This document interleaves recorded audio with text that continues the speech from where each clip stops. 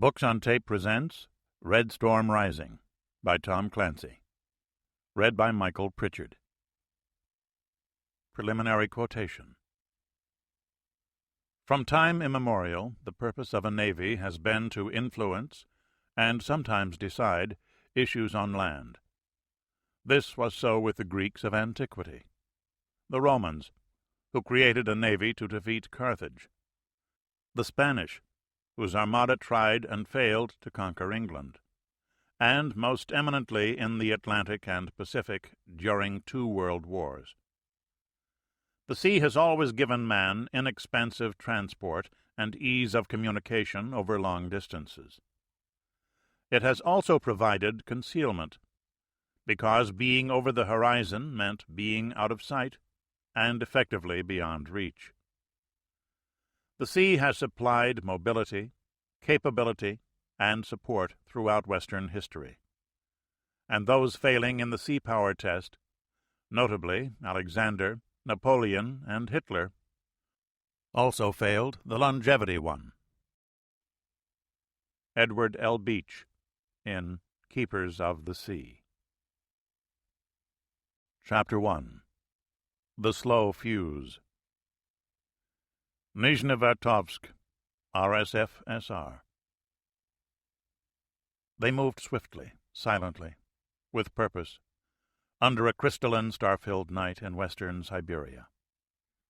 They were Muslims, though one could scarcely have known it from their speech, which was Russian, though inflected with the sing-song Azerbaijani accent that wrongly struck the senior members of the engineering staff as entertaining. The 3 of them had just completed a complex task in the truck and train yards, the opening of hundreds of loading valves. Ibrahim Tolkazy was their leader, though he was not in front. Rasul was in front, the massive former sergeant in the MVD who had already killed 6 men this cold night, 3 with a pistol hidden under his coat, and 3 with his hands alone. No one had heard them. An oil refinery is a noisy place. The bodies were left in shadows, and the 3 men entered Tolkazy's car for the next part of their task. Central Control was a modern 3-story building fittingly in the center of the complex. For at least 5 kilometers in all directions stretched the cracking towers, storage tanks, catalytic chambers, and above all the thousands of kilometers of large-diameter pipe which made Nizhnevartovsk one of the world's largest refining complexes.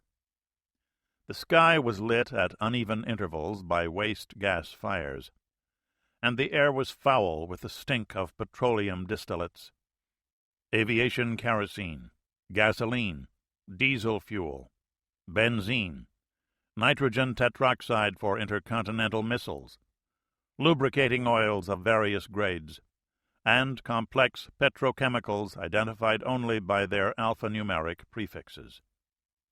They approached the brick-walled, windowless building in Tolkazy's personal Zhiguli, and the engineer pulled into his reserved parking place, then walked alone to the door as his comrades crouched in the back seat.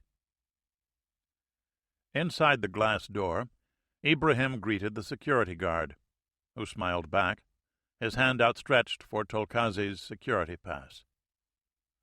The need for security here was quite real. But since it dated back over 40 years, no one took it more seriously than any of the pro forma bureaucratic complexities in the Soviet Union. The guard had been drinking, the only form of solace in this harsh, cold land. His eyes were not focusing, and his smile was too fixed. Tolkazy fumbled handing over his pass, and the guard lurched down to retrieve it. He never came back up. Tolkazy's pistol was the last thing the man felt, a cold circle at the base of his skull, and he died without knowing why, or even how. Ibrahim went behind the guard's desk to get the weapon the man had been only too happy to display for the engineers he'd protected. He lifted the body and moved it awkwardly to leave it slumped at the desk. Just another swing shift worker asleep at his post. then waved his comrades into the building. Rasul and Mohammed raced to the door. "It is time, my brothers." Tolkazi handed the AK-47 rifle and ammo belt to his taller friend. Rasul hefted the weapon briefly, checking to see that a round was chambered and the safety off. Then he slung the ammunition belt over his shoulder and snapped the bayonet in place before speaking for the first time that night. "Paradise awaits." Tolkazi composed himself, smoothed his hair, straightened his tie, and clipped the security pass to his white laboratory coat before leading his comrades up the 6 flights of stairs. Ordinary procedure dictated that to enter the master control room, one first had to be recognized by one of the operations staffers. And so it happened. Nikolai Barsov seemed surprised when he saw Tolkazi through the door's tiny window. "You're not on duty tonight, Isha." "One of my valves went bad this afternoon, and I forgot to check the repair status before I went off duty. You know the one, the auxiliary feed valve on kerosene number 8. If it's still down tomorrow, we'll have to reroute, and you know what that means." Barsov grunted agreement. "True enough, Isha." The middle-aged engineer thought Tolkazi liked the semi-Russian diminutive. He was badly mistaken. "Stand back while I open this damned hatch." The heavy steel door swung outward. Barsov hadn't been able to see Rasul and Mohammed before, and scarcely had time now. 3 7.62mm rounds from the Kalashnikov exploded into his chest. The master control room contained a duty watch crew of 20, and looked much like the control center for a railroad or power plant. The high walls were cross-hatched with pipeline schematics, dotted with hundreds of lights to indicate which control valve was doing what. That was only the main display. Individual segments of the system were broken off onto separate status boards, mainly controlled by computer, but constantly monitored by half the duty engineers. The staff could not fail to note the sound of the 3 shots. But none of them were armed. With elegant patience, Rasul began to work his way across the room, using his Kalashnikov expertly and firing 1 round into each watch engineer. At first, they tried to run away, until they realized that Rasul was herding them into a corner like cattle, killing as he moved. 2 men bravely got on their command phones to summon a fast response team of KGB security troops. Rasul shot one of them at his post, but the other ducked around the line of command consoles to evade the gunfire and bolted for the door, where Tolkazi stood. It was Boris, Tolkazi saw, the party favorite, head of the local collective, the man who had befriended him, making him the special pet native of the Russian engineers. Ibrahim could remember every time this godless pig had patronized him, the savage foreigner imported to amuse his Russian masters. Tolkazi raised his pistol. "Isha!" the man screamed in terror and shock. Tolkazi shot him in the mouth, and hoped Boris didn't die too quickly to hear the contempt in his voice. "Infidel." He was pleased that Rasul had not killed this one. His quiet friend could have all the rest. The other engineers screamed, threw cups, chairs, manuals. There was nowhere left to run, no way around the swarthy, towering killer. Some held up their hands in useless supplication. Some even prayed aloud, but not to Allah, which might have saved them. The noise diminished as Rasul strode up to the bloody corner. He smiled as he shot the very last, knowing that this sweating infidel pig would serve him in paradise. He reloaded his rifle, then went back through the control room. He prodded each body with his bayonet, and again shot the 4 that showed some small sign of life. His face bore a grim content expression. At least 25 atheist pigs dead. 25 foreign invaders who would no longer stand between his people and their God. Truly, he had done Allah's work. The third man, Mohammed, was already at his own work as Rasul took his station at the top of the staircase. Working in the back of the room, he switched the room system's control mode from computer automatic to emergency manual, bypassing all of the automated safety systems. A methodical man, Ibrahim had planned and memorized every detail of his task over a period of months. But still he had a checklist in his pocket. He unfolded it now and set it next to his hand on the master supervisory control board. Tolkazi looked around at the status displays to orient himself, then paused. From his back pocket he took his most treasured personal possession, half of his grandfather's Koran, and opened it to a random page. It was a passage in the chapter of the spoils. His grandfather having been killed during the futile rebellions against Moscow, his father shamed by helpless subservience to the infidel state, Tolkazi had been seduced by Russian schoolteachers into joining their godless system. Others had trained him as an oil field engineer to work at the state's most valuable facility in Azerbaijan. Only then had the God of his fathers saved him, through the words of an uncle, an unregistered imam who had remained faithful to Allah and safeguarded this tattered fragment of the Koran that had accompanied one of Allah's own warriors. Tolkazi read the passage under his hand. And when the misbelievers plotted to keep thee prisoner, or kill thee, or drive thee forth, they plotted well. But God plotted too, and God is the best of plotters. Tolkazi smiled, certain that it was the final sign in a plan being executed by hands greater than his own.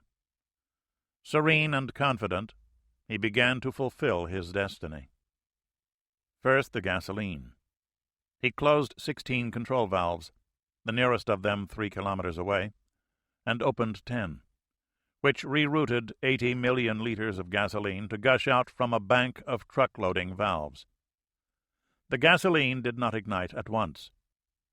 The 3 had left no pyrotechnic devices to explode this first of many disasters. Tolkazi reasoned that if he were truly doing the work of Allah, then his God would surely provide. And so he did. A small truck driving through the loading yard took a turn too fast, skidded on the splashing fuel, and slid broadside into a utility pole. It took only one spark, and already more fuel was spilling out into the train yards. With the master pipeline switches, Tolkazi had a special plan. He rapidly typed in a computer command, thanking Allah that Rasul was so skillful and had not damaged anything important with his rifle. The main pipeline from the nearby production field was 2 meters across, with many branch lines running to all of the production wells. The oil traveling in those pipes had its own mass and its own momentum supplied by pumping stations in the fields. Ibrahim's commands rapidly opened and closed valves. The pipeline ruptured in a dozen places, and the computer commands left the pumps on. The escaping light crude flowed across the production field, where only one more spark was needed to spread a holocaust before the winter wind. And another break occurred where the oil and gas pipelines crossed together over the river Ob. "The greenskins are here!" Rasul shouted a moment before the quick response team of KGB border guards stormed up the staircase. A short burst from the Kalashnikov killed the first 2, and the rest of the squad stopped cold behind a turn in the staircase as their young sergeant wondered what the hell they had walked into. Already automatic alarms were erupting around him in the control room. The master's status board showed 4 growing fires whose borders were defined by blinking red lights. Tolkazi walked to the master computer and ripped out the tape spool that contained the digital control codes. The spares were in the vault downstairs, and the only men within 10 kilometers who knew its combination were in this room, dead. Mohammed was busily ripping out every telephone in the room. The whole building shook with the explosion of a gasoline storage tank 2 kilometers away. The crashing sound of a hand grenade announced another move by the KGB troops. Rasul returned fire, and the screams of dying men nearly equaled the ear-splitting fire alarm klaxons. Tolkazi hurried over to the corner. The floor there was slick with blood. He opened the door to the electrical fuse box, flipped the main circuit breaker, then fired his pistol into the box. Whoever tried to set things aright would also have to work in the dark. He was done. Ibrahim saw that his massive friend had been mortally hit in the chest by grenade fragments. He was wobbling, struggling to stay erect at the door, guarding his comrades to the last. "I take refuge in the Lord of the Worlds," Tolkazi called out defiantly to the security troops, who spoke not a word of Arabic. "The King of Men, the God of Men, from the evil of the Whispering Devil." The KGB sergeant leaped around the lower landing, and his first burst tore the rifle from Rasul's bloodless hands. 2 hand grenades arched through the air as the sergeant disappeared back around the corner. There was no place and no reason to run. Mohammed and Ibrahim stood immobile in the doorway as the grenades bounced and skittered across the tiled floor. Around them the whole world seemed to be catching fire, and because of them the whole world really would. Allahu Akbar! Sunnyvale, California. "God Almighty!" the Chief Master Sergeant breathed. The fire, which had begun in the gasoline-diesel section of the refinery, had been sufficient to alert a strategic early warning satellite in geosynchronous orbit 24,000 miles above the Indian Ocean. The signal was downlinked to a top-security U.S. Air Force post. The senior watch officer in the satellite control facility was an Air Force colonel. He turned to his senior technician. "Map it." "Yes, sir." The sergeant typed a command into his console, which told the satellite cameras to alter their sensitivity. With the flaring on the screen reduced, the satellite rapidly pinpointed the source of the thermal energy. A computer-controlled map on the screen adjacent to the visual display gave them an exact location reference. "Sir, that's an oil refinery fire. Geez, and it looks like a real pisser. Colonel, we got a Big Bird pass in 20 minutes, and the course track is within 120 kilometers. "Uh-huh," the colonel nodded.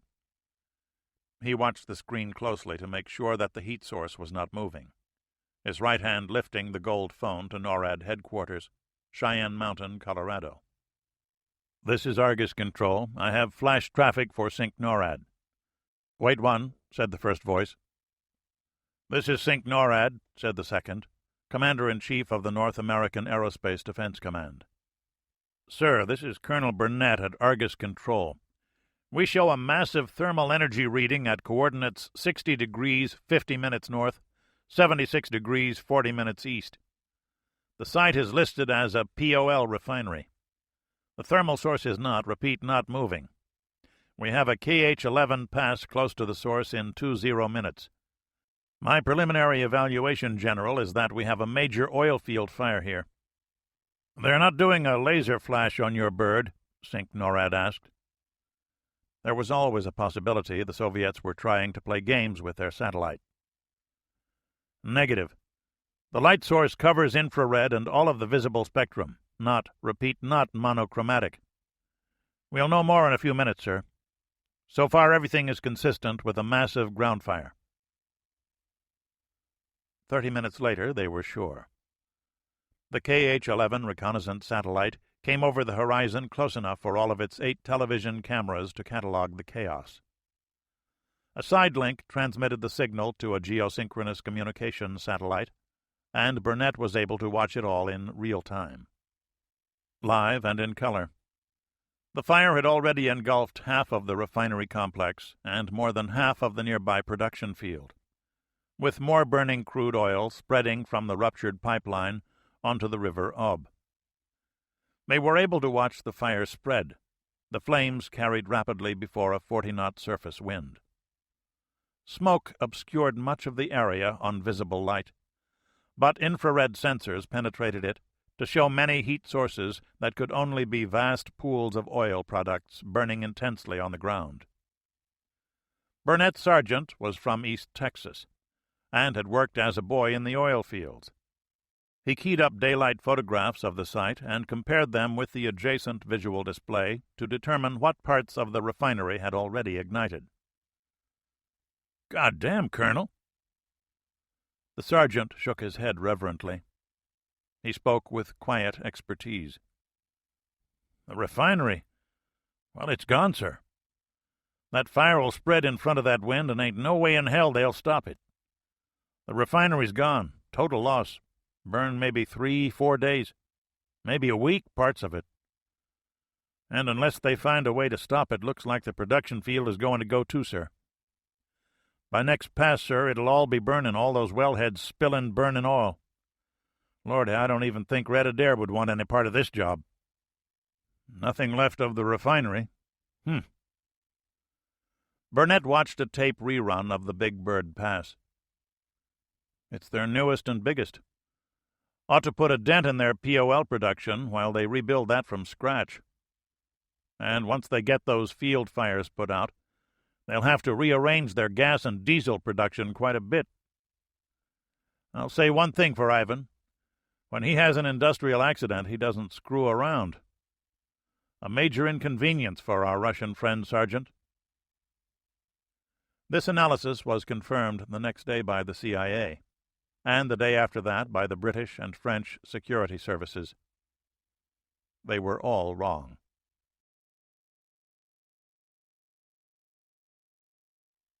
Chapter 2. Odd Man In. Date, time, 1:31, 6:15. Copy 1 of 1. Soviet Fire, BC, Soviet Fire, BJT, 1809, FL. Disastrous fire reported in Soviet Nizhnevartovsk oil field, FL. EDS. Moved in advance for Wednesday PMS, FL, by William Blake, FC, AP Military Intelligence Writer. Washington, AP. The most serious oil field fire since the Mexico City disaster of 1984, or even the Texas City fire of 1947, sundered the darkness in the central region of the Soviet Union today, according to military and intelligence sources in Washington. The fire was detected by American National Technical Means, a term that generally denotes reconnaissance satellites operated by the Central Intelligence Agency. CIA sources declined comment on the incident. Sources in the Pentagon confirmed this report, noting that the energy given off by the fire was sufficient to cause a brief stir in the North American Aerospace Defense Command, which was concerned that the fire was a possible missile launch directed at the United States, or an attempt to blind American early warning satellites with a laser or other ground-based device. At no time, the source pointed out, was there any thought of increasing American alert levels, or of bringing American nuclear forces to higher states of readiness. It was all over in less than 30 minutes, the source said. No confirmation was received from the Russian news agency TASS, but the Soviets rarely publish reports of such incidents. The fact that American officials referred to 2 epic industrial accidents is an indication that many fatalities might result from this major fire. Defense sources were unwilling to speculate on the possibility of civilian casualties. The city of Nizhnevartovsk is bordered by the petroleum complex.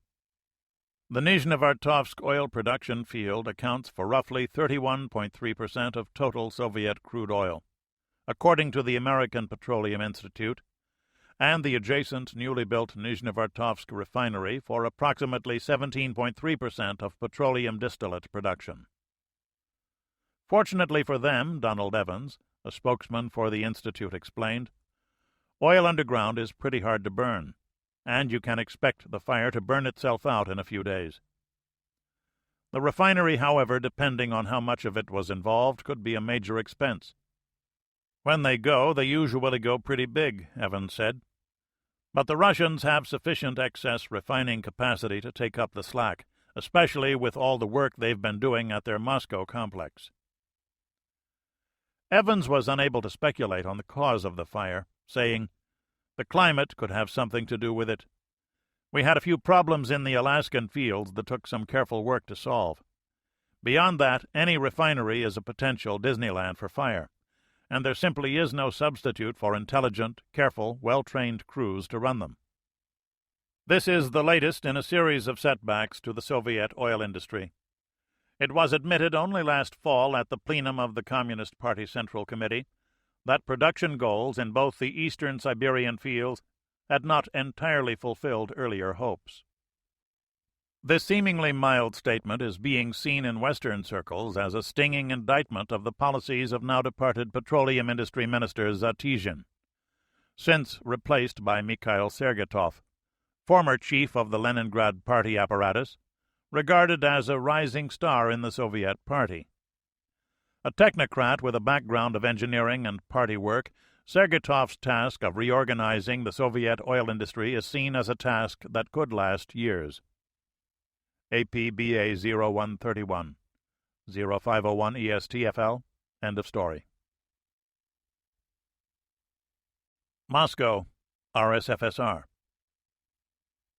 Mikhail Eduardovich Sergetov never had a chance to read the wire service report.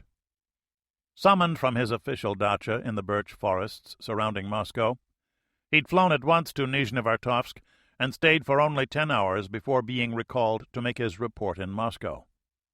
3 months on the job, he thought, sitting in the empty forward cabin of the IL-86 airliner, and this has to happen. His two principal deputies, a pair of skilled young engineers, had been left behind and were trying even now to make sense of the chaos, to save what could be saved, as he reviewed his notes for the Politburo meeting later in the day. 300 men were known to have died fighting the fire, and, miraculously, fewer than 200 citizens in the city of Nizhnevartovsk. That was unfortunate, but not a matter of great significance except insofar as those trained men killed would eventually have to be replaced by other trained men drawn from the staffs of other large refineries. The refinery was almost totally destroyed. Reconstruction would take a minimum of 2 to 3 years, and would account for a sizable percentage of national steel pipe production, plus all the other specialty items unique to a facility of this type. 15,000 million rubles. And how much of the special equipment would have to be purchased from foreign sources? How much precious hard currency and gold would be wasted? And that was the good news. The bad news? The fire that had engulfed the production field had totally destroyed the well tops. Time to replace? At least 36 months. 36 months, Sergetov reflected bleakly. If we can divert the drill rigs and crews to re-drill every damned well, and at the same time rebuild the EOR systems. For a minimum of 18 months, the Soviet Union will have an enormous shortfall in oil production. Probably more like 30 months. What will happen to our economy? He pulled a pad of lined paper from his briefcase and began to make some calculations. It was a 3-hour flight, and Sergetov did not notice it was over until the pilot came back to announce they had landed. He looked with squinted eyes at the snow-covered landscape of Vnukovo II, the VIP-only airport outside of Moscow, and walked alone down the boarding stairs to a waiting Zeal limousine. The car sped off at once, without stopping at any of the security checkpoints. The shivering militia officers snapped to attention as the Zeal passed, then returned to the business of keeping warm in the sub-zero temperatures. The sun was bright, the sky clear but for some thin high clouds. Sergetov looked vacantly out the windows, his mind mulling over figures he had already rechecked a half-dozen times. The Politburo was waiting for him, his KGB driver told him. Sergetov had been a candidate, or non-voting member, of the Politburo for just 6 months, which meant that, along with his 8 other junior colleagues, he advised the 13 men who alone made the decisions that mattered in the Soviet Union. His portfolio was energy production and distribution. He had held that post since September, and was only beginning to establish his plan for a total reorganization of the 7 regional and all-union ministries that handled energy functions, and predictably spent most of their time battling one another, into a full department that reported directly to the Politburo and Party Secretariat, instead of having to work through the Council of Ministers bureaucracy. He briefly closed his eyes to thank God. There might be one, he reasoned, that his first recommendation, delivered only a month earlier, had concerned security and political reliability in many of the fields. He had specifically recommended further Russification of the largely foreign workforce. For this reason he did not fear for his own career, which up to now had been an uninterrupted success story. He shrugged. The task he was about to face would decide his future in any case, and perhaps his country's. The Zeal proceeded down Leningradsky Prospect, which turned into Gorkogo, the limousine speeding through the center lane that policemen kept clear of traffic for the exclusive use of the Vlasti. They motored past the Inn-Tourist Hotel into Red Square, and finally approached the Kremlin Gate. Here the driver did stop for the security checks, 3 of them, conducted by KGB troops and soldiers of the Taman Guards. 5 minutes later the limousine pulled to the door of the Council of Ministers building, the sole modern structure in the fortress. The guards here knew Sergetov by sight, and saluted crisply as they held open the door so that his exposure to the freezing temperatures would last but a brief span of seconds. The Politburo had been holding its meetings in this 4th-floor room for only a month, while their usual quarters in the old Arsenal building were undergoing a belated renovation. The older men grumbled at the loss of the old Tsarist comforts, but Sergetov preferred the modernity. About time, he thought, that the men of the party surrounded themselves with the works of socialism instead of the mouldy trappings of the Romanovs. The room was deathly quiet as he entered. Had this been in the Arsenal, the 54-year-old technocrat reflected, the atmosphere would have been altogether like a funeral, and there had been all too many of those. Slowly the party was running out of the old men who had survived Stalin's terror, and the current crop of members, all young men in their 50s or early 60s, was finally being heard. The guard was being changed. Too slowly, too damned slowly, for Sergetov and his generation of party leaders, despite the new general secretary. The man was already a grandfather. It sometimes seemed to Sergetov that by the time these old men were gone, he'd be one himself. But looking around this room now, he felt young enough. "Good day, comrades," Sergetov said, handing his coat to an aide, who withdrew at once, closing the doors behind him. The other men moved at once to their seats. Sergetov took his, halfway down the right side. The party general secretary brought the meeting to order. His voice was controlled and businesslike. "Comrade Sergetov, you may begin your report. First, we wish to hear your explanation of exactly what happened." "Comrades, at approximately 2300 hours yesterday, Moscow time, 3 armed men entered the central control complex of the Nizhnevartovsk oil complex and committed a highly sophisticated act of sabotage." "Who were they?" the defense minister asked sharply. "We only have identification for 2 of them. One of the bandits was a staff electrician. The third—" Sergetov pulled the ID card from his pocket and tossed it on the table, "was senior engineer I.M. Tolkazy. He evidently used his expert knowledge of the control systems to initiate a massive fire which spread rapidly before high winds. A security team of 10 KGB border guards responded at once to the alarm. The one traitor still unidentified killed or wounded 5 of these with a rifle taken from the building guard, who was also shot. I must say, having interviewed the KGB sergeant, the lieutenant was killed leading his men, that the border guards responded quickly and well. They killed the traitors within minutes, but were unable to prevent the complete destruction of the facility, both the refinery and production fields."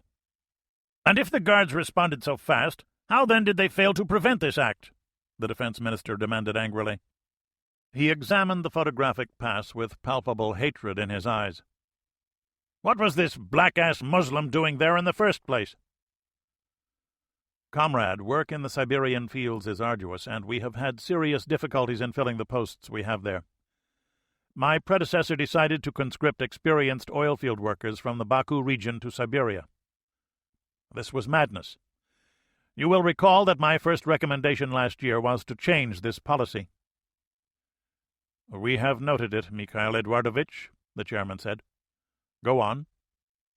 "The guard post records all telephone and radio traffic. The response team was moving in under 2 minutes. Unfortunately, the guard post is located adjacent to the original control building. The current building was constructed 3 kilometers away when new computerized control equipment was obtained from the west 2 years ago. A new guard post was also supposed to have been built, and the proper materials were allocated for this purpose. It would appear that these building materials were misappropriated by the complex director and local party secretary for the purpose of building dachas on the river a few kilometers away. Both of these men have been arrested by my order for crimes against the state," Sergatov reported matter-of-factly. There was no reaction around the table. By unspoken consensus, those 2 men were sentenced to death. The formalities would be worked out by the proper ministries. Sergatov continued.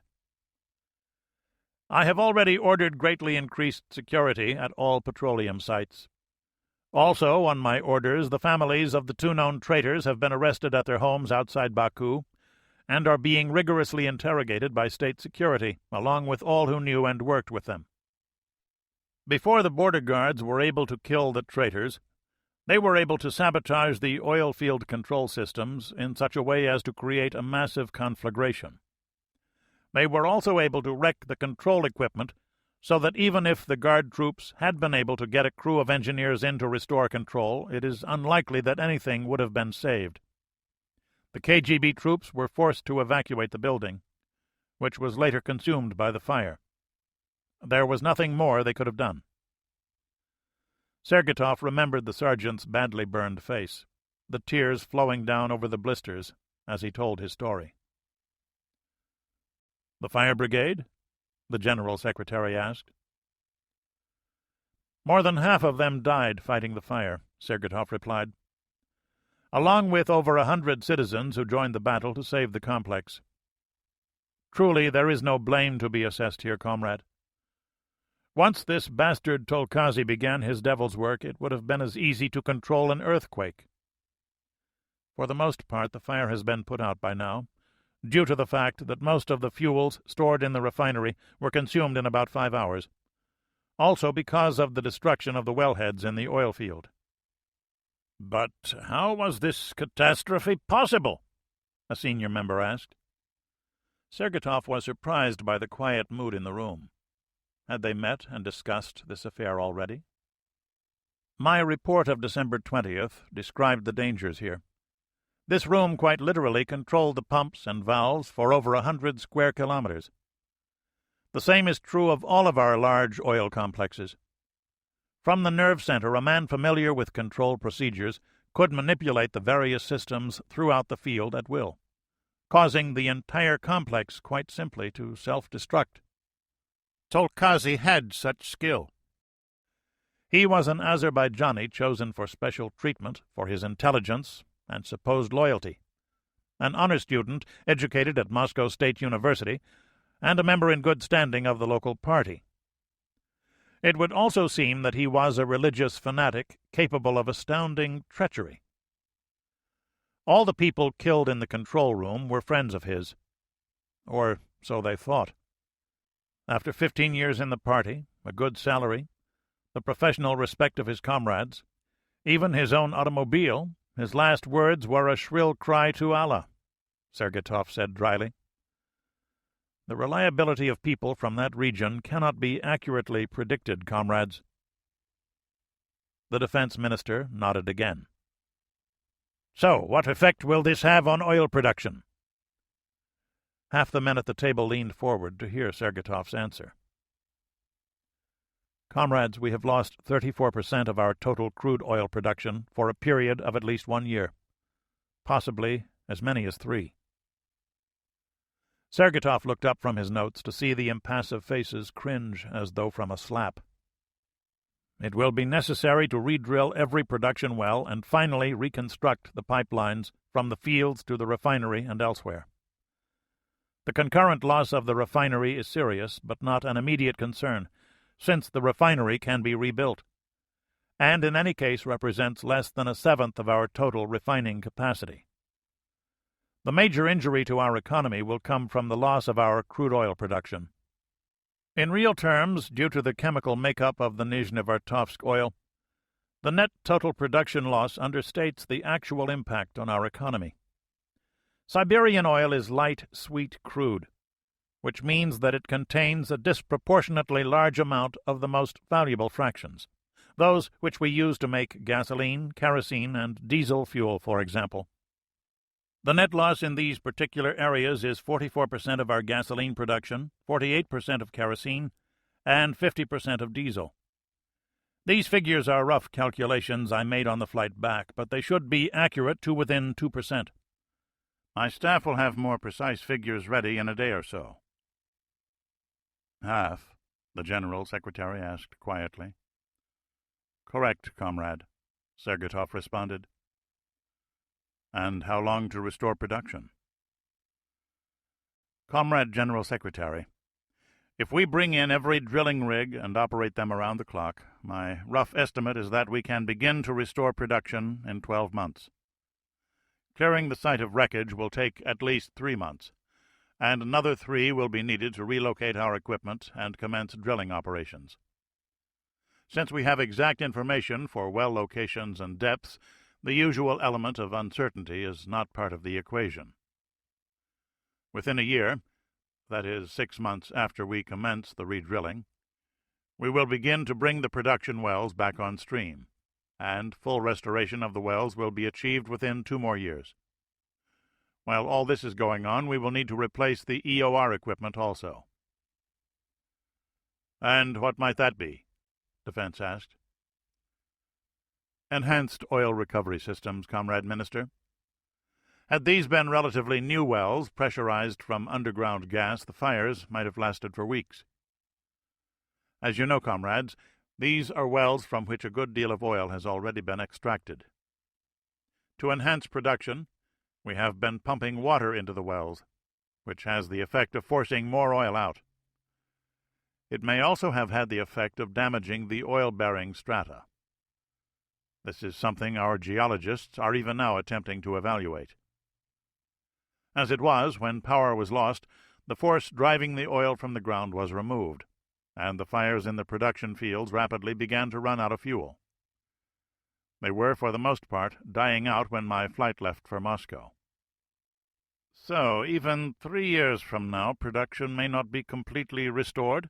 The Minister of the Interior asked. Correct, Comrade Minister. There is simply no scientific basis for making an estimate of total production. The situation we have here has never happened before, either in the West or the East.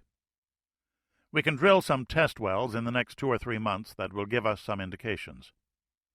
The staff engineers I left behind are making arrangements to begin the process as quickly as possible with equipment already at the site. Very well. The General Secretary nodded. The next question is how long the country can operate on this basis. Sergeytov went back to his notes.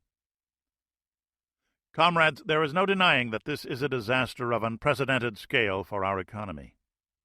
The winter has drawn down our heavy oil inventories more than usual.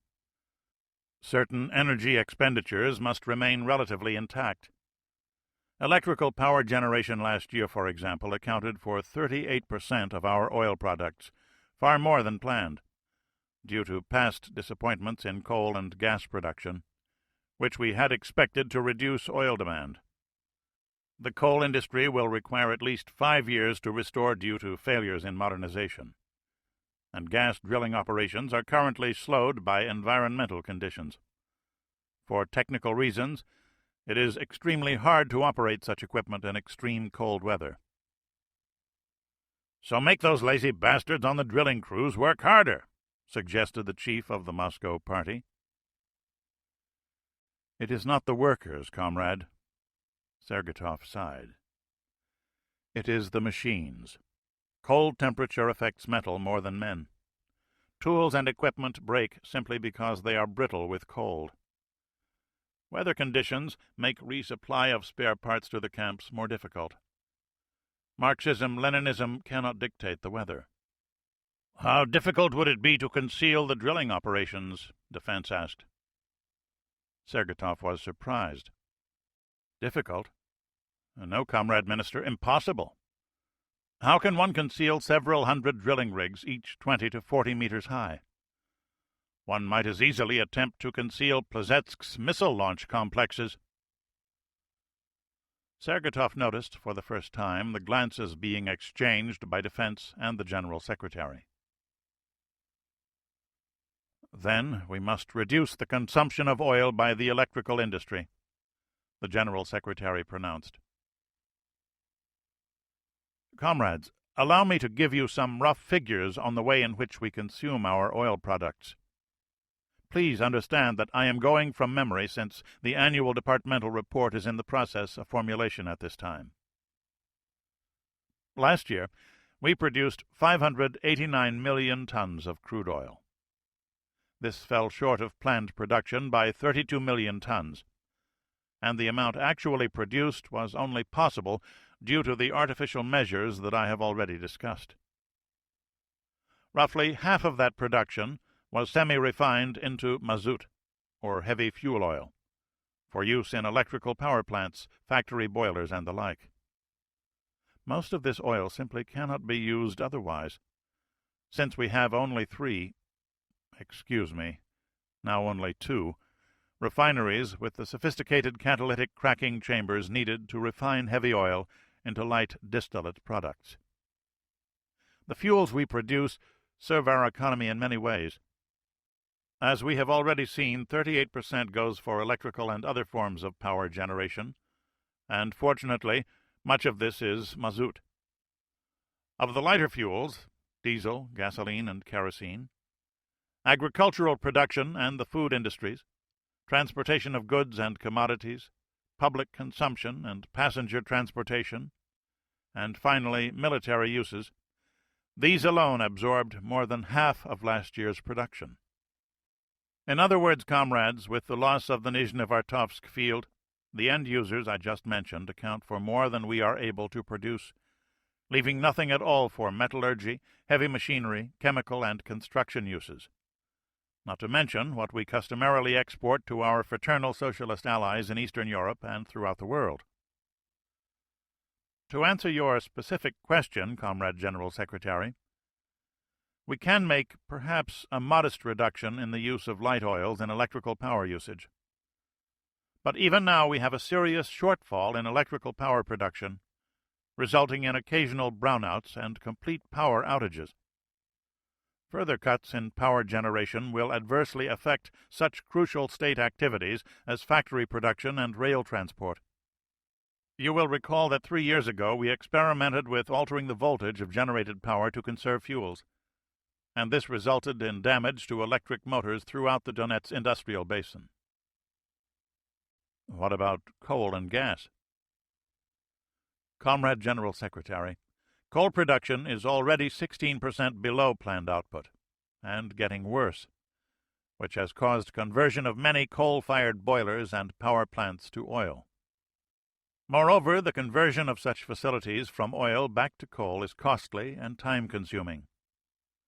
Conversion to gas is a much more attractive and cheaper alternative that we have been vigorously pursuing. Gas production is also under plan, but it is improving. We had expected to exceed planned targets later this year. Here we must also account for the fact that much of our gas goes to Western Europe.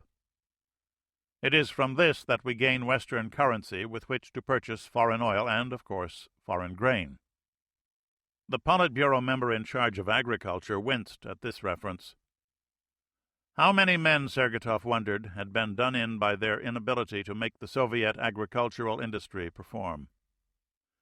Not the current General Secretary, of course, who had somehow managed to advance despite his failures there. But good Marxists weren't supposed to believe in miracles. His elevation to the titular chairmanship had had its own price, one which Sergeytov was only beginning to understand.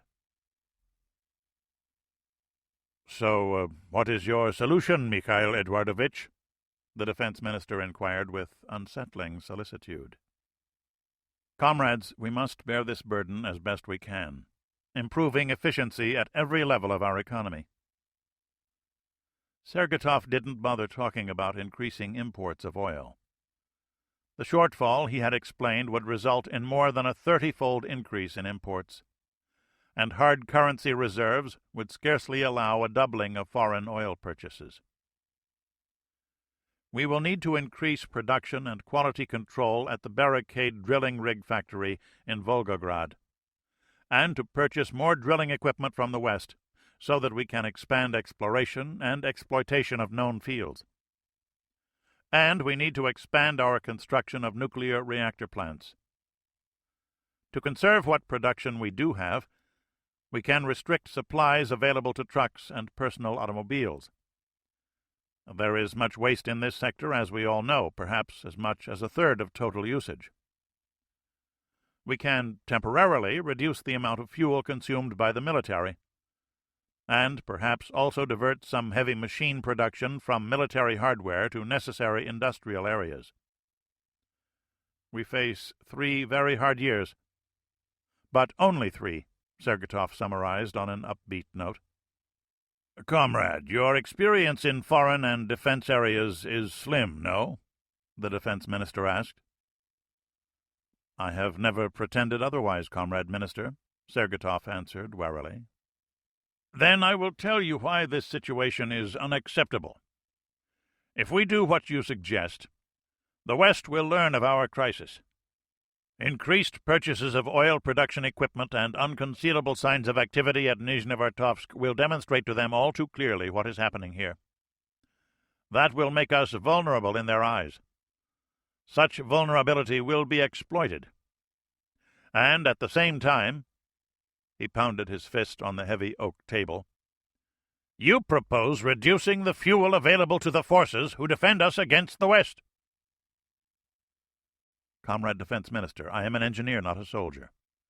You asked me for a technical evaluation, and I gave it." Sergeytov kept his voice reasonable. "This situation is very serious, but it does not, for example, affect our strategic rocket forces.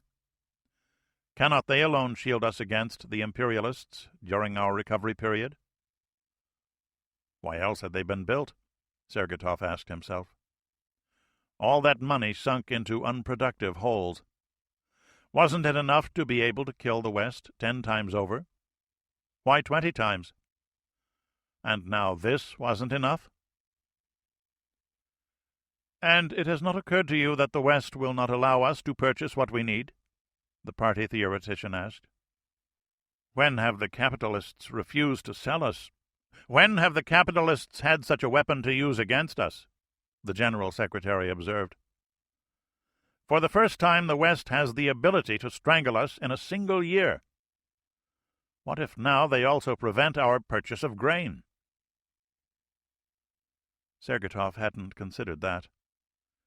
With yet another disappointing grain harvest, the 7th out of the last 11 years, the Soviet Union needed to make massive purchases of wheat. And this year America and Canada were the only reliable sources.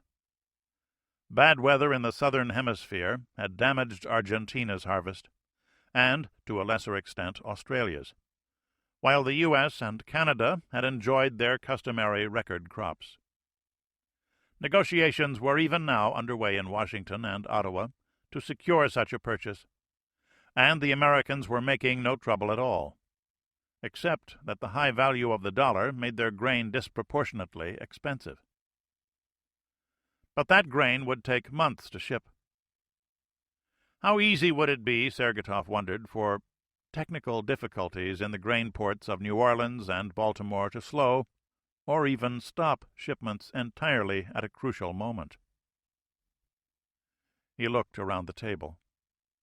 22 men, of whom only 13 really decided matters, and one of those was missing, were silently contemplating the prospect of over 250 million Soviet workers and peasants, all hungry and in the dark, at the same time that the troops of the Red Army, the Ministry of the Interior, and the KGB found their own fuel supplies, and, because of it, their training and mobility restricted.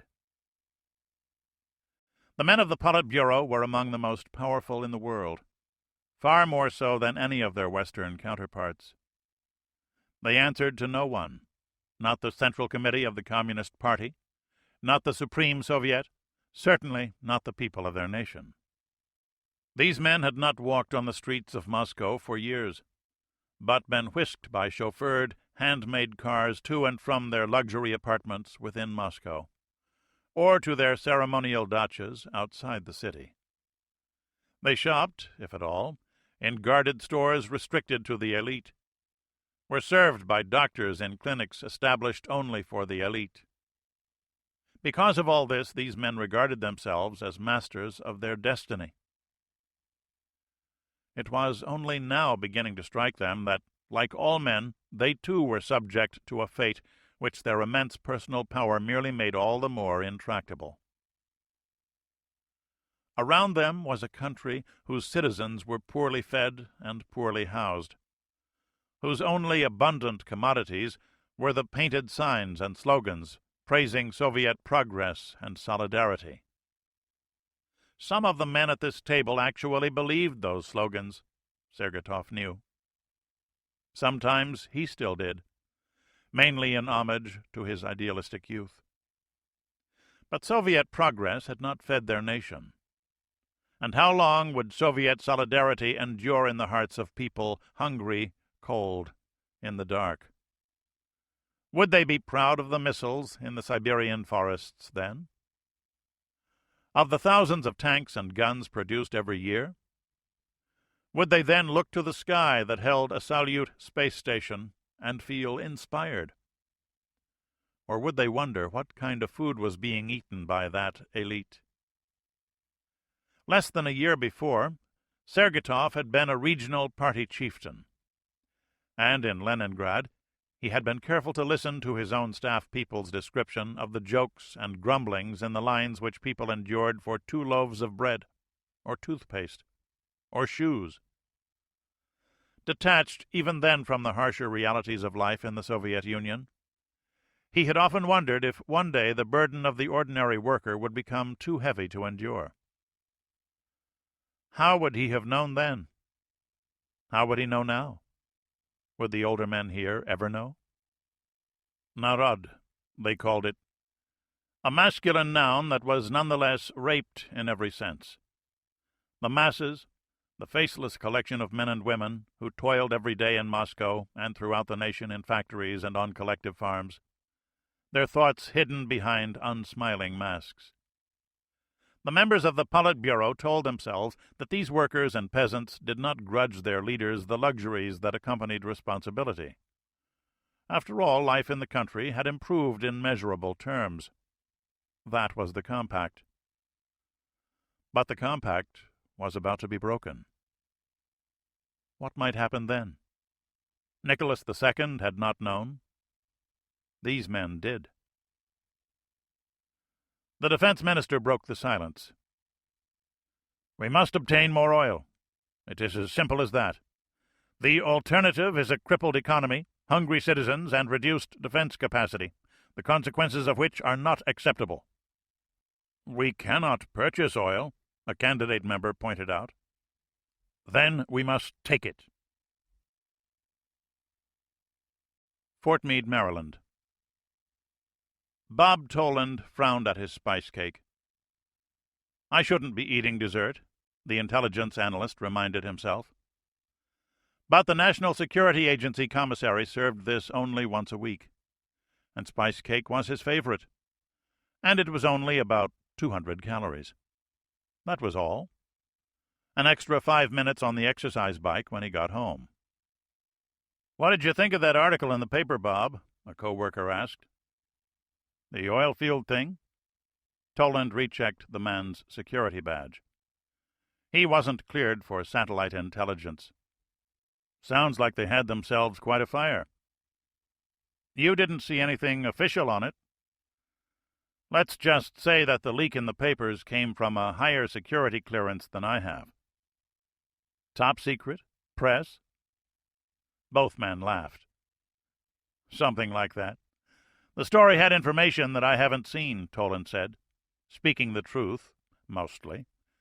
The fire was out, and people in his department had been speculating on how Ivan had put it out so fast.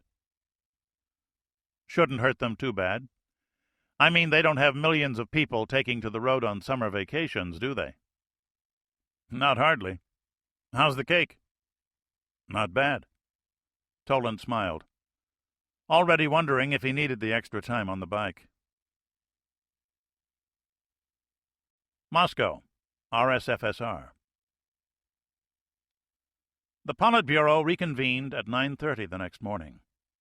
The sky outside the double-paned windows was gray and curtained with the heavy snow that was beginning to fall again, adding to the half-meter already on the ground. There would be sledding tonight on the hills of Gorky Park, Sergeytov thought. The snow would be cleared off the two frozen lakes for skating under the lights to the music of Tchaikovsky and Prokofiev.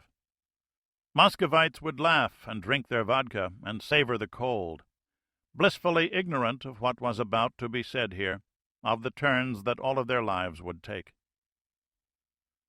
The main body of the Politburo had adjourned at 4 the previous afternoon, and then the 5 men who made up the Defense Council had met alone. Not even all of the full Politburo members were privy to that decision-making body. Overseeing them at the far end of the room was a full-length portrait of Vladimir Ilyich Ulyanov, Lenin, the revolutionary saint of Soviet communism, his domed forehead thrown back as though in a fresh breeze, his piercing eyes looking off toward the glorious future which his stern face confidently proclaimed, which the science of Marxism-Leninism called an historic inevitability. A glorious future. Which future? Sergeytov asked himself. What has become of our revolution? What has become of our party? Did Comrade Ilyich really mean it to be like this? Sergeytov looked at the General Secretary, the young man supposed by the West to be fully in charge, the man who was even now changing things. His accession to the highest post in the party had been a surprise to some, Sergeytov among them. The West still looked to him as hopefully as we once had, Sergeytov thought. His own arrival in Moscow had changed that rapidly enough. Yet another broken dream. The man who had put a happy face on years of agricultural failure now applied his superficial charm to a larger arena. He was laboring mightily. Anyone at this table would admit that. But his task was an impossible one. To get here, he had been forced to make too many promises, too many deals with the old guard. Even the young men of 50 and 60 he'd added to the Politburo had their own ties to former regimes. Nothing had really changed. The West never seemed to absorb the idea. Not since Khrushchev had one man held sway. One-man rule held dangers vividly remembered by the older generation of the party. The younger men had heard the tales of the great purges under Stalin often enough to take the lesson to heart. And the army had its own institutional memory of what Khrushchev had done to its hierarchy. In the Politburo, as in the jungle, the only rule was survival. And for all, collective safety lay in collective rule. Because of this, the men selected for the titular post of General Secretary were not elected so much for their personal dynamism as for their experience in the party, an organization that did not reward people for standing out too distinctly from the crowd. Like Brezhnev and Andropov and Chernenko, the current chief of the party lacked the power of personality to dominate this room with his will alone. He'd had to compromise to be in his chair, and he would have to compromise to remain there. The real power blocks were amorphous things, relationships among men, loyalties that changed with circumstance and knew only expediency. The real power lay within the party itself. The party ruled all, but the party was no longer the expression of one man. It had become a collection of interests represented here by 12 other men. Defense had its interest, the KGB, and heavy industry, and even agriculture. Each interest held its own brand of power, and the chief of each allied himself with others in order to secure his own place. The General Secretary would try to change this, would gradually appoint men loyal to himself to the posts that death made vacant. Would he then learn, as his predecessors had, that loyalty so easily died around this table? For now he still carried the burden of his own compromises. With his own men not yet fully in place, the General Secretary was only the foremost member of a group that could unseat him as easily as it had unseated Khrushchev. What would the West say if it learned that the dynamic General Secretary mainly served as executor for the decisions of others? Even now he did not speak first. "Comrades," began the defense minister, "the Soviet Union must have oil, at least 200 million tons more than we can produce. Such oil exists only a few hundred kilometers from our border in the Persian Gulf. More oil than we will ever need. We have the ability to take it, of course. Inside of 2 weeks, we could assemble enough aircraft and airborne troops to swoop down on those oil fields and gobble them up. Unfortunately, there could not fail to be a violent Western response. Those same oil fields supply Western Europe, Japan, and, to a lesser extent, America. The NATO countries do not have the ability to defend those fields with conventional means. The Americans have their rapid deployment force, a hollow shell of headquarters, and a few light troops. Even with their pre-positioned equipment at Diego Garcia, they could not hope to stop our airborne and mechanized forces. Were they to try, and they would have to try, their elite troops would be overwhelmed and exterminated in a few days. And they would be faced with a single alternative: nuclear weapons. This is a real risk that we cannot disregard. We know for a fact that American war plans call for nuclear weapons in this case. Such weapons are stored in quantity at Diego Garcia, and would almost certainly be used. Therefore, before we can seize the Persian Gulf, we must first do one other thing. We must eliminate NATO as a political and military force." Sergeyov sat upright in his leather chair. What was this? What was he saying? He struggled to keep his face impassive as the defense minister continued. "If NATO is first removed from the board, America will be in a most curious position. The United States will be able to meet its own energy needs from Western Hemisphere sources, removing the need to defend the Arab states, who are in any case not terribly popular with the American Jewish Zionist community." Did they really believe this? Sergeyov wondered. Did they actually believe the United States would sit on its hands? What went on at the late meeting yesterday? At last one other person shared his concern. "So the only thing we have to do is conquer Western Europe, comrade?" a candidate member asked. "Are these not the countries against whose conventional forces you warn us every year?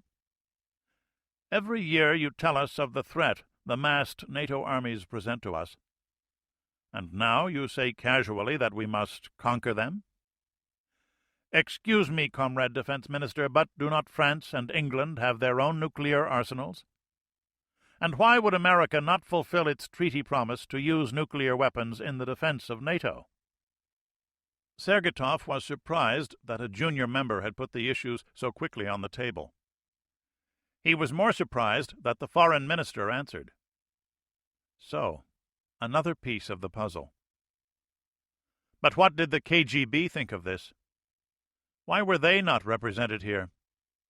The chairman was recovering from surgery, but there should have been someone here, unless that had been taken care of last night. Our objectives must be limited, and obviously so. This presents us with several political tasks. First, we must engender a feeling of security in America, to put them off guard until it is too late for them to react forcefully. Second, we must attempt to unravel the NATO alliance in a political sense. The foreign minister ventured a rare smile. As you know, the KGB has been working on such a plan for the past several years. It is now in its final form. I will outline it for you. He did so, and Sergeytov nodded at its audacity, and also with a new understanding of the power balance in this room. So, it was the KGB.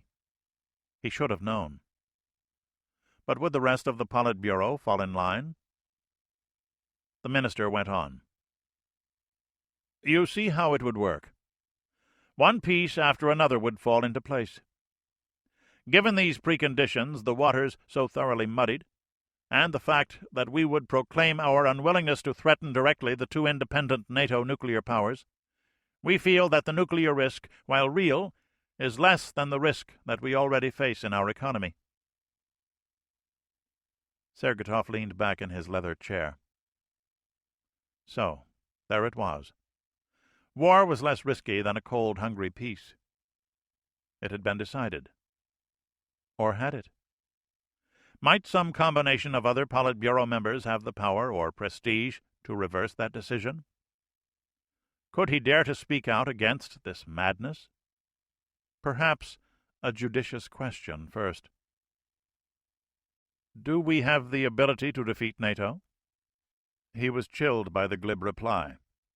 Of course, Defense answered. What do you think we have an army for? We have already consulted with our senior commanders. And when you asked us last month for more steel for more new tanks, Comrade Defense Minister, was your excuse that NATO was too weak? Sergeytov asked himself angrily. What machinations had taken place? Have they even spoken with their military advisers yet? Or had the defense minister exploited his vaunted personal expertise?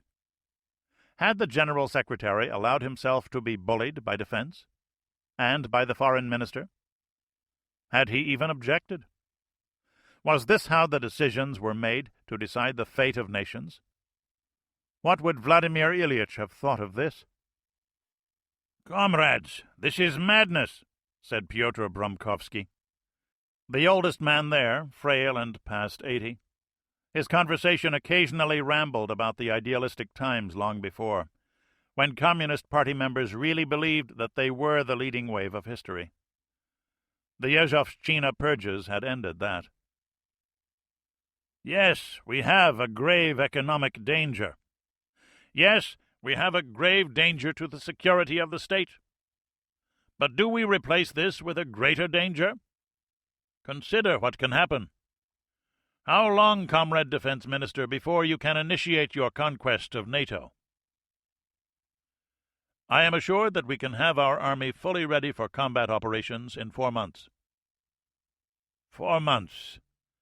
I presume that we will have fuel 4 months from now. Enough fuel to begin a war. Petya was old, but no one's fool. Comrade Sergeytov. The general secretary gestured down the table, dodging his responsibility yet again. Which side to take? The young candidate member made a swift decision. Inventories of light fuels, gasoline, diesel, etc., are high at the moment, Sergeytov had to admit. We always use the cold weather months, the time when usage of these fuels is lowest, to build up our stocks, and added to this are our strategic defense reserves. Enough for 45... 60, insisted the defense minister. 45 days is a more realistic figure, comrade. Sergeytov held his position. My department has studied fuel consumption by military units as part of a program to increase the strategic fuel reserves, something neglected in past years. With savings in other consumption and certain industrial sacrifices, we might expand this to 60 days of war stocks, perhaps even 70, plus giving you other stocks to expand training exercises. The near-term economic costs would be slight, but by midsummer this would change rapidly. Sergeytov paused, greatly disturbed at how easily he had gone along with the unspoken decision. I have sold my soul. Or have I acted like a patriot? Have I become like the other men around this table? Or have I merely told the truth? And what is truth? All he could be certain of, he told himself, is that he had survived. For now.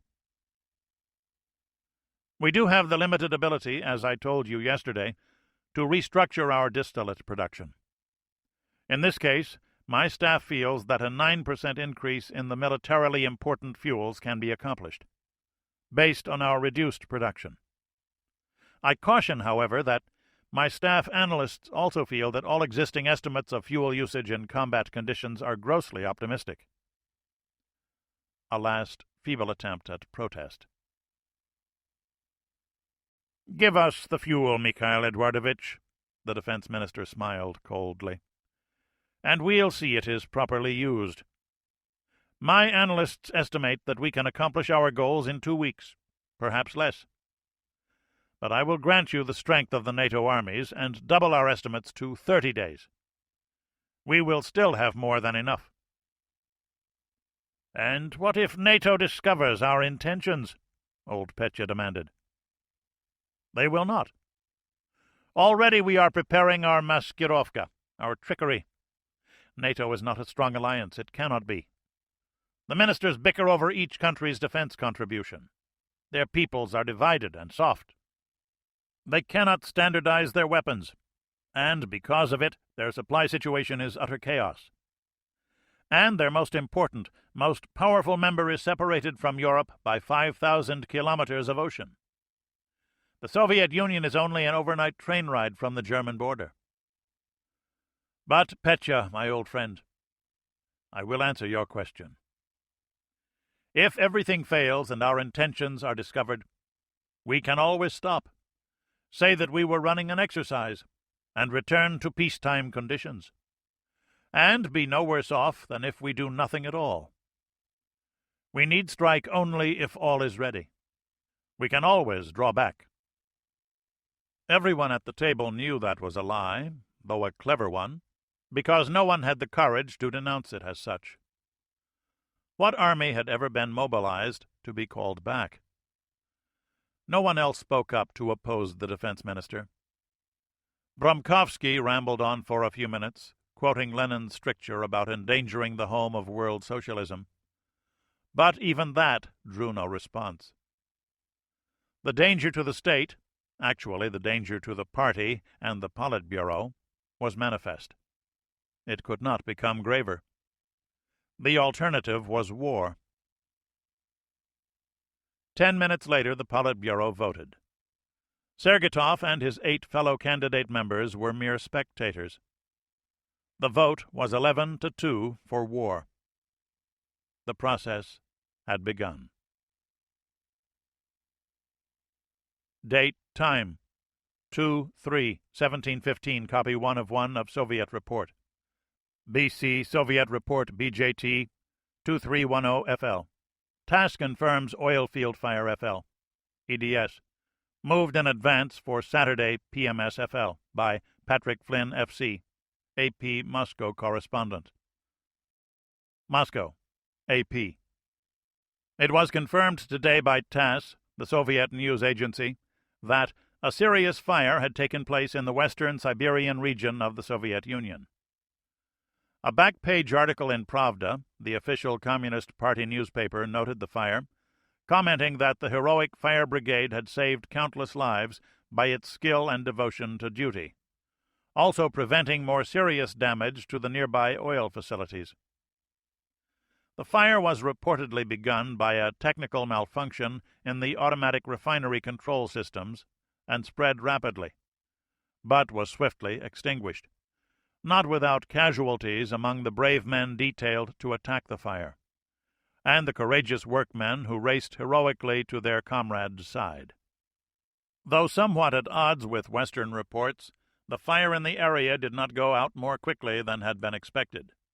Western officials are now speculating about a highly sophisticated firefighting system built into the Nizhnevartovsk facility that allowed the Soviets to extinguish the fire.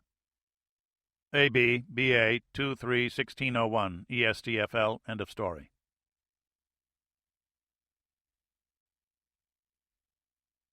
Chapter 3.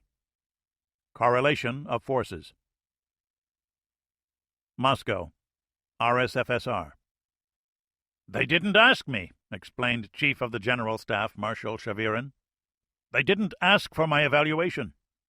The political decision was already made when they called me in Thursday night. When was the last time the defense minister asked me for a substantive judgmental decision?" "And what did you say?" asked Marshal Rajkov, Commander-in-Chief of Ground Forces. The initial response was a grim, ironic smile. "That the armed forces of the Soviet Union were able to carry out this task given 4 months of preparation." 4 months? Rajkov stared out the window. He turned back. "We won't be ready." "Hostilities will commence on 15 June, Shavirin replied. "We must be ready, Yuri. And what choice did I have?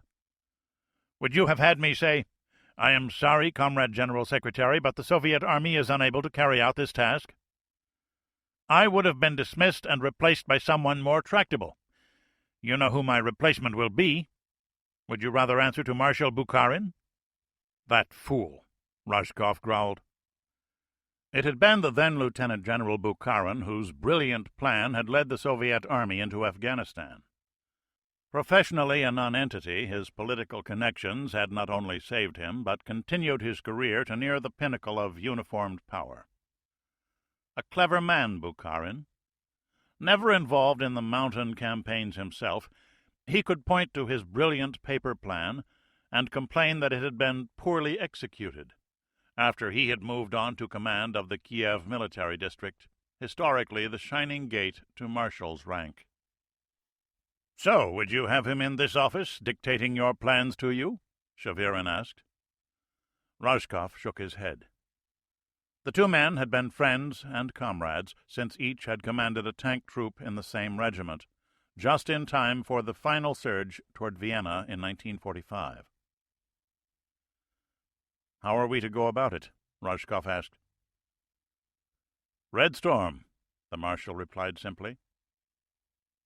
Red Storm was the plan for a mechanized attack into West Germany and the Low Countries.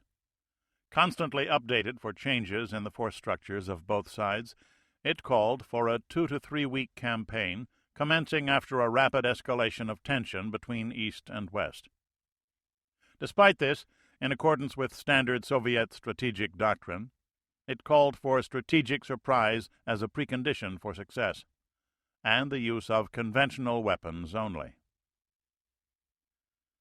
"At least they aren't talking about atomic arms," Rajkov grunted.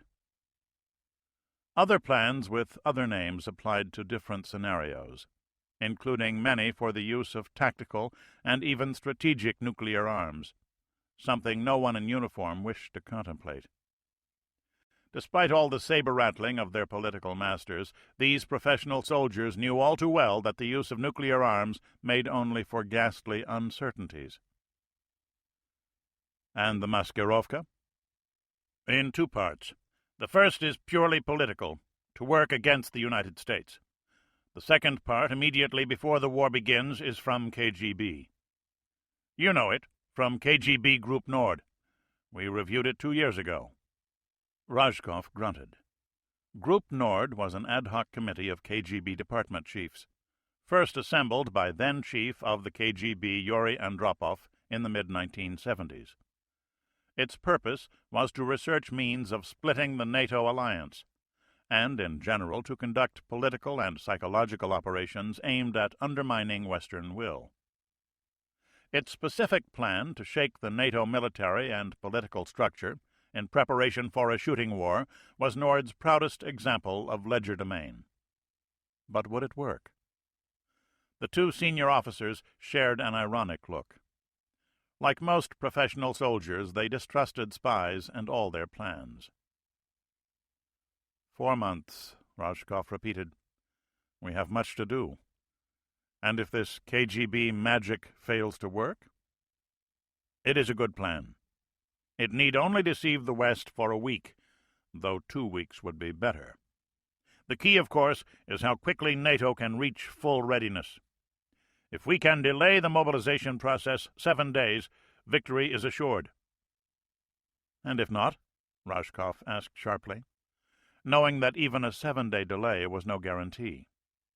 Well, then it is not assured, but the balance of forces is on our side. You know that, Yuri. The option of recalling the mobilized forces had never been discussed with the Chief of the General Staff. We will need to improve discipline throughout the force, first of all, Sink Ground said. And I need to inform our senior commanders at once. We need to implement intense training operations. Just how awful is this fuel problem? Shavirin handed his subordinate the notes. It could be worse.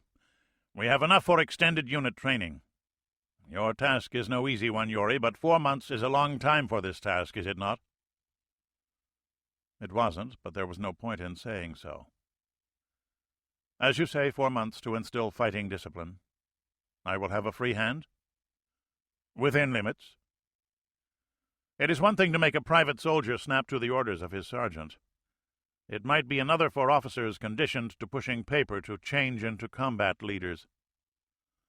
Rashkov skirted the issue, but his superior received the message clearly enough. A free hand on both, Yuri, but act carefully for both our sakes.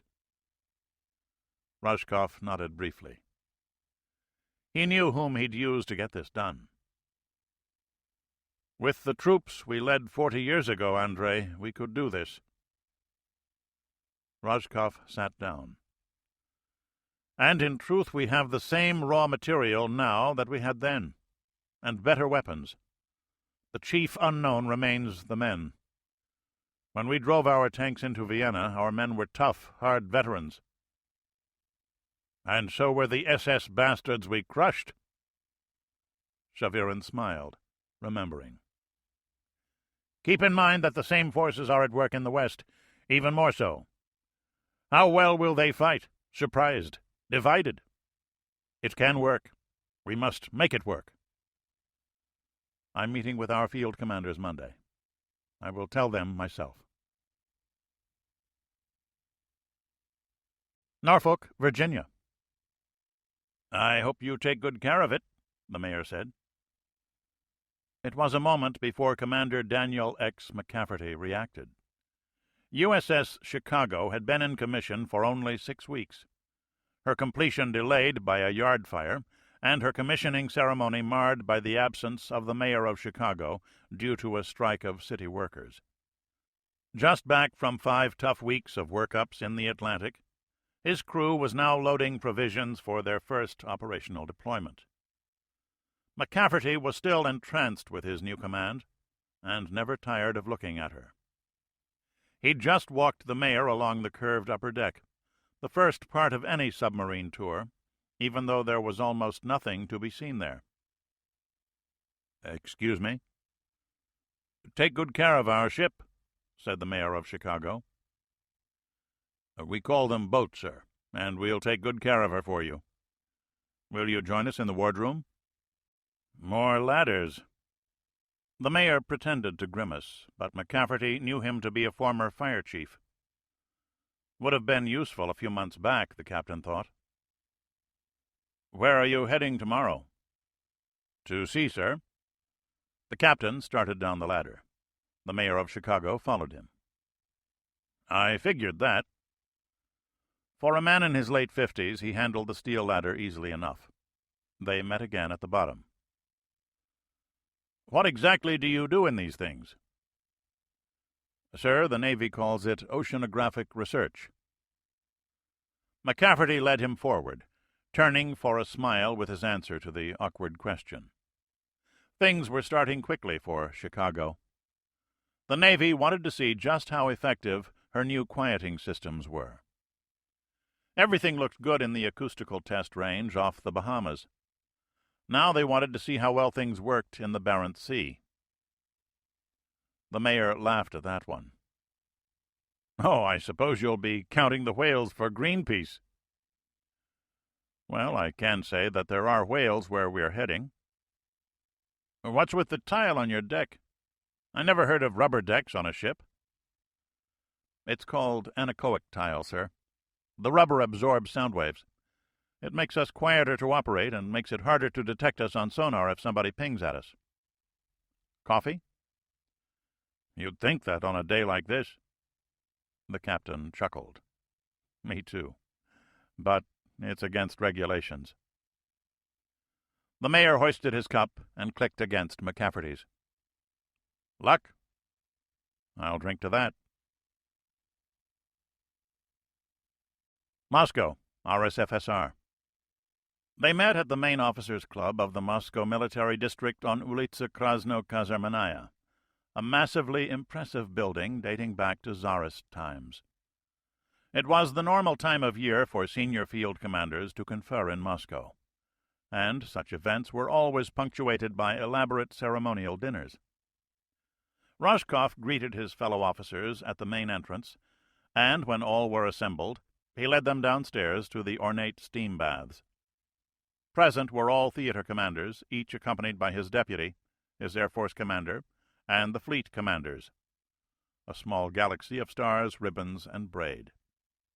10 minutes later, naked but for a pair of towels and a handful of birch branches each, they were just another group of middle-aged men, perhaps a bit fitter than was the average in the Soviet Union. They all knew one another. Though many were rivals, they were members of the same profession nevertheless. And with an intimacy characteristic of the Russian steam baths, they exchanged small talk for several minutes. Several of them were grandfathers now, and spoke with animation about the continuation of their lines. Regardless of personal rivalries, it was expected that senior officers would look out for the careers of their comrades' sons. And so information was briefly exchanged on whose son was in which command and wanted advancement to what new posting. Finally came the classically Russian dispute over the strength of the steam. Roscoff peremptorily settled the argument with a thin but steady stream of cold water onto the heated bricks in the center of the room. The resulting hiss would be sufficient to interfere with any listening devices in the room, if the foggy air hadn't already corroded them to junk. Roscoff had not given the first hint of what was happening. Better, he thought, to shock them into the situation and get candid reactions to the situation at hand. "Comrades, I must make an announcement." Conversation stilled, and the men looked inquiringly in his direction. "Here we go. Comrades, on 15 June of this year, just 4 months from now, we launch an offensive against NATO." For a moment only the hiss of the steam could be heard. Then 3 men laughed, having imbibed a few stiff drinks in the sanctity of their staff cars on the drive over from the Kremlin. Those close enough to see Sink Ground's face did not. "You are serious, Comrade Marshal?" asked the Commander-in-Chief of the Western Theater. Receiving a nod in reply, he said, "Then perhaps you will be so kind as to explain the reason for this action." "Of course. You are all aware of the Nizhnevertovsk oil field disaster. What you have not yet learned are its strategic and political implications." It took 6 brisk minutes to outline everything the Politburo had decided. "In just over 4 months from now, we shall launch the most crucial military operation in the history of the Soviet Union. The destruction of NATO as a political and military force. And we will succeed." Finished, he stared at the officer in silence. The steam was having its desired effects on the assembly of flag officers. Its searing heat assaulted their breathing passages, sobering those who had been drinking. And it made them sweat. They'd be doing a lot of that in the next few months, Rashkov thought. Then Pavel Alexeyev, deputy commander of the Southwestern Theater, spoke. "I heard rumors," he said, "but that bad?" "Yes. We have sufficient POL supplies for 12 months of normal operations, or enough for 60 days of war operations after a brief period of increased training activity. At the cost, he didn't say, of crippling the national economy by mid-August." Alexeyev leaned forward and swatted himself with his bundle of branches. The action was strangely like a lion's swishing its tail. At 50, he was the second youngest officer there, a respected intellectual soldier and a fit, handsome man with the shoulders of a lumberjack. His intense, dark eyes squinted down through the rising cloud of steam. "Mid-June?" "Yes," Rashkov said. "We have that long to prepare our plans and our troops." Sink Ground looked around the room. Already the ceiling had become partially obscured by a mist. "I presume we are here so that we may speak frankly among ourselves, no?" "This is so, Pavel Leonidovich," Rashkov replied, not the least surprised that Alexeyev had been the first to speak. St. Ground had carefully advanced the man's career over the last decade. He was the only son of a hard-charging tank general of the Great Motherland War, one of the many good men pensioned off during the bloodless purges under Nikita Khrushchev in the late 1950s. "Comrades," Alexeyev stood, climbing slowly down the benches to the marble floor. "I accept everything Marshal Rashkov has told us. But 4 months. 4 months in which we may be detected. 4 months in which we may lose all the element of surprise. Then what may happen? No, we have a plan all ready for this. Zhukov 4. Instant mobilization. We can all be back to our command posts in 6 hours. If we are going to conduct a surprise attack, then let us make it one no one can detect in time. 72 hours from now." Again, the only sound in the room was that of the water flashing to steam on the dun-colored bricks. Then the room erupted with noise. Zhukov 4 was the winter variant of a plan which hypothesized discovery of NATO's intention to launch a surprise attack of its own on the Warsaw Pact. In such a case, standard Soviet military doctrine was the same as anyone else's. The best defense is a good offense. Preempt the NATO armies by attacking at once with the Category A mechanized divisions in East Germany. "But we are not ready," objected Sinkwest. His was the Point Command with headquarters in Berlin, the single most powerful military command in the world. An attack into West Germany was primarily his responsibility. Alexeyev held up his hands. "Neither are they. In fact, they are less ready than we," he said reasonably. "Look, consider our intelligence data. 14% of their officers are on holidays. They are coming off a training cycle, true, but because of it, much of their equipment will be down for maintenance, and many of their senior officers will be away in their respective capitals for consultations, just as we are now. Their troops are in winter quarters on a winter routine. This is the time of year for maintenance and paperwork. Physical training is curtailed. Who wants to run in the snow, eh? Their men are cold and drinking more than usual. This is our time to act. We all know that historically the Soviet fighting man performs at his best in winter, and NATO is at its lowest state of readiness." "But so are we, you young fool," Sink Western Theater growled back. "We can change that in 48 hours, Alexeyev countered.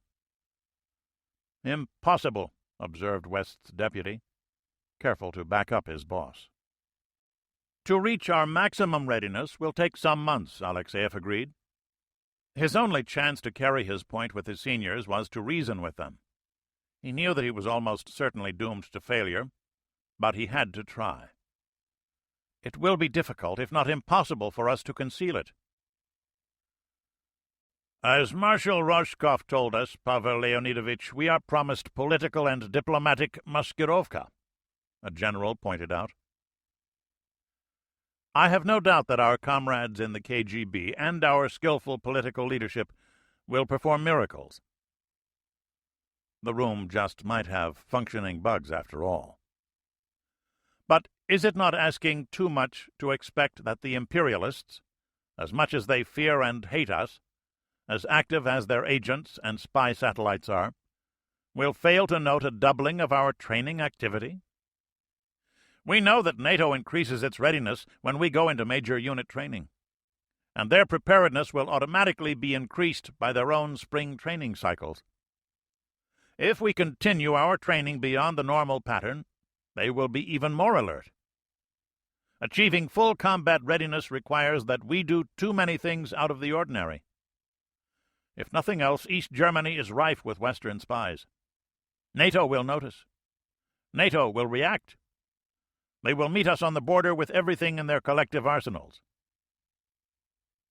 If, on the other hand, we attack with what we have, now, we have the advantage. Our men are not off skiing in the fucking Alps. Zhukov 4 is designed to cycle from peace to war in 48 hours.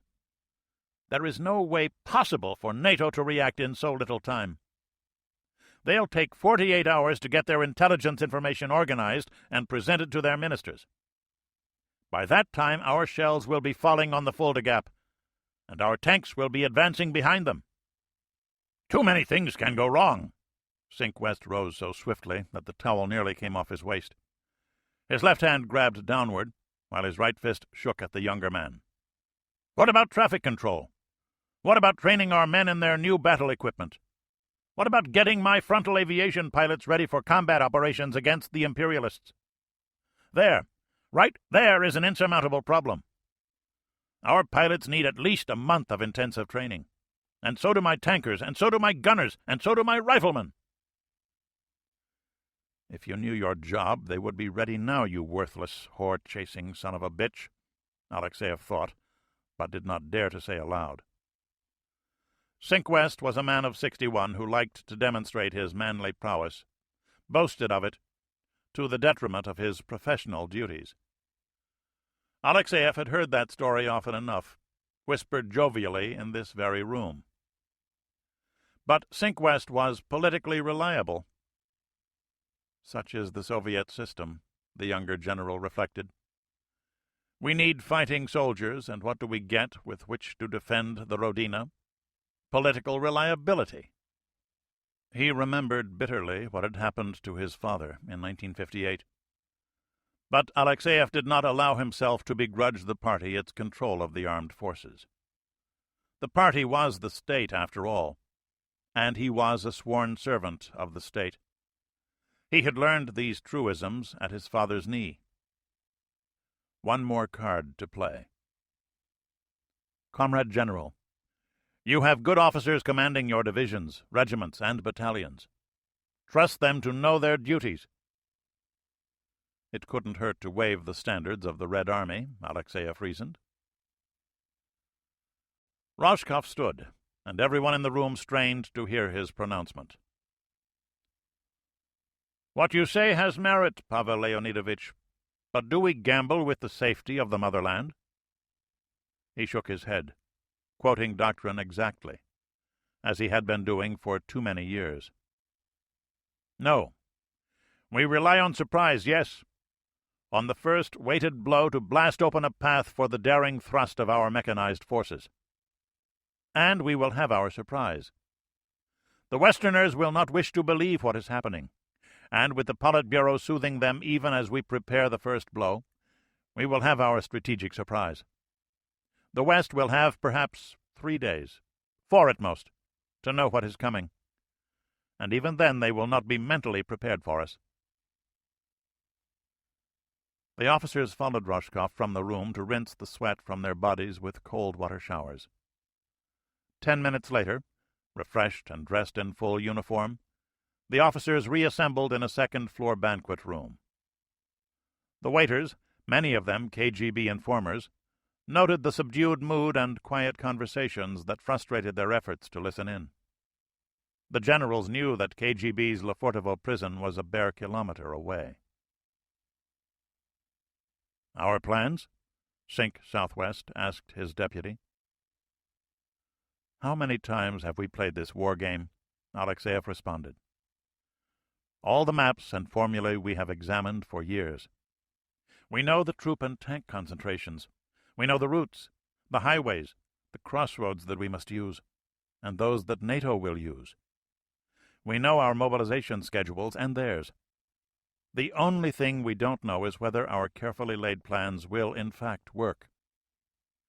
We should attack at once. Then the unknowns will work against both sides equally." "And if our attack goes too well, and NATO relies on a nuclear defense?" the senior officer asked. Alexeyev acknowledged the importance and grave unpredictability of the point. "They might do that anyway. Comrade, all of our plans depend heavily on surprise, no?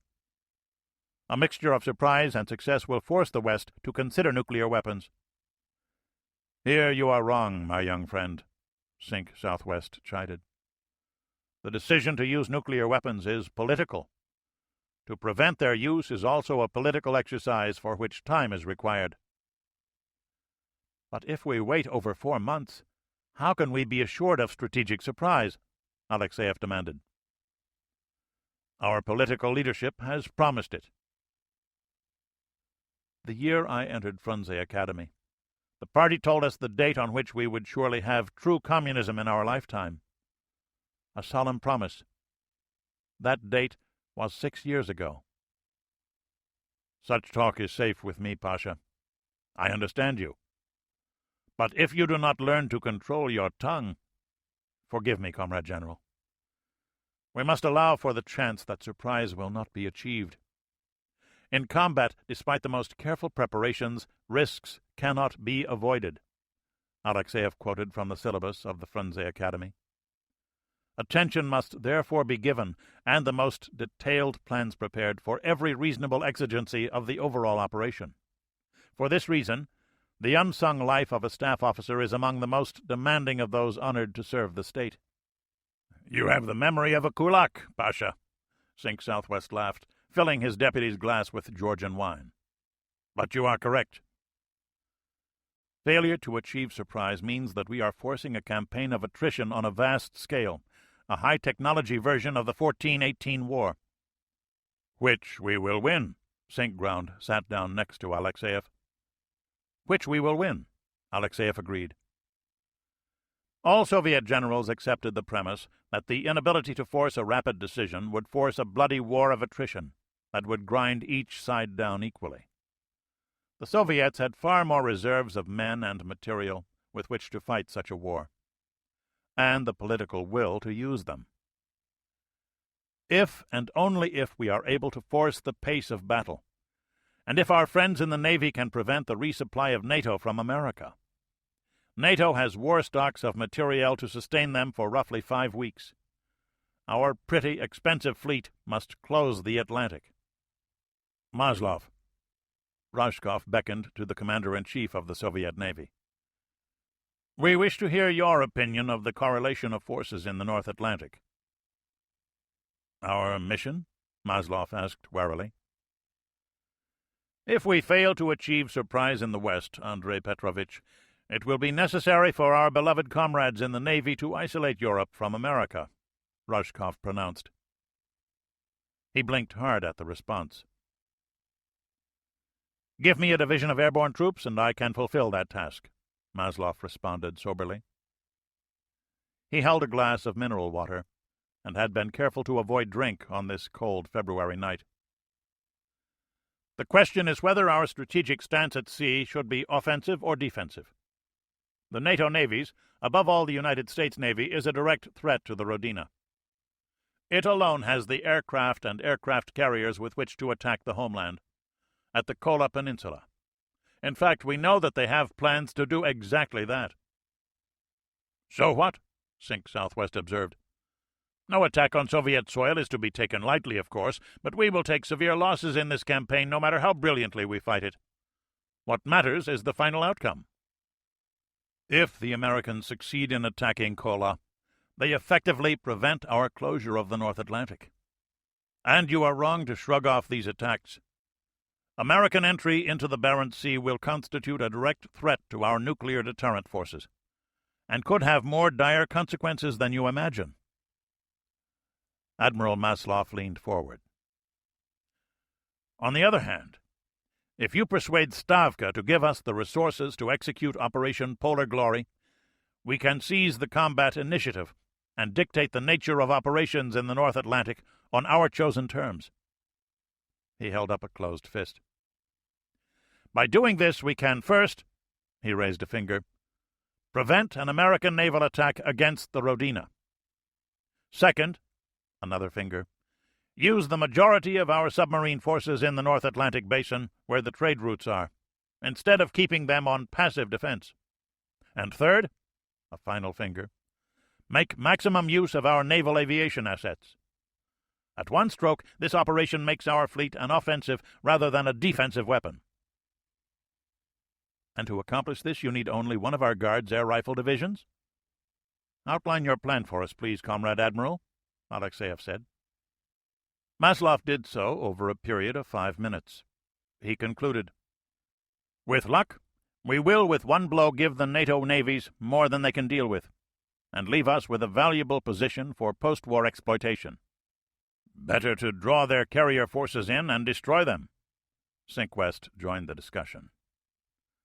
Maslov responded, The Americans will have 5 or 6 carriers available to use against us in the Atlantic. Each one carries 58 aircraft that can be used in an air superiority or nuclear strike role, aside from those used for fleet defense. I submit, comrade, that it is in our interest to keep those ships as far from the Rodina as possible. Andrei Petrovich, I am impressed, Rashkov said thoughtfully, noting the respect in Alexeyev's eyes as well. Polar Glory was both bold and simple. I want a full briefing on this plan tomorrow afternoon. You say that if we can allocate the resources, success in this venture is highly probable. We have worked on this plan for 5 years, with particular emphasis on simplicity. If security can be maintained, only 2 things need go right for success to be achieved. Rashkov nodded. Then you will have my support.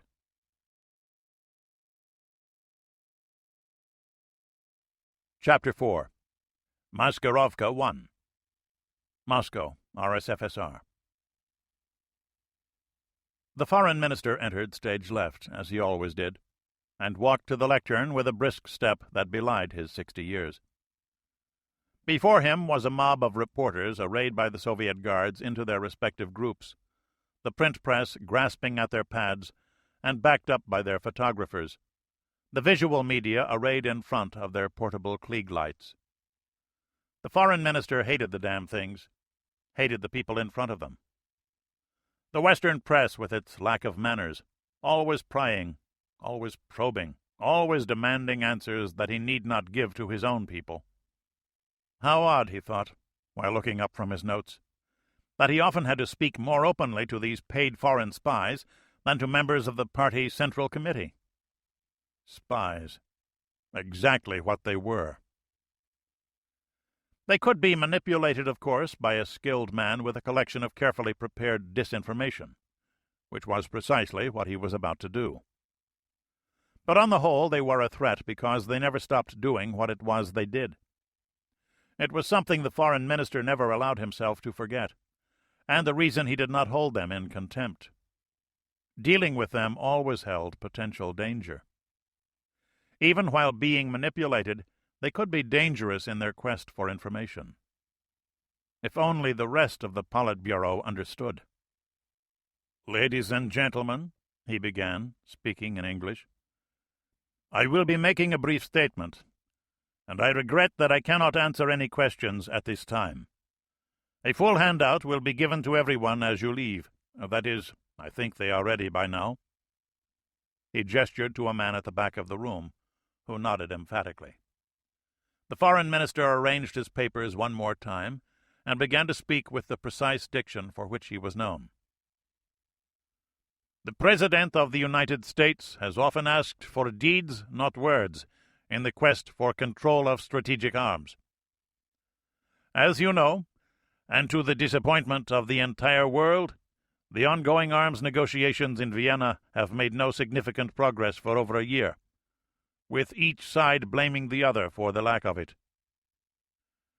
It is well known by peace-loving people the world over that the Soviet Union has never wished for war, and that only a madman would even consider nuclear war a viable policy option in our modern world of overkill, fallout, and nuclear winter. "Damn," muttered AP Bureau Chief Patrick Flynn. The Soviets scarcely acknowledged nuclear winter, and had never mentioned the concept in so formal a setting. His antennae were already twitching at whatever there was in the wind. The time has come for substantive reductions in strategic arms. We have made numerous, serious, sincere proposals for real arms reductions. And despite this, the United States has proceeded with the development and deployment of its destabilizing, openly offensive weapons. The MX First Strike Missile, so cynically called the Peacekeeper, the Advanced Trident D5 First Strike Sea-Launched Ballistic Missile, two separate varieties of cruise missiles whose characteristics conspire to make arms control verification almost totally impossible, and, of course, the so-called Strategic Defense Initiative, which will take offensive strategic weapons into space. Such are America's deeds. He looked up from his notes and spoke with irony. And through it all, America's pious words demand Soviet deeds. Starting tomorrow, we will see once and for all if America's words are to be believed or not. Starting tomorrow, we will see how great a difference there is between America's words about peace and Soviet deeds for peace. Tomorrow, the Soviet Union will put on the table at Vienna a proposal to reduce existing arsenals of strategic and theater nuclear weapons by 50%. This reduction to be accomplished over a period of 3 years from ratification of the agreement, subject to on-site verification conducted by third-party inspection teams whose composition will be agreed upon by all signatories. Please note that I say all signatories. The Soviet Union invites the United Kingdom, the French Republic, and, he looked up, the People's Republic of China to join us at the negotiating table. The explosion of flashbulbs caused him to look away for a moment. "Ladies and gentlemen, please." He smiled, holding his hand up to shield his face. "These old eyes are not up to such abuse as this, and I have not memorized my speech, unless you want me to continue in Russian." There was a wave of laughter, then a sprinkling of applause at the jibe. The old bastard was really turning on the charm, Flynn thought, furiously taking notes. This was potential dynamite. He wondered what would come next, and he especially wondered what the precise wording on the proposal was. Flynn had covered arms talks before, and knew all too well that general descriptions of proposals could grossly distort the nuts and bolts details of the real issues to be negotiated. The Russians couldn't be this open. They just couldn't be. "To proceed." The foreign minister blinked his eyes clear. "We have been accused of never making a gesture of our good faith. The falsehood of the charge is manifest, but this evil fiction continues in the West. No longer will anyone have cause to doubt the sincerity of the Soviet people's quest for a just and lasting peace. Beginning today, as a sign of good faith, which we challenge the United States and any other interested nation to match, the Soviet Union will remove from service an entire class of nuclear-powered missile submarine. These submarines are known to the West as the Yankee class. We call them something else, of course. he said with an ingenuous grin that drew another wave of polite laughter. 20 of the vessels are presently in service, each carrying 12 sea-launched ballistic missiles. All active members of the class are assigned to the Soviet Northern Fleet based on the Kola Peninsula. Beginning today, we will deactivate these vessels at a rate of 1 per month. As you know, complete deactivation of so complex a machine as a missile submarine requires the services of a shipyard. The missile compartment must be physically removed from the body of the vessel. And so these vessels cannot be fully disarmed overnight. However, to make the honesty of our intentions undeniable, we invite the United States to do one of two things. First, we will permit a selected team of 6 American naval officers to inspect these 20 vessels to verify that their missile tubes have been filled with concrete ballast, pending removal of the entire missile rooms from all of the submarines. In return for this, we would require that a comparable inspection visit by an equal number of Soviet officers to American yards would be allowed at a later date to be agreed on.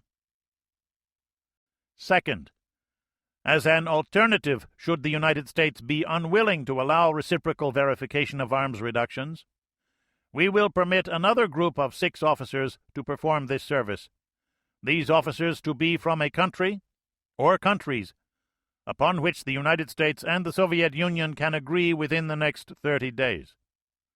A team from such neutral countries as Sweden or India would be acceptable in principle to the Soviet Union. Ladies and gentlemen, the time has come to put an end to the arms race. I will not repeat all of the flowery rhetoric we've all heard over the past 2 generations. We all know the threat that these ghastly weapons represent to every nation. Let no one ever say again that the government of the Soviet Union has not done its part to reduce the danger of war. Thank you. The room suddenly fell silent but for the sound of motor-driven still cameras. The Western press representatives assigned to their respective Moscow bureaus were among the best in their profession. Uniformly bright, uniformly ambitious, uniformly cynical about what they found in Moscow and the conditions under which they were forced to work, all were stunned to silence. "God damn," muttered Flynn after a full 10 seconds. "One must admire your understatement, old boy," agreed Reuters correspondent William Calloway. "Wasn't it your Wilson who spoke of open covenants openly arrived at?" "Yeah, my granddad covered that peace conference. Remember how well it worked out?" Flynn grimaced, watching the foreign minister depart, smiling at the cameras. "I want to see the handout. Want to ride back with me?" "Yes, on both." It was a bitterly cold day in Moscow. Snow piles were heaped at the roadsides. The sky was a frigid crystal blue, and the car's heater didn't work. Flynn drove while his friend read aloud through the handout. The draft treaty proposal took up 19 annotated pages. The Reuters correspondent was a Londoner who had begun as a police reporter, and since covered assignments all over the world. He and Flynn had met many years before at the famous Caravel Hotel in Saigon, and shared drinks and typewriter ribbons on and off for more than 2 decades. In the face of a Russian winter, they remembered the oppressive heat of Saigon with something akin to nostalgia. "It's bloody fair," Calloway said wonderingly, his breath giving ghostly substance to his words. "They propose a build-down with elimination of many existing weapons, allowing both sides to replace obsolete launchers, both sides to reach a total of 5,000 deliverable warheads, that number to remain stable for 5 years after the 3-year reduction period. There is a separate proposal to negotiate complete removal of heavy missiles, replacing them with mobile missiles, but to limit missile flight tests to a fixed number per year." He flipped that page and rapidly scanned the remainder. "Nothing in the draft treaty about your Star Wars research?" "Didn't he mention that in his statement?" "Patrick, old son, this is, as you say, dynamite. This could as easily have been written in Washington. It will take months to work out all the technical points, but this is a bloody serious and bloody generous proposal." "Nothing about Star Wars?" Flynn frowned briefly as he turned right. Did that mean that the Russians had made a breakthrough of their own? Have to query Washington about that. "We got us a story here, Willie. What's your lead? How's peace grab you?" Calloway just laughed at that. Fort Meade, Maryland. American intelligence agencies, like their counterparts throughout the world, monitor all news wire services.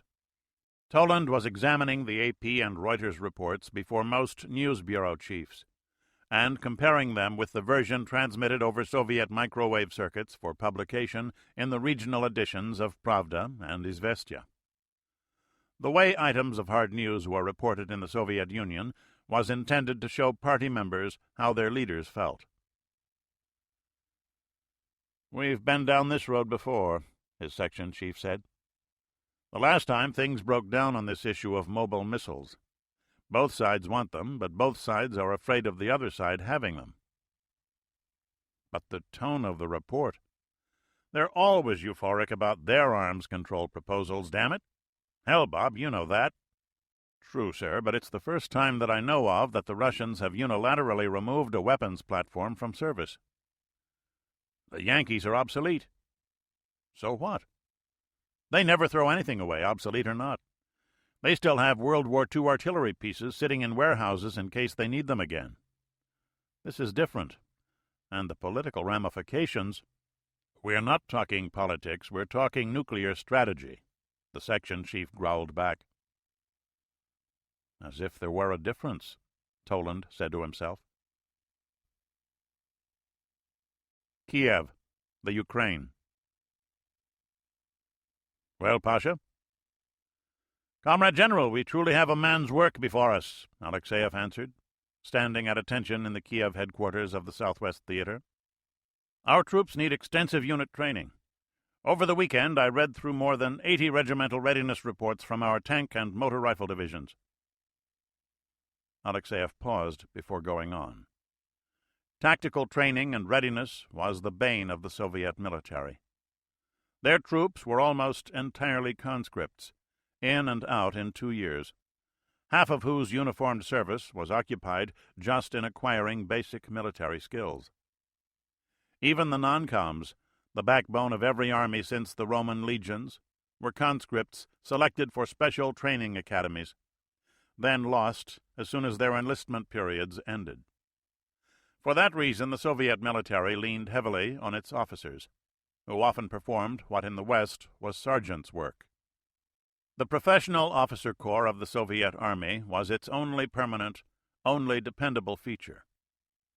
In theory. The truth of the matter is that we don't know our readiness posture at the moment. Our colonels all use the same language in their reports, without the slightest deviation. Everyone reports meeting norms, with the same amount of training hours, the same amount of political indoctrination, the same number of practice shots fired. That is, a deviation of under 3%. And the requisite number of field exercises run, all, of course, of the proper type. "As prescribed in our training manuals," the Colonel General noted. "Naturally. Exactly. Too damned exactly. No deviation for adverse weather. No deviation for late fuel deliveries. No deviation for anything at all. For example, the 703rd Motor Rifle Regiment spent all of last October on harvesting duty south of Kharkov. Yet somehow they met their monthly norms for unit training at the same time. Lies are bad enough, but these are stupid lies." "It cannot be as bad as you fear, Pavel Leonidovich." "Do we dare to assume otherwise, comrade?" The general stared down at his desk. "No." "Very well, Pasha. You've formulated your plan. Let me hear it." "For the moment, you will be outlining the plan for our attack into the Muslim lands. I must get into the field to whip our field commanders into shape. If we wish to accomplish our goals in time for the attack west, we must make an example of the worst offenders. I have 4 commanders in mind. Their conduct has been grossly and undeniably criminal. Here are the names and charges." He handed over a single sheet of paper. "There are 2 good men here, Pasha," the general objected. "They are guardians of the state. They enjoy positions of the greatest trust. They have betrayed that trust by lying, and in doing so they have endangered the state," Alexeyev said, wondering how many men in his country could have that said of them. He dismissed the thought. There were problems enough right here. "You understand the consequences of the charges you bring?" "Of course. The penalty for treason is death. Did I ever falsify a readiness report? Did you?" Alexeyev looked away briefly. "It is a hard thing, and I take no pleasure in it. But unless we snap our units into shape, how many young boys will die for their officers' failings? We need combat readiness more than we need 4 liars. If there is a gentler way to achieve this, I don't know what that might be. An army without discipline is a worthless mob. We have the directive from Stavka to make examples of unruly privates and restore the authority of our NCOs. It is fitting that if privates must suffer for their failings, then their colonels must suffer too. Theirs is the greater responsibility. Theirs is the greater reward. A few examples here will go a long way to restoring our army." "The inspectorate?" "The best choice," Alexeyev agreed. That way blame would not necessarily be traced back to the senior commanders themselves. "I can send teams from the Inspector General's service out to these regiments day after tomorrow. Our training memoranda arrived in all divisional and regimental headquarters this morning. The news of these 4 traitors will encourage our unit commanders to implement them with vigor. Even then, it will be 2 weeks before we have a clear picture of what we need to focus on. But once we can identify the areas that need buttressing, we should have ample time to accomplish what we need to accomplish." "What will Sink West be doing?" "The same, one hopes." Alexeyev shook his head. "Has he asked for any of our units yet?" "No, but he will. We will not be ordered to launch offensive operations against NATO's southern flank, part of the continuing Maskirovka. You may assume that many of our Category B units will be detailed to Germany, possibly some of our A tank forces also. However many divisions that fool has, he'll want more." "Just so we have enough troops to seize the oil fields when the time comes," Pasha observed. "Which plan are we supposed to execute?" "The old one. We'll have to update it, of course." The old plan predated Soviet involvement in Afghanistan, and now the Red Army had a whole new perspective on sending mechanized forces into an area occupied by armed Muslims. Alexeyev's hands bunched into fists. "Marvelous. We must formulate a plan without knowing when it will be implemented or what forces we'll have available to execute it." "Remember what you told me about the life of a staff officer, Pasha?" Sink Southwest chuckled. The younger man nodded ruefully, hoist on his own petard. "Indeed, Comrade General. We will do our sleeping after the war."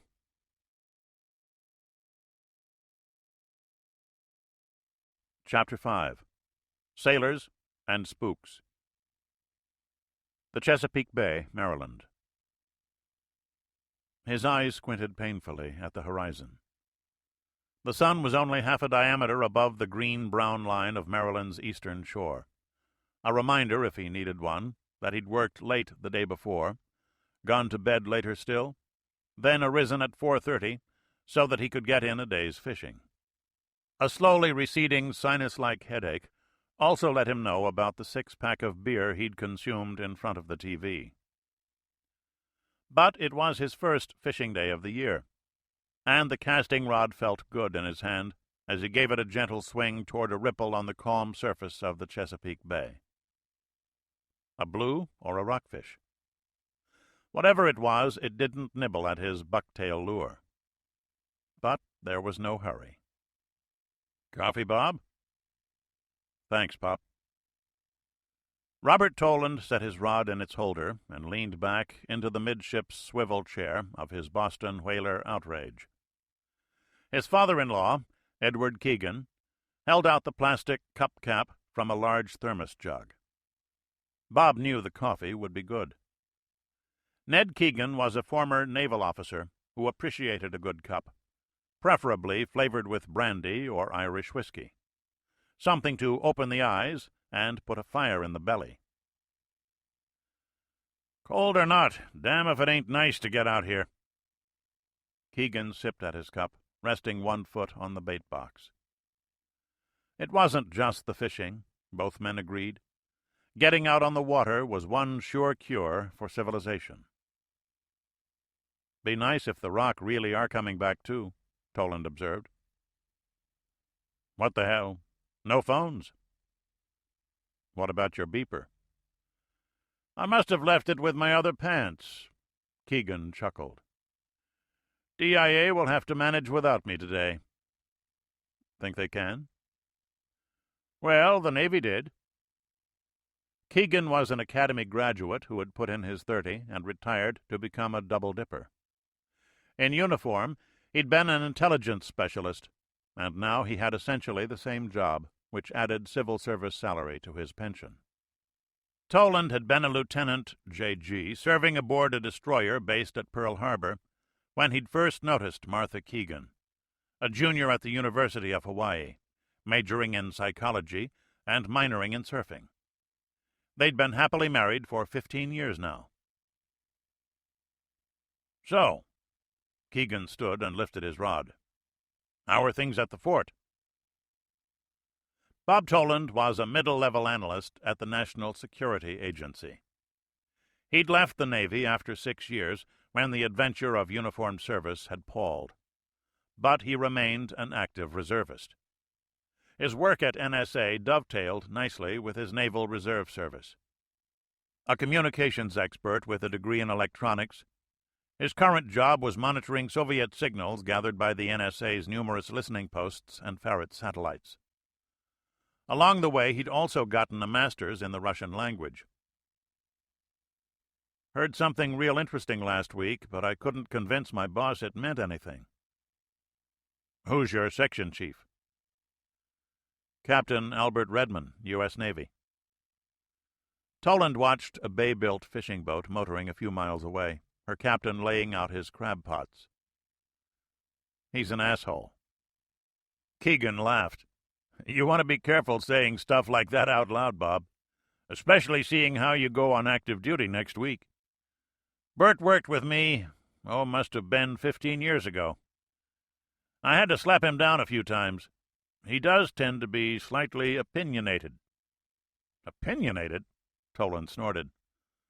"That bastard's so friggin' narrow-minded his scratch pads are only an inch wide. First there was this new arms control thing. Then I came up with something really unusual last Wednesday, and he circular filed it. Hell, I don't know why he even bothers looking at new data. He made up his mind 5 years ago." "I don't suppose you could tell me what it was?" "I shouldn't." Bob wavered for a moment. Hell, if he couldn't talk with his kid's own grandfather. "One of our ferret birds was over a Soviet military district headquarters last week and intercepted a microwaved telephone conversation. It was a report to Moscow about 4 colonels in the Carpathian military district who were being shot for gun-decking readiness reports. The story on their court-martial and execution was being set up for publication, probably in a Red Star this week." He had entirely forgotten about the oil field fire. "Oh?" Keegan's eyebrows went up. "And what did Bert say?" "He said, it's goddamned about time they cleaned their act up. And that was that." "And what do you say?" "Pop, I'm not in trends and intentions. Those idiot fortune-tellers. But I know that even the Russians don't kill people for jollies. When Ivan kills people publicly, he does it to make a point. These were not manpower officers taking bribes to fake deferments. They weren't popped for stealing diesel fuel or building dachas with pilfered lumber. I checked our records, and it turned out we have files on 2 of them. They were both experienced line officers, both with combat experience in Afghanistan, both party members in good standing. One was a graduate of Frunze Academy, and he even had a few articles published in Military Thought, for God's sake. But all 4 were court-martialed for falsifying their regimental readiness reports, and shot 3 days later. That story will hit the streets in Krasnaya Zvezda over the next few days as a 2- or 3-part story under the Observer's byline. And that makes it a political exercise with a capital P. The Observer was the cover name for any number of high-ranking officers who contributed to Red Star, the daily newspaper of the Soviet Armed Services. Anything on the front page and under that byline was taken quite seriously, both in the Soviet military services and by those whose job it was to watch them, because this byline was used explicitly to make policy statements approved by both the military high command and the Politburo in Moscow. A multi-part story? Keegan asked. Yeah, that's one of the interesting things about it.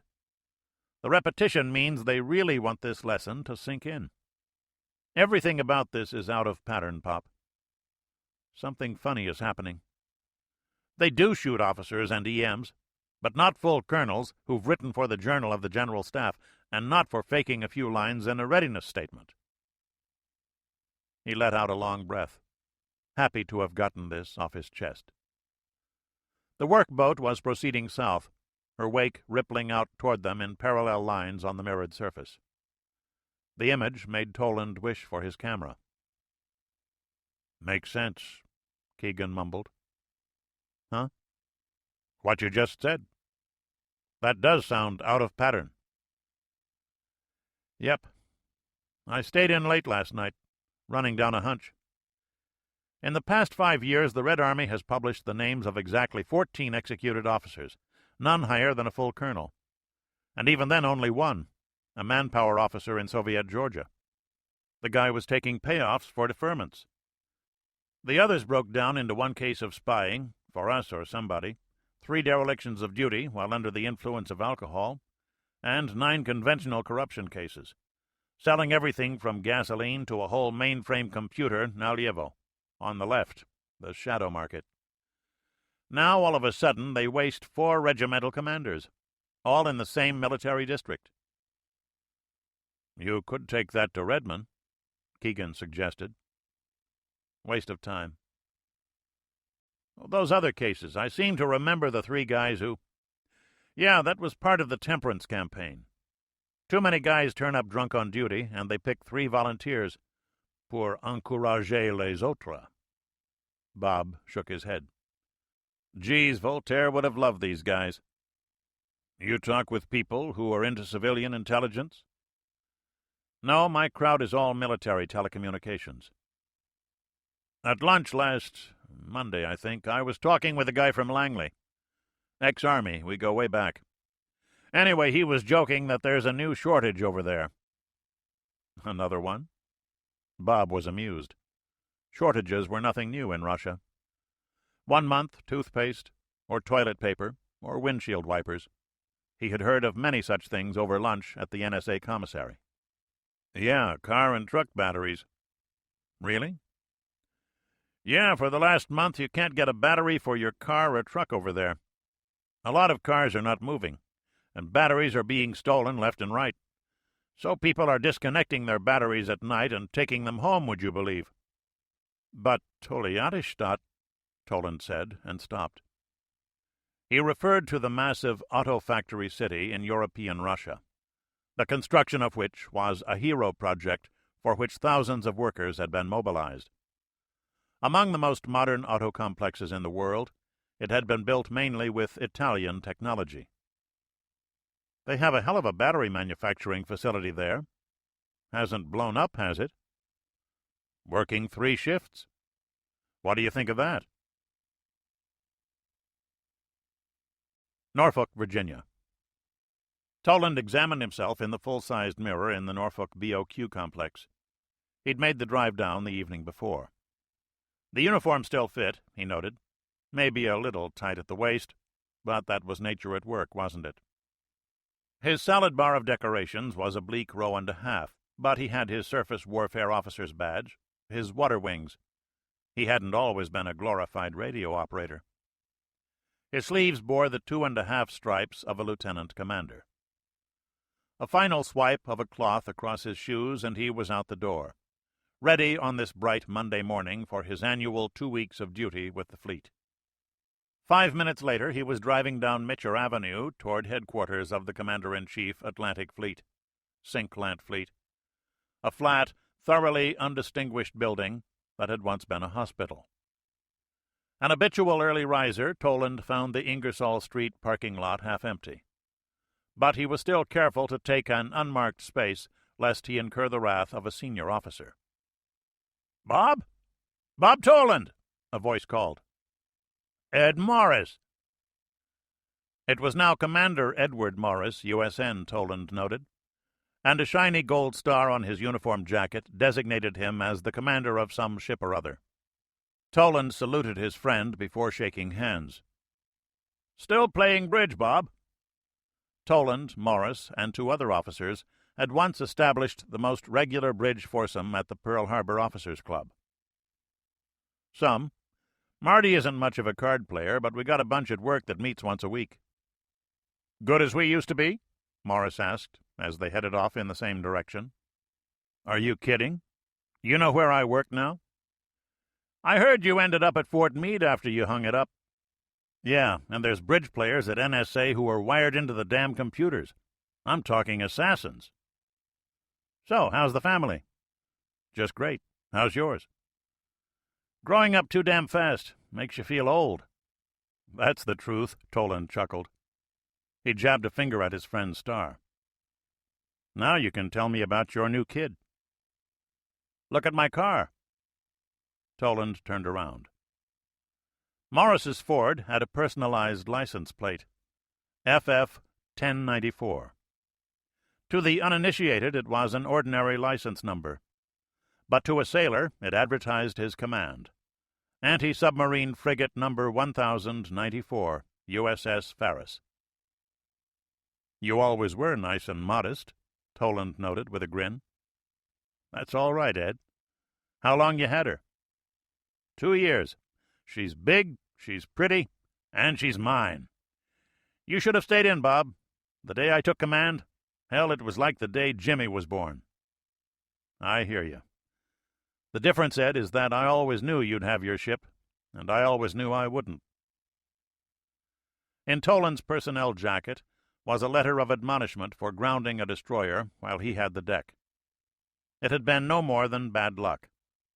An ambiguity on the chart and adverse tidal conditions had caused the error, but it didn't take much to ruin a Navy career. "So, doing your 2 weeks?" "That's right." "Celia is off visiting her parents, and I'm batching it. What are you doing for dinner tonight?" "McDonald's?" Toland laughed. "Like hell. Danny McCafferty's in town, too. He's got the Chicago tied up at Pier 22. You know, if we can scare up a 4th, maybe we can play a little bridge just like the old days." Morris poked his friend in the chest. "I gotta head along. Meet me in the Oak Club lobby at 17:30, Bob. Danny invited me over to his boat for dinner at 18:30, and we'll have an hour's worth of attitude adjustment before we drive over. We'll have dinner in the wardroom and a few hours of cards, just like old times." "Aye, aye, Commander." "Anyway, there I was on Will Rogers," McCafferty said. 50 days out on patrol, and I got the watch right. Sonar says they have a goofy signal, bearing 052.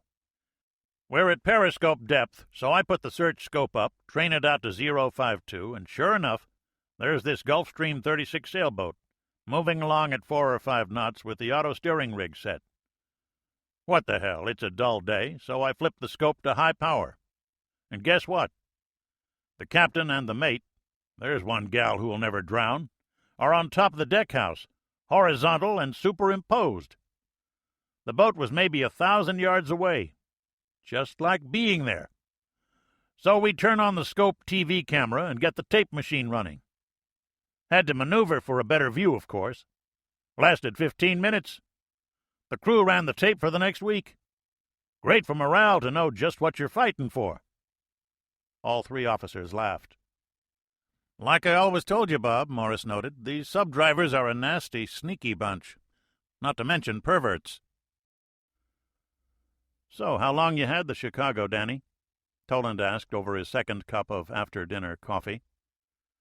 The three had the submarine's wardroom to themselves. The only officers aboard were either standing watch or asleep. 3 busy months, not counting yard time," McCafferty said, finishing off his milk. He was the first skipper for the new attack sub, the best of all possible worlds, a captain and a plank owner. Toland noted that Dan had not joined him and Morris for attitude adjustment at the base officers' club, during which they'd tossed down 3 stiff drinks apiece. It wasn't like the McCafferty of old. Perhaps he was unwilling to leave his sub, lest the dream of his career somehow end while he was away from her. "Can't you tell from the pale, pasty look common to cave-dwellers and submariners?" Morris joked. "Not to mention the faint glow associated with nuclear reactor types." McCafferty grinned, and they waited for their fourth to arrive. He was a junior engineer, just about to come off reactor watch. Chicago's reactor wasn't operating. She was drawing electrical power from the dock, but regulations demanded a full reactor watch whether the tea kettle was working or not. "I tell you guys, I was a little pale 4 weeks ago." McCafferty turned serious, or about as serious as he ever got. "How so?" Bob Toland asked. "Well, you know the kind of shit we do with these boats, right?" "If you mean inshore intelligence gathering, Dan, you ought to know that electronic intelligence stuff you collect comes to my office. Hell, I probably know the people who originate a lot of the data requests that generate your op orders. How's that for a revolting thought?" Bob laughed. He fought the urge to look around too obviously. He'd never been aboard a nuclear submarine before. It was cold. Nuclear subs have nuclear-powered air conditioning, and the air was heavy with the smell of machine oil. Everything he could see sparkled both from being almost new and from the fact that McCafferty had undoubtedly made sure that his crew had gotten things looking especially good for his friends. So this was the billion-dollar machine that gathered all that ELINT data. "Yeah, well, we were up in the Barents Sea, you know, northeast of the Kola Fjord, trailing a Russian sub, an Oscar, about, 10 miles back of her. And all of a sudden we find ourselves in the middle of a friggin' live-fire exercise. Missiles were flying all over the damn place. They wasted 3 old hulks and blasted hell out of a half-dozen target barges." "Just the Oscar?" Morris asked.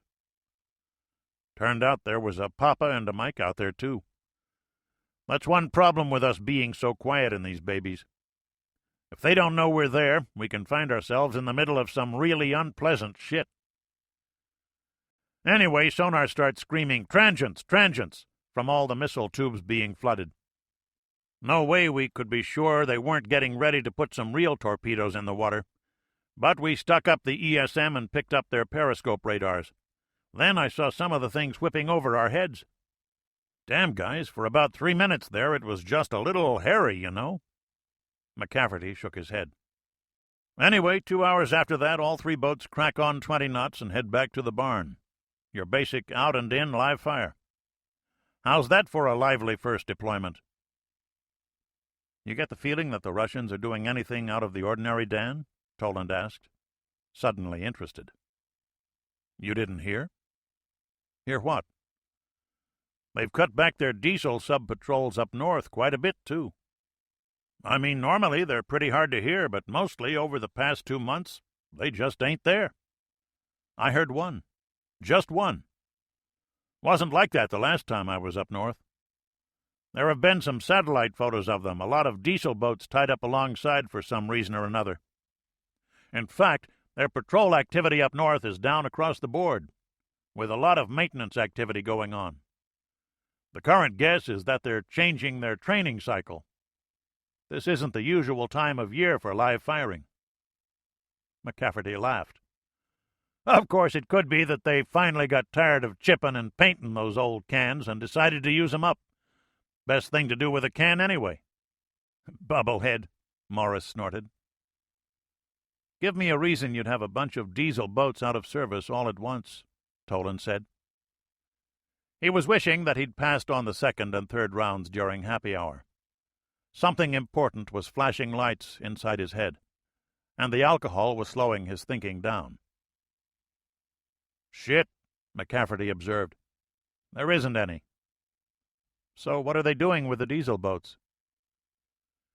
I haven't seen the satellite photos, Bob, just heard about them. No special activity in the dry docks, though, so it can't be too major. The light bulb finally went off in Toland's head. How hard is it to change batteries in a sub? It's a nasty, heavy job. I mean, you don't need special machinery or anything. We do it with Tiger teams, and it takes something like 3 or 4 weeks. Ivan's subs are designed with larger battery capacities than ours, and also for easier battery replacement. They're supposed to go through their batteries faster than Western subs, and they compensate for it by making replacement easier. Hard patches on the hull, things like that. So for them, it's probably an all-hands evolution. What exactly are you getting at, Bob? Toland related the story about the 4 Soviet colonels who had been shot and why.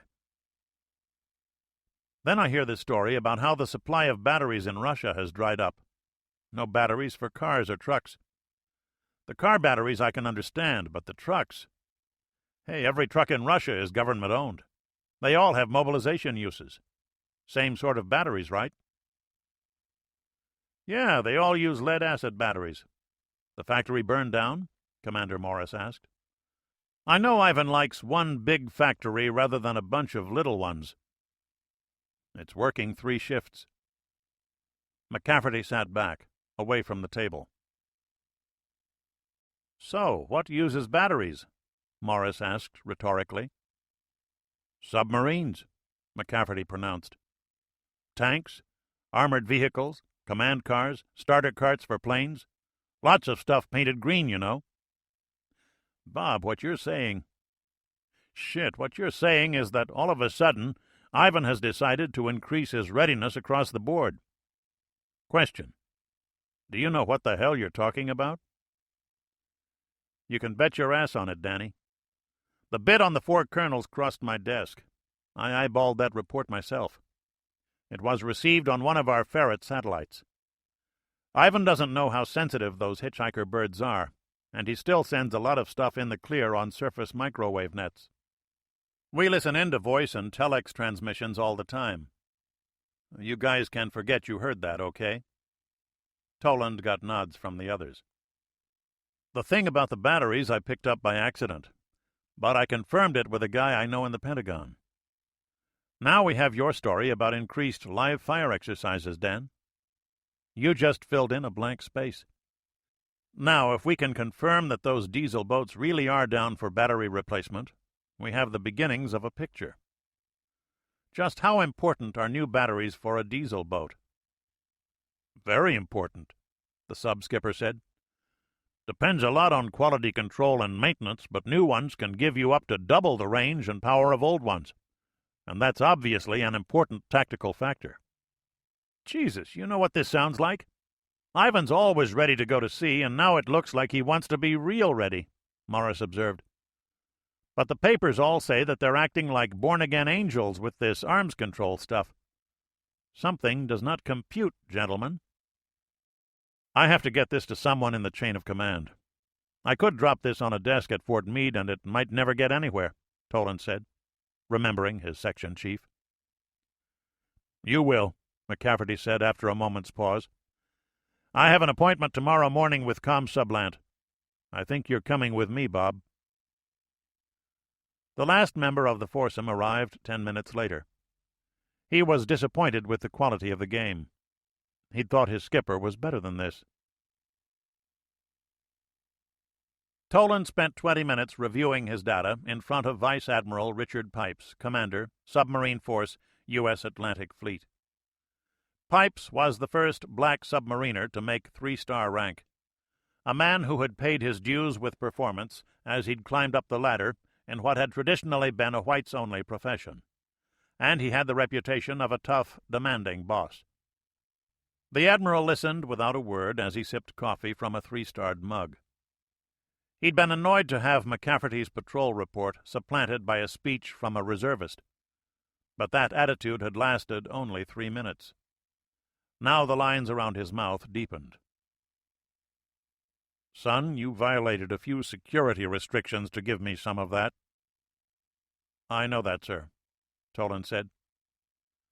"Took balls to do that, and it's nice to see in a young officer, what with all the ones who just want to cover their ass." Pipes rose. "I don't like what you just told me, son, not one little bit. We got Ivan playing Santa Claus with all this diplomatic horse shit, and at the same time he's dialing his submarine force in. Could be a coincidence. Then again, it might not be.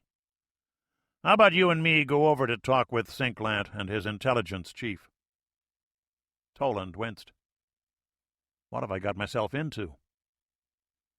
"Sir, I'm down here for a training rotation, not to—" "Looks to me like you got this intelligence crap down pretty pat, Commander. You believe what you just told me is true?" Toland stiffened. "Yes, sir." "Then I'm giving you a chance to prove it. You afraid to stick your neck out? Or do you just offer opinions to relatives and friends?" the Admiral asked harshly. Toland had heard that Pipes was a real hard case. The reservist rose to his feet. "Let's do it, Admiral."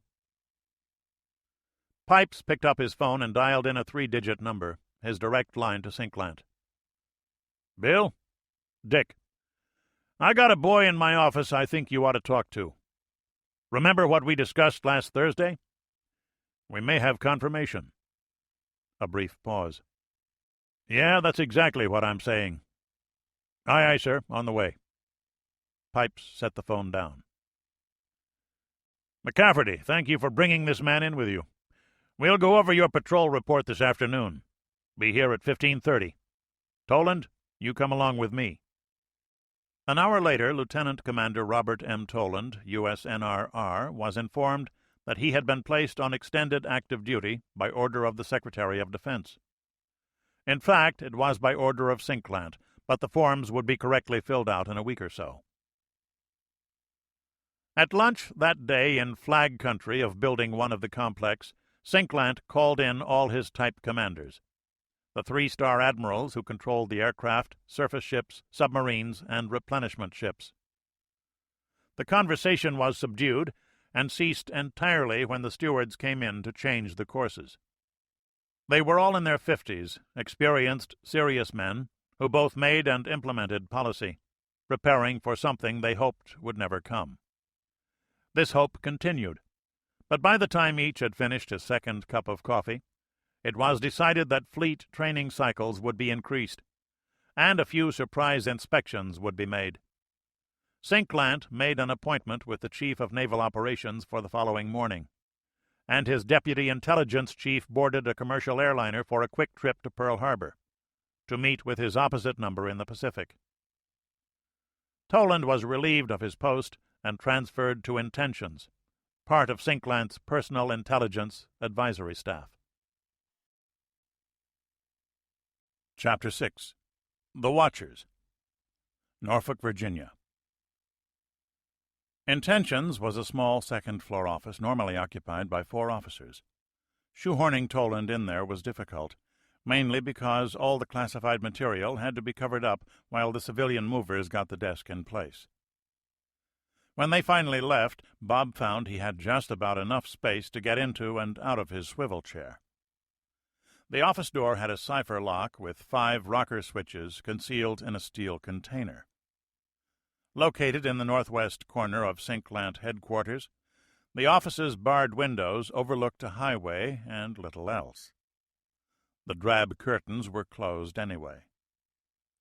Inside, the walls might have been painted beige once, but the plaster had whitened from underneath to give the office the sort of pallor expected in a yellow fever ward. The senior officer was a Marine colonel named Chuck Lowe, who had watched the moving-in process with a silent resentment that Bob only understood when the man got to his feet. "I may never make it to the head now," Lowe grumped, sticking his cast around the corner of his desk. They shook hands. "What happened to the leg, Colonel?" "Mountain warfare school out in California, day after Christmas. Skiing on my own goddamn time. The docs say you should never break the tibia close to the bottom," Lowe explained with an ironic smile. "And you never get used to the itching. Should have this thing off in another 3 or 4 weeks. Then I have to get used to running again. You know, I spent 3 years trying to break my ass out of intel, then I finally get my goddamned regiment, and this happens. Welcome aboard, Toland. Why don't you grab us both a cup of coffee?" There was a pot atop the farthest filing cabinet. The other 3 officers, Lowe explained, were giving a briefing. "I saw the write-up you gave Sinklant. Interesting stuff. What do you think Ivan's up to?" "It looks like he's increasing readiness across the board, Colonel. In here you can call me Chuck." "Fine. I'm Bob." "You do signal intelligence at NSA, right? You're one of the satellite specialists, I heard." Toland nodded. "Ours and theirs, mostly ours. I see photos from time to time, but mostly I do signals work. That's how we twigged to the report on the 4 colonels. There has also been a fair amount of operational maneuvering done, more than usual for this time of year. Ivan's been a little freer with how his tankers drive around, too, less concern about running a battalion across a plowed field, for example." "And you're supposed to have a look at anything that's unusual, no matter how dumb it seems, right?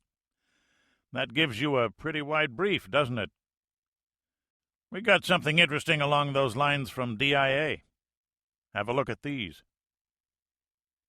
Lowe pulled a pair of 8x10 photographs from a manila envelope and handed them to Toland. They seemed to show the same parcel of land, but from slightly different angles and different times of year. In the upper left corner was a pair of isbas, the crude huts of Russian peasant life. Toland looked up. "Collective farm?" "Yeah, number 1196. A little one about 200 clicks northwest of Moscow. Tell me what's different between the two." Toland looked back at the photos. In one was a straight line of fenced gardens, perhaps an acre each. In the other he could see a new fence for 4 of the patches, and one patch whose fenced area had been roughly doubled. "A colonel, Army type, I used to work with sent me these. Thought I'd find it amusing. I grew up on a corn farm in Iowa, you see." "So Ivan's increasing the private patches for the farmers to work on their own, eh?" "Looks that way." "Hasn't been announced, has it? I haven't read anything about it." Toland didn't read the government's secret in-house publication, National Intelligence Digest, but the NSA cafeteria gossip usually covered harmless stuff like this. Intelligence types talked shop as much as any others. Lowe shook his head slightly. "Nope, and that's a little odd. It's something they should announce. The papers would call that another sure sign of the liberalization trend we've been seeing." "Just this one farm, maybe?" "As a matter of fact, they've seen the same thing at 5 other places. But we don't generally use our recon sats for this sort of thing. They got this on a slow news day, I suppose. The important stuff must have been covered by clouds." Toland nodded agreement. The reconnaissance satellites were used to evaluate Soviet grain crops, but that happened later in the year.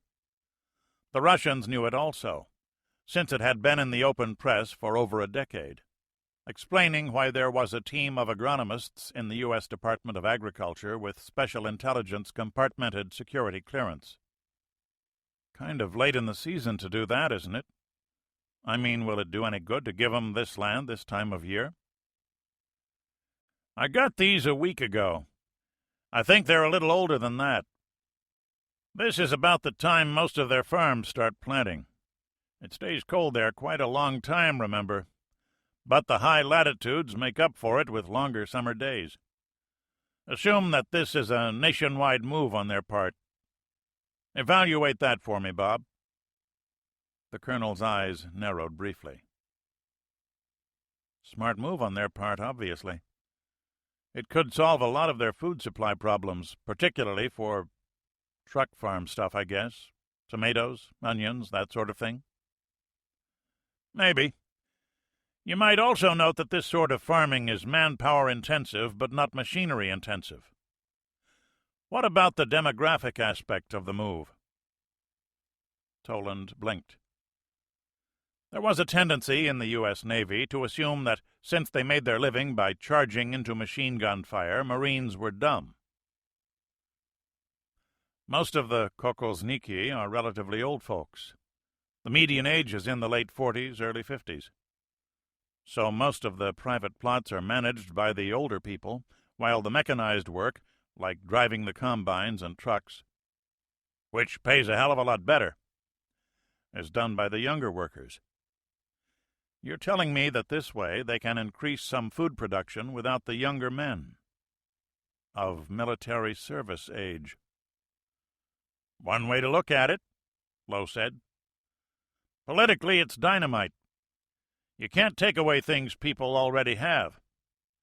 Back in the early 60s, a rumor, wasn't even true, got started to the effect that Khrushchev was going to reduce or eliminate the private plots those poor bastards get. There was hell to pay.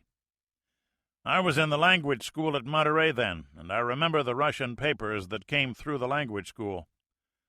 They spent weeks denying the story. Those private plots are the most productive sector of their agricultural system.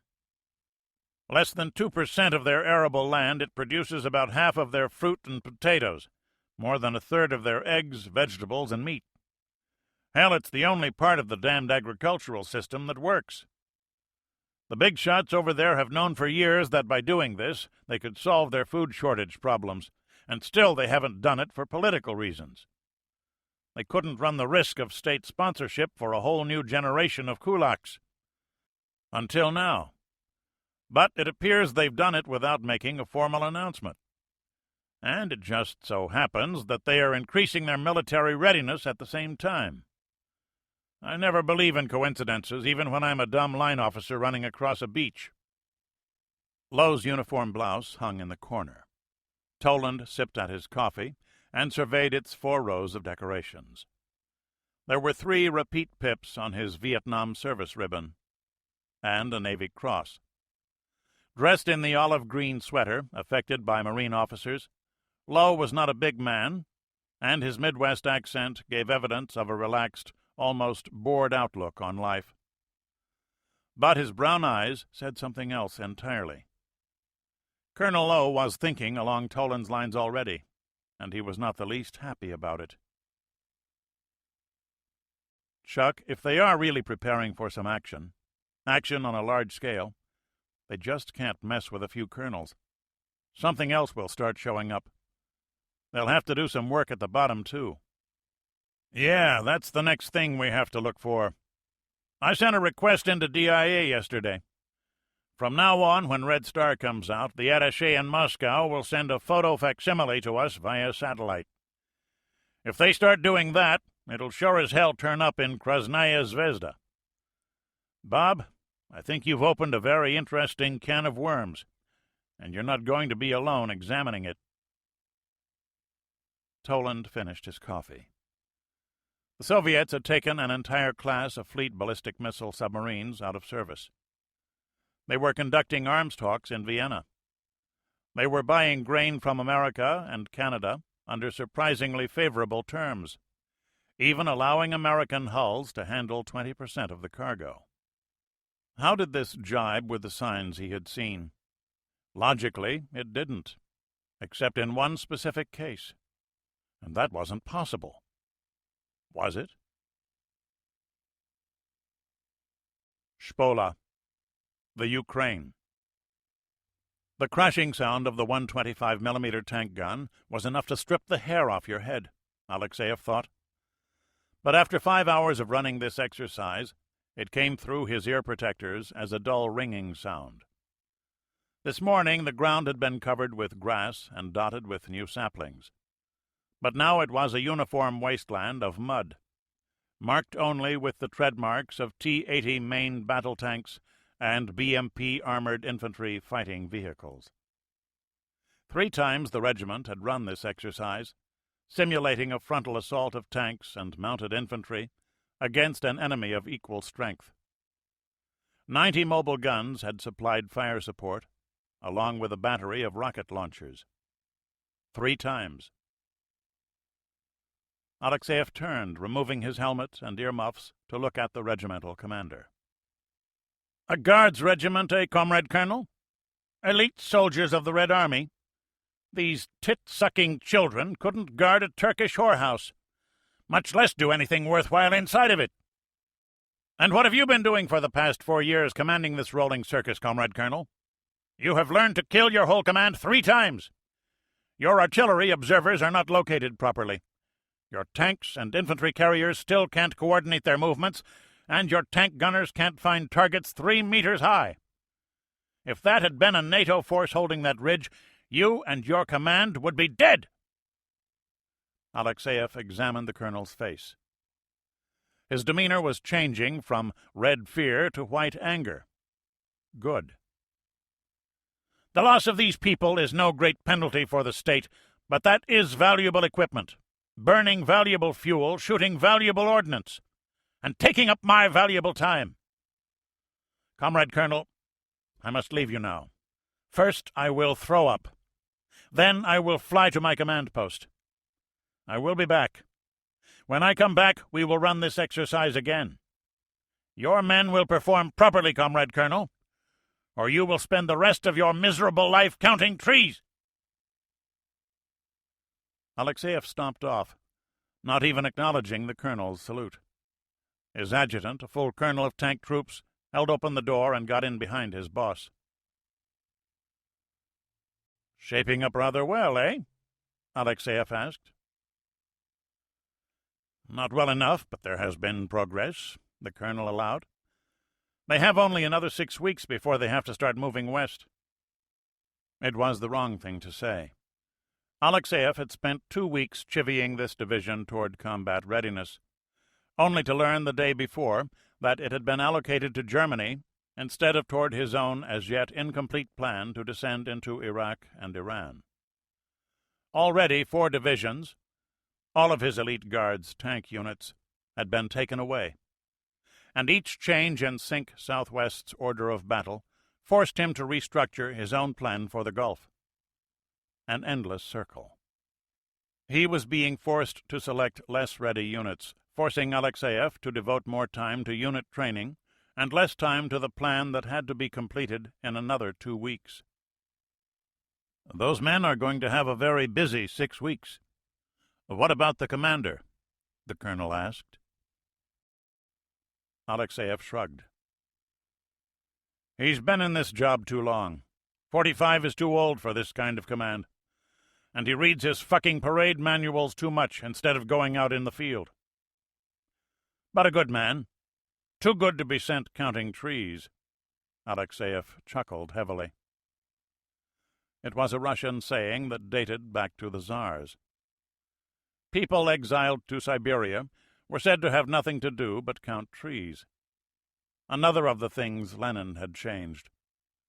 Now people in the Gulag had plenty to do. The last 2 times they did well enough to succeed, I think. This regiment will be ready, along with the whole division. USS Faris. "Bridge, sonar. We have a contact bearing 094, announced a voice on the bulkhead-mounted speaker. Commander Morris turned in his elevated swivel chair to watch his officer of the deck respond. The OOD trained his binoculars to the direction of the contact. There was nothing there. "Bearing is clear." Morris got up from his chair. "Set condition 1AS. "Aye, aye. Battle stations." The OOD acknowledged the order. The bosun's mate of the watch walked to the announcing system and blew a 3-note whistle on his bosun's pipe into the speaker. General quarters, general quarters. All hands man your battle stations for anti-submarine warfare. The alarm gong came next, and a quiet forenoon watch ended. Morris went aft, down the ladder to the Combat Information Center, or CIC. His executive officer would take the con at the bridge, allowing the captain to control the ship's weapons and sensors from her tactical nerve center. All over the ship, men were running to stations.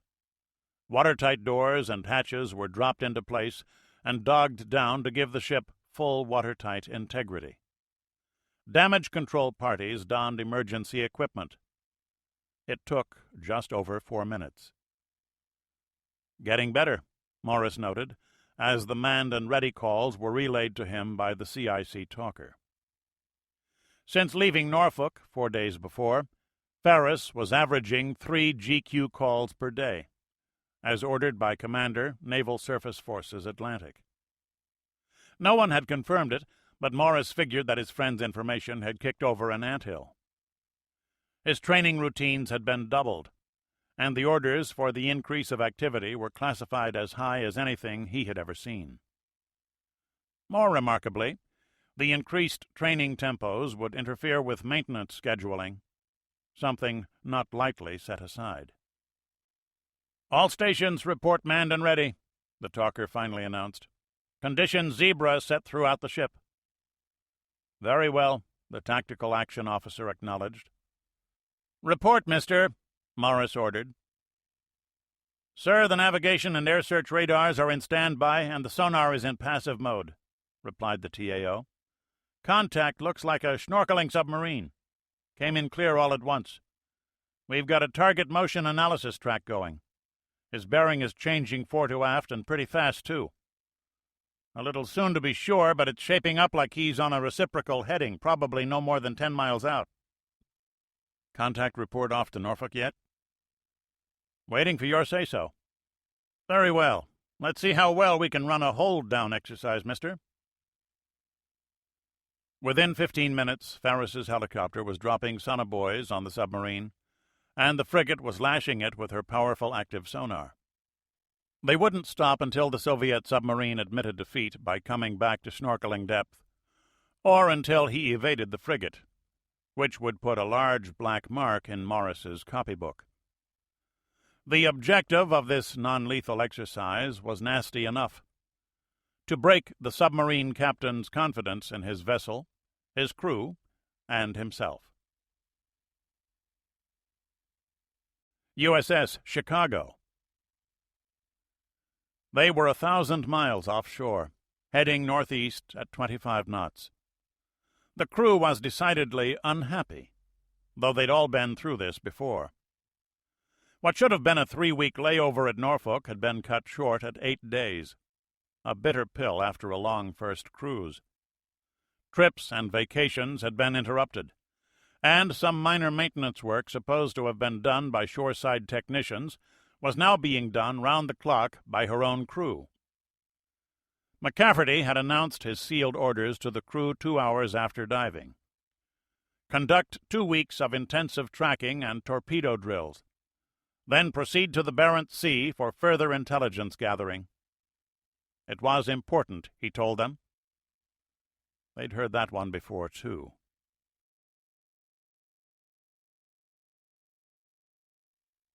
Chapter 7.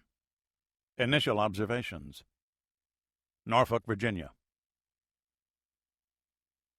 Toland hoped his uniform was properly arranged. It was 06:30 on a Wednesday morning, and he'd been up since 4 rehearsing his presentation, and cursing Sinklant for an early riser who probably wanted to get in a round of golf that afternoon.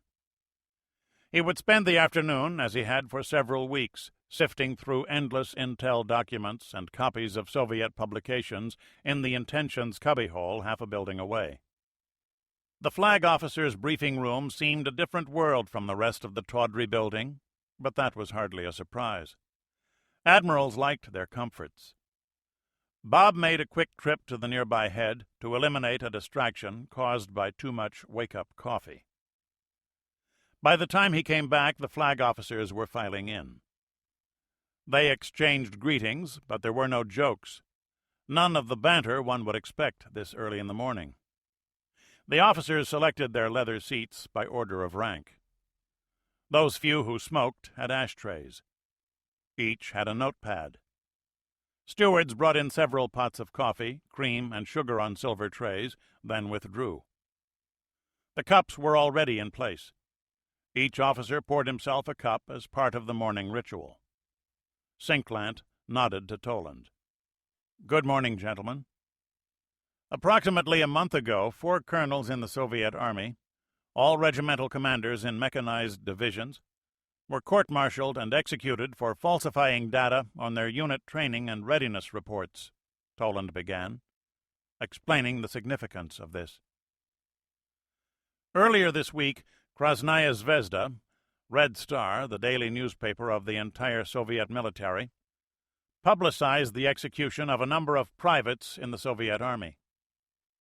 All but 2 were in the final 6 months of their enlistment period, and all were charged with disobeying the orders of their sergeants.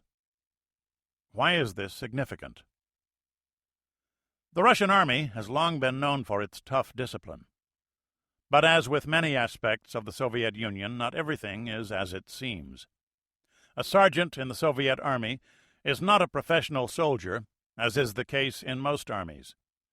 He is a conscript, just like the privates, selected early in his enlistment term for special training due to his intelligence, political reliability, or perceived leadership ability. He is sent to a tough 6-month course to make him an instant sergeant, then returned to his operational unit. In fact, he has about as little practical experience as his subordinates, and his superior knowledge of tactics and weapons use is a matter of increments rather than the more dramatic differences between sergeants and new recruits in Western forces. Because of this, the real pecking order in Soviet ground formations does not necessarily derive from rank, but from time in service. The Soviets induct their troops twice a year, in December and June. With the usual 2-year term of service, we see that there are 4 classes in any formation. The lowest class is in its first 6-month period, and the highest is in its 4th. The young men who have the actual status in a Soviet rifle company are those in their final 6-month term. They typically demand and get the best, or at least the most, food, uniforms, and work details. And they typically obviate the authority of the company NCOs. In fact, orders come directly from the officers, not the platoon and squad sergeants, and are usually carried out with little regard to what we consider conventional military discipline at the sub-officer level. As you can imagine, this places an enormous strain on the junior officers, and in many ways forces the officers to live with some things that they clearly do not and cannot like. "You're saying that their military formations operate under the principle of organized anarchy," observed the commander of Strike Fleet Atlantic. "Their Navy sure as hell doesn't." "That is true, sir. As we know, their seamen are in for 3 years instead of 2, and their situation, while similar, has many differences from that of the Soviet Army. And it would seem that this situation is ending in the Soviet Army as well, that subunit discipline is being quickly and vigorously re-established." "Just how many privates got themselves popped?" asked the general commanding 2nd Marine Division. 11, sir, listed by name and unit. That information is in your handout. Most were in their 4th class, meaning the last 6 months of their enlistment period. "Did the article you read make general conclusions?" Sinklant asked. "No, Admiral. There is an unwritten rule in Soviet publications, both military and civilian, that you can criticize but not generalize. What that means is that individual screw-ups can be identified and castigated at length. But for political reasons, it is unacceptable to make general criticisms applying to a whole institution. You see, a critique that pointed to an all-pervasive condition would ipso facto critique Soviet society as a whole, and thereby the Communist Party, which oversees every aspect of Soviet life. It is a thin, but to them a philosophically important distinction. In fact, when individual malefactors are named, the system as a whole is being criticized, but in a politically acceptable way. This article is a signal to every officer, NCO, and private soldier in the Soviet military. The times they are a-changin'. The question we've been asking over in Intentions is, why? It would appear that this is not an isolated case of changing times.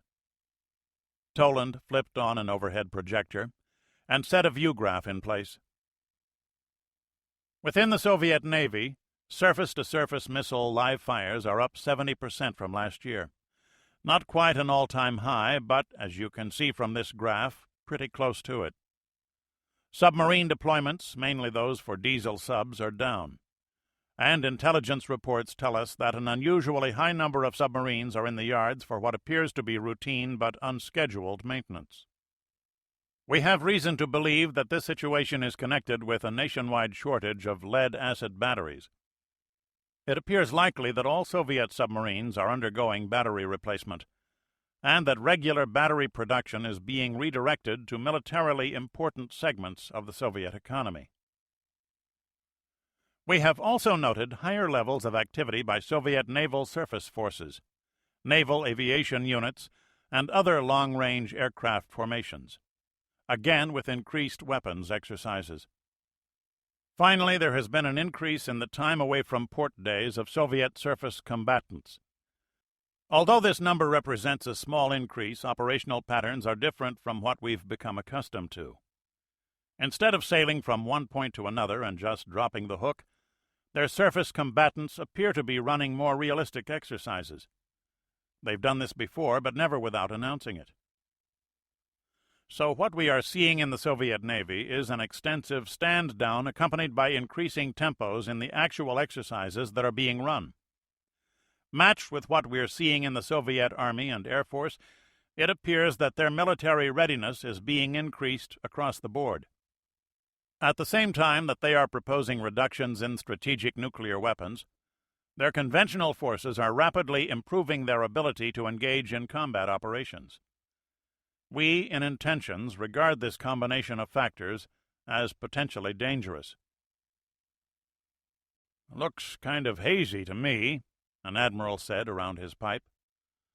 "How are we supposed to persuade somebody that this means anything?" A good question, sir. Any of these indicators taken in isolation would appear entirely logical in and of itself. What concerns us is why they are all happening at once. The problem of manpower utilization in the Soviet military has been around for generations. The problem of training norms and integrity in their officer corps is not exactly new either. What caught my interest was the battery thing. We are seeing the beginnings of what could become a major disruption within the Soviet economy. The Russians plan everything centrally in their economy, and on a political basis as well. The main factory that makes batteries is operating 3 shifts instead of the usual 2, so production is up. But supply in the civilian economy is down. In any case, Admiral, you're correct. Individually, these things mean nothing at all. It's only when taken in combination that we see anything to be concerned about. "But you're concerned," St. Clant said. "Yes, sir." "Me too, son. What else are you doing about it?" "We have an inquiry into SACEUR to notify us of anything they think is unusual in the current activities of the group of Soviet forces in Germany. The Norwegians have increased their surveillance in the Barents Sea. We're starting to get more access to satellite photography of ports and fleet bases. DIA has been informed of our data and is running its own investigation. More bits and pieces are beginning to show up." "What about CIA?" "DIA is handling that for us through their headquarters at Arlington Hall." When do their spring maneuvers begin? Cinquelant asked. Sir, the annual Warsaw Pact spring exercise, they're calling it Progress this year, is scheduled to begin in 3 weeks. There are indications that in keeping with the spirit of détente, the Soviets will invite NATO military representatives to keep an eye on things, and Western news crews as well. I'll tell you what's scary about this, Commander, Naval Surface Forces, Atlantic, grunted. All of a sudden, they've started doing what we've always asked them to do. Try selling that to the papers, Commander, Naval Forces, Atlantic, suggested.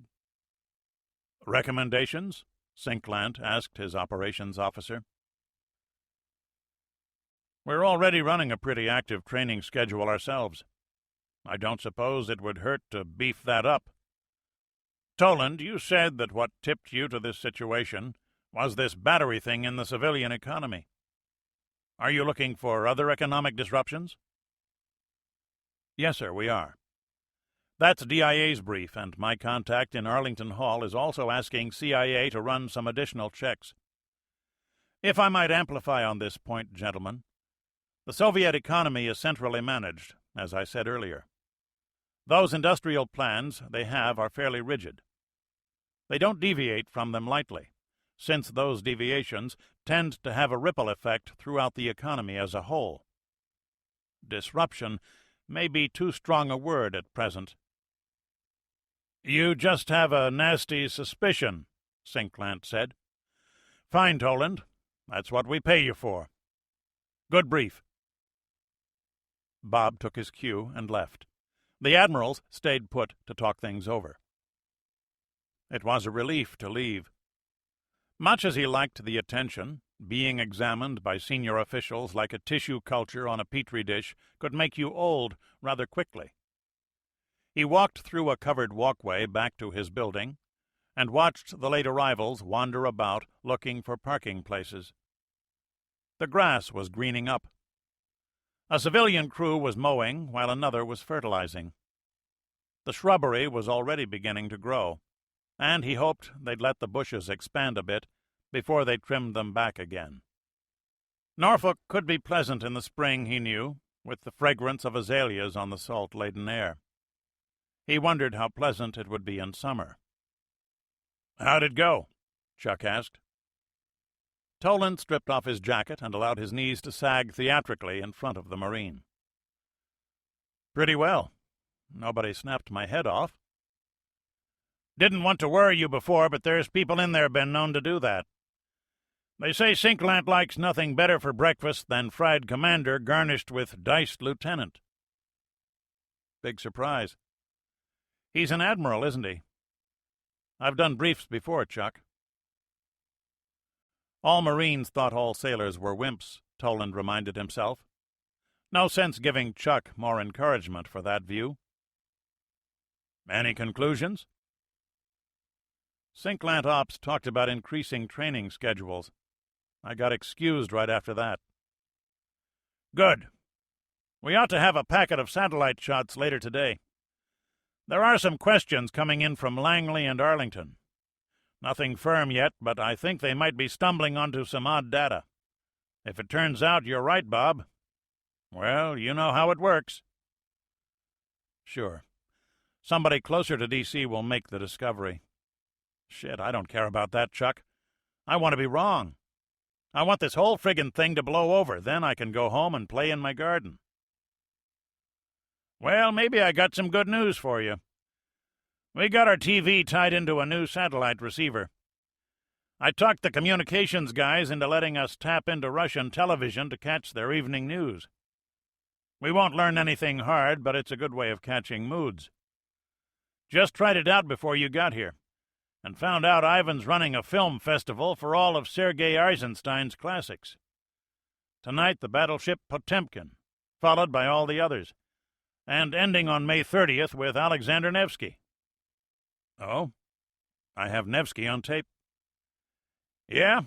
Well, they took the original negatives, flew them to EMI in London to make digitalized masters, and re-recorded the original Prokofiev score on a Dolby format. We'll be making tapes. Your machine VHS or Beta? VHS. Toland laughed. Maybe this job has a few bennies after all. So, what new stuff do we have? Lowe handed him a 6-inch file of documents. Time to get back to work. Toland settled in his chair and began sorting through the papers. Kiev, the Ukraine. Things are looking better, comrade, Alexeyev reported. Discipline in the officer corps has improved immeasurably.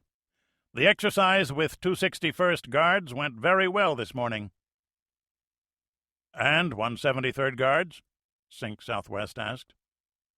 They too need further work, but they should be ready in time, Alexeyev said confidently.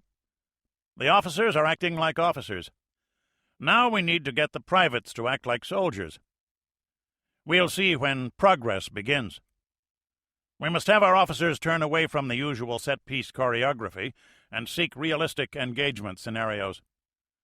We can use progress to identify leaders who cannot adapt to a real combat environment and replace them with younger men who can. He sat down opposite his commander's desk.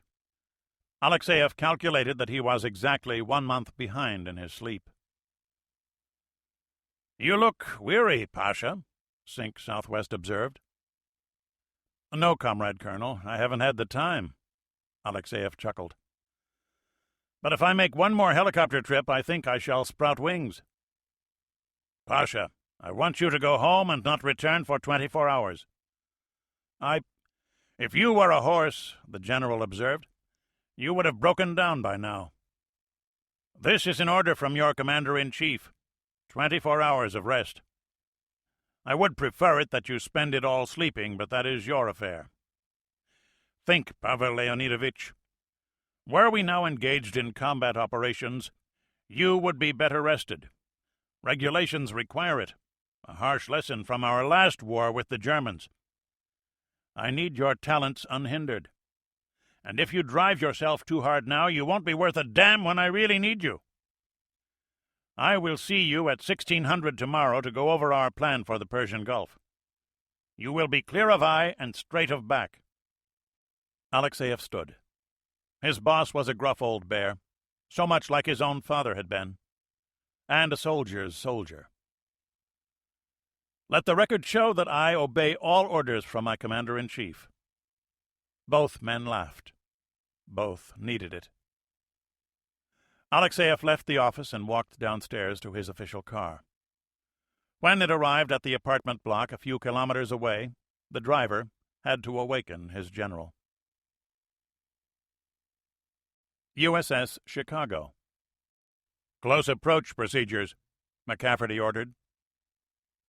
McCafferty had been tracking a surface ship for 2 hours, ever since his sonarman had detected her at a range of 44 miles. The approach was being made on sonar only, and, under the captain's orders, sonar had not told the fire control party what they were tracking. For the time being, every surface contact was being treated as a hostile warship. Range 500 yards, the executive officer reported. Bearing 142, speed 18 knots, course 261. Up scope, McCafferty ordered. The attack periscope slid up from its well on the starboard side of the pedestal. A quartermaster's mate got behind the instrument, dropped the handles in place, and trained it to the proper bearing. The captain sighted the crosshairs on the target's bow. Bearing. Mark. The quartermaster squeezed the button on the pickle, transmitting the bearing to the MK-117 fire control computer. Angle on the bow, starboard 20. The fire control technician punched the data into the computer. The microchips rapidly computed distances and angles. Solution set. Ready for tubes 3 and 4. Okay. McCafferty stepped back from the periscope and looked over at the exec. You want to see what we killed? Damn! The executive officer laughed and lowered the periscope. Move over, Otto Kretschmer. McCafferty picked up the microphone which went to speakers throughout the submarine. "This is the captain speaking. We just completed the tracking exercise. For anyone who's interested, the ship we just killed is the Universe Ireland, 340,000 tons worth of ultra-large crude carrier. That is all." He put the mic back in its cradle. "XO, critique?" "It was too easy, Skipper," the executive officer said. "His speed and course were constant. We might have shaved 4 or 5 minutes on the target motion analysis right after we acquired him, but we were looking for a zigzag instead of a constant course. For my money, it's better to proceed like that on a slow target. I'd say we have things going pretty well." McCafferty nodded agreement. A high-speed target like a destroyer might well head directly for them. The slow ones would probably be altering course constantly under wartime conditions. "We're getting there." The captain looked over to his fire control party. "That was well done. Let's keep it that way."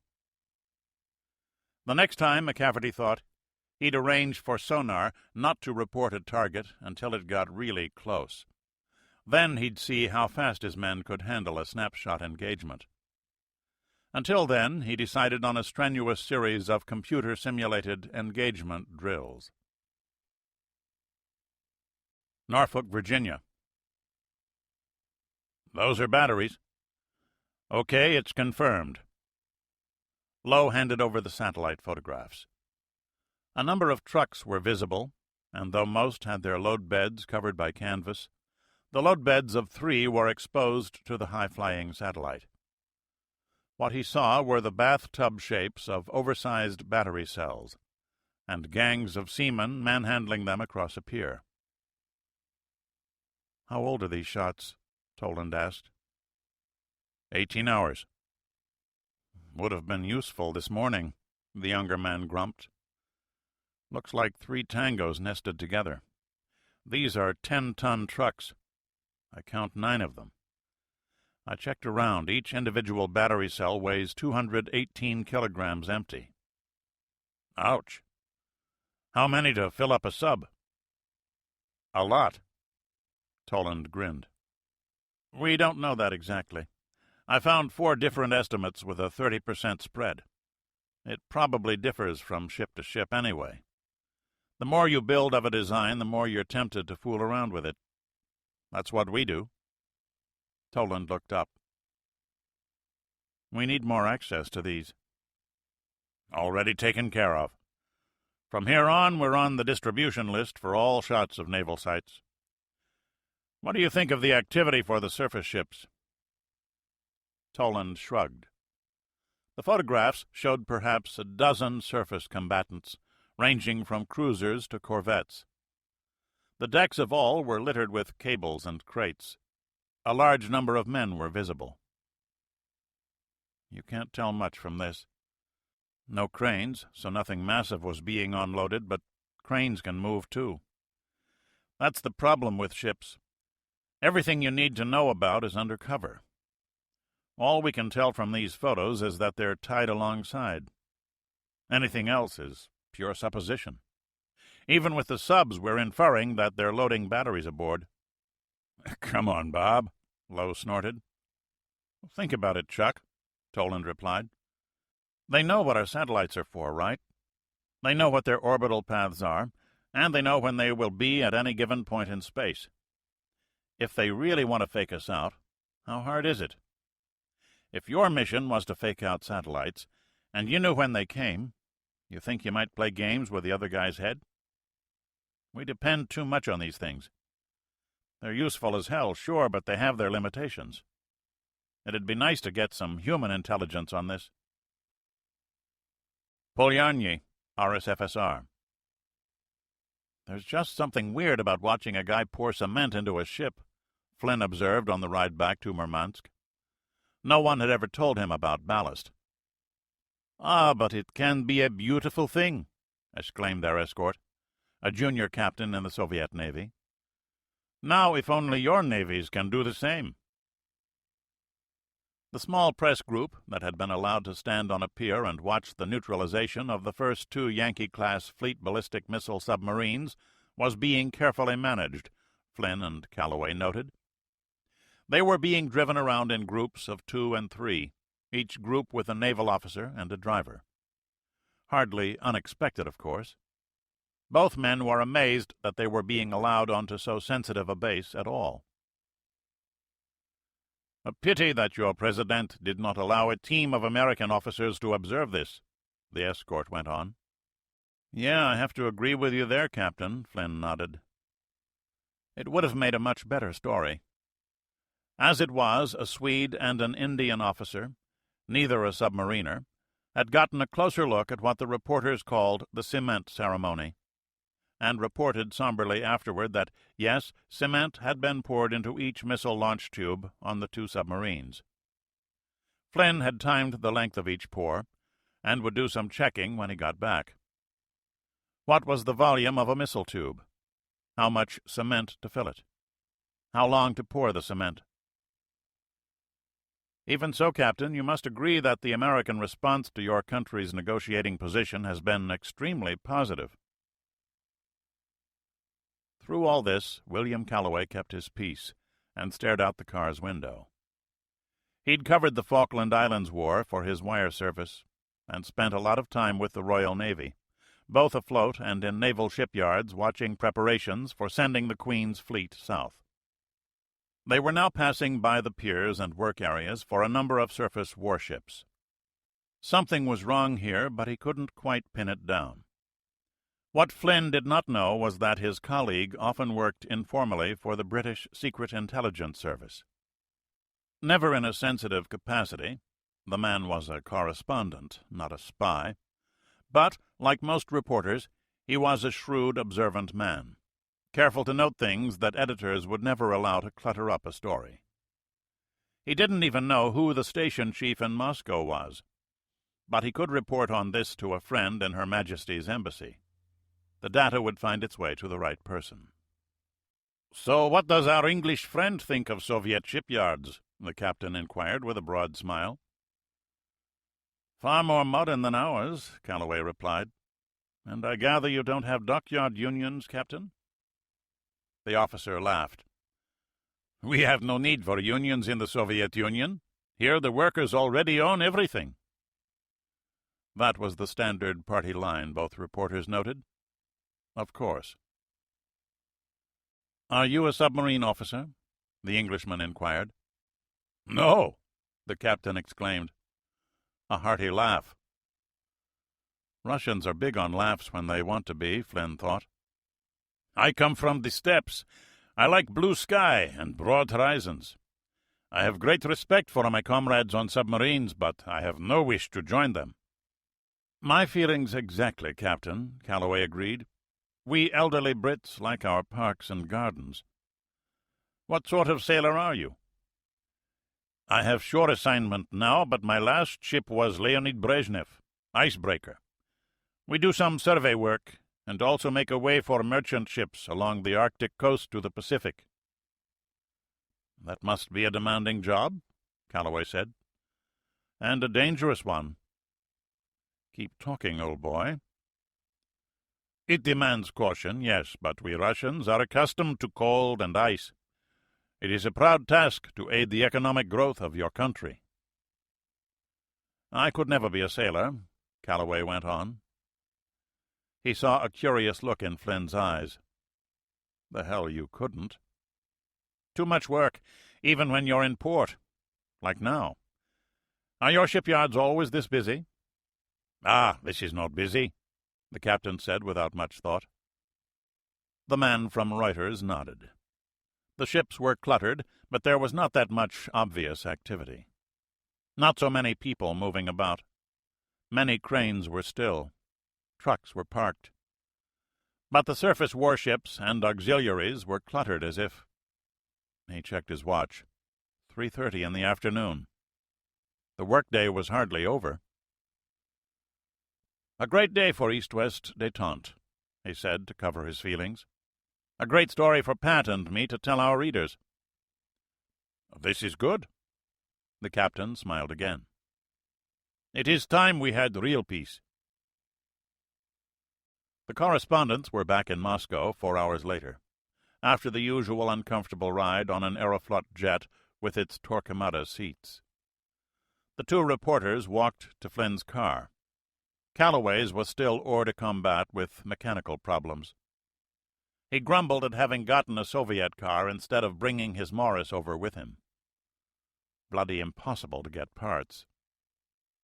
"A good story today, Patrick?" "You bet, but I wish we'd been able to snap a picture or two." They were promised Sov photo shots of the cement ceremony. "What did you think of the shipyard?" "Big enough. I spent a day at Norfolk once. They all look alike to me." Calloway nodded thoughtfully. Shipyards do look alike, he thought. But why did Polyarny seem strange? His suspicious reporter's mind? The constant question. What is he, she, it hiding? But the Soviets had never allowed him on a naval base, and this was his third tour in Moscow. He'd been to Murmansk before. Once he'd spoken with the mayor and asked how the naval personnel affected his administration of the city. There were always uniforms visible on the street.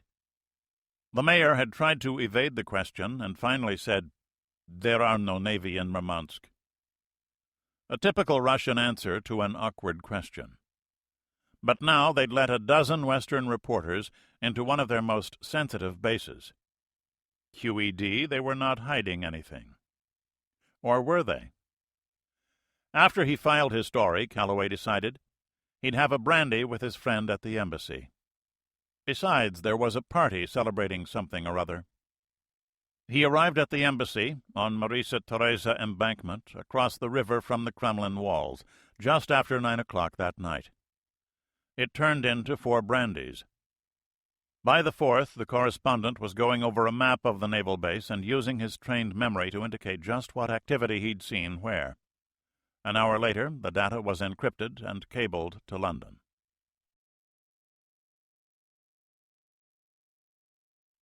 Chapter 8. Further Observations. Grassau, German Democratic Republic. The TV news crew was having a great time. It had been years since they'd been allowed to film a Soviet military unit in action, and the entertainment value of the mistakes they saw gave plenty of spice for a piece on the NBC Nightly News. As they watched, a tank battalion was stalled at a crossroads on Highway 101, 50 kilometers south of Berlin. They'd taken a wrong turn somewhere, and the battalion commander was screaming at his subordinates. After 2 minutes of that, a captain stepped forward and made a few gestures at the map. A major was banished from the scene, as the younger man apparently solved the problem. The camera followed the dejected major into a staff car, which drove north along the main road. 5 minutes later, the battalion was mounted and rolling. The news crew took its time reloading its equipment into their carryall, and the chief reporter took the time to walk over to a French officer who had also observed the procedure. The Frenchman was a member of the Joint Military Liaison Group, a convenient leftover of the Second World War which enabled both sides to spy on each other. A lean, poker-faced man, he wore paratroopers' wings and smoked Gauloises. He was an intelligence officer, of course. "What do you make of this, Major?" the NBC reporter asked. "They made a mistake 4 kilometers back. They should have turned left, but didn't." A Gallic shrug. "Not very impressive performance for the Russians, is it?" The reporter laughed. The Frenchman was more thoughtful. "Did you notice that they had a German officer with them?" The reporter had noticed the different uniform, but not realized its significance. "Oh, is that what he was? Why didn't they ask him for help?" "Yes," the French major answered. He didn't say that this was the 4th time he had seen a Soviet officer refrain from asking assistance from his East German guide, and all in the last 2 days. To have Soviet units get lost was an old story. The Russians used a different alphabet in addition to the different language. That made it easy to make navigational errors, and the Soviets always had DDR officers along to help them find their way around. Until now. He flicked his cigarette onto the road. "What else did you notice, monsieur?" "The colonel was pretty mad at that major. Then a captain, I think, showed him the mistake, I guess, and how to correct it." "How long?" "Less than 5 minutes after they stopped." "Very good." The Frenchman smiled. The major was heading back to Berlin, and that battalion had a new operations officer now. The smile disappeared. "Looks pretty dumb to get lost like that, doesn't it?" The Frenchman got back into his car to follow the Russians. "Have you ever gotten lost in a foreign country, monsieur?"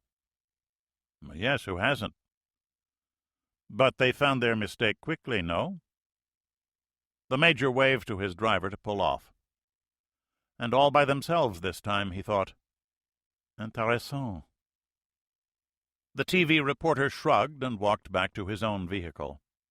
He followed the last tank in line, annoyed that they were moving at only 30 kilometers per hour.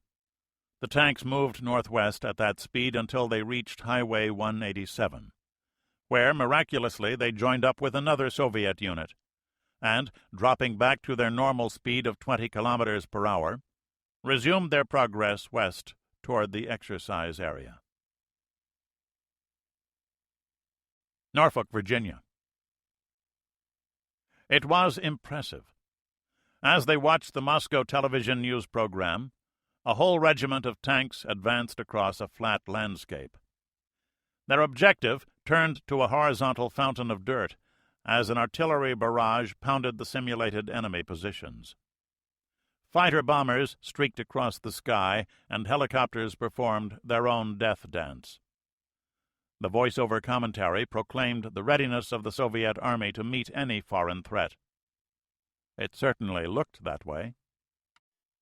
The next 5-minute segment concerned the Vienna arms talks.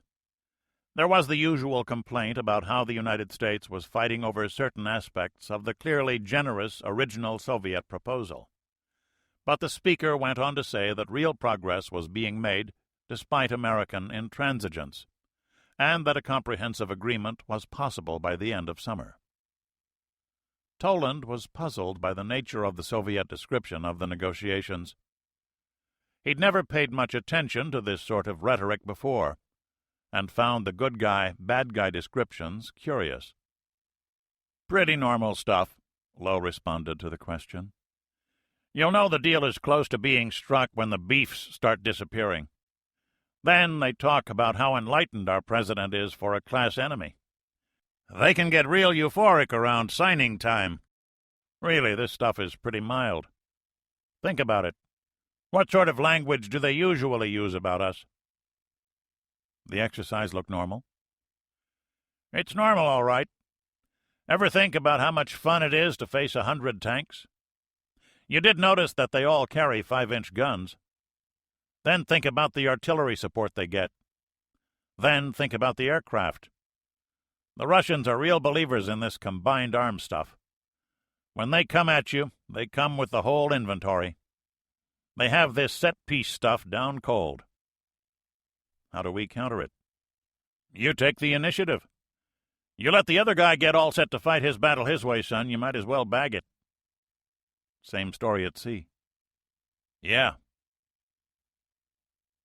Kiev, the Ukraine. Alexeyev atypically poured himself a cup of tea at the corner table before approaching his commander's desk. When he walked over, his grin was a meter wide. "Comrade General, progress goes well." "So I can see, Pavel Leonidovich." "I would never have believed it. The improvement in our officer corps is extraordinary. The dead wood is being disposed of, and those men whom we've moved up to new posts are eager and capable." "So, shooting those 4 colonels has worked?" Sink Southwest noted sardonically. He'd run the first 2 days of the exercise from his command headquarters and yearned to get into the field where the real action was. But that was not a theater commander's job. Alexeyev was his best set of eyes for what was really happening. A hard choice, but a good one. The results speak for themselves. The edge came off the younger man's enthusiasm. His conscience still remembered that. The problem with hard decisions, he learned, was not making them, but learning to live with the consequences, however necessary. He set the thought aside yet again. With 2 more weeks of intensive exercises, the Red Army will be ready. We can do it. We can defeat NATO. We don't have to fight NATO, Pasha. Then Allah help the Arabs, Alexeyev said. Allah help us. West gets another of our tank divisions. The general held up a dispatch. The one you were with today, in fact. I wonder how he has been doing. My spies tell me quite well. And you have joined the KGB, Pasha? A classmate of mine is on Sync West's staff. They, too, have adopted a policy for eliminating incompetence. I have seen the benefits. A new man in a posting has much better incentive to do his job properly than one for whom it has become routine. Except at the top, of course. Commander-in-Chief West is one man I never expected to defend, but everything I've been told leads me to believe he's getting his forces ready in the same way as we. Things must indeed be improved if you are this magnanimous. They are, comrade. Another tank division lost to Germany. Well, he needs it more than we. I tell you, we will sweep the Arabs aside like dirt on a smooth tile floor. In truth, we always could. There are not so many of them, and if these Arabs are like the Libyans I saw 3 years ago, these have no mountains to hide in. This is not Afghanistan. Our mission is to conquer, not to pacify. This we can do. I estimate 2 weeks. The only problem I foresee is the destruction of the oil fields. They can use scorched earth as a defense, just as we have, and that will be difficult for us to prevent, even with paratroops. Still and all, our objective is achievable. Our men will be ready.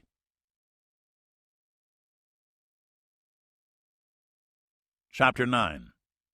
A Final Look. Norfolk, Virginia.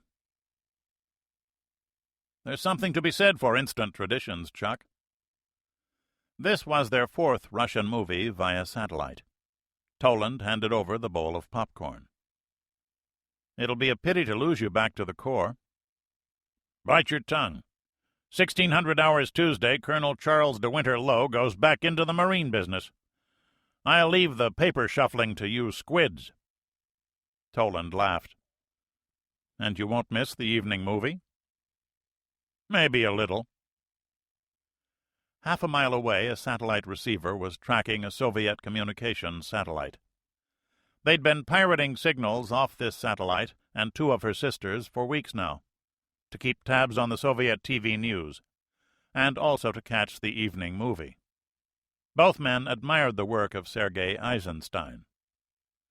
And Alexander Nevsky was his masterwork. Toland popped open a can of Coke. I wonder how Ivan would react to a John Ford Western. Somehow I get the feeling that Comrade Eisenstein might have been exposed to 1 or 2. Yeah, the Duke would have fit in pretty good here. Or better yet, Errol Flynn. You heading home tonight? Right after the movie. God, a 4-day weekend off. Can I stand the strain? The titles showed a new frame, different from the one on his personal tape of the movie back home. The original soundtrack dialogue had been retained and cleaned up somewhat, but the music had been redone by the Moscow State Symphony and Chorus. They did true justice to Prokofiev's evocative score. The film began with a view of the Russian steppes, Toland wondered. Or was that supposed to be the southern part of the country? Anyway, it showed rolling grassland littered with bones and weapons from an old battle against the Mongols. The Yellow Peril, still a Russian bugaboo. The Soviet Union had absorbed a lot of Mongols, but now the Chinese had nuclear weapons and the world's largest army. "The print is terrific," Lowe observed. "Hell of a lot better than my tape," Toland agreed. A pair of VHS machines was recording this, though the Navy wasn't supplying the tapes. Each officer had bought one himself. Clancy Inspector General had an evil reputation. All this happened pretty close to the Baltic coast, Toland reminded himself. The introduction of the main character was made through a song, as he was evidently out directing some men with a fishing net. A good socialist introduction, the officers agreed. The hero outdoing manual labor. A brief verbal confrontation with the Mongols, then a musing about which danger to Russian integrity was greater, the German or the Mongol. "Jesus, you know they still think that way," Toland chuckled. "The more things change." Lowe popped open his own Coke. "I kind of wonder about this guy, though. When he went back into the water after the net, he ran like a girl, what with his arms flying all over." "You should try running in knee-deep water," the Marine growled. And the scene shifted to the German danger. "A bunch of out-of-work nights, just like the Crusades. Hell, just like Indian movies from the 30s. Chopping people up, throwing babies into the fire." "You suppose they really did things like that?" "Ever hear of a place called Auschwitz, Bob?" Lowe inquired.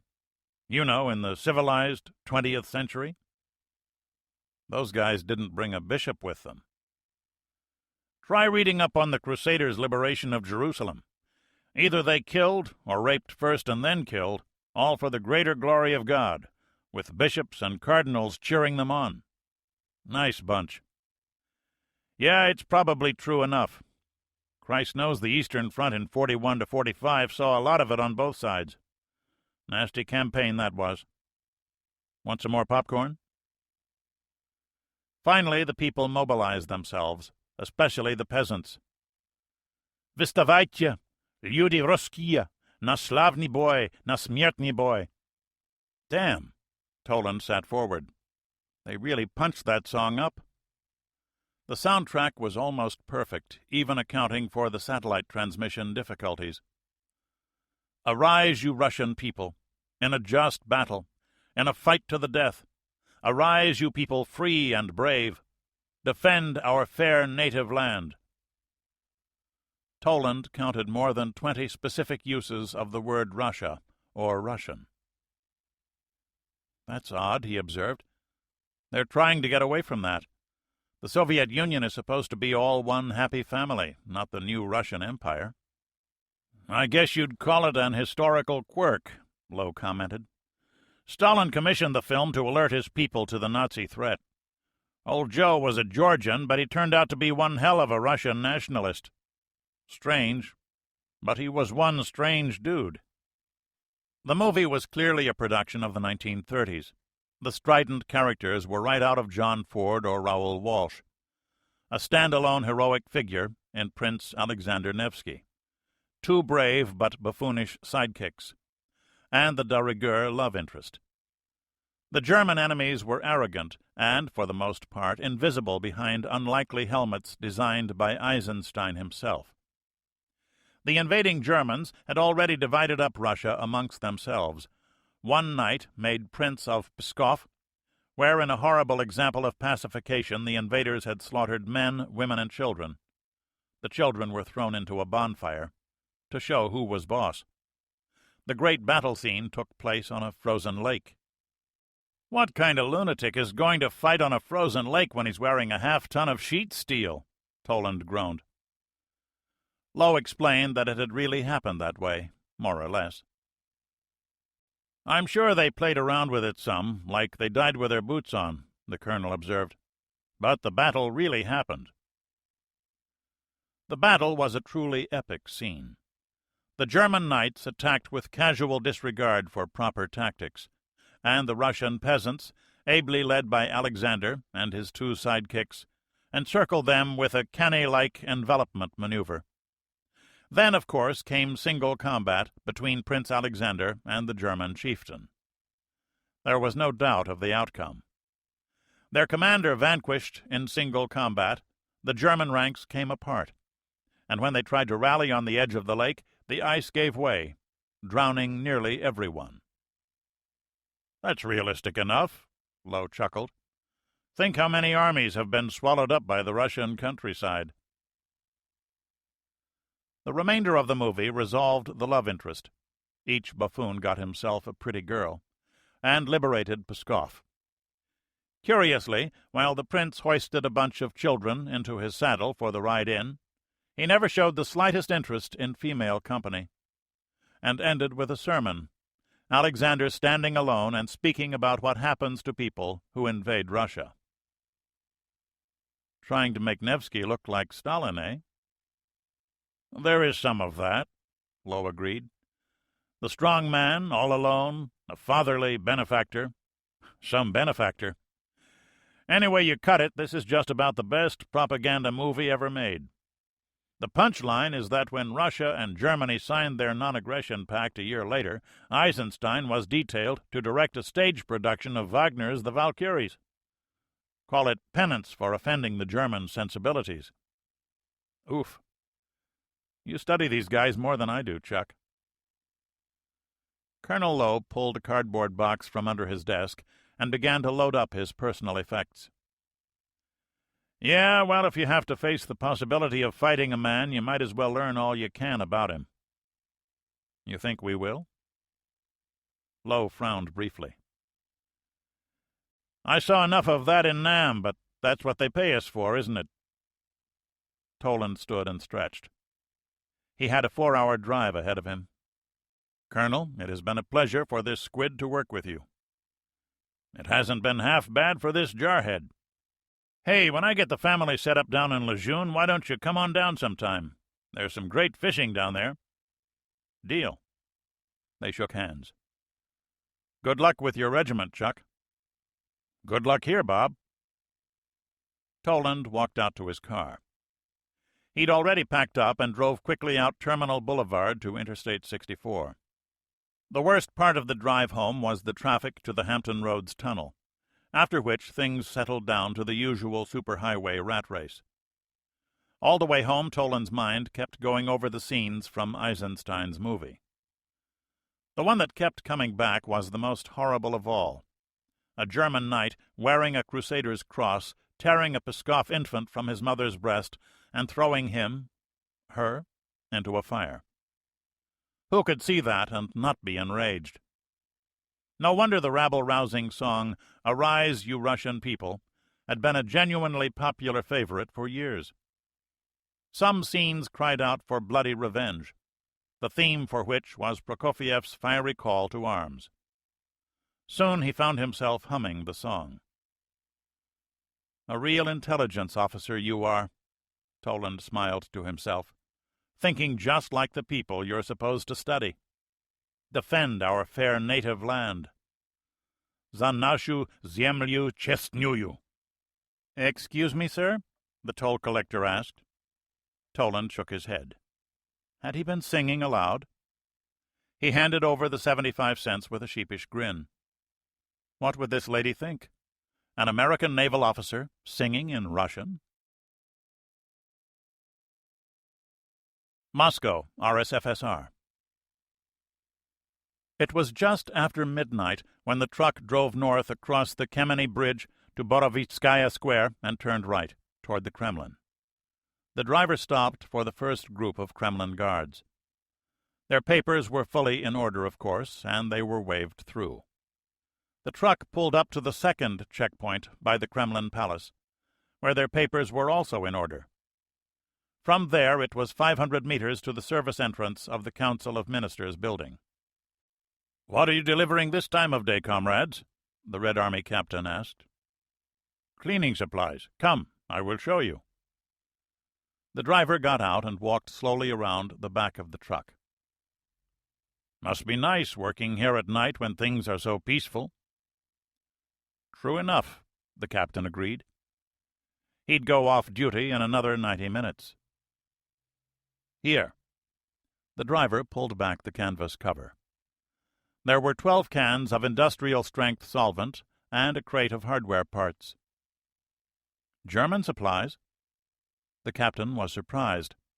He'd been on Kremlin duty for only 2 weeks. Da, the Krauts make very efficient cleaning machinery, and the Vlasti make use of it. This is carpet cleaning fluid. This is for lavatory walls. This one here is for windows. The crate. I will open it. The lid came off easily since the nails had already been loosened. As you see, Comrade Captain, parts for some of the machines. He smirked. Even German machines break. Open one of the cans, the captain ordered. Sure, but you won't like the smell. Which one do you want opened? The driver picked up a small pry bar. That one. The captain pointed to a can of bathroom cleaner. The driver laughed. The worst smelling of all. Stand back, comrade. We don't want to splash this slop on your clean uniform. The captain was new enough on the job that he scrupulously did not step back. Good, the driver thought. He worked the pry bar under the can's lid, twisted, and popped his free hand down on the end.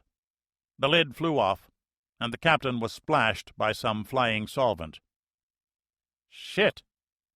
It did smell bad. I warned you, Comrade Captain. What is this garbage?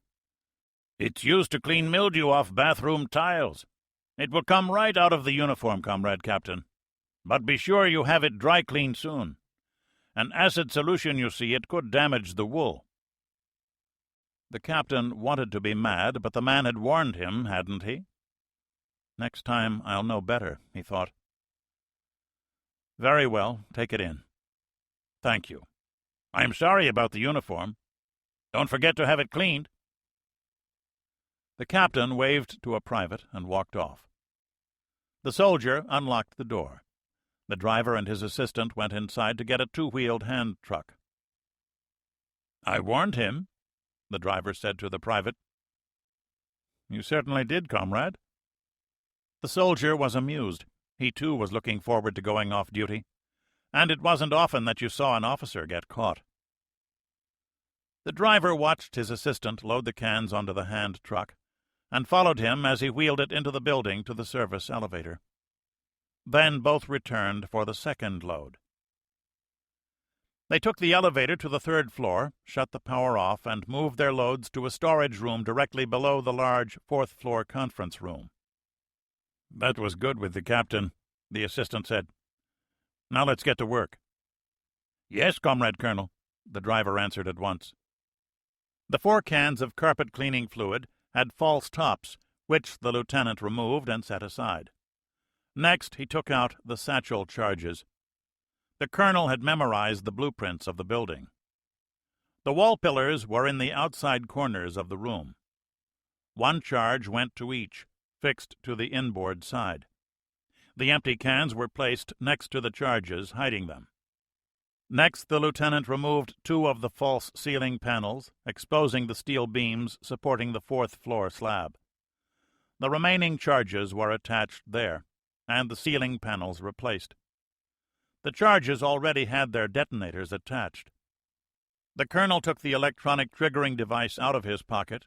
He checked his watch and waited for 3 minutes before pressing the button to activate the timers. The bombs would explode in exactly 8 hours. The colonel watched the lieutenant tidy up, then wheeled the hand truck back to the elevator. 2 minutes later, they left the building. The captain was back. Comrade, he said to the driver, you shouldn't let this old one do all the heavy work. Show some respect. You are kind, Comrade Captain. The colonel smiled crookedly and pulled a half-liter bottle of vodka from his pocket. Drink? The captain's solicitous attitude ended abruptly. A worker drinking on duty in the Kremlin. Move along. Good day, comrade. The driver got into the truck and drove off. They had to pass through the same security checkpoints, but their papers were still in order. After leaving the Kremlin, the truck turned north on Marxa Prospect and followed it all the way to the KGB headquarters building at 2 Dzerzhinsky Square. Crofton, Maryland. Where are the kids? Asleep. Martha Toland hugged her husband. She was wearing something filmy and attractive. I had them out swimming all day, and they just couldn't stay awake. An impish smile. He remembered the first such smile, on Sunset Beach, Oahu, she with a surfboard and a skimpy swimsuit. She still loved the water, and the bikini still fit. Why do I sense a plan here? Probably because you're a nasty, suspicious spook. Marty walked into the kitchen and came out with a bottle of Lancer's Rosé and 2 chilled glasses. Now, why don't you take a nice hot shower and unwind a bit? When you're finished, we can relax. It sounded awfully good. What followed was even better. Chapter 10. Remember, Remember. Crofton, Maryland. Toland woke to hear his phone ringing in the dark. He was still dopey from the drive up from Norfolk and the wine. It took a ring or two for him to react properly. His first considered action was to check the display on the clock radio. 2:11. 2 in the fucking morning, he thought, sure that the ringing was caused by a prank or a wrong number. He lifted the receiver. "Hello," he said gruffly. "Lieutenant Commander Toland, please." Uh-oh. "Speaking." "This is the Sinklant Intel Watch Officer," the disembodied voice said. "You are ordered to return to your duty station at once. Please acknowledge the order, Commander." "Back to Norfolk right away. Understood." Wholly on instinct, Bob rotated himself in the bed to a sitting position, his bare feet on the floor. "Very well, Commander." The phone clicked off. "What is it, honey?" Marty asked. "They need me back at Norfolk." "When?" "Now." That woke her up. Martha Toland bolted upright in the bed. The covers spilled off her chest, and the moonlight through the window gave her skin a pale, ethereal glow. "But you just got here." "Don't I know it?" Bob stood and walked awkwardly toward the bathroom. He had to shower and drink some coffee if he had any hope of reaching Norfolk alive. When he returned 10 minutes later, lathering his face, he saw that his wife had clicked on the bedroom TV to cable network news. "Bob, you better listen to this." "This is Rich Sudler coming to you live from the Kremlin," said a reporter in a blue blazer.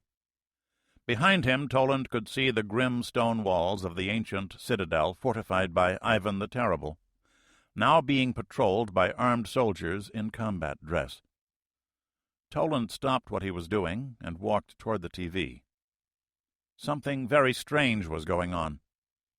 A full company of armed troops in the Kremlin could mean many things, all of them bad.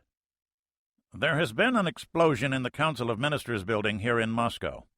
At approximately 9:30 this morning, Moscow time, while I was taping a report not half a mile away, we were surprised to hear a sharp sound coming from the new glass and steel structure, and—" "Rich, this is Diana McGee at the anchor desk." The image of Sudler and the Kremlin retreated to a corner of the screen as the director inserted the attractive black anchor person who ran the night desk for CNN. "I presume that you had some Soviet security personnel with you at the time. How did they react?" "Well, Diana, we can show you that if you can hold a minute for my technicians to set up that tape. He pressed the earphone tight into his ear. "Okay, coming up now, Diana." The tape cut off the live picture, filling the entire screen. It was on a pause setting, with Sudler frozen in the middle of a gesture to something or other. Probably the part of the wall where they buried important communists, Toland thought. The tape began to roll. Simultaneously, Sudler flinched and spun around as a thundering report echoed across the expanse of the square. By professional instinct, the cameraman turned at once to the source of the sound, and after a moment's wobble, the lens settled in on a ball of dust and smoke expanding up and away from the strangely modern building in the Kremlin's otherwise Slavic Rococo complex. A second later, the zoom lens darted in on the scene. Fully 3 floors of the building had been stripped of their glass curtain wall, and the camera followed a large conference table as it fell down off one floor slab that seemed to be dangling from a half-dozen reinforcing rods. The camera went down to street level, where there was one obvious body, and perhaps another, along with a collection of automobiles crushed by debris. In seconds, the whole square was filled with running men in uniform and the first of many official cars. A blurred figure that could only be a man in uniform suddenly blocked the camera lens. The tape stopped at that point, and Rich Sudler came back into the screen with a live caption in the lower left corner. Now, at that point, the militia captain who had been escorting us — the militia is the Soviet equivalent of, like a U.S. state police force — he made us stop taping and confiscated our tape cassette. We weren't allowed to tape the fire trucks or the several hundred armed troops who arrived and are now guarding the whole area. But the tape was just returned to us, and we are able to give you this live picture of the building, now that the fires have been put out. In fairness, I really can't say that I blame him. Things were pretty wild there for a few minutes. Were you threatened in any way, Rich? I mean, did they act as though they thought you— Sudler's head shook emphatically. Not at all, Diana. In fact, more than anything, they seemed concerned for our safety. In addition to the militia captain, we have a squad of Red Army infantrymen with us now, and their officer was very careful to say that he was here to protect us, not to threaten us. We were not allowed to approach the site of the incident, and of course we were not allowed to leave the area. But we wouldn't have anyway. The tape was just returned to us a few minutes ago, and we were informed that we'd be allowed to make this live broadcast. The camera shifted to the building. As you can see, there are roughly 500 fire, police, and military personnel still here, sorting through the wreckage and looking for additional bodies. And just to our right is a Soviet TV news crew, doing the same thing we are. Toland examined the television picture closely. The one body he could see looked awfully small. He wrote it off to distance and perspective. Diana, what we seem to have here is the first major terrorist incident in the history of the Soviet Union. Since the bastards set themselves up, Toland snorted. We know for certain, at least we've been told, that a bomb was detonated in the Council of Ministers building. They're certain it was a bomb, not some kind of accident. And we know for sure that 3, possibly more people were killed, and perhaps as many as 40 or 50 wounded. Now, the really interesting thing about this is that the Politburo had been scheduled to hold a meeting here at about that time. Holy shit. Toland set the aerosol can on the night table, one hand still covered in shaving cream. Can you tell us if any of them were among the dead or wounded? Diana asked at once. No, Diana. You see, we're more than a quarter of a mile away, and the senior Kremlin officials arrive by car. When they do, that is, they come in from the other side of the fortress, through another gate. So we never even knew that they were here. But the militia captain with our team did, and he kind of blurted it out. His exact words were, "My God, the Politburo's in there." Rich, can you tell us what the reaction in Moscow has been like? It's still pretty hard for us to gauge, Diana, since we've been right here covering the story as it unfolds. The Kremlin Guard's reaction is just what you might imagine. Just like American Secret Service people would react, I suppose. A mixture of horror and rage. But I want to make it clear that that rage is not being directed against anyone. Certainly not against Americans. I told the militia officer who's been with us that I was in the U.S. Capitol building when the Weatherman's bomb was set off back in 1970. And he replied rather disgustedly that communism was indeed catching up with capitalism. That the Soviet Union was growing a bumper crop of hooligans. It's a measure of how seriously they're taking this that a Soviet police officer would comment so openly on a subject that they're not all that willing to discuss normally. So if I had to pick one word to describe the reaction here, that word would be shock. So, to summarize what we know to this point, there has been a bombing incident within the Kremlin walls, possibly an attempt to eliminate the Soviet Politburo, though I must emphasize we are not certain of that. We have had it confirmed by police at the scene that at least 3 people are dead, with 40 or so other wounded, those wounded being evacuated to nearby hospitals. We will be reporting throughout the day as more information becomes available. This is Rich Sudler, CNN, coming to you live from the Kremlin. The scene shifted back to the anchor desk. And there you have it. Another exclusive report from Cable Network News. Diana, the anchor person, smiled, and the screen faded again, this time to a commercial for light beer from Miller. Marty stood up and put on a robe. I'll get the coffee going. Holy shit, Toland said again. He took longer than usual to shave, nicking himself twice as he kept looking in the mirror at his own eyes rather than his jawline. He dressed quickly, then looked in on his sleeping children. He decided against waking them. 40 minutes later, he was in his car heading south, down US 301, with his windows open, allowing cool night air to wash over him, and the car radio tuned to an all-news station. It was clear enough what was happening in the U.S. military. A bomb had been set off, probably a bomb in the Kremlin. Toland reminded himself that reporters hard up against deadlines, or TV types trying to score an instant scoop, often did not have the time to check things out. Maybe it was a gas main. Did Moscow have gas mains? If it were a bomb, he was sure the Soviets would instinctively think that the West had something to do with it, regardless of what that Sudler fellow thought, and go to higher alert status. The West would automatically do the same in anticipation of possible Soviet action. Nothing too obvious, nothing to provoke them further, mainly an exercise conducted by intelligence and surveillance types. The Soviets would understand that. That's how the game was played. More from their side than from ours, Toland reflected, remembering assassination attempts against American presidents. What if they really do think? Toland wondered. No, he decided. They had to know that no one was that crazy. Didn't they? Norfolk, Virginia. He drove for another 3 hours, wishing that he'd drunk more coffee and less wine, and listening to his car radio to stay awake. He arrived just after 7, the normal beginning of the day's work. He was surprised to find Colonel Lowe at his desk.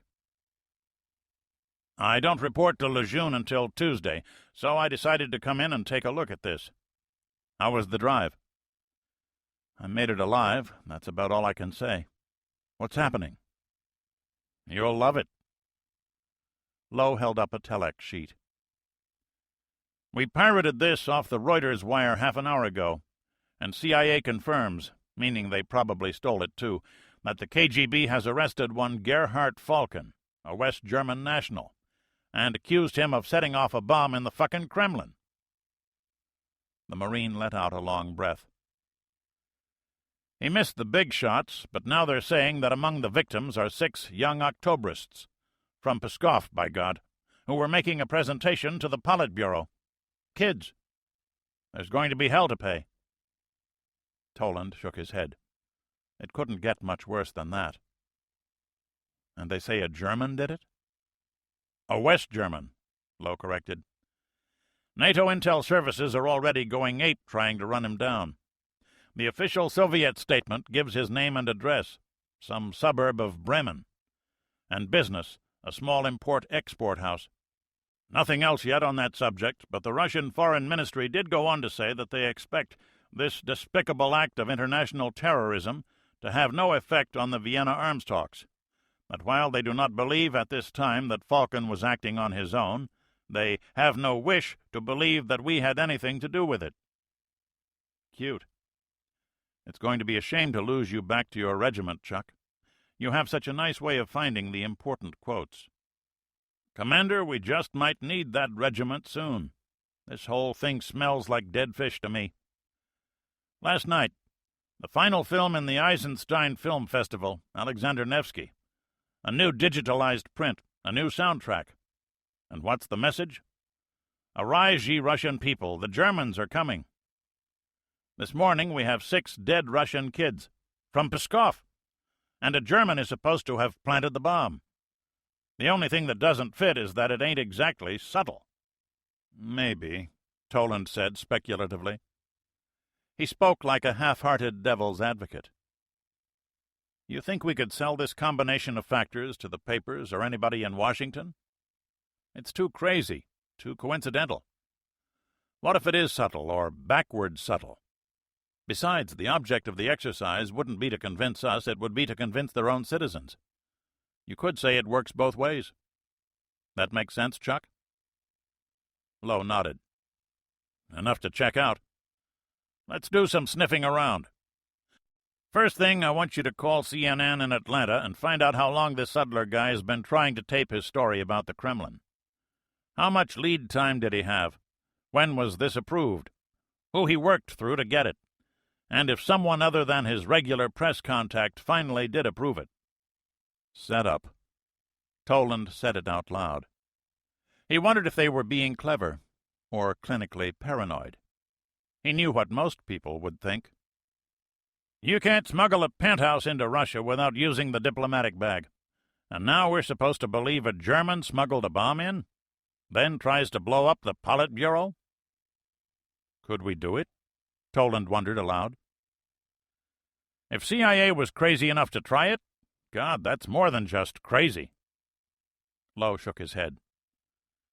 I don't think anybody could do it, even the Russians themselves. It's got to be a layered defense. X-ray machines, sniffer dogs, a couple of 100 guards, all from 3 different commands, the Army, KGB, MVD, probably their militia, too. Hell, Bob, you know how paranoid they are against their own people. How do you suppose they feel about Germans? So they can't say he was a crazy operating on his own. Which leaves? Yeah. Toland reached for his phone to call CNN. Kiev, the Ukraine. Children, Alexeyev barely said aloud. For our Maskurovka, the party murders children. Our own children. What have we come to? What have I come to? If I can rationalize the judicial murder of 4 colonels and some privates, why shouldn't the Politburo blow up a few children? Alexeyev told himself there was a difference. His general was also pale as he switched off the television set. Arise, ye Russian people. We must set these thoughts aside, Pasha. It is hard, but we must. The state is not perfect, but it is the state we must serve. Alexeyev eyed his commander closely. The general had almost choked on those words. He was already practicing how to use them on the crucial few who would know of this outrage, yet had to perform their duties as though it never existed. There will come a day of reckoning, Pasha told himself, a day of reckoning for all the crimes committed in the name of socialist progress. He wondered if he'd live to see it, and decided he probably wouldn't. Moscow, RSFSR. The revolution has come to this, he thought. Sergeytov was staring into the rubble. The sun was still high, even this late in the afternoon. The firefighters and soldiers were almost finished sorting through the wreckage, heaving the loose pieces into trucks a few meters from where he stood. There was dust on his suit. I'll have to have it cleaned, he thought, watching the 7th small body being lifted with a gentleness all too late and obscenely out of place. One more child was still unaccounted for, and there was still some lingering hope. A uniformed army medic stood nearby, unwrapped dressings in his quivering hands. To his left, a major of infantry was weeping with rage. A man with a family, no doubt. The television cameras were there, of course. A lesson learned from the American media, Sergeytov thought. The crews poking their way into the action to record every horrible scene for the evening news.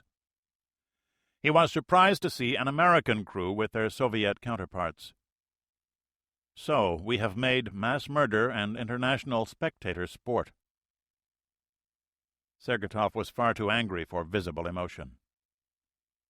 That could have been me, he thought. I always show up early for the Thursday meetings. Everyone knows it. The guards, the clerical staff, and certainly my comrades on the Politburo. So this is the penultimate segment of the Maskirovka. To motivate, to lead our people, we must do this. Was there supposed to be a Politburo member in the rubble, he wondered? A junior member, of course. Surely I am wrong, Sergeyov told himself.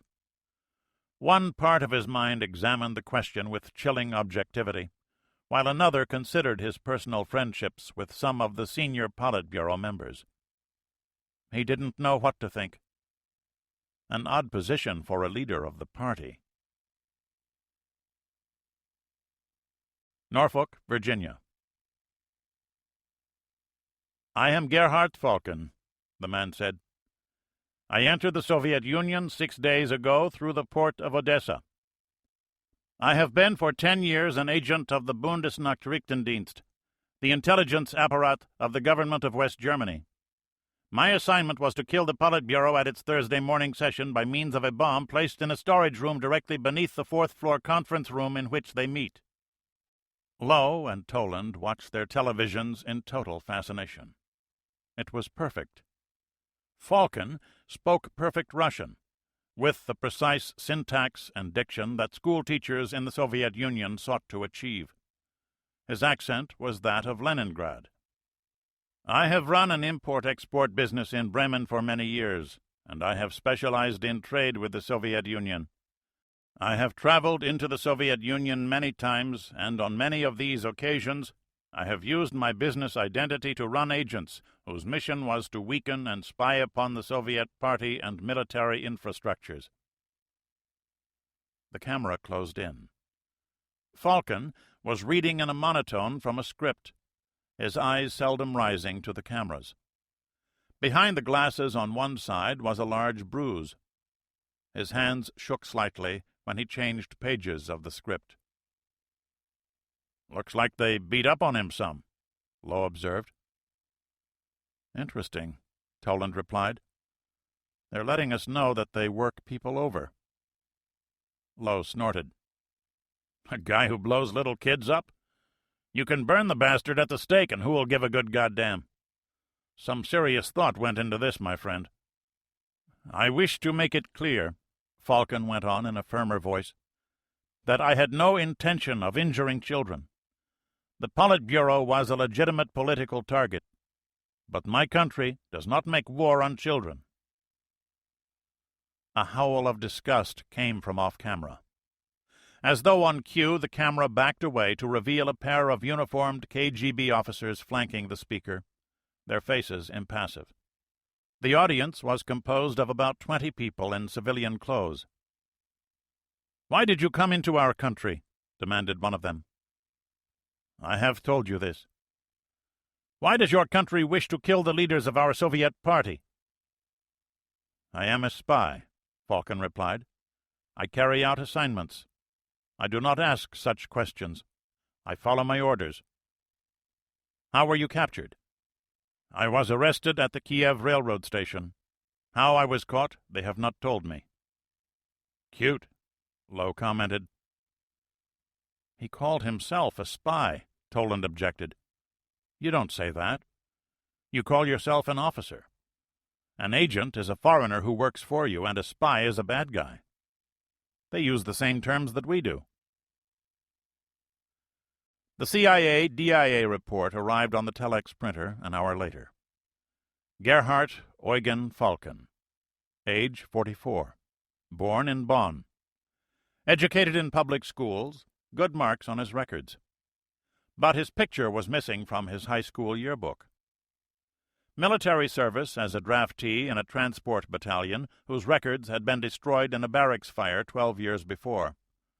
Honorable discharge found in his personal effects. University degree in liberal arts, good marks, but again no picture.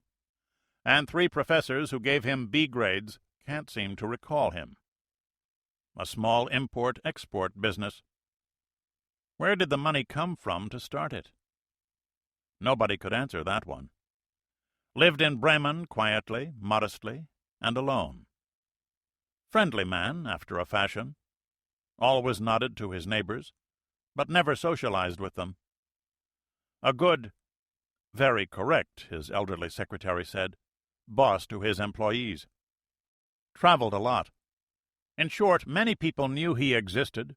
Quite a few did business with his firm. But nobody really knew a thing about him. I can hear the papers now. This guy has agency written all over him. Toland tore off the printer paper and tucked it into a folder. He had to brief Sinklant in half an hour. And tell him what? Toland wondered. Tell him the Germans are going to attack Russia. Who knows, maybe this time they'll take Moscow, Lowe mused. God damn it, Chuck. Okay, maybe just an operation to cripple the Russians so that they can reunite Germany once and for all. That's what Ivan is saying, Bob. Lowe looked out the window. What we have here is a classic intelligence op. This guy Falcon is a stone spook. No way in hell we can tell who he is, where he comes from, or, of course, who he's working for, unless something big breaks, and I'll wager you that it doesn't. We know, we think, that the Germans aren't this crazy, but the only evidence there is points to them. Tell the Admiral something bad is happening. Toland did precisely that, only to have his head nearly taken off by a senior man who wanted and needed hard information. Kiev, the Ukraine. Comrades, we will commence offensive operations against the NATO land forces in 2 weeks, Alexeyev began. He explained the reasons for this. The assembled corps and division commanders accepted the information impassively. The danger to the state is as great as anything we've had to face in over 40 years. We have used the past 4 months to whip our army into shape. You and your subordinates have responded well to our demands, and I can only say that I am proud to have served with you. I will leave the usual party harangue to your group political officers. Alexeyev ventured a single smile in his delivery. We are the professional officers of the Soviet Army. We know what our task is. We know why we have it. The life of the Rodina depends on our ability to carry out our mission. Nothing else matters, he concluded. The hell it doesn't.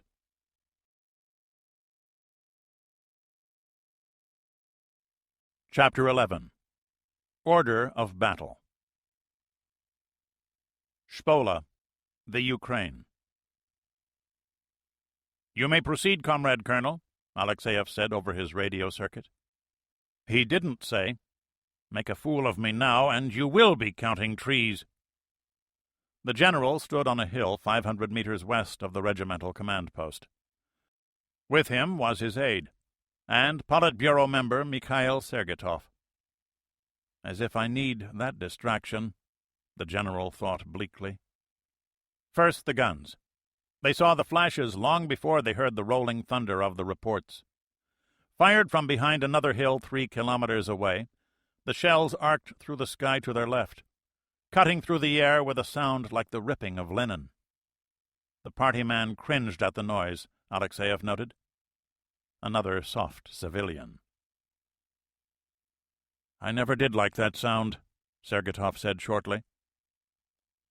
Heard it before, Comrade Minister? The general asked solicitously. I served my 4 years in a motor rifle regiment, he replied. And I never learned to trust my comrades at the artillery plotting tables. Foolish, I know. Excuse me, General. Next came the tank guns. They watched through binoculars as the big main battle tanks emerged from the woods like something from a nightmare, their long cannon belching flame as they glided across the rolling ground of the exercise area. Interspersed with the tanks were the infantry fighting vehicles. Then came the armed helicopters, swooping at the objective from left and right, firing their guided missiles at the mock-ups of bunkers and armored vehicles. By this time the hilltop objective was nearly hidden by explosions and flying dirt as the artillery fire marched back and forth across it. Alexeyev's trained eye evaluated the exercise closely. Anyone on that hilltop would be having a very hard time. Even in a small, deep, protective hole, even in a defilated tank, that artillery fire would be terrifying, enough to distract the guided weapons crews, enough to rattle communications men, perhaps enough to impede the officers there. Perhaps. But what of return fire from enemy artillery? What of anti-tank helicopters and aircraft that could sweep over the advancing tank battalions? So many unknowns in battle. So many imponderables. So many reasons to gamble, and so many reasons not to. What if there were Germans on that hill? Did the Germans get rattled? Even in 1945 at the gates of Berlin, had Germans ever been rattled? It took 12 minutes before the tanks and infantry carriers were atop the hill. The exercise was over. "Nicely done, Comrade General." Sergeytov removed his ear protectors. It was good to be away from Moscow, he thought, even for a few hours. Why, he wondered, did he feel more at home here than in his chosen place? Was it this man? "As I recall, the standard for this particular drill is 14 minutes. The tanks and infantry vehicles cooperated well. I've never seen the use of armed helicopters, but that too was impressive. The greatest improvement was the coordination of artillery fire and infantry in the final assault phase. Before, they failed miserably. This time it was done properly. A tricky procedure." "Well, I know it," Sergeytov laughed. "My company never took casualties from this, but 2 of my friends did. Fortunately, none of them fatal." "Excuse my saying so, Comrade Minister, but it is good to see that our Politburo members have also served the state in a uniformed capacity. It makes communication easier for us poor soldiers." Alexeyev knew that it never hurt to have a friend at court, and Sergeytov seemed a decent chap. "My older son just left military service last year. My younger son will also serve the Red Army when he leaves the university." It was not often that the general was so surprised. Alexeyev lowered his binoculars to stare briefly at the party man. "You need not say it, Comrade General," Sergeytov smiled. "I know that too few children of high party officials do this. I have spoken against it. Those who would rule must first serve. So I have some questions for you." "Follow me, Comrade Minister. We shall speak sitting down." The 2 men walked back to Alexeyev's armored command vehicle. The general's aide dismissed the vehicle's crew and himself, leaving the 2 senior men alone inside the converted infantry carrier. The general pulled a thermos of hot tea from a compartment and poured 2 metal cups of the steaming liquid. "Your health, Comrade Minister." "And yours, Comrade General." Sergeytov sipped briefly, then set the cup down on the map table. "How ready are we for Red Storm?" "The improvement since January is remarkable. Our men are fit. They have been drilling in their tasks continuously. I would honestly prefer another 2 months, but yes, I think we are ready." "Well said, Pavel Leonidovich. Now, shall we speak the truth?" The Politburo member said this with a smile, but Alexeyev was instantly on guard. "I am not a fool, Comrade Minister. Lying to you would be madness." "In our country, truth is often greater madness. Let us speak frankly. I am a candidate member of the Politburo. I have power, yes, but you and I both know what the limits of that power are. Only candidate members are out with our forces now, and we are tasked with reporting back to the full members. You might also draw some meaning from the fact that I am here with you, not in Germany." That was not entirely true, Alexeyev noted. This unit would entrain for Germany in 3 days, and that was why the party man was here. Are we truly ready, Comrade General? Will we win? If we have strategic surprise, and if the Maskirovka succeeds, yes, I believe we should win, Alexeyev said cautiously. Not, we will surely win? You have served in uniform, Comrade Minister. On the field of battle, there are no certainties. The measure of an army is not known until it has been blooded. Ours has not. We have done everything we know how to do to make our army ready. You said you wished for 2 more months, Sergetov noted. A task like this is never truly finished. There are always improvements that need to be made. Only a month ago we initiated a program of replacing some senior officers at battalion and regimental level with younger, more vigorous subordinates. It is working very well indeed, but a number of these young captains, now in majors' jobs, could do with some further seasoning. So you still have doubts? There are always doubts, Comrade Minister. Fighting a war is not an exercise in mathematics. We deal with people, not numbers. Numbers have their own special kind of perfection. People remain people, no matter what we try to do with them. That is good, Pavel Leonidovich. That is very good. I have found an honest man. Sergetov toasted the general with his tea. I asked to come here. A comrade on the Politburo, Pyotr Bromkovsky, told me of your father. Uncle Petya? Alexeyev nodded. He was commissar with my father's division on the drive to Vienna. He often visited our home when I was young. He is well? No, he is old and sick.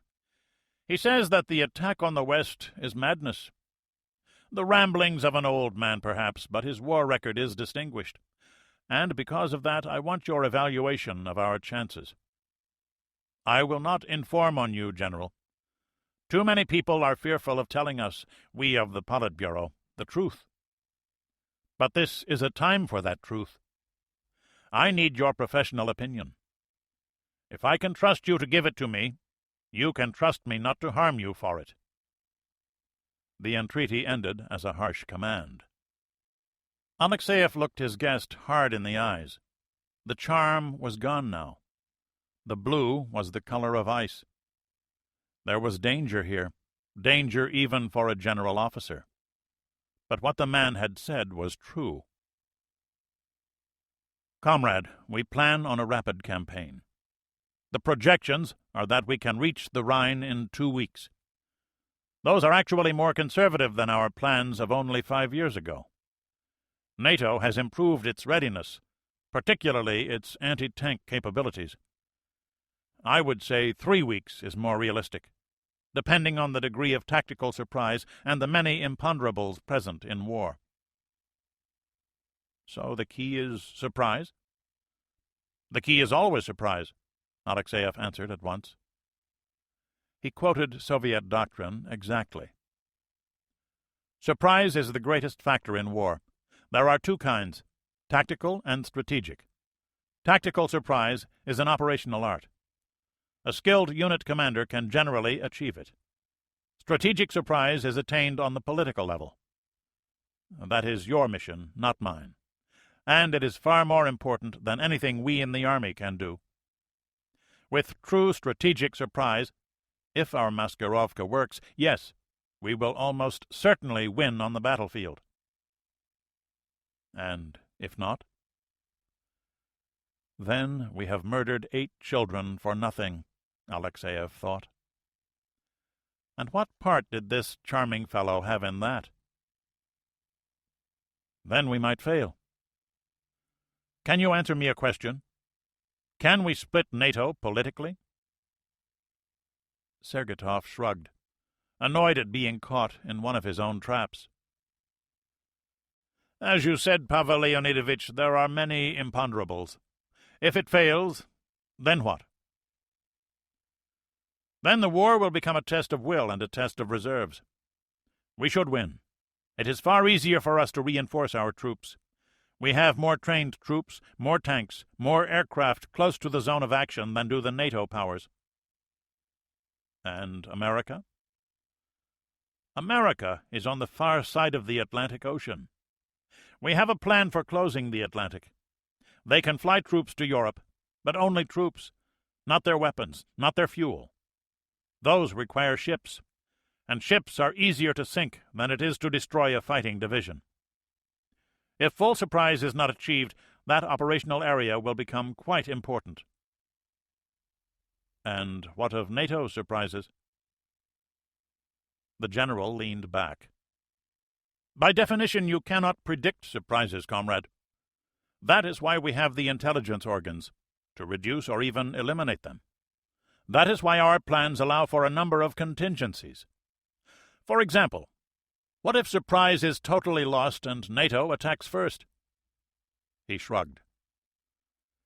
They would not go far, but they would upset things. What still concerns me are nuclear responses. Again, more of a political question. Yes. Sergetov's worry was for his elder son. When the reserves were mobilized, Ivan would climb back into his tank, and he didn't need to be a Politburo member to know where that tank would be sent. Alexeyev had only daughters. Lucky man, Sergetov thought. So this unit goes to Germany? The end of the week. And you? During the initial phase, we are tasked to be the strategic reserve for Cinque West's operations, plus to defend the motherland against possible incursions from the southern flank. That does not concern us greatly. To threaten us, Greece and Turkey must cooperate. They will not unless our intelligence information is completely false. My commander and I will later execute Phase 2 of the plan and seize the Persian Gulf. Again, this will not be a problem. The Arabs are armed to the teeth, but there are not so many of them. What is your son doing now? The elder? He's ending his first year of graduate school in languages. Top of his class. Middle Eastern languages. Sergetov was surprised at himself for not thinking of this. I could use a few more of those. Most of our Arabic language people are Muslims themselves, and for this task I would prefer people more reliable. And you do not trust the followers of Allah? In war, I trust no one. If your son is good at these languages, I will find a use for him, be sure of that. The formal agreement was made with nods, and each wondered if the other had planned it that way. Norfolk, Virginia. Progress hasn't ended as scheduled, Toland said. Satellite and other reconnaissance shows that the Soviet forces in Germany and western Poland are still together in operational formations living in the field. There are indications that rail transport is being marshaled at various points in the Soviet Union. That is, at points consistent with plans to move large numbers of troops west. Soviet Northern Fleet this morning sortied 6 submarines. The move is ostensibly a scheduled rotation to replace their operational squadron in the Med. So for the next 2 weeks, they'll have more subs in the North Atlantic than is normally the case. Tell me about the group rotating out of the Med, Sinklant ordered. A Victor, an Echo, 3 Foxtrots, and a Juliet. They all spent the last week tied alongside their tender at Tripoli. The tender stayed put in Libyan territorial waters. They will clear the Straits of Gibraltar around 1300 Zulu tomorrow. They're not waiting for the new group to relieve them on station first? No, Admiral. Usually they do wait for the replacement group to enter the Med, but about a third of the time they do it this way. That gives us 12 Soviet subs in transit north and south, plus a November and 3 more Foxtrots that have been exercising with the Cuban Navy. At the moment, they are all tied alongside also. We checked up on them this morning. That data is 2 hours old. Okay, what about Europe? No further information on Mr. Falcon. The NATO intelligence services have run up against a blank wall, and there's been nothing new from Moscow, not even a date for the public trial. The Germans say that they have no knowledge whatever of the guy. It's just as though he appeared fully grown at age 31 when he started his business. His apartment was taken apart 1 stick at a time. No incriminating evidence was found. Okay, Commander. Give us your professional gut feeling. Admiral Falcon is a Soviet sleeper agent who was inserted into the Federal Republic 13 years ago and used for very few missions.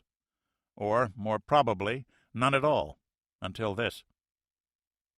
So, you think this whole thing's a Soviet intelligence operation? No big surprise there. What's its objective? Sinclair asked sharply. Sir, at the very least, they are trying to put enormous political pressure on West Germany, perhaps to force them out of NATO. At worst, I think we already figured the worst-case scenario out. Nice job, Toland. And I owe you an apology for yesterday.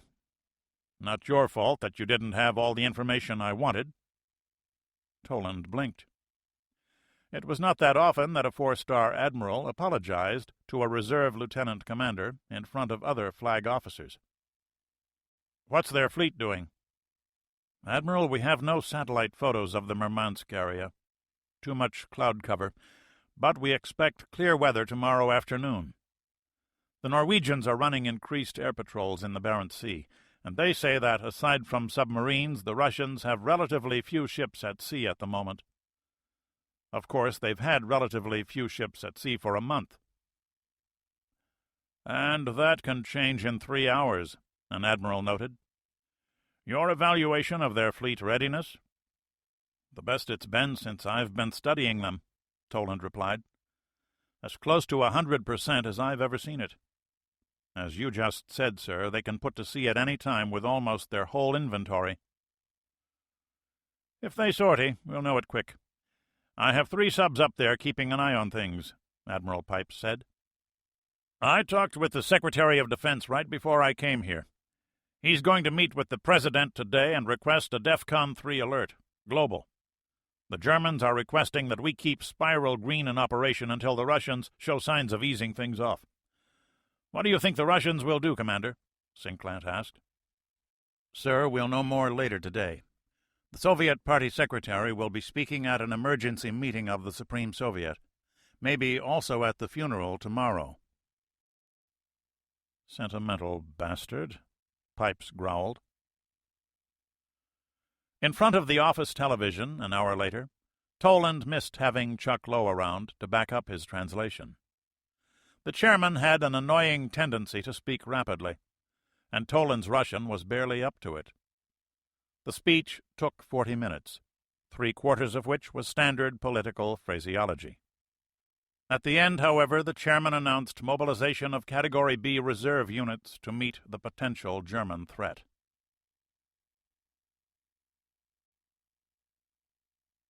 Chapter 12.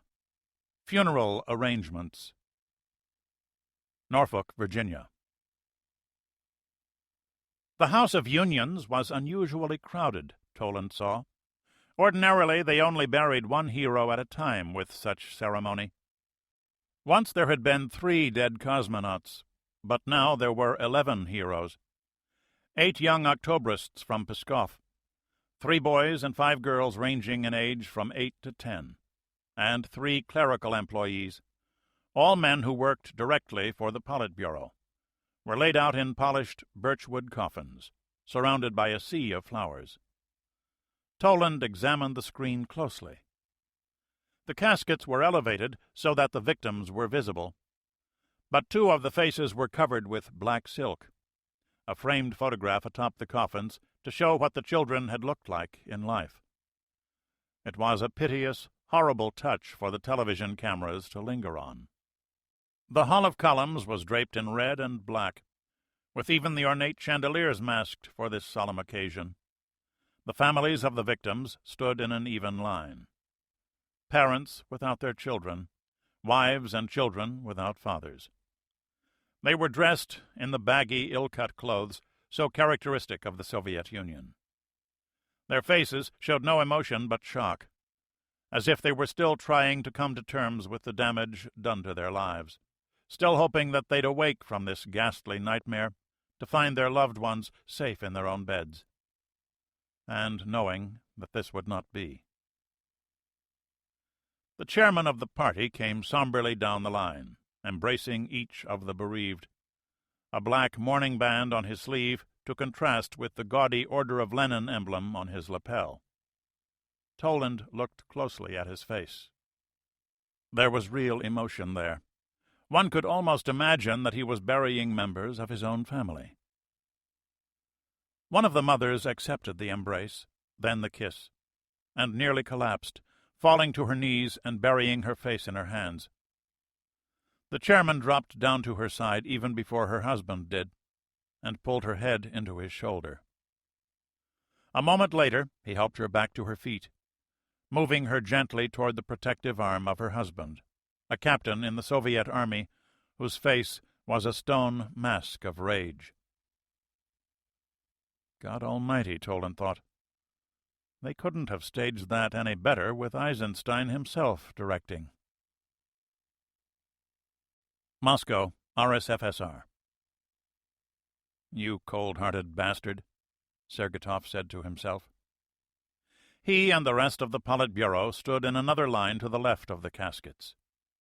He kept his face pointed forward, toward the line of coffins, but he averted his eyes, only to see 4 television cameras recording the ceremony. The whole world was watching them, the TV people had assured them. So exquisitely organized it was. Here was the penultimate act of the Maskirovka. The honor guard of Red Army soldiers mixed with boys and girls of the Moscow Young Pioneers to watch over the murdered children. The lilting violins. Such a masquerade, Sergetov told himself. See how kind we are to the families of those we have murdered. He had seen many lies in his 35 years in the party. He had told enough of them himself, but never anything that came close to this. Just as well, he thought, that I've had nothing to eat today. His eyes came back reluctantly to the waxened face of a child. He remembered the sleeping faces of his own children, now grown. So often after arriving home late from party work, he had stolen a look into their bedroom at night to see their peaceful faces, always lingering to be sure that they were breathing normally, listening for the sniffles of a cold or the murmurs of a dream. How often had he told himself that he and the party worked for their future? No more colds, little one, he said with his eyes to the nearest child. No more dreams. See what the party has done for your future.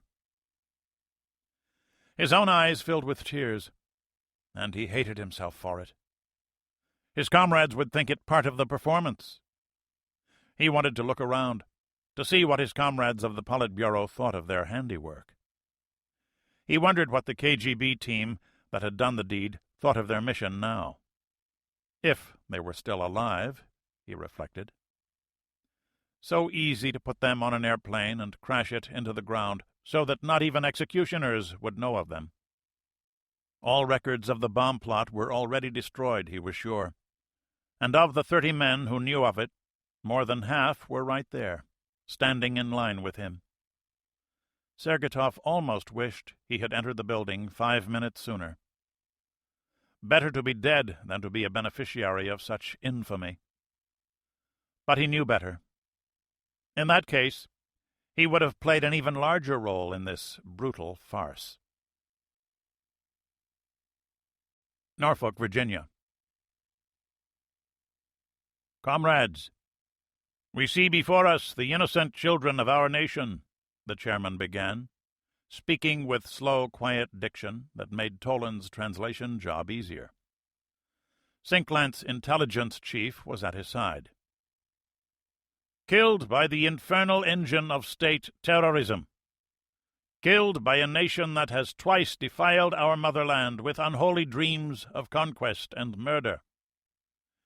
We see before us the dedicated, humble servants of our party, who asked nothing more than to serve the state. We see martyrs to the security of the Soviet Union. We see martyrs to the aggression of fascists.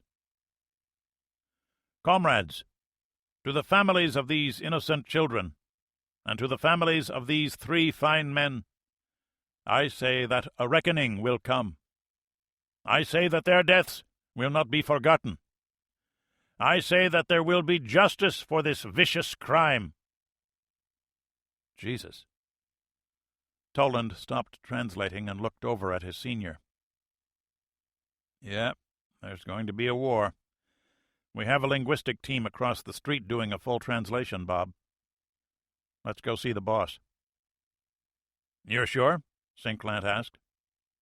"It's possible they will settle for something less, sir," Toland replied, "but I don't think so. Everything about this exercise has been run in such a way as to inflame the Russian population to a degree I've never seen before. Let's put this all the way on the table. You're saying that they deliberately murdered these people to foment a crisis." Sinclair looked down at his desk. "It's hard to believe, even for them." "Admiral, either we believe that, or we believe that the West German government has decided to precipitate a war against the Soviet Union on their own hook. In the second case, the Germans would have to be totally out of their fucking minds, sir," Toland blurted, forgetting that only admirals swear in front of admirals. "But why?" "We don't know the why. That's a problem with intelligence, sir. It's a lot easier to tell the what than the why." Sinclair stood and walked to the corner of his office. There was going to be a war, and he didn't know why. He wanted the why. The why might be important. "We're starting to call up reserves. Toland, you have done one hell of a good job over the past 2 months. I'm going to request that you get bumped up a grade to full commander. You're outside the normal zone, but I think I just might be able to handle it. There's an open intel billet with ComSecond Fleet staff. He's put in a request for you if things go sour, and it looks like they are. You would be number 3 on his threat team, and you'd be out on a carrier. I want you out there." "It sure would be nice to have a day or 2 with the family, sir." The Admiral nodded. "We owe you that much. Nimitz is in transit anyway. You can meet her off the Spanish coast. Report back here Wednesday morning with your bags packed." Sinclair came over to shake his hand. "Well done, Commander." 2 miles away, Ferris was tied alongside her tender. As Ed Morris watched from the bridge, ASROC rocket-boosted torpedoes were being lowered onto his bow by crane, then fed into the magazine. Another crane was lowering supplies onto the helicopter hangar aft, and a third of his crew was hard at work moving them into proper storage spaces throughout the ship. He'd had the Ferris for nearly 2 years now, and this was the first time they'd had a full weapons loadout. The 8-cell Pepperbox ASROC launcher was being serviced by shoreside technicians to correct a minor mechanical glitch. Another team from the tender was going over a radar problem with his own crew. This was the end of his own checklist of problems to be fixed. The ship's engineering plant was functioning perfectly, better than he would have expected for a ship nearly 20 years old. In another few hours, USS Ferris would be completely ready. For what? "Still no sailing orders, Skipper?" his executive officer asked. "Nope. I imagine everybody's wondering what we'll be doing, but for my money, even the flags—" Morris always referred to admirals as flags. "Don't know yet. There's a meeting of COs tomorrow morning at Sinclair Fleet. Suppose I'll find out something then." "Maybe," he said dubiously. "What do you think of this German stuff?" "The Krauts I've worked with at sea have been all right. Trying to blast the whole Russian command structure. Nobody's that crazy." Morris shrugged, a frown spreading across his dark face. "XO, there ain't no rule that says the world has to make sense." "Damn if that ain't the truth. I think those ASROCs are going to be needed, Skipper." "I'm afraid you're right." Crofton, Maryland. "To sea?" Martha Toland asked. "That's where they want me, and it's where I belong, like it or not." Bob had trouble meeting his wife's eyes. Listening to the brittle edge on her voice at the moment was bad enough. It wasn't his job to bring fear into her life, but that was precisely what he'd just done. "Bob, is it as bad as I think?" "There's no telling, babe. It might be, but there's no telling. Look, Marty, you remember Ed Morris and Dan McCafferty, right? They both have their own commands now, and they have to go. Am I supposed to stay in a nice, safe place on the beach?" His wife's reply was devastating. "They're professionals, you're not," she said coldly. "You play weekend warrior and serve your 2 weeks a year just to pretend that you're still in the Navy, Bob. You're a civilian spook. You don't belong out there. You can't even swim." Marty Toland could give lessons to sea lions. "The hell I can't," Toland protested, knowing that it was an absurd thing to argue about. "Right. I haven't seen you in a pool in 5 years. Oh, damn it, Bob. What if something happens to you?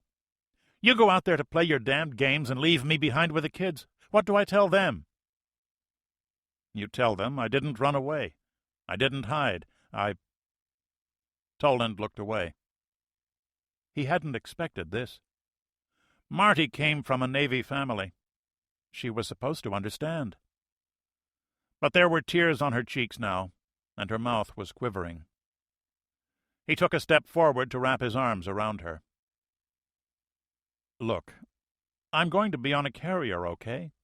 The biggest ship we have, the safest, best protected ship we have, with a dozen other ships surrounding her to keep the bad guys away, and 100 airplanes. They need me to help figure out what the bad guys are up to so they can keep them as far away as possible. Marty, what I'm doing is necessary. They need me. The Admiral asked for me by name. I'm important. At least, somebody thinks so." He smiled gently to hide his lie. A carrier was the best protected ship in the fleet because she had to be. The carrier was also the #1 target for the Russians. "I'm sorry." She broke out of his grasp and walked to the window. "How are Danny and Ed?" "A lot busier than I am. Danny's sub is somewhere up. Well, right now he's a lot closer to the Soviets than I'll ever be. Ed's getting ready to sail. He's got a 1052, an escort ship, and he'll probably be out protecting convoys or something from submarines. They both have their own families. At least you get a chance to see me before I go." Marty turned and smiled for the first time since he had unexpectedly walked through the door. "You will be careful." "I'll be damned careful, babe." But would it matter?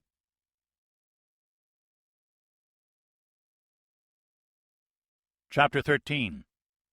The Strangers Arrive and Depart. Aachen, Federal Republic of Germany. It was the traffic that did it. The envelope came as promised to the proper post office box, and the key worked as he'd been told to expect. Minimum personnel involvement. The Major grumbled at having to expose himself in the open this way, but it wasn't the first time he'd had to work with the KGB, and he needed this up-to-date information if his mission were to have any chance of success. Besides, he smiled briefly, the Germans are so proud of their postal service. The Major folded the oversized envelope and tucked it into his jacket pocket before leaving the building. His clothing was entirely German in origin, as were the sunglasses which he donned on opening the door. He scanned the sidewalk in both directions, looking for anyone who might be trailing him. Nothing. The KGB officer had promised him that the safe house was totally secure, that no one had the least suspicion that they were here. Perhaps. The taxi was waiting for him across the street. He was in a hurry. The cars were stopped on the street, and he decided to go straight across instead of walking to the corner. The Major was from Russia and not accustomed to the unruly European traffic where the pedestrians are expected to follow the rules too. He was 100 meters from the nearest traffic cop, and the nearby German drivers could sense that the cop's back was turned. It should have been as much a surprise to the Major as to American tourists that when driving, the orderly Germans were anything but. He stepped off the curb without looking, just as the traffic started moving. He never even saw the accelerating Peugeot. It was not moving fast, only 25 kilometers per hour. Fast enough. The right fender caught him on the hip, spun him around, and catapulted the Major into a lamp-post. He was knocked unconscious before he knew what had happened, which was just as well, since his legs remained in the street and the Peugeot's rear wheel crushed both ankles. The damage to his head was spectacular. A major artery was cut open, and blood fountained onto the sidewalk as he lay motionless on his face. The car stopped at once, its driver leaping out to see what she had done. There was a scream from a child who had never seen so much blood, and a postman raced to the corner to summon the police officer standing in the traffic circle, while another man went into a store to call an ambulance. The stopped traffic allowed the taxi driver to leave his vehicle and come over. He tried to get close, but already a half-dozen men were bending over the body. "It is tot," one observed, and the body was pale enough to make one think so. The Major was already in shock. So was the Peugeot's driver, whose eyes were already dripping tears as her breaths came in irregular sobs. She was trying to tell everyone that the man had stepped right in front of her car, that she hadn't had a chance to stop. She spoke in French, which only made things more difficult. Pushing through the spectators, the taxi driver was almost close enough to touch the body by now. He had to get that envelope. But then the police arrived. "Alles zurück," the cop ordered, remembering his training. First, get things under control. His training also enabled him to resist the instinct to move the body. This was a head injury, perhaps a neck injury also, and those were not to be moved except by Experten. A bystander called out that he had summoned an ambulance. The policeman nodded curtly and hoped it would arrive soon. Making traffic accident reports was far more routine than watching an unconscious, or dead, man bleed untidily on the sidewalk. He looked up gratefully a moment later to see a lieutenant, a senior watch supervisor, pushing his way in. "Ambulance?" "On the way, Herr Leutnant. I am Gunther, traffic detail. My post is down the street." "Who was driving the car here?" the lieutenant asked. The driver stood as erect as she could and started gasping out her story in French. A passer-by who had seen the whole thing cut her off.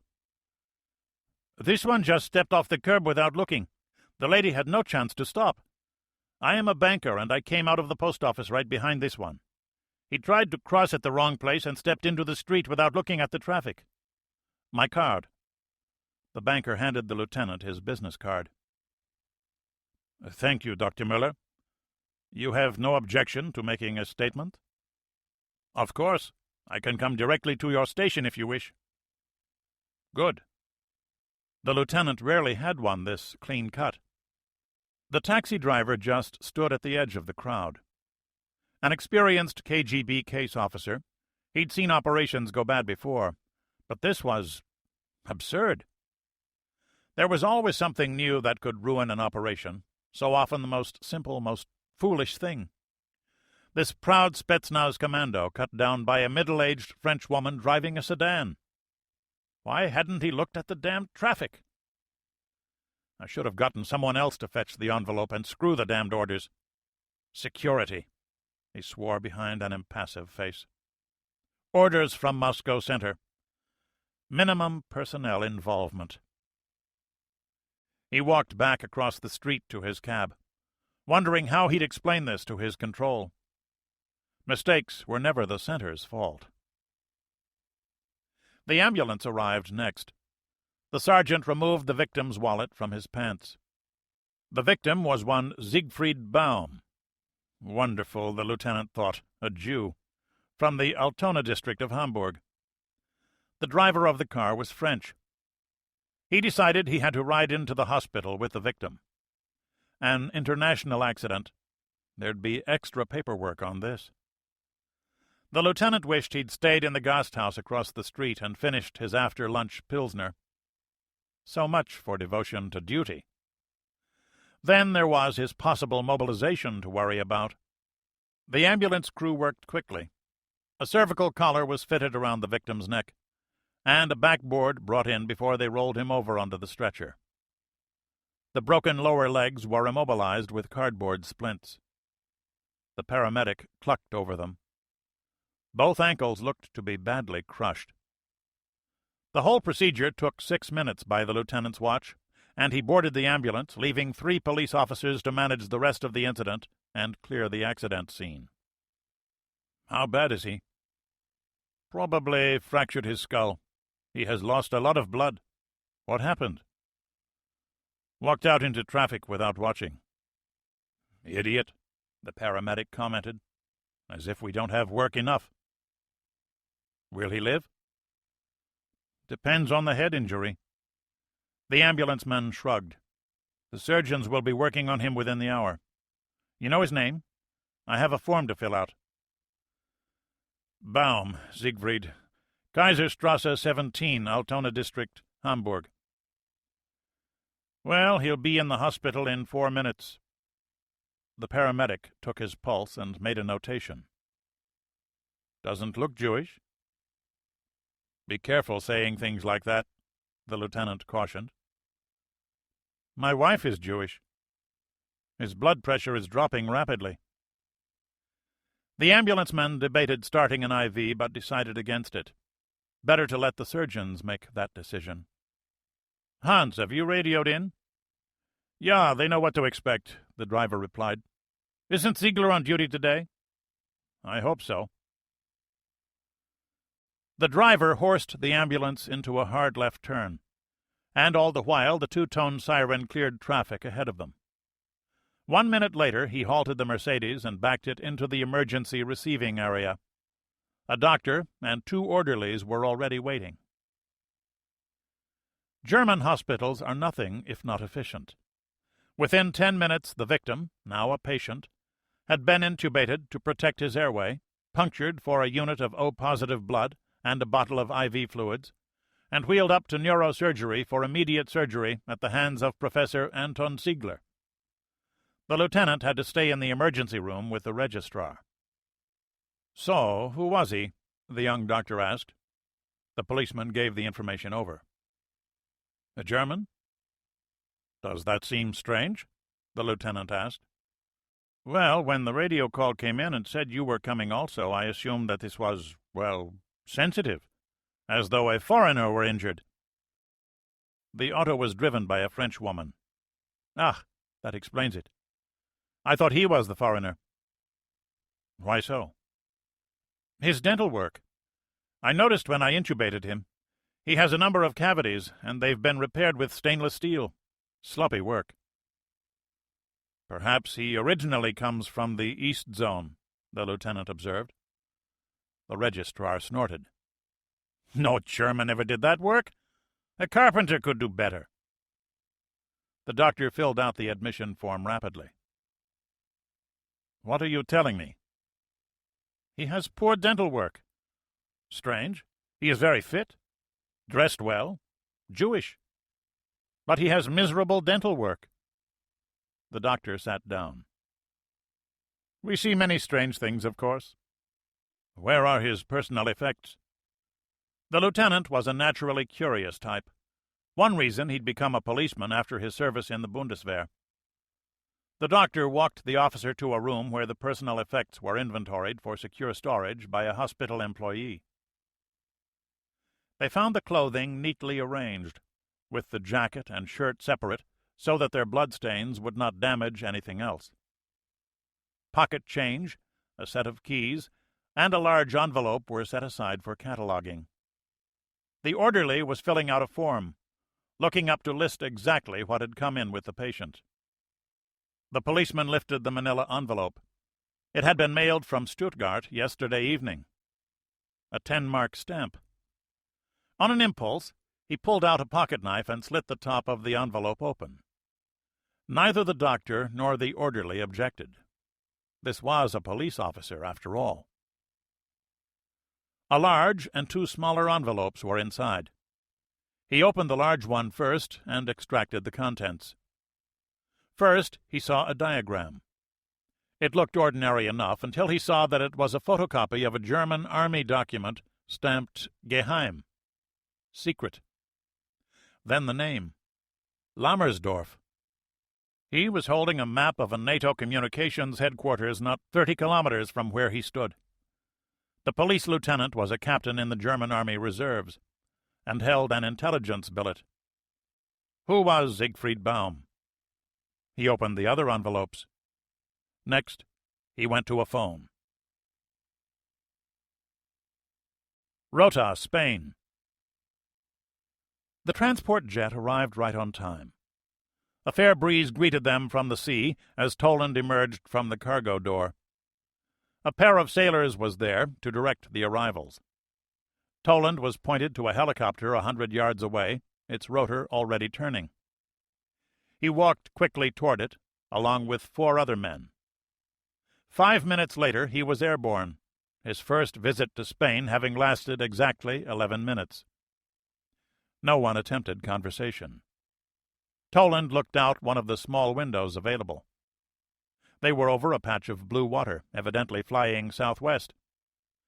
They were aboard a Sea King anti-submarine helicopter. The crew chief was also a sonar operator, and he was fiddling with his gear, evidently running some sort of test. The interior walls of the aircraft were bare. Aft was the sonobuoy storage, and the dipping sonar transducer was caged in its compartment in the floor. For all that, the aircraft was crowded, most of its space occupied by weapon and sensor instrumentation. They'd been in the air for half an hour when the helos started circling. 2 minutes later, they landed on USS Nimitz.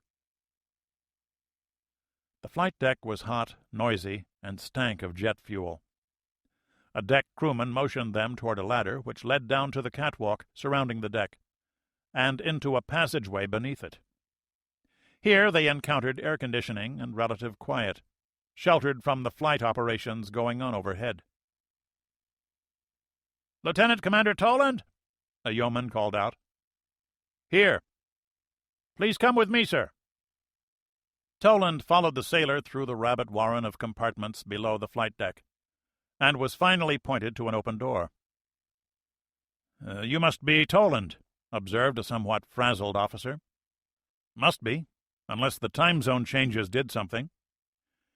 "You want the good news or the bad news?" "Bad." "Okay, you'll have to hot bunk. Not enough berths for all of us intel types. Shouldn't matter much, though. I haven't slept for 3 days. One of the reasons you're here. The good news is that you just got another half a stripe. Welcome aboard, Commander. I'm Chip Bennett." The officer handed Toland a telex sheet. "Looks as though Sinklant likes you. Nice to have friends in high places." The message announced tersely that Lieutenant Commander Robert A. Toland, III, USNR, had been frocked as a Commander USNR, which gave him the right to wear the 3 gold stripes of a commander, but not to collect a commander's pay just yet. It was like a kiss from one's sister. Well, he reflected, maybe a cousin. "I guess it's a step in the right direction. What am I going to be doing here?" "Theoretically, you're supposed to assist me, but we're so friggin' overwhelmed with information at the moment that we're divvying the territory up some. I'm going to let you handle the morning and evening briefs to the battle group commander. We do that at 0700 and 2000. Rear Admiral Samuel B. Baker, Jr., son of a B. He's an ex-nuke. Likes it quick and clean, with footnotes and sources on the write-up to read afterwards. He almost never sleeps. Your battle station will be in the CIC with the Group Tactical Warfare Officer." Walker rubbed his eyes. "So what the hell is happening in this crazy world?" "What's it look like?" Toland answered. "Yeah. Something new just came in. The space shuttle Atlantis was pulled off the pad at Kennedy today, supposedly for a computer glitch, right? 3 newspapers just broke a story that she was taken down for payload replacement. They were supposed to loft 3 or 4 commercial communications birds. Instead, the payload is reconnaissance satellites. I guess people are starting to take this seriously. Aachen, Federal Republic of Germany. Siegfried Baum awoke 6 hours later to see 3 men wearing surgical garb. The effect of the anesthesia still heavy on him, his eyes could not focus properly. "How are you feeling?" one asked. In Russian. "What happened to me?" The major answered in Russian. "Ach so." "You were struck by a car and you are now in a military hospital," the man lied. They were still in Aachen, near the German-Belgian frontier. "What?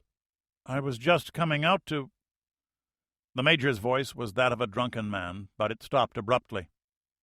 His eyes tried to focus properly. "It is all finished for you, my friend." Now the speaker switched to German. "We know you are a Soviet officer, and you were found in possession of classified government documents. Tell me, what is your interest in Lammersdorf?" "I have nothing to say," replied Baum in German. "A little late for that," the interrogator chided, switching back to Russian. "But we'll make it easy for you. The surgeon tells us that it is now safe to try a new, medication for you, and you will tell us everything you know. Be serious. No one can resist this form of questioning." "You might also wish to consider your position," the man said more harshly. "You are an officer in the army of a foreign government, here in the Federal Republic illegally, traveling with false papers, and in possession of secret documents. At the least, we can imprison you for life. But, given what your government is doing at the moment, we are not concerned with least measures. If you cooperate, you will live, and probably be exchanged back to the Soviet Union at a later date for a German agent. We will even say that we got all our information due to the use of drugs. No harm could possibly come to you from this. If you do not cooperate, you will die of injuries received in a motor accident." "I have a family," Major Andrei Chernyavin said quietly, trying to remember his duty. The combination of fear and drug-induced haze made a hash of his emotions. He couldn't tell there was a vial of sodium pentothal dripping into his IV line, and already impairing his higher brain functions. Soon he would be unable to consider the long-term consequences of his action. Only the here and now would matter. "They will come to no harm," Colonel Weber promised.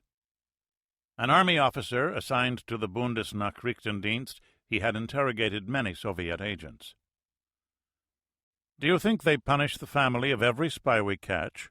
Soon no one would ever come here to spy on us at all." Weber allowed his voice to soften. The drugs were beginning to take effect, and as the stranger's mind became hazy, he would be gentle, cajoling the information from him. The funny part, he mused, was that he'd been instructed on how to do this by a psychiatrist. Despite the many movies about brutal German interrogators, he hadn't had the least training in forceful extraction of information. Too bad, he thought. If there was ever a time I need it, it is now. Most of the colonel's family lived outside Kulmbach, only a few kilometers from the border. Kiev, the Ukraine. Captain Ivan Mikhailovich Sergetov reporting as ordered, Comrade General. Be seated, Comrade Captain. The resemblance to his father was remarkable, Alexeyev thought. Short and stocky. The same proud eyes, the same intelligence. Another young man on his way up. Your father tells me that you are an honor student in Middle East languages. That is correct, Comrade General. Have you also studied the people who speak them? That is an integral part of the curriculum, Comrade. The younger Sergetov smiled. We've even had to read through the Koran. It is the only book most of them have ever read, and therefore an important factor in understanding the savages. You do not like the Arabs, then? Not particularly. But our country must do business with them. I get along with them well enough. My class will occasionally meet with diplomats from politically acceptable countries to practice our language skills, mainly Libya, and occasionally people from Yemen and Syria. You have 3 years in tanks. Can we defeat the Arabs in battle? The Israelis have done so with ease, and they don't have a fraction of our resources. The Arab soldier is an illiterate peasant, poorly trained and led by incompetent officers. A young man with all the answers. And perhaps you will explain Afghanistan to me? Alexeyev thought. Comrade Captain, you will be attached to my personal staff for the forthcoming operation against the Persian Gulf states. I will lean on you for linguistic work, and to support our intelligence estimates. I understand that you are training to be a diplomat. That is useful to me. I always like to have a second opinion of the intelligence data that KGB and GRU send us. Not that I distrust our comrades in the intelligence arms, you understand. I simply like to have someone who thinks Army to review the data. The fact that you've served in tanks is doubly valuable to me. One more question. How are the reservists reacting to the mobilization? With enthusiasm, of course, the captain replied. Ivan Mikhailovich, I presume your father told you about me. I listen attentively to the words of our party, but soldiers preparing for battle need to know the unvarnished truth so that we can bring about the party's wishes. Captain Sergetov noted how carefully that had been phrased. Our people are angry, Comrade General. They are enraged over the incident in the Kremlin, the murder of the children. I think enthusiasm is not a great exaggeration. And you, Ivan Mikhailovich? Comrade General, my father told me that you would ask this question. He told me to assure you that he had no prior knowledge of it, and that the important thing is to safeguard our country so that similar tragedies will never again be necessary. Alexeyev did not reply at once. He was chilled by the knowledge that Sergetov had read his mind 3 days before, and dumbfounded that he had confided so enormous a secret to his son. But it was good to know that he had not misread the Politburo man. He was a man to be trusted. Perhaps his son also? Mikhail Eduardovich evidently thought so. Comrade Captain, these are things to be forgotten. We have enough to occupy us already. You will work down the hall in room 22. There is work waiting for you. Dismissed. Bonn, Federal Republic of Germany. It's all a sham, Weber reported to the Chancellor 4 hours later. The helicopter he'd flown to Bonn hadn't even left the ground yet. The whole bomb plot business is all a cruel and deliberate sham. We know that, Colonel, the Chancellor replied testily. He'd been awake for 2 days straight now, trying to come to grips with the sudden German-Russian crisis. Herr Kanzler, the man we now have in the hospital is Major Andrei Ilyich Chernyavin. He entered the country over the Czech border 2 weeks ago with a separate set of false papers. He is an officer in the Soviet Spetsnaz forces, their elite Sturmtruppen. He was badly injured in an auto accident. The fool stepped right in front of an automobile without looking, and was carrying a complete diagram for the NATO communications base at Lammersdorf. The station's security posts were just relocated a month ago. This document is only 2 weeks old. He also has the watch schedule and a roster of watch officers, and that is only 3 days old. He and a team of 10 men came over the Czech border, and only just got their operational orders. His current orders are to attack the base exactly at midnight, the day after receipt of his alert signal. There is also a cancellation signal should plans change. We have them both. He came into Germany long before... The Chancellor was surprised in spite of himself. The entire affair was so unreal. Exactly. It all fits, Herr Kanzler. For whatever reason, Ivan is coming to attack Germany. Everything to this point was a sham, all designed to put us to sleep. Here is a full transcript of our interview with Chernyavin. He has knowledge of 4 other Spetsnaz operations, all of them consistent with a full-scale assault across our borders. He is now at our military hospital in Koblenz under heavy guard. We also have a videotape of his admission. What of the chance that this is all some sort of Russian provocation? Why weren't these documents brought over when they crossed the border? The reconstruction of the Lammersdorf installation meant that they needed correct information. As you know, we've been upgrading the security measures at our NATO communication stations since last summer, and our Russian friends must have been updating their assault plans as well.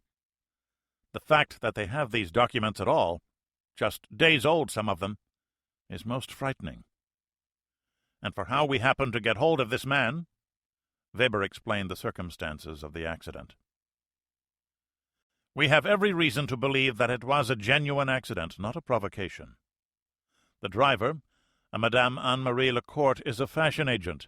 She sells dresses for some Paris designer or other, not a likely cover for a Soviet spy. And why do such a thing? Do they expect us to launch an attack into the DDR based on this? First, they accuse us of bombing the Kremlin, then try to provoke us? It's not logical. What we have here is a man whose mission is to prepare the way for a Soviet invasion of Germany by paralyzing NATO communication links immediately before hostilities commence. But to do such a thing, even if such an attack is planned, the Soviets are intoxicated with special operations groups, a lesson from Afghanistan. These men are highly trained, very dangerous. And it's a cunning plan. The Jewish identification, for example. The bastards play on our sensitivity with the Jews, no? If he is stopped by a police officer, he can make a casual remark about how Germans treat Jews, and what would a young policeman do, eh? Probably apologize and send him on his way. Weber smiled grimly.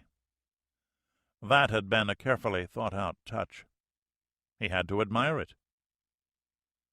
What they could not allow for was the unexpected. We've been lucky.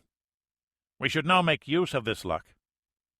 Herr Kanzler, this data must go to NATO High Command immediately. For the moment, we have their safe house under observation.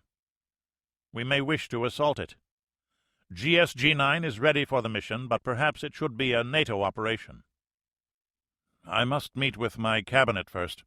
Then I will speak with the President of the United States on the telephone and the other NATO chiefs of government. Forgive me, Chancellor, but there is no time for that. With your permission, within the hour, I will give a copy of the videotape to the CIA liaison officer, and also to the British and French. The Russians are going to attack us. Better to alert the intelligence services first, which will lay the groundwork for your talk with the President and others. We must move at once, Herr Kanzler. This is a life-and-death situation. The Chancellor stared down at his desk. Agreed, Colonel. What do you propose to do with this Chernyavin? Weber had already moved on that score. He died of injuries sustained in the auto accident. It will appear on the television news this evening and in the newspapers. Of course, he will be made available to our allies for further interrogation. I am certain the CIA and others will wish to see him before midnight. The Chancellor of the German Federal Republic stared out the windows of his Bonn office. He remembered his armed service 40 years before. A frightened teenager with a helmet that nearly covered his eyes. It's happening again. How many will die this time? Yeah. Dear God, what will it be like? Leningrad, RSFSR. The captain looked out over the port side of his ship from the bridge wing. Tugs pushed the last barge onto the aft elevator, then backed away. The elevator rose a few meters, and the barge settled into place on the trolleys already set on the fore and aft tracks. Julius Fusik's first officer supervised the loading process from the winch control station aft. communicating by portable radio to other men scattered about the after part of the ship. The elevator matched levels with that of the third cargo deck, and the access door opened to expose the vast cargo deck. Crewmen strung cables onto the trolleys and bolted them rapidly into place. Winches pulled the barge forward into the third, lowermost cargo deck of the CB, for seagoing barge carrier ship. As soon as the trolleys were over their painted marks, the watertight door closed and lights came on to allow the crew to secure the barge firmly in place.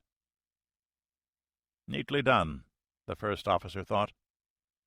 The whole loading process had been completed in only 11 hours, almost a record.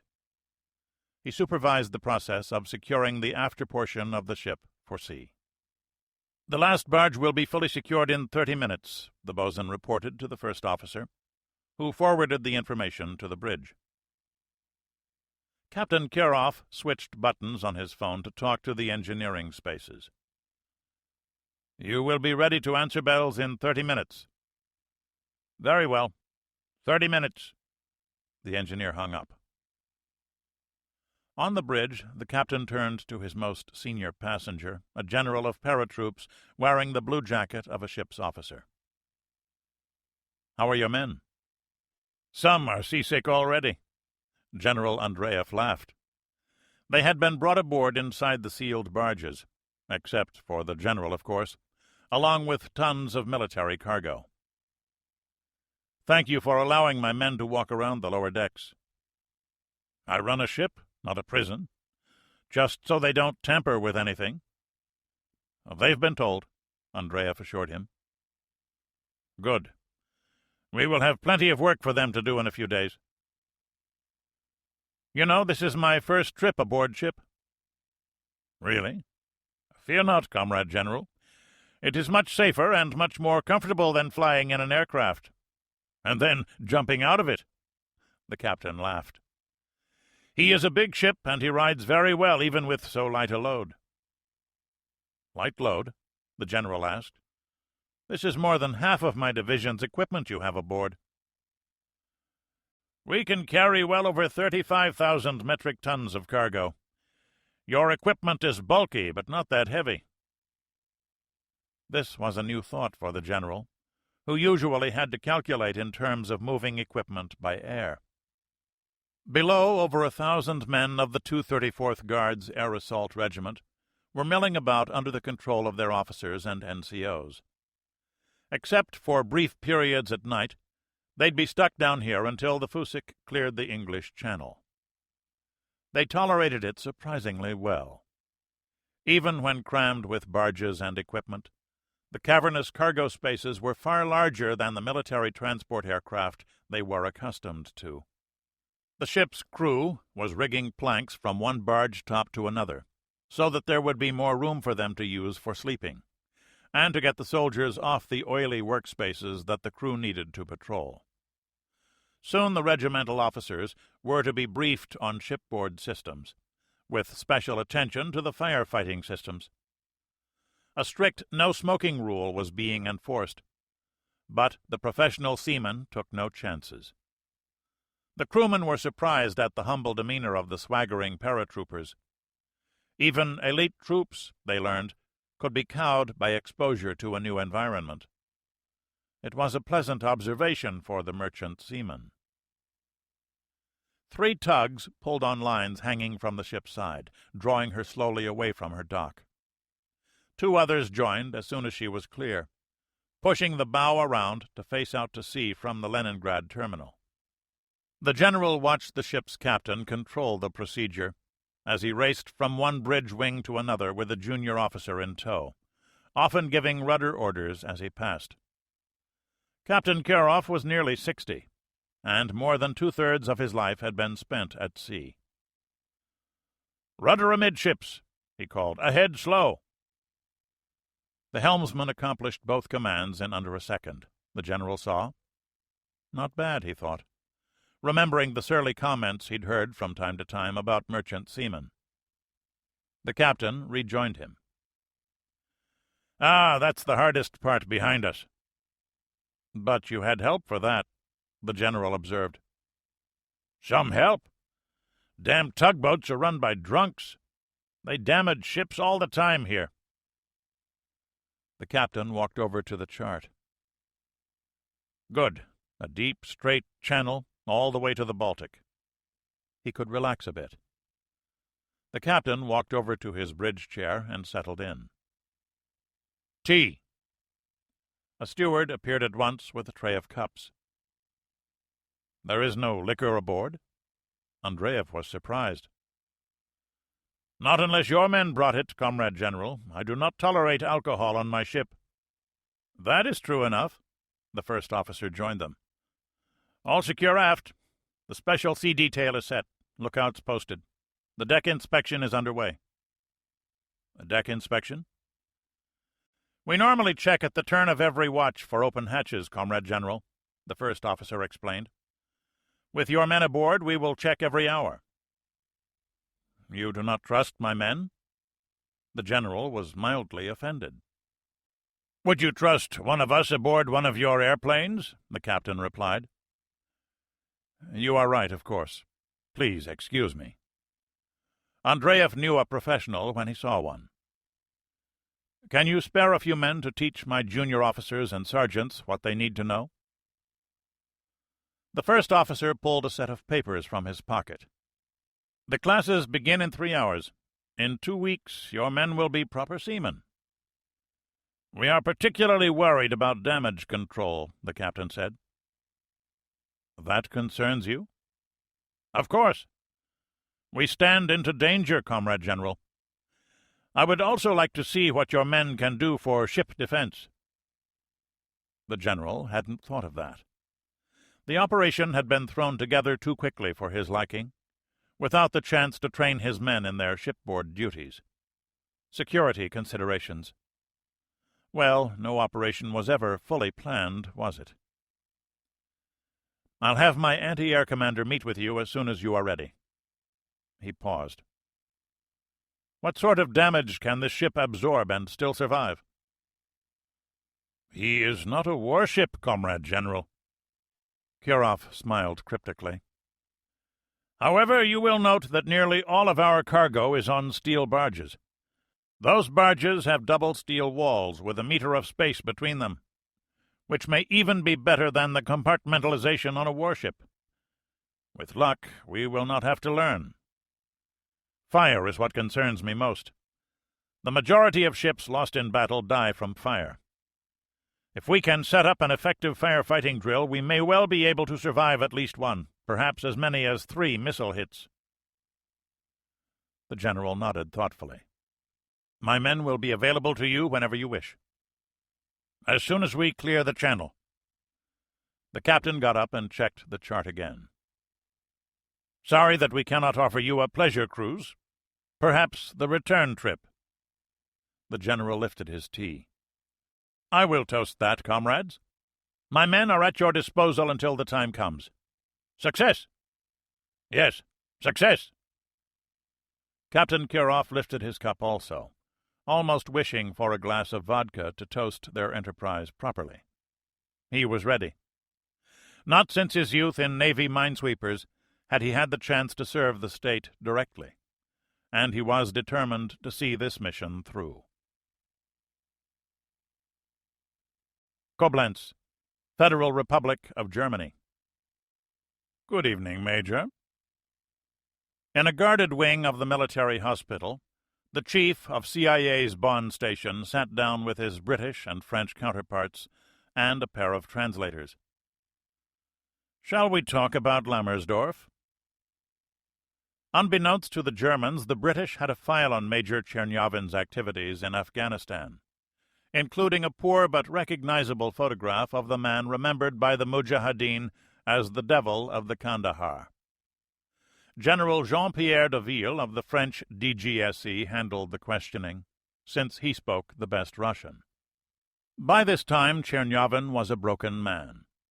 His only attempt at resistance was killed by listening to a tape of his drug-induced confession. A dead man to his own countrymen, the Major repeated what these men already knew, but had to hear for themselves. 3 hours later, flash priority dispatches went to 3 Western capitals, and representatives of the 3 security services prepared briefing papers for their counterparts in the other NATO countries. Chapter 14. Gas. Wandlitz, German Democratic Republic. Scenario 6. Spring-summer weather patterns. Moderate humidity and temperatures. Rain probability 35% per day. Westerly and southwesterly winds of 10 to 30 km per hour at ground level, indexed for altitude.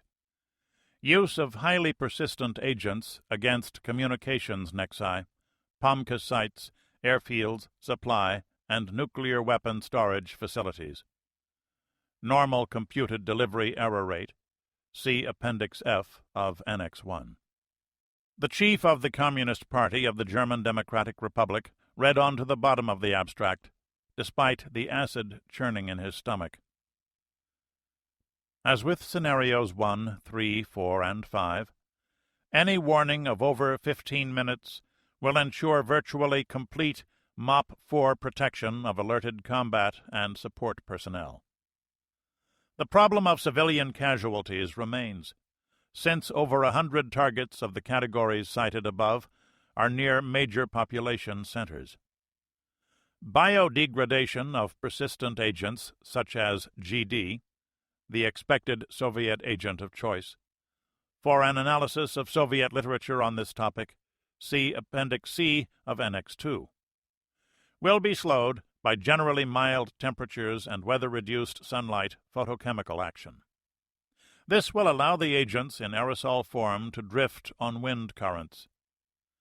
Given minimum source concentrations of 2 milligrams per cubic meter, predicted vertical temperature gradients, and cloud width inputs, we see that the downwind toxic vapor hazard to large areas of the FRG and DDR will be approximately 0.3, plus or minus 50% in our calculations, allowing for expected impurities and chemical breakdown in the chemical munitions, as great as that at the targets themselves. Since open Soviet literature calls for source, that is, target concentrations well beyond median lethal dose, LCT 50, we see that the entire German civilian population is at the gravest risk. Expected Allied retaliation to such chemical strikes would be largely psychological in nature. The use of Soviet munitions alone will effectively contaminate most of Greater Germany. It is expected that no part of Germany east of the Rhine can be considered safe to unprotected personnel, beginning 12 hours after the first munitions are expended. Similar effects may be expected in parts of Czechoslovakia and even western Poland, depending on wind direction and speed. Such contamination must be expected, moreover, to continue at least 1.5 times the mean persistence level of the agents used. This is the last, and statistically most likely, of the scenarios outlined by the contract specifications. Section 8. Executive Summary. As the reader will appreciate, although given tactical warning of only a few minutes, alerted military formations can confidently be expected to suffer few casualties, albeit with 30 to 50% degradation of combat effectiveness. This degradation likely, however, to equate to both sides. Expected casualties to civilians will actually be greater than those anticipated from a Level 2 exchange of tactical nuclear weapons. 200 warheads at less than 100 kiloton yield, see Appendix A of Annex 1, at a mix of military and civilian industrial targets. Thus, despite the fact that chemical munitions are not of themselves directly damaging to fixed industrial assets, serious near and long-term economic effects must be expected. Even the use of non-persistent agents at the FIBA, forward edge of the battle area, cannot but have major impact on the civilian population due to the heavily urbanized character of the German countryside and the patent inability of any government to provide adequate protection for its civilian population. In terms of immediate effects, the 10 million-plus civilian fatality floor figure in Scenario 2 represents a public health problem worse by an order of magnitude than that following the Bangladesh cyclone disaster of 1970, and is likely to include synergistic effects well beyond the scope of this study. Contract specifications specifically excluded investigation into bioecological effects from a major chemical exchange. While the difficulty associated with an in-depth examination of this subject is impossible at this writing to estimate, the reader is cautioned that such far-reaching effects are less easily dealt with than studied. It might be necessary, for example, to import tons of insect larvae before the simplest food crops can again flourish in Western Europe. For the moment, the ability even of organized armies to dispose of millions of civilian bodies in advanced stages of decomposition is not something to be taken for granted, and the civilians needed for the re-establishment of industrial production, under what are almost certainly optimistic estimates, will have been at the least decimated in the literal classical sense. An analysis of the effects of chemical warfare in the European theater utilizing atmospheric release advisory capability, ARAC prediction.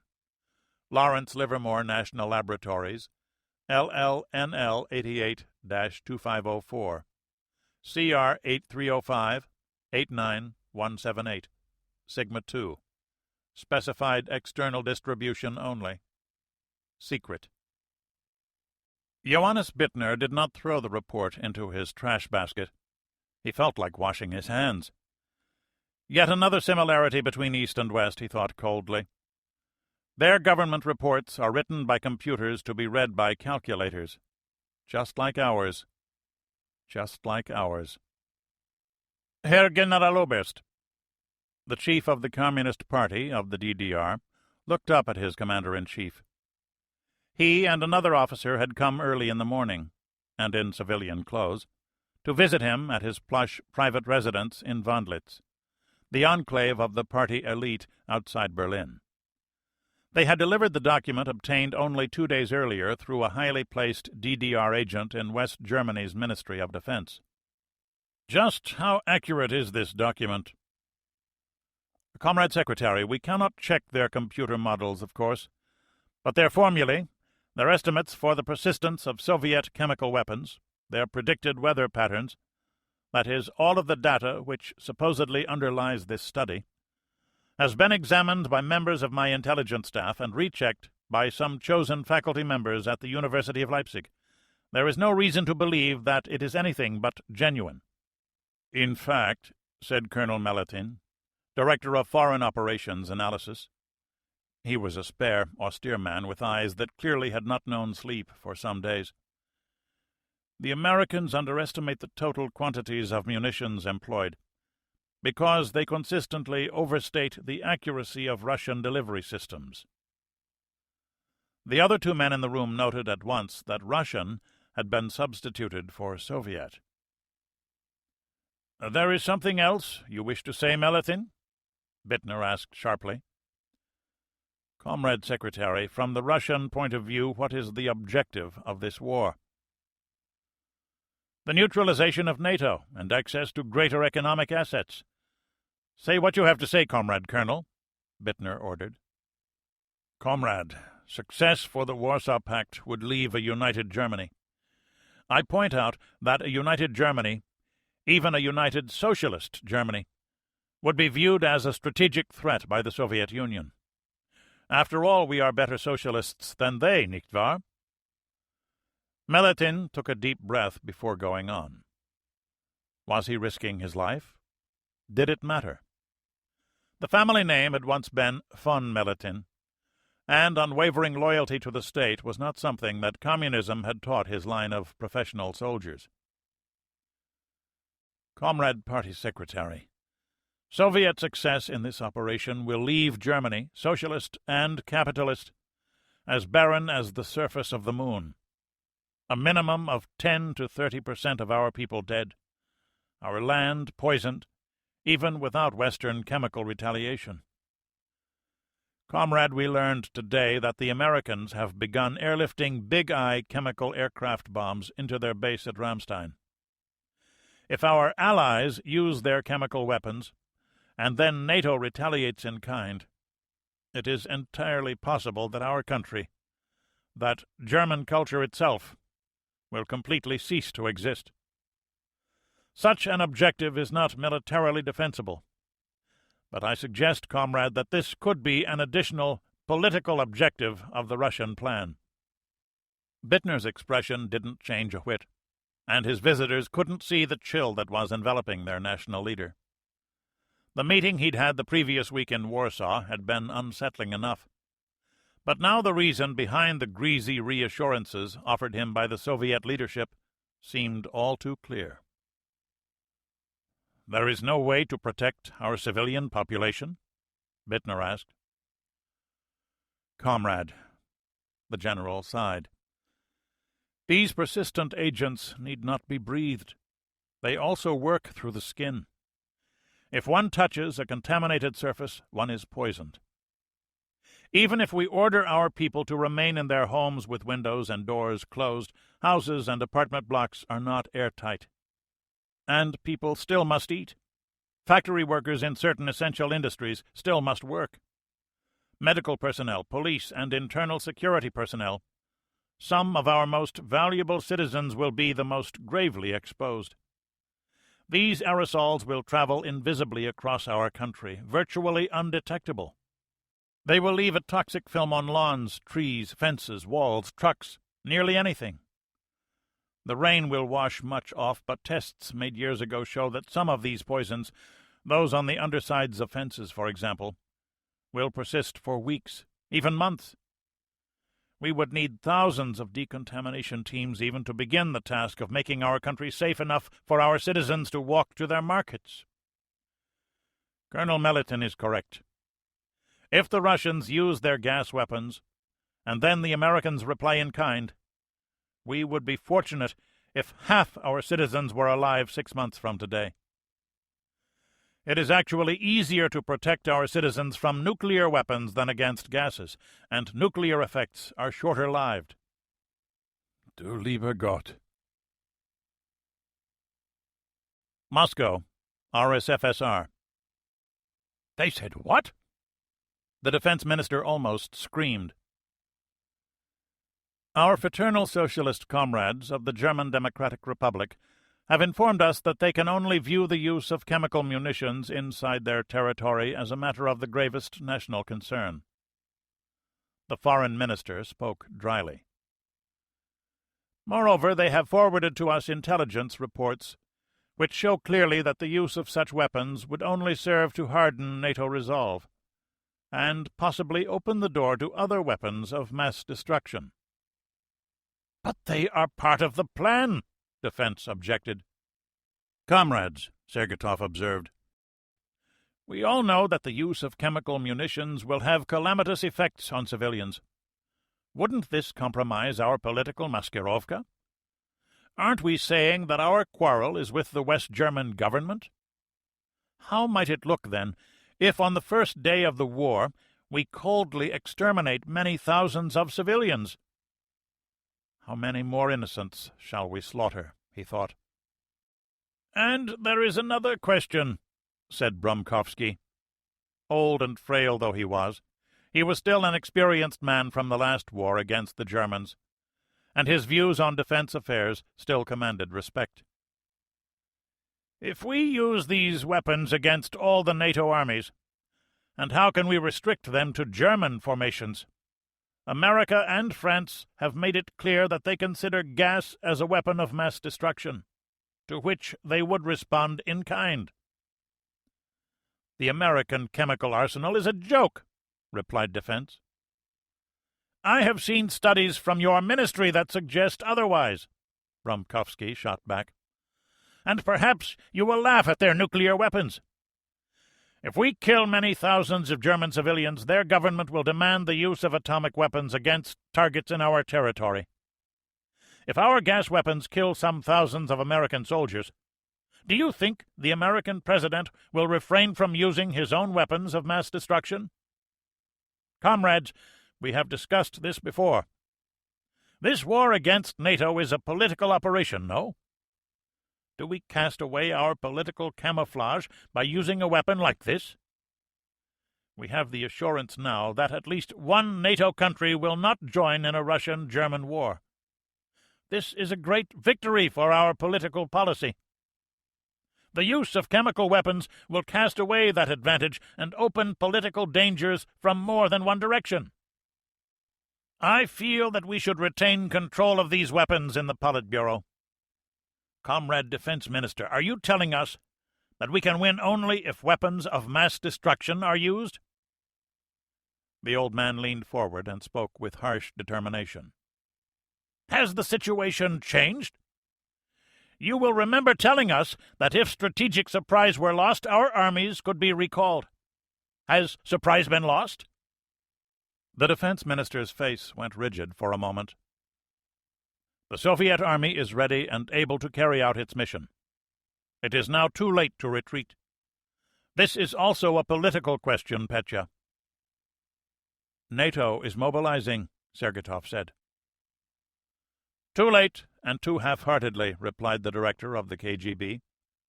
We have split one country from the NATO alliance. We are working on others, and are hard at work throughout Europe and America spreading disinformation about the bomb attack. The will of the people in the NATO countries is low.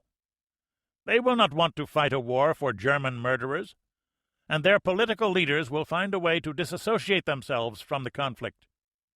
But not if we slaughter civilians with gas. The foreign minister nodded. Petya and young Sergetov are correct. The political cost of these weapons is simply too high. Washington, D.C. But why?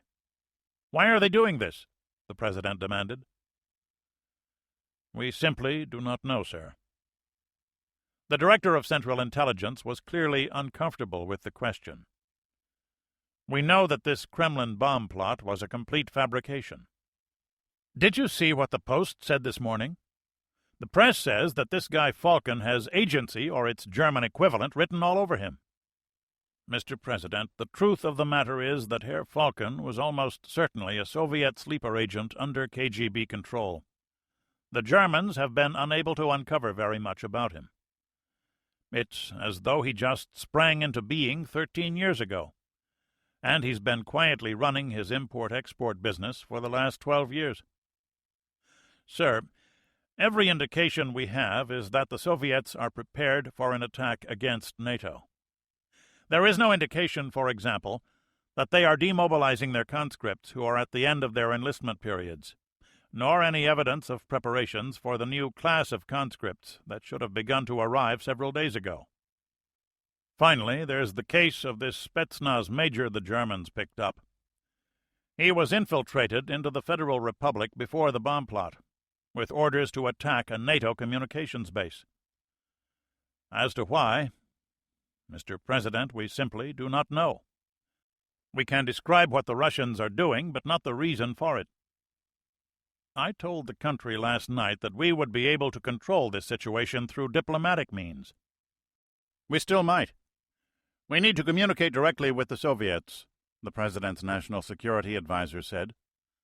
Until they respond positively, however, we have to show that we mean business too. Mr. President, a further call-up of reservists is necessary. North Atlantic. The Julius Fusik was rolling 10 degrees with a beam sea. It made life hard on the soldiers, Captain Kirov noted, but they were doing well for landsmen. His own crewmen were dangling over the sides with spray guns, painting over the ship's interlighter markings, preparatory to replacing them with the Lykes Lines emblem.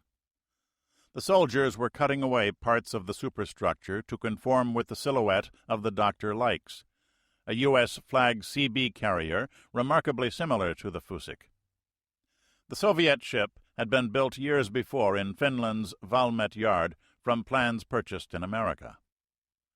Already the elevator winch area aft had been painted completely black to match the American line's house colors, and a black diamond had been painted on both sides of the superstructure. Gangs of men were changing the shape and colors of the two funnels with prefabricated parts. The hardest job remaining was the paintwork on the hull. The interliter markings were made of 20-foot letters. Replacing them called for the use of canvas templates, and the lettering had to be neat and exact. Worst of all, there was no way to check the workmanship short of launching a ship's boat, something he had neither the time nor the inclination to do. "How long, Comrade Captain?" 4 hours at least. The work goes well." Karoff couldn't hide his concern. Here they were, mid-Atlantic, far from the usual sea lanes, but there was no telling. "And if we are spotted by an American aircraft or ship?" General Andreev asked. "Then we will find out how effective our damage control drills have been, and our mission will be a failure." Karoff ran his hand along the polished teak rail.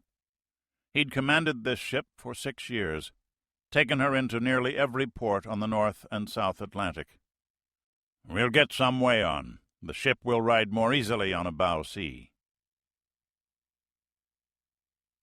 Moscow, RSFSR. "When are you planning to leave?" Flynn asked Calloway. "Soon, Patrick. I hope you'll be coming with me." The unmarried children of both men were in college, and both had sent their wives west the day before. "I don't know. I've never run away before." Flynn scowled at the empty stage at the end of the room. He had the scars to prove it. "They pay me to report the news." "You'll be reporting no bloody news from inside Lefortovo prison, my friend," Calloway observed. "Isn't one Pulitzer Prize enough?" Flynn laughed. "I thought nobody but me remembered." "What do you know that I don't, Willie?" "I know I wouldn't be leaving without a damned good reason. And if it's good enough for me to leave, Patrick, it's bloody good enough for you." He'd been told only the night before that a peaceful resolution of this crisis was now less than a 50% probability. For the 100th time, the Reuters correspondent blessed his decision to cooperate with the SIS. "Here we go." Flynn took out his notepad. The foreign minister entered from the usual door and moved to the lectern.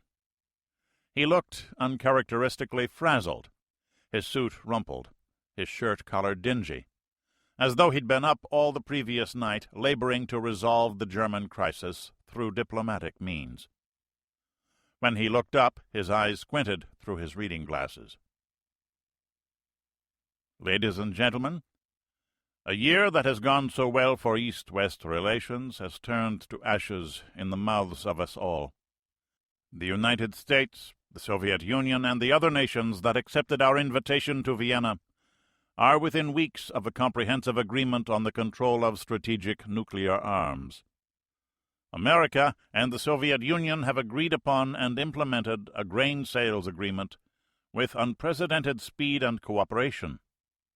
And even as we speak, deliveries are being made in Odessa on the Black Sea. Western tourism within the Soviet Union is at an all-time high, and this is perhaps the truest reflection of the spirit of détente. Now our peoples are finally beginning to trust one another. All this effort, the efforts of East and West to bring about a just and lasting peace, have been brought to ruin by a handful of revanchist men who have not taken the lessons of the Second World War to heart. Ladies and gentlemen, the Soviet Union has received irrefutable evidence that the government of the Federal Republic of Germany exploded its bomb in the Kremlin as part of a plot to bring about the reunification of Germany by force. We have in our possession classified German documents which prove that the West German government planned to bring down the Soviet government and use the resulting period of internal confusion to achieve their aim of remaking Germany into the principal continental power in Europe yet again. All Europeans know what that would mean to world peace. In this century, Germany has invaded my country twice. Over 40 million Soviet citizens died repelling those two invasions. And we do not forget the deaths of so many millions of our fellow Europeans who were also the victims of German nationalism. Polish, Belgian, Dutch, French, English, and American men and women labored as our allies to safeguard the peace of Europe. After the Second World War, we all thought that this problem was completely at an end. Such was the reasoning behind the treaties which divided Germany and Europe into spheres of influence. Remember that these spheres were ratified further by the Helsinki Accords in 1975, whose balance would serve to make a European war impossible. We know that the rearming of Germany by the West, supposedly a defensive measure against the imagined threat from the East, despite the fact that the Warsaw Pact was not even formed until well after the NATO alliance was formed, was the first step in the West's own plan to unify Germany as a pawn to counterbalance the Soviet Union. That this was a foolish and unnecessary policy is now manifestly clear. I ask you if there is anyone in Europe who truly wants a unified Germany. The NATO countries themselves stopped agitating for this years ago. Except, of course, for some Germans who remember the days of German power in rather a different light from those of us who were its victims. The Federal Republic of Germany has evidently turned the tables on her Western allies, and plans to use the NATO alliance as a shield behind which to launch her own offensive operations, the objective of which can only upset the power balance that has safeguarded the peace in Europe for 2 generations. Although we can fault the West for creating this situation, the government of the Soviet Union does not, I repeat, does not, hold America or her NATO allies responsible for this. My country, too, has learned the bitter lesson that allies can turn on their supposed friends, much as a dog can turn on his master. The Soviet Union has no wish to cast away the dramatic progress made this year in foreign relations with the West. The foreign minister paused before going on. But the Soviet Union cannot ignore, cannot set aside the fact that a deliberate act of aggression has been made against the Soviet Union, on Soviet soil. The government of the Soviet Union will today deliver a note to the Bonn government. As a price of our forbearance, as a price of keeping the peace, we demand that the Bonn government immediately demobilize its army to a level consistent with maintenance of the civil peace. We further call upon the Bonn government to admit its aggressive action, to dissolve and call for new elections, so that the German people themselves may judge how well they have been served. Finally, we demand and expect that full reparations be paid to the government of the Soviet Union and to the families of those so callously murdered by the revanchist German nationalists who hide in their city on the west bank of the Rhine. Failure to meet with these demands will have the gravest possible consequences. As I have already said, we have no reason whatever to believe that any other Western nation had the slightest complicity in this act of international terrorism. This crisis is, therefore, a matter between the government of the Soviet Union and the government in Bonn. It is our hope that this crisis can be resolved through diplomatic means. We call on the Bonn government to consider the consequences of its actions with the greatest care, and to act to preserve the peace. That is all I have to say. The foreign minister gathered his papers and left. The gathered reporters did not even attempt to shout questions at the receding form. Flynn tucked his notepad back into his pocket and screwed his pen closed. The AP correspondent had stayed behind at Phnom Penh to see the arrival of the Khmer Rouge, almost at the cost of his life. He'd covered wars, revolutions, riots, and been wounded twice as a result of his devotion to his business. But covering wars was a young man's game. When are you planning to leave? Wednesday at the latest. I already have 2 tickets reserved, SAS to Stockholm, Calloway answered.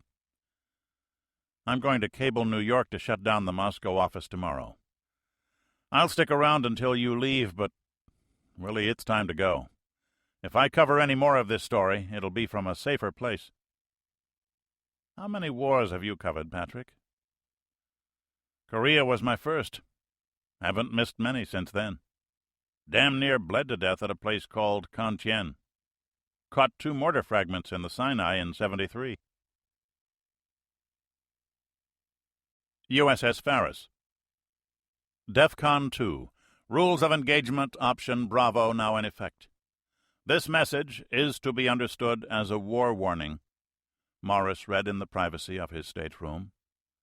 Hostilities between NATO and the Warsaw Pact are now to be considered as likely, but not certain. Take all measures consistent with the safety of your command. Hostilities could initiate without warning. Ed Morris lifted his phone. Call the XO to my stateroom. He was there in under a minute. I hear you got a hot message, Skipper. DEFCON 2, row option Bravo. He handed over the terse message form.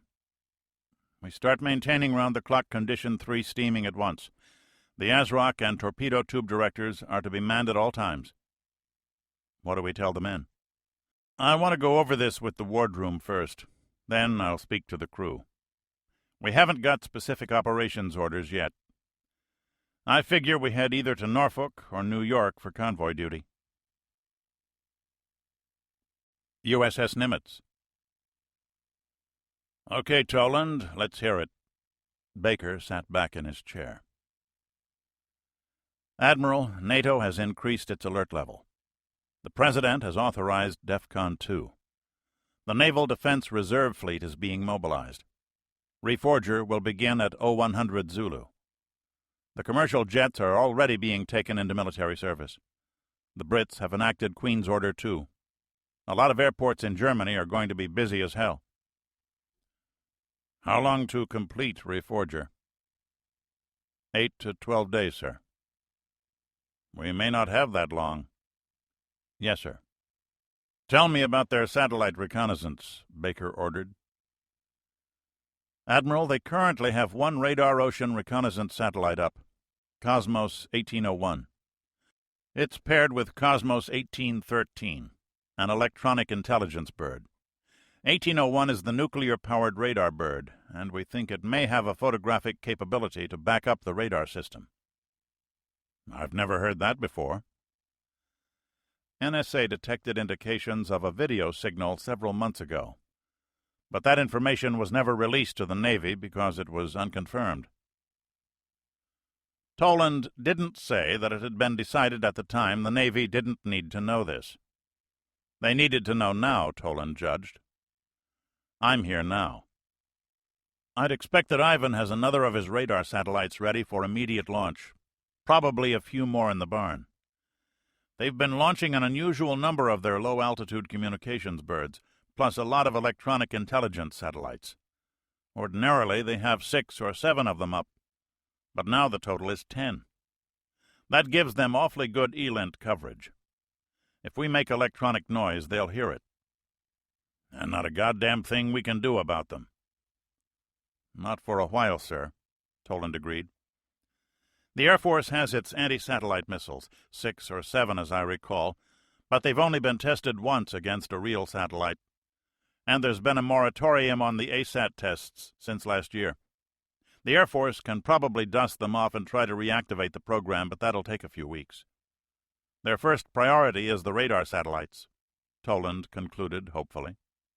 Okay, our orders are to rendezvous with Saratoga at the Azores and escort our Marine Amphibious Unit to Iceland. I suppose the Russians will watch us all the way up. Hopefully, by the time we get there, the Icelandic government will allow us to land them. I just learned that their government can't decide if this crisis is real or not. God, I wonder if NATO will hold together. Supposedly, we have proof that it's all a put-up job, but we don't need to know what that evidence is. The problem is that a lot of countries are buying this charade, at least publicly. Yeah, I love that. I want you to refine your estimate of the threat from Soviet subs and aircraft on a continuous basis. I want information about the smallest change in what they have at sea the moment you get it.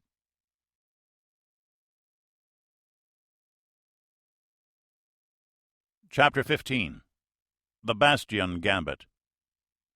USS Chicago. "What's the sounding?" McCafferty asked quietly. 50 feet under the keel. The navigator answered at once. "We're still well outside Russian territorial waters, but we start approaching real shoals in 20 miles, Skipper." It was the 8th time in half an hour that he had commented on what lay ahead. McCafferty nodded, not wanting to speak, not wanting to make any unnecessary sound at all. The tension hung in the attack center of the Chicago like the cigarette smoke that the ventilators would not entirely remove. Looking around, he caught his crewmen furtively disclosing their states of mind with a raised eyebrow or a slightly shaken head. The navigator was the most nervous of all. There were all sorts of good reasons not to be here. Chicago might or might not have been in Soviet territorial water, itself a legal question of no small complexity. To the northeast was Cape Kanin. To the northwest, Cape Sviatoy.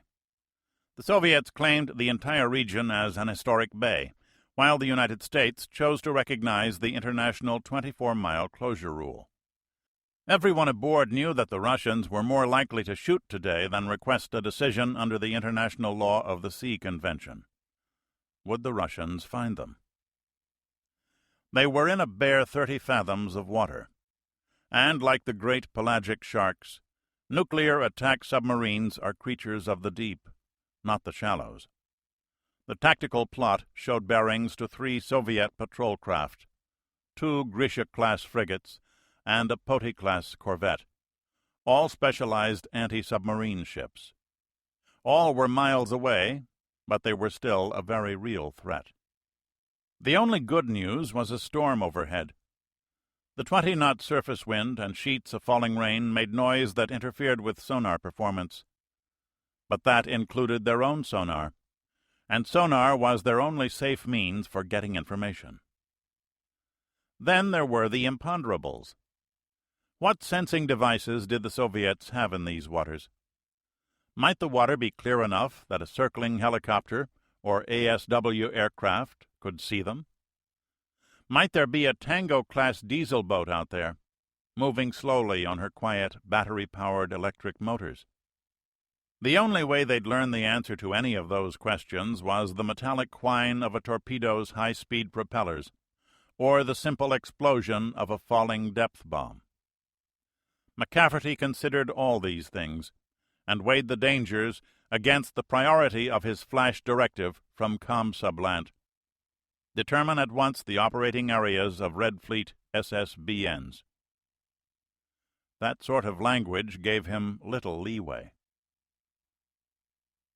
"How tight is the inertial fix?" McCafferty asked as casually as he could.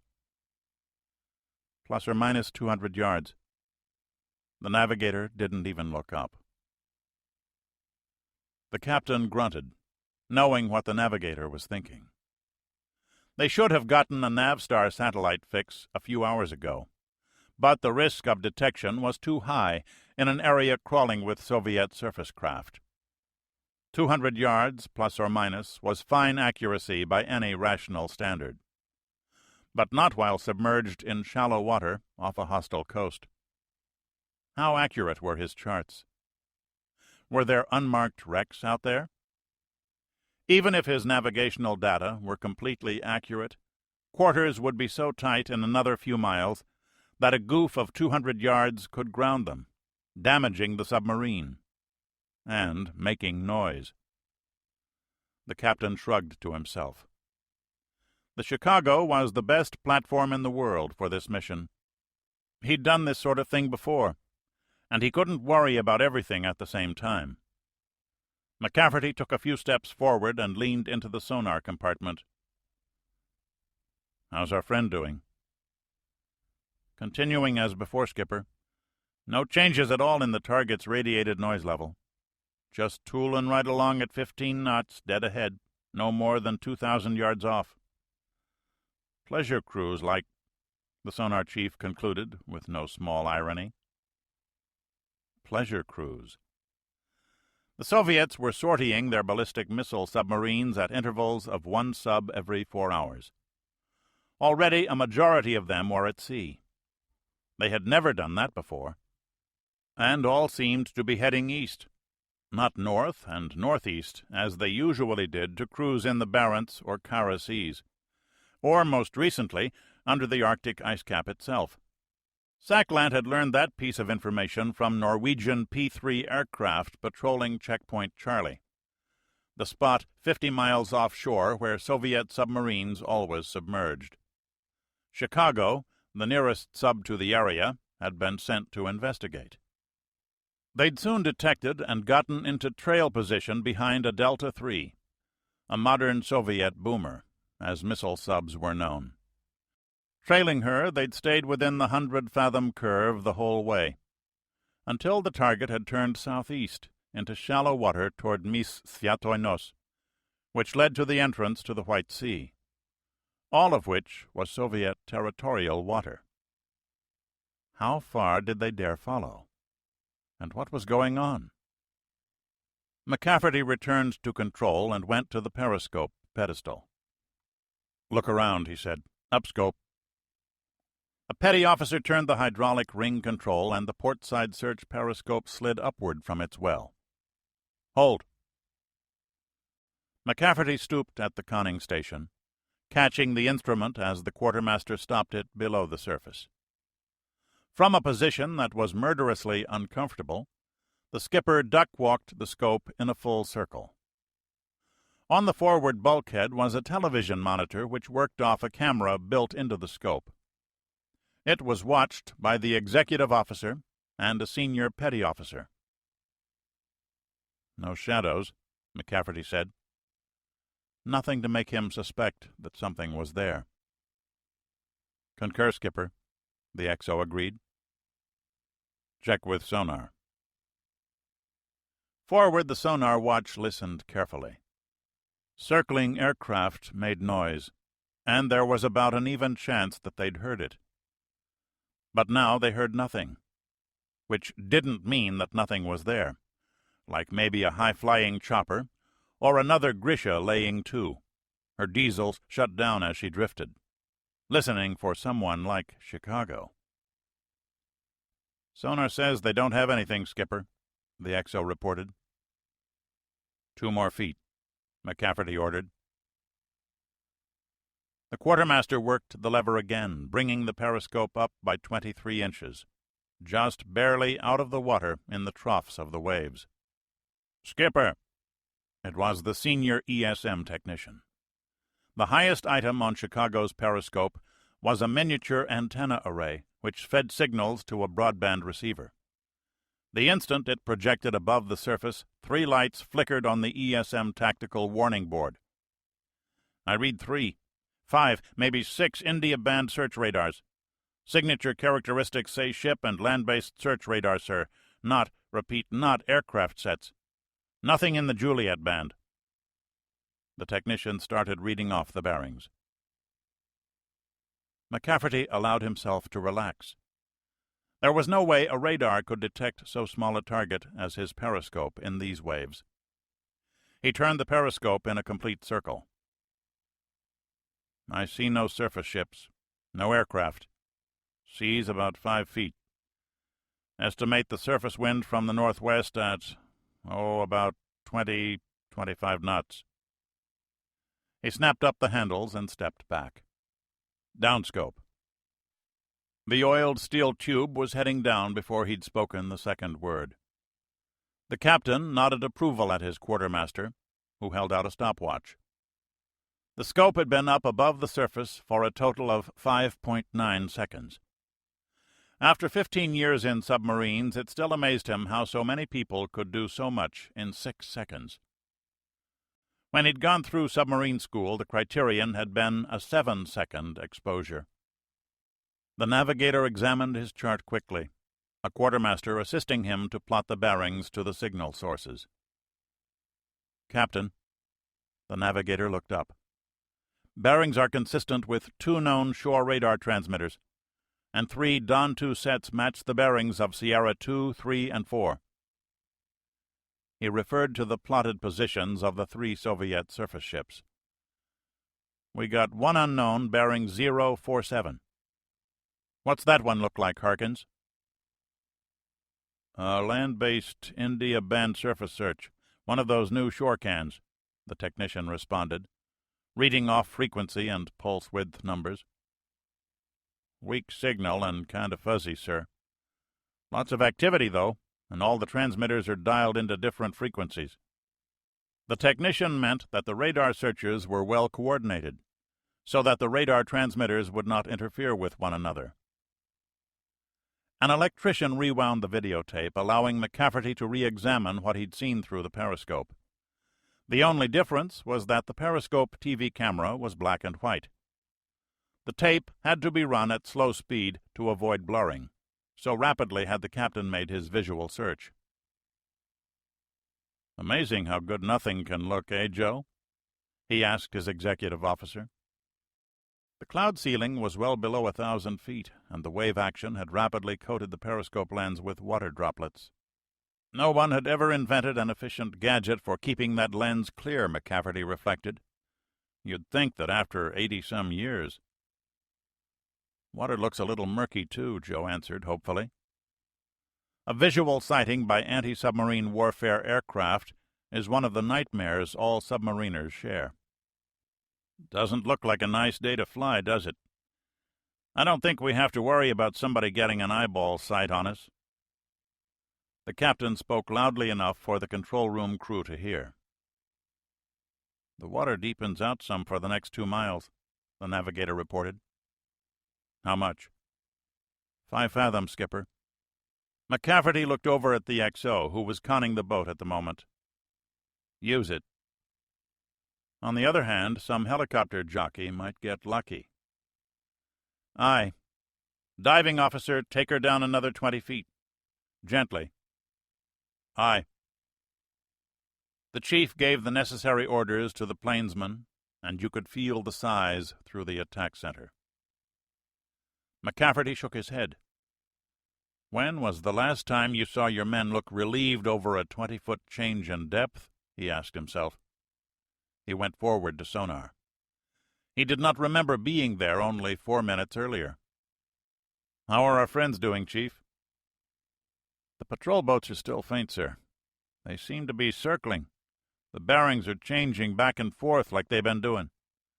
The boomer's blade count is also constant, sir. He's just tooling right along at 15 knots. Not especially quiet, either. I mean, we still got plenty of mechanical transients, you know.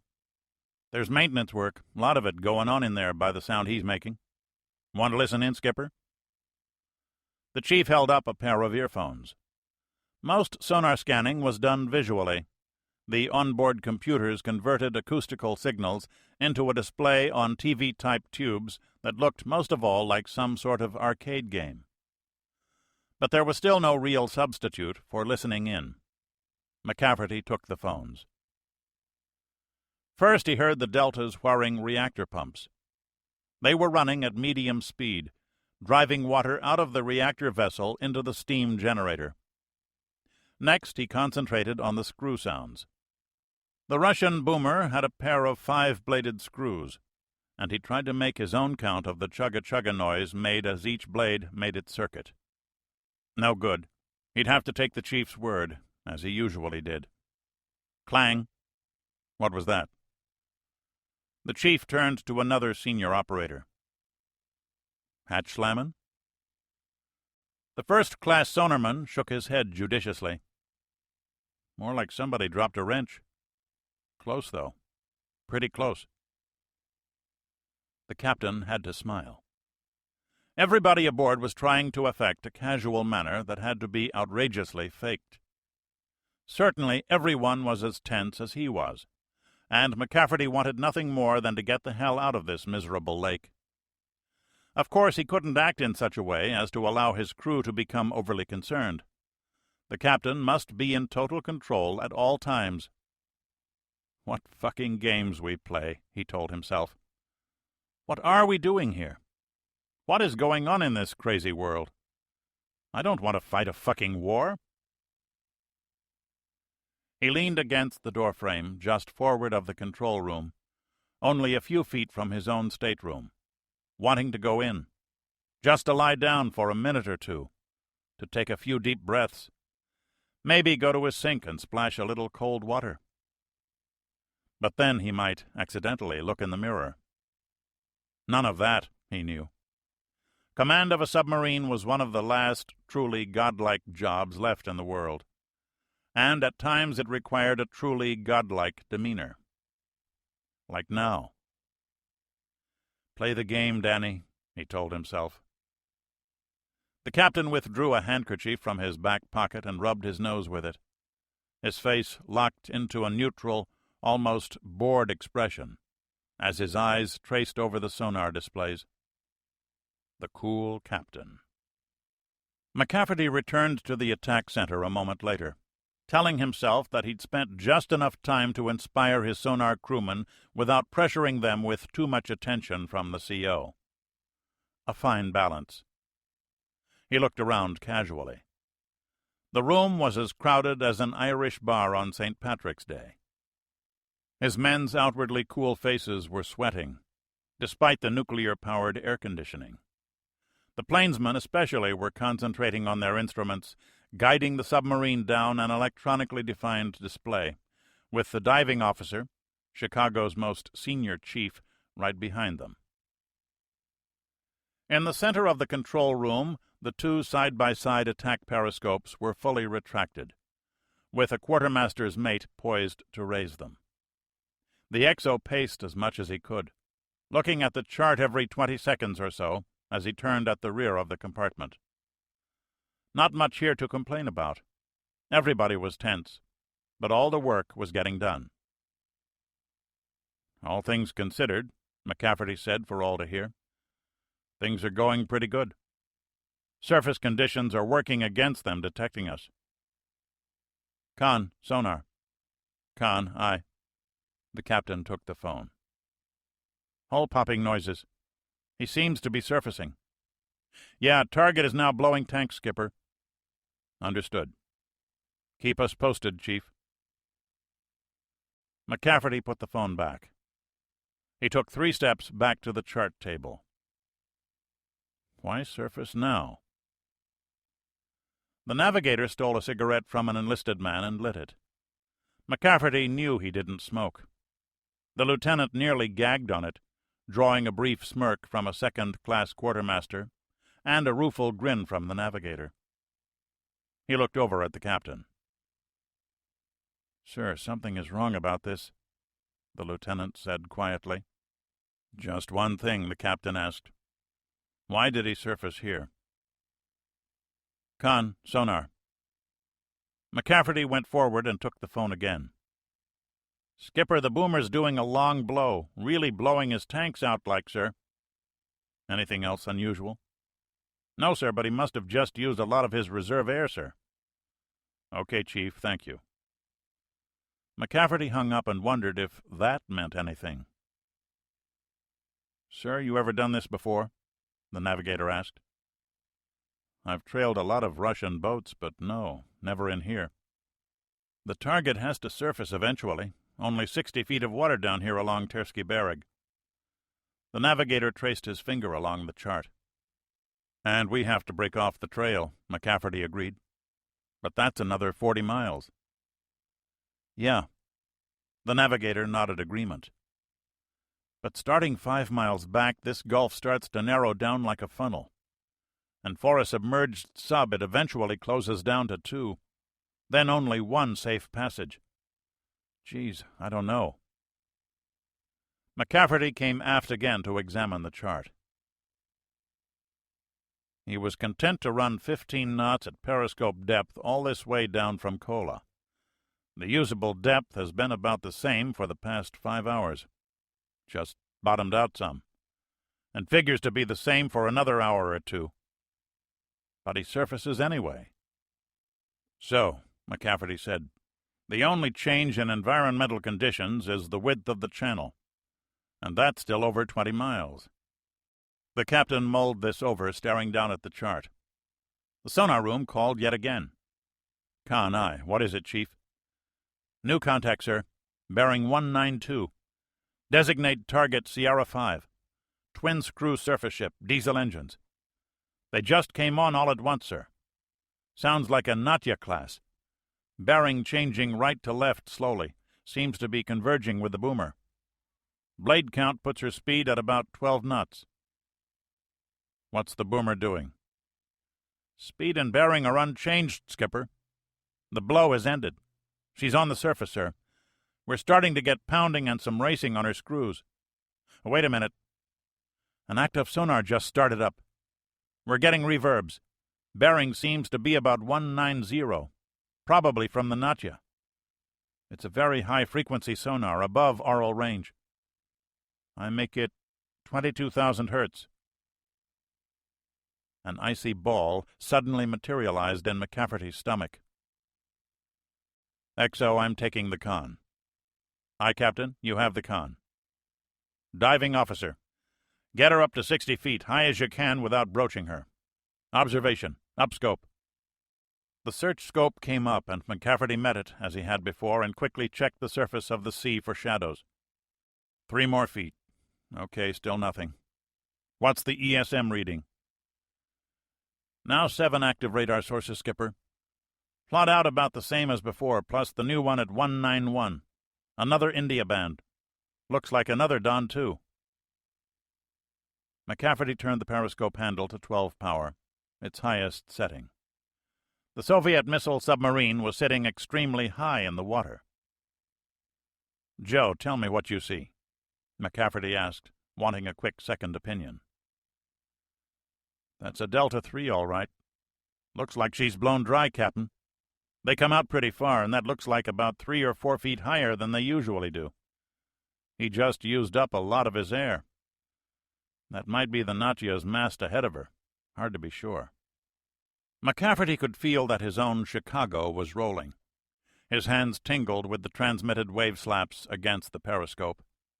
The seas were crashing against the Delta, too, and he could see water splashing in and out of the limber holes that lined the boomer's flanks. ESM board says that signal strengths are approaching detection values, the technician warned. His periscopes are both up, McCafferty said, knowing that his scope had already been up too long. He squeezed the trigger to double the magnification. It cost optical detail, but the picture zoomed in on the Delta's conning tower. The control station atop his sail is fully manned. Everyone has glasses. Not looking aft, though. Downscope. Diving officer, take her down 10 feet. Nice work, plainsman. Let's see that tape, Joe. The picture returned to the TV monitor in a few seconds. They were 2,000 yards behind the Delta. Beyond her, by about half a mile, was a spherical radar dome, probably the Natya, rolling noticeably with the beam seas. To house her 16 SS-18 missiles, the Russian sub had a sloped turtleback, and from directly aft it looked like a highway ramp. An ungainly design, the Delta, but she had to survive only long enough to launch her missiles, and the Americans had no doubt that her missiles worked just fine. Look at that, they blew her so high half her screws are clear, the XO pointed. Navigator, how far to shallow water? Along this channel, a minimum of 24 fathoms for 10 miles. Why did the Delta surface this far out? McCafferty lifted the phone. Sonar, tell me about the Natya. Skipper, he's pinging away like mad. Not toward us, but we're getting lots of reflections and reverberations off the bottom. The Natya was a specialized mine hunter, also used, to be sure, as an escort for submarines in and out of safe areas. But her mine-hunting VHF sonar was operating. Dear God. "Left full rudder," McCafferty shouted. "Left full rudder, aye." The helmsman would have hit the overhead but for the seatbelt. He instantly snapped his wheel to port. "Sir, my rudder is left full." "Minefield," the navigator breathed. Heads all over the room turned around. "That's a good bet." McCafferty nodded grimly. "How far are we from the point where the boomer rendezvoused with the Natya?" The navigator examined the plot closely. "Stopped about 400 yards short of it, sir." "All stop." "All stop, aye." The helmsman dialed the annunciator handle. "Engine room answers all stop, sir. Passing left through 180, sir." "Very well. We ought to be safe enough here. You have to figure the Delta'd rendezvous with the sweeper a few miles clear of the field, right? Anybody here think Ivan would gamble with a boomer?" It was a rhetorical question. Nobody ever gambled with boomers. Everyone in the control room took a deep breath at the same moment. The Chicago slowed rapidly, her turn taking her broadside to her previous course. "Rudder amidships." McCafferty ordered 1/3 speed and lifted the phone for sonar. "The boomer doing anything different?" "No, sir. Bearing is still constant at 190. Speed still 15 knots. We can still hear the Nadia pinging, nearing 186, and her blade count is now about 15 knots too." "Navigator, start figuring a way for us to get out of here. We want to keep well clear of all those patrol boats and report this news in as quick as we can." "Aye. 358 looks pretty good for the moment, sir." The navigator had been updating that course continuously for 2 hours. "Sir, if Ivan really has laid out a minefield, part of it's in international waters," the exec noted. "Cute." "Yeah. Of course, to them it's territorial waters, so anybody bumps into a mine, it's just too damn bad." "And maybe an international incident?" Joe observed. "But why did they ping at all?" the communications officer asked. "If they got a clear channel, they can navigate visually." "What if there's no channel at all?" the exec answered. "What if they set ground mines and moored mines strung, say, at a uniform depth of 50 feet? You'd have to figure they'd be a little nervous that a mine or two might have too long a mooring cable. So they're playing it safe, just like we'd do. What's all that tell you?" "Nobody can trail their boomers without surfacing," the lieutenant understood. "And we sure as hell aren't going to do that. Nobody ever said that Ivan was dumb. They got a perfect system here. They're putting all their missile boats where we can't get at them," McCafferty went on. "Even Subrock can't make it from where we are into the White Sea. Final point. If they have to scatter the boats, they don't have to screw around in a single channel. They can all surface, spread out, and run for daylight. What this means, gentlemen, is that instead of detailing an attack boat to guard every boomer against somebody like us, they can put all the missile boats into one nice, safe basket and release their attack boats to other missions. Let's get the hell out of here." North Atlantic. "Ship in view, this is U.S. Navy aircraft on your port beam. Please identify. Over." Captain Kiroff handed the bridge-to-bridge phone to a Red Army major. "Navy, this is the Dr. Likes. How are y'all?" Kiroff spoke halting English. The major's Mississippi accent might well have been Kurdish, for all he understood of it. He could barely make out the haze-gray patrol aircraft that was now circling their ship. Circling, they noted, at a 5-mile distance, and certainly inspecting them through binoculars. "Amplify, Dr. Likes," the voice ordered tersely. "We're out of New Orleans, bound for Oslo with general cargo, Navy. What's the big deal?" "You're well north of a course to Norway. Please explain. Over." "Y'all read the damn papers, Navy? It's liable to get dangerous out here, and this big old ship costs money. We got orders from the Home Office to keep close to some friendly folks. Hell, we're glad to see you, boy. Y'all want to escort us a ways?" "Roger. Copy. Dr. Likes, be advised, no submarines known to be in this area." "Y'all guarantee that?" This drew a laugh. "Not hardly, Doc." "That's about what I thought, Navy. Well, if it's all right with you, we'll keep heading north a ways and try to stay under your air cover. Over." "We can't detail an aircraft to escort you." "Understood, but you will come if we call you, right?" "That's a roger," agreed Penguinate. "Okay, we'll continue north, then turn east for the Faroes. Will you warn us if any bad guys show up? Over." "If we find any, Doc, the idea is we'll try and sink 'em first," the pilot exaggerated. "Fair enough. Good hunting, boy. Out." Penguinate. God, do people really talk like that? The pilot of the Orion wondered aloud. "Never heard about Likes lines," his co-pilot chuckled. "They used to say they wouldn't hire a guy unless he had a southern accent. I never believed it until now. Nothing like tradition. He is kind of off the beaten track, though."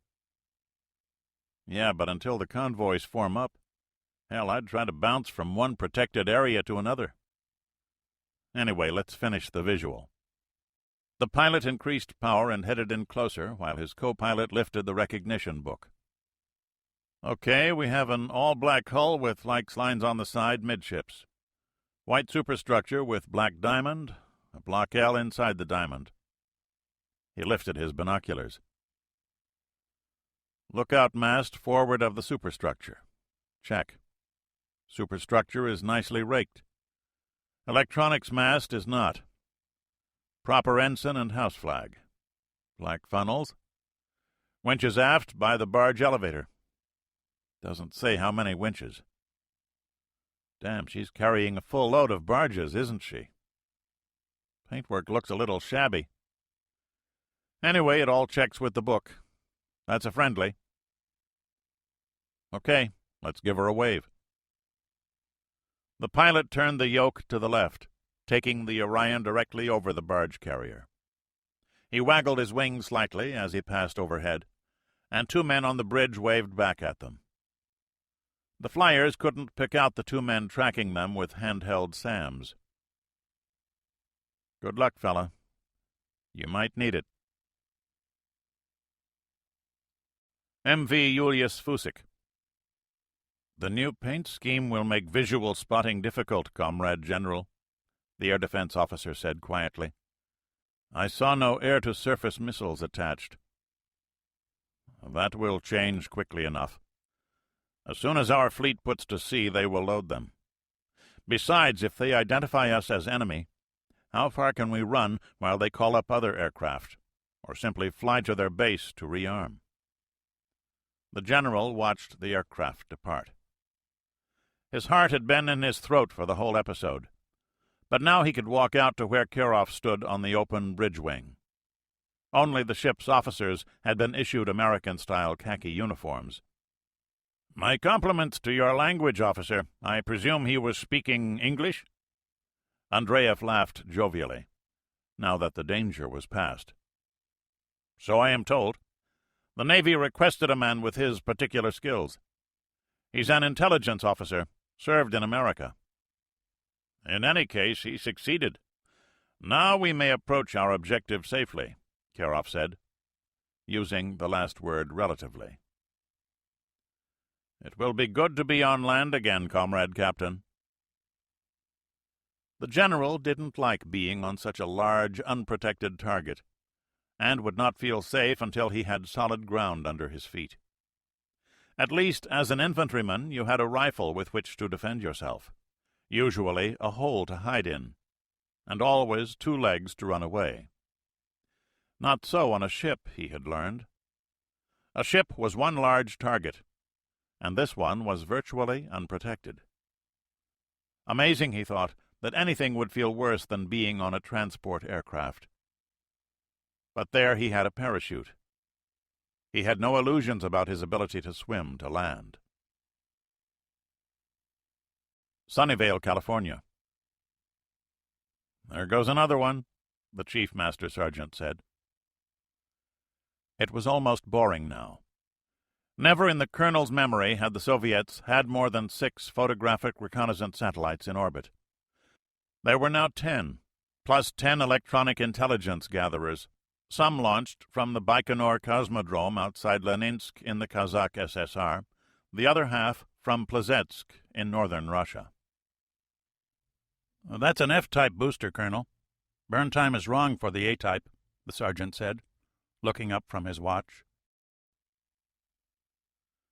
This Russian booster was a derivation of the old SS-9 ICBM, and it had only 2 functions: to launch radar ocean reconnaissance satellites, called RORSATs, that monitored ships at sea, and to loft the Soviet anti-satellite system.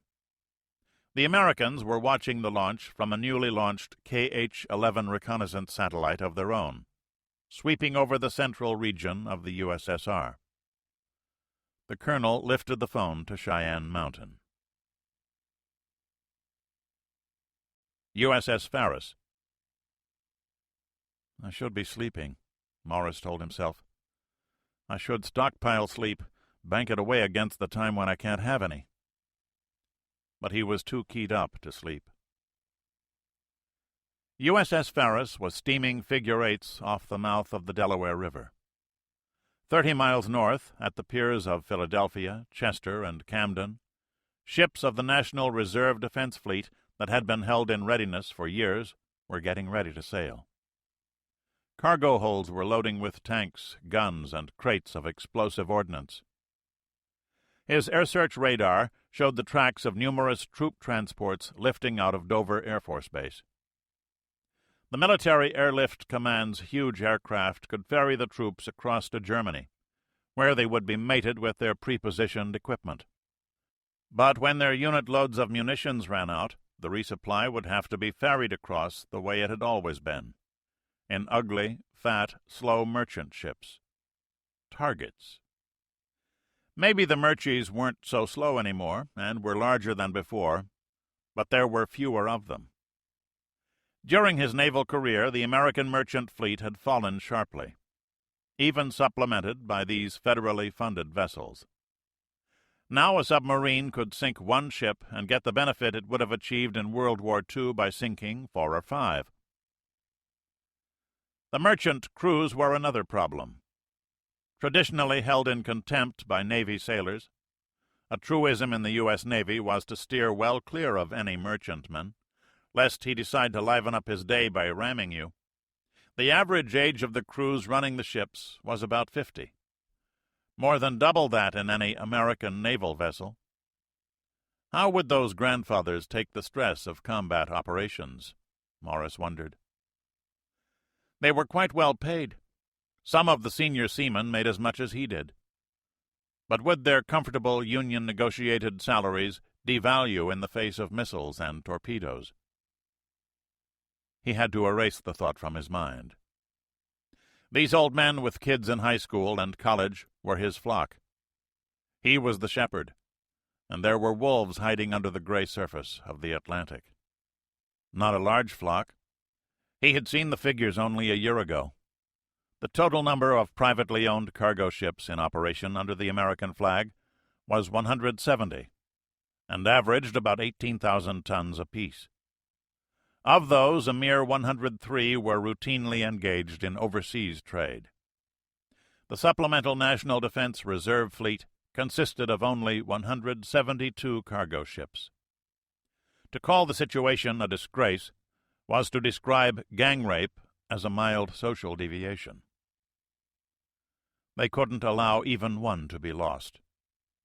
Morris wandered over to the bridge radar scope and looked down into the rubber eye shield to watch the aircraft lifting out of Dover. Each blip contained 300 to 500 men. What would happen when they ran out of shells? "Another Murchie, skipper." The officer of the deck pointed to a dot on the horizon.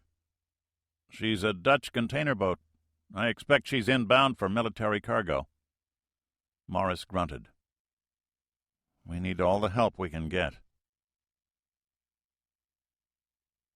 Sunnyvale, California. It's definite, sir, the colonel said. That's a Soviet ASAT bird, 73 nautical miles behind one of ours. The colonel had ordered his satellite to turn in space and point its cameras at its new companion. The light wasn't all that good, but the shape of the Soviet killer satellite was unmistakable. A cylinder nearly 100 feet long, with a rocket motor at one end and a radar seeker antenna at the other. What's your recommendation, Colonel? Sir, I am requesting unlimited authority to maneuver my birds at will. As soon as anything with a red star on it gets within 50 miles, I'm going to do a series of Delta V maneuvers to screw up their intercept solution. That will cost you a lot of fuel, son, Sink NORAD warned. What we have here, General, is a binary solution set. The colonel responded like a true mathematician. Choice 1, we maneuver the birds and risk the fuel loss. Choice 2, we don't maneuver the birds and risk having them taken out. Once they close to 50 miles, they can achieve intercept and negate our bird in as little as 5 minutes, maybe faster. 5 minutes is only the best we've observed them to do. Sir, you have my recommendation. The colonel had a Ph.D. in mathematics from the University of Illinois, but that was not where he'd learned to back generals into corners. Okay, this one goes to Washington, but I'll forward your recommendation with my endorsement. USS Nimitz. Admiral, we just had a disturbing report from the Barents Sea. Toland read the dispatch from Sinkland Fleet. How many more subs can they throw at us now? Perhaps as many as 30 additional boats, Admiral. 30? Baker hadn't liked anything he'd been told for a week now. He especially didn't like this. The Nimitz battle group, in company with Saratoga and the French carrier Foch, was escorting a marine amphibious unit, called a MAU, to reinforce the ground defenses on Iceland. A 3-day run. If the war started soon after they made their delivery, their next mission would be to support the GIUK barrier defense plan, the critically important link that covered the ocean between Greenland, Iceland, and the United Kingdom. Carrier Task Force 21 was a powerful force, but would it be powerful enough? Doctrine required a 4-carrier group to fight and survive up here, but the fleet had not yet been fully assembled. Toland was getting reports on frantic diplomatic activity aimed at averting the war that appeared about to start, much as everyone hoped it wouldn't. How would the Soviets react to 4 or more carriers in the Norwegian Sea? It seemed that no one in Washington wanted to find out, but Toland was wondering if it would matter at all.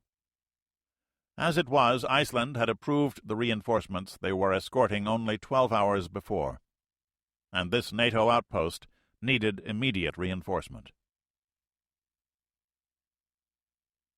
USS Chicago. McCafferty was 30 miles north of the entrance to the Kola Fjord. The crew was relatively happy to be here after a tense 16-hour run from Cape Sviatoy. Though the Barents Sea was alive with anti-submarine ships, immediately after making their report, they had been withdrawn from the entrance to the White Sea for fear of fomenting a major incident. Here there was 130 fathoms of water and room to maneuver, and they were confident in their ability to keep out of trouble. There was supposed to be a pair of American subs within 50 miles of Chicago, plus a Brit and 2 Norwegian diesel boats. His sonarmen couldn't hear any of them, though they could hear a quartet of Grisha-class frigates pinging away at something to the southeast. The Allied submarines here were assigned to watch and listen. It was a nearly ideal mission for them, since they only had to creep along, avoiding contact with surface ships, which they could detect from a good long distance. There was no hiding it now. McCafferty didn't even consider not telling his men the significance of what they had learned about the Russian boomers. Submarines have no long-lived secrets. It looked like they were about to fight a war. The politicians in Washington and the strategists in Norfolk and elsewhere might still have their doubts, but there, At the sharp end of the lance, the officers and men aboard Chicago discussed the way the Soviets were using their ships and came up with a single answer. The submarine's torpedo tubes were loaded with Mk-48 torpedoes and Harpoon missiles. Her vertical missile tubes forward of the pressure hull held 12 Tomahawks, 3 nuclear-tipped land attack missiles, and 9 conventional anti-ship models. When a shipboard machine showed the first suggestion of a fault, a technician immediately tore it down to fix it. McCafferty was pleased and not a little surprised by his crew. So young they were. The average age on his submarine was 21. To have to adapt to this. He stood in the sonar room, forward and to starboard of the attack center. A few feet from him, a massive computer system sifted through an avalanche of waterborne sound, analyzing individual frequency bands known from experience to mark the acoustical signature of a Soviet vessel. The signals were displayed on a visual screen called a waterfall display, a monocolor curtain of yellow whose brighter lines indicated the bearing to a sound that might be a source of interest. 4 lines indicated the Grishes, and offset dots marked the pings from their active sonars. McCafferty wondered what they were after. His interest was mainly academic. They weren't pinging his ship, but there was always something to learn from how the enemy did his job. A team of officers in the attack center was plotting the movement of the Soviet patrol ships, carefully noting their formation patterns and hunting technique for later comparison with intelligence estimates. A new series of dots appeared at the bottom of the screen. A sonarman punched a button for a more selective frequency setting, altering the display slightly, then plugged in a pair of microphones. The display was on fast-speed image generation, and McCafferty saw the dots grow to lines around bearing 198, the direction to the Kola Channel. "Lots of confused noise, Skipper," the sonarman reported. "I read alphas and charlies coming out with other stuff behind them. Blade count on one alpha is something like 30 knots. Lots of noise behind them, sir." The visual display confirmed it a minute later. The frequency or tone lines were in the areas known to depict specific classes of submarines, all moving at high speed to clear the harbor. The bearing to contact lines spread apart as the boats fanned out. The boats had already dived, he noted. Usually, Soviet submarines didn't dive until they were well offshore. "Ship count is over 20, sir," the chief sonarman said quietly. "We have a major sortie here." "Sure looks like it." McCafferty moved back to the attack center. His men were already entering the contact positions into the fire control computer and sketching paper tracks on the chart table. The war hadn't started yet, and though it appeared it could come at any time, McCafferty's orders were to keep clear of any Soviet formation until the word came. He didn't like it. Better to get his blows in quick. But Washington had made it clear they wanted no one to cause an incident that might prevent some kind of diplomatic settlement. That made sense, the captain admitted to himself.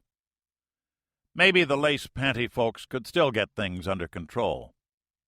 A faint hope, but a real one. Real enough to overcome his tactical desire to hold an attack position. He ordered his submarine moved farther offshore. In half an hour things were clearer still, and the captain had a slot buoy launched. The buoy was programmed to allow Chicago 30 minutes to clear the area. Then it started sending a series of burst transmissions on a UHF satellite band. From 10 miles away he listened to Soviet ships going berserk around the radio buoy, doubtlessly thinking it was the location of the submarine. The game was becoming all too real. The buoy operated for over an hour, continuously sending its data to a NATO communications satellite. By nightfall, the data was being broadcast to all NATO units at sea. The Russians are coming.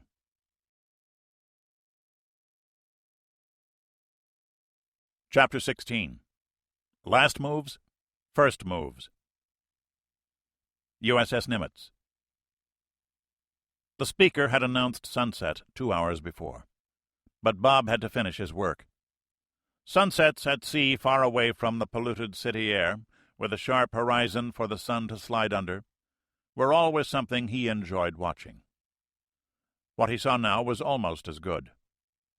He stood with his hands on the rail, first looking down at the foam alongside the carrier's sleek hull. Then, after a brief moment of preparation, up. Born and raised in Boston, Toland hadn't known what the Milky Way was until joining the Navy, and the discovery of the wide, bright belt of stars overhead was always a source of wonder to him. There were the stars he'd learned to navigate by, with sextant and trigonometric tables, largely replaced now by electronic aids like Omega and Loran. But they were still beautiful to behold. Arcturus and Vega and Altair, all blinking at him with their own colors, their own unique characteristics that made them benchmarks in the night sky. A door opened, and a sailor dressed in what looked like a purple plain fueler's shirt joined him on the flight deck catwalk.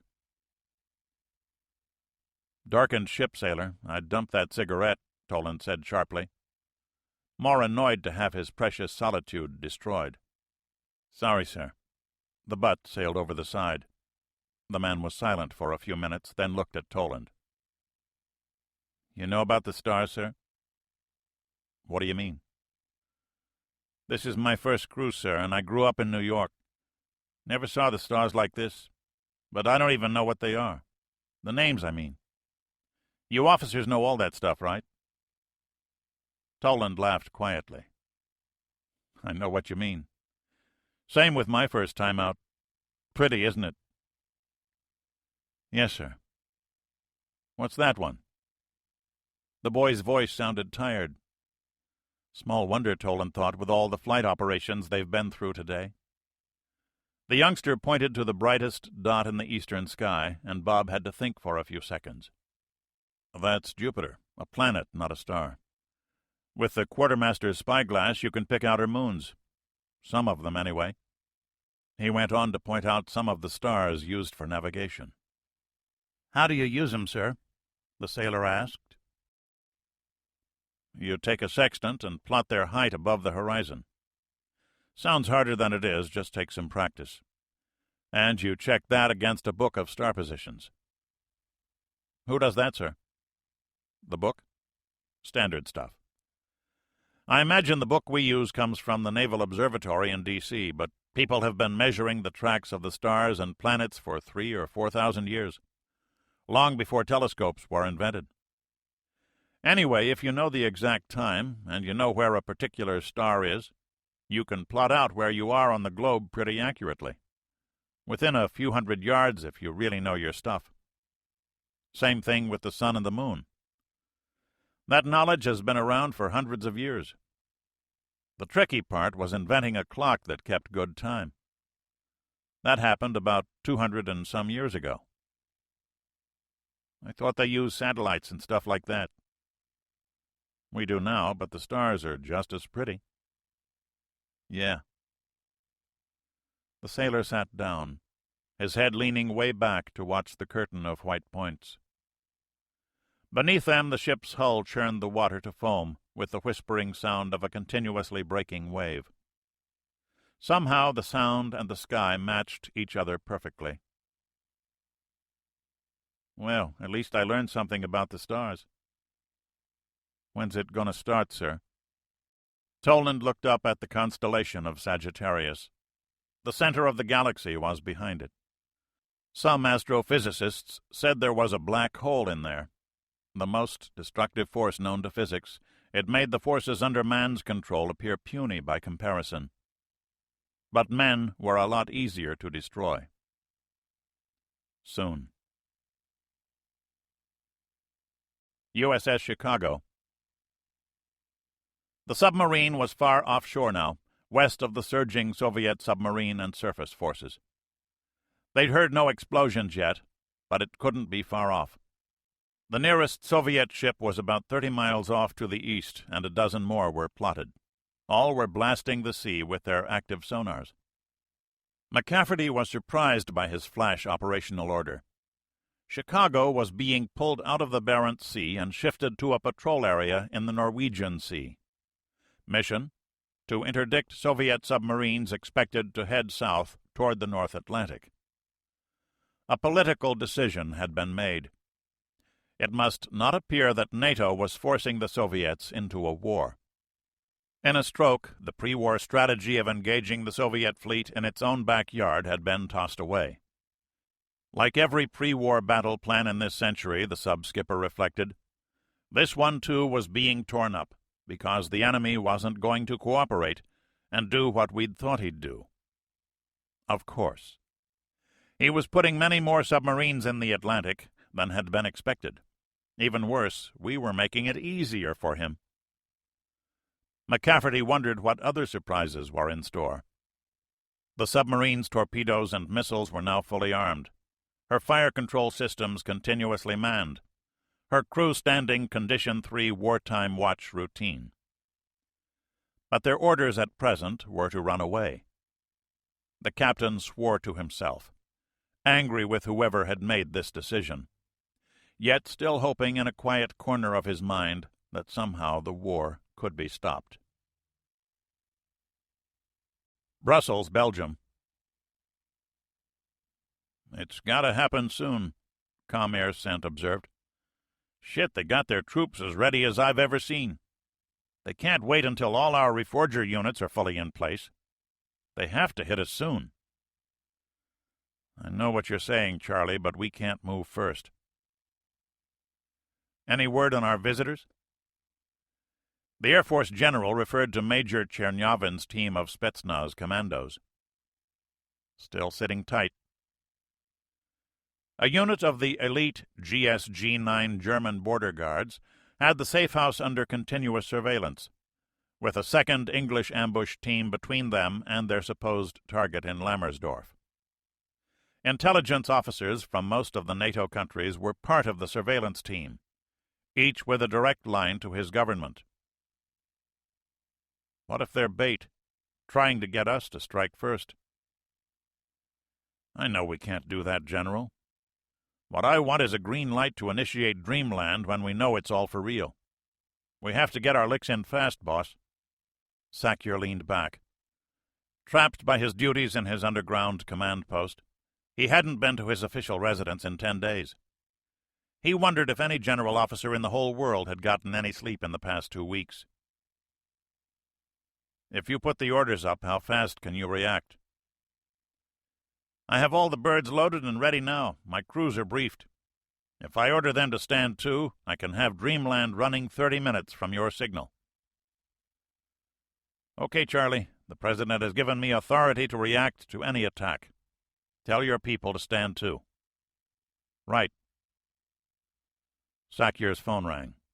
He lifted it, listened briefly, and looked up. Our visitors are moving, he told Comair Sent. To his operations officer. The code word is Firelight. NATO forces would now go to maximum alert. Aachen, Federal Republic of Germany.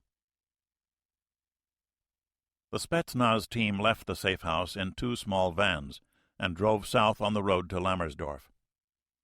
With their leader killed in a traffic accident, the second in command, a captain, had been delivered copies of the papers his boss had died to get, and fully briefed his men. They were quiet and tense. The officer had taken pains to explain to his men that their escape had been carefully planned, that once clear of the target, they'd get to another safe house and wait for their Red Army comrades to arrive in 5 days.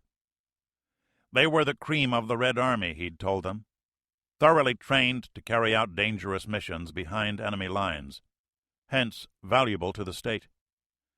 Every man had combat experience fighting in the mountains of Afghanistan, he reminded them. They were trained.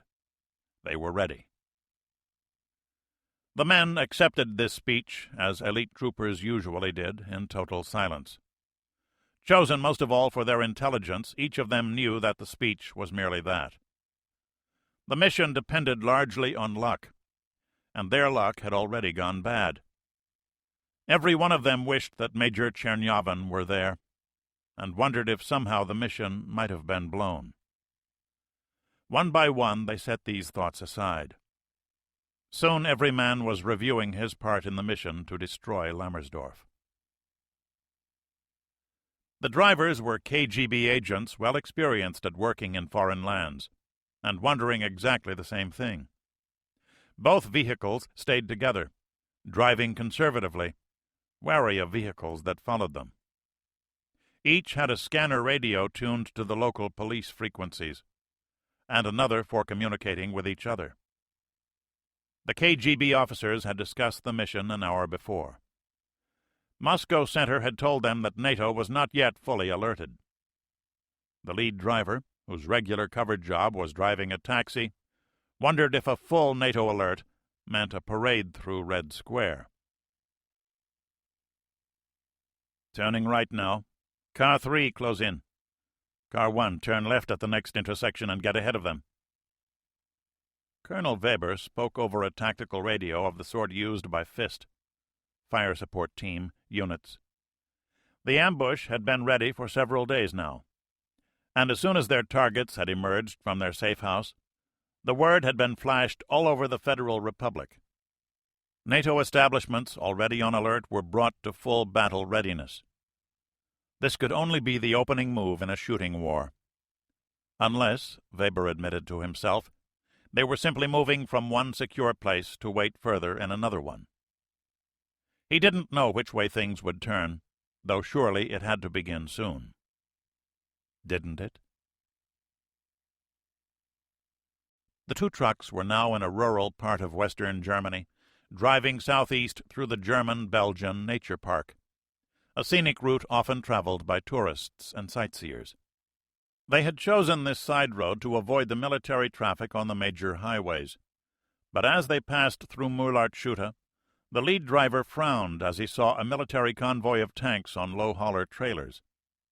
Strangely, the tanks were loaded backwards, with their massive guns facing aft. British tanks, he saw. New Challengers. Well, he hadn't expected to see any German Leopard tanks on the Belgian border. There had never been any possibility of preventing a German mobilization, and he tried to convince himself that the rest of the NATO countries had not moved as quickly as they could have. If this mission were successful, then NATO's communications would be seriously damaged, and maybe the armored spearheads would indeed come to rescue them. The convoy slowed. The driver considered pulling around them, but his orders were to be inconspicuous. "Everyone ready?" Weber asked from his chase car. "Ready." Bloody complex op, this, Colonel Armstrong thought. Tankers, SAS, and the Germans all working together. But worth it to bag a bunch of Spetsnaz. The convoy slowed and stopped at a picnicking area. Weber halted his car 100 meters away. It was now in the hands of the English ambush team. Flares erupted around the two small vans. The KGB driver cringed at being in the center of so much light. Then he looked forward to see the barrel of the tank just 50 meters ahead of him rise from its travel rest and center on his windshield. "Attention!" a voice called in Russian over a megaphone. "Spetsnaz soldiers, attention! You are surrounded by a company of mechanized troops. Come out of your vehicles singly and unarmed. If you open fire, you will be killed within seconds." A second voice began speaking. "Come out, comrades. This is Major Chernyavin. There is no chance." The commandos exchanged looks of horror. In the lead vehicle, the captain started to pull the pin on a grenade. A sergeant leaped on him and wrapped his hand around the captain's. "We cannot be taken alive. Those are our orders," the captain shouted. "The devil's mother we can't," the sergeant screamed. "One at a time, comrades. Out with hands high, and be careful." A private emerged from the back door of the van, one slow foot at a time. "Come to the sound of my voice, Ivanov," Chernyavin said from a wheelchair. The major had told much to earn the chance to save his detachment. He had worked with these men for 2 years, and he could not let them be slaughtered to no purpose. It was one thing to be loyal to the state, another to be loyal to the men he'd led in combat operations. "You will not be hurt. If you have any weapons, drop them now. I know about the knife you carry, Private Ivanov." "Very good. Next man." It went quickly. A joint team of Special Air Service and GSG-9 commandos collected their Soviet counterparts, handcuffed them, and led them off to be blindfolded. Soon only 2 were left. The grenade made it tricky. By this time the captain had seen the futility of his action, but it proved impossible to locate the pin for the grenade. The sergeant shouted a warning to Chernyavin, who wanted to come forward himself, but couldn't. The captain came out last. He wanted to throw the grenade at the officer who, he thought, had betrayed his country, only to see a man whose legs were swathed in plaster. Chernyavin could see the look on the man's face. "Andrei Ilyich, would you prefer that your life should end for nothing?" the major asked. "The bastards drugged me and learned enough to kill you all. I could not let them do this." "I have a live grenade," the captain said loudly. "I will throw it into the truck." This he did before anyone could shout to stop him. A moment later the truck exploded, destroying the group's maps and plans for escape. For the first time in a week, Chernyavin's face broke into a wide grin. "Well done, Andrushka." 2 other Spetsnaz groups were less lucky, and were intercepted within sight of their targets by German units privy to Chernyavin's capture. But 20 additional groups were in the Federal Republic, and not every NATO site had gotten the word in time. A score of vicious firefights erupted on both sides of the Rhine. A war to involve millions began with squad and platoon-sized units fighting desperate actions in the dark.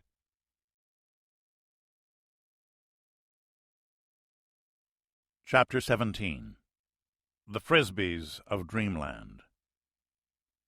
Germany, forward edge of the battle area. The view would have been frightening to most men. There were solid clouds overhead at 4,000 feet.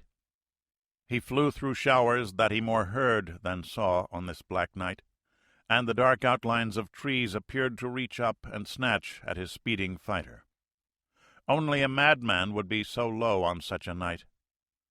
So much the better, he smiled inside his oxygen mask. Colonel Douglas Ellington's fingertips caressed the control stick of his F-19A Ghost Rider attack fighter, while his other hand rested on the side-by-side throttle controls on the left side cockpit wall.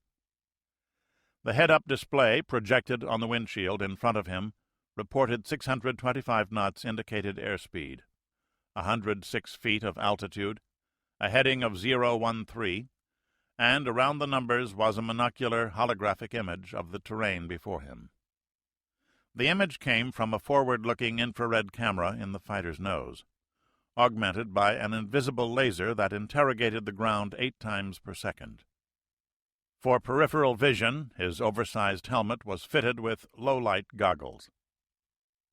"Raising hell over our heads," his backseater reported. Major Don Isley monitored the radio and radar signals, as well as their own instruments. "All systems continue nominal, range to target now 90 miles. "Right," the Duke responded. It had been an automatic nickname for Ellington, who even looked vaguely like the jazz musician. Ellington relished the mission. They were skimming north at perilously low level over the angular terrain of East Germany, and their Frisbee, never more than 200 feet off the ground, jerked up and down to the pilot's constant course adjustments. Lockheed called her the Ghost Rider. The pilots called her the Frisbee, the F-19A, the secretly developed stealth attack fighter. She had no corners, no box shapes to allow radar signals to bounce cleanly off her. Her high-bypass turbofans were designed to emit a blurry infrared signature at most. From above, her wings appeared to mimic the shape of a cathedral bell. From in front, they curved oddly toward the ground, earning her the affectionate nickname of Frisbee. Though she was a masterpiece of electronic technology inside, she usually didn't use her active systems. Radars and radios made electronic noise that an enemy might detect, and the whole idea of the Frisbee was that she didn't seem to exist at all. Far over their heads on both sides of the border, hundreds of fighter aircraft played a deadly game of bluff, racing toward the border and then turning away, both sides trying to goad the other into committing to battle.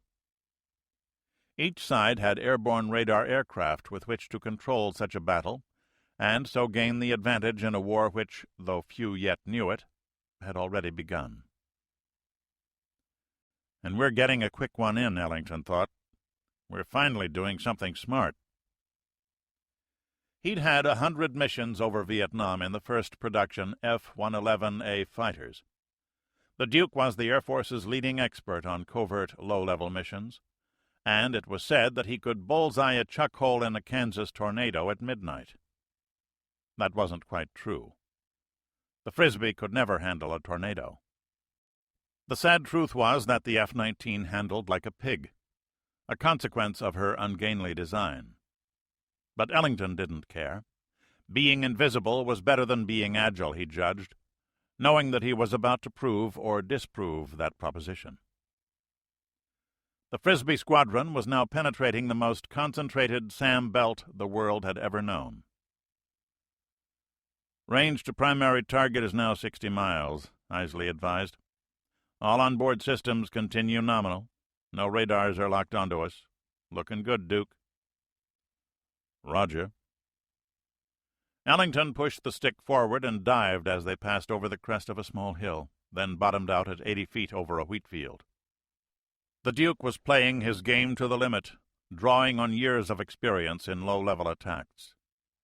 Their primary target was a Soviet IL-76 mainstay, an AWACS-type aircraft that was circling near Magdeburg, agreeably within 10 miles of their secondary target, the E-8 highway bridges over the Elbe at Hohenroarte.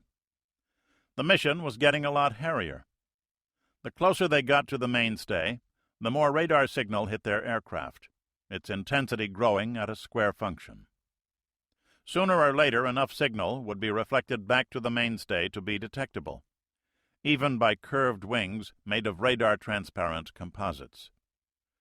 All the stealth technology did was to make radar detection harder, not impossible. Would they be seen by the mainstay? If so, when? And how quickly would the Russians react? "Keep her on the deck," he told himself. "Play the game by the rules you've practiced out."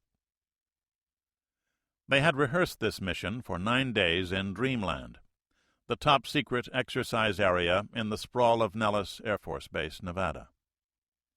Even the E-3A Sentry could barely make them out at 40 miles, and the Sentry was a far better radar platform than the mainstay, wasn't it? That's what you're here to find out, boy. There were 5 mainstays on duty, all 100 clicks east of the inter-German border. A nice, safe distance, what with over 300 fighters between them and the border.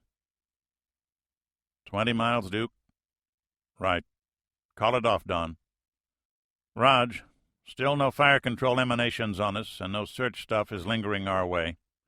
Lots of radio chatter, but mostly west of us. Very little vox coming from the target. Ellington reached his left hand down to arm the 4 AIM-9M Sidewinder missiles hanging under his wings. The weapon indicator light blinked a lethal, friendly green. 18 miles. Target appears to be circling normally, not taking evasive action.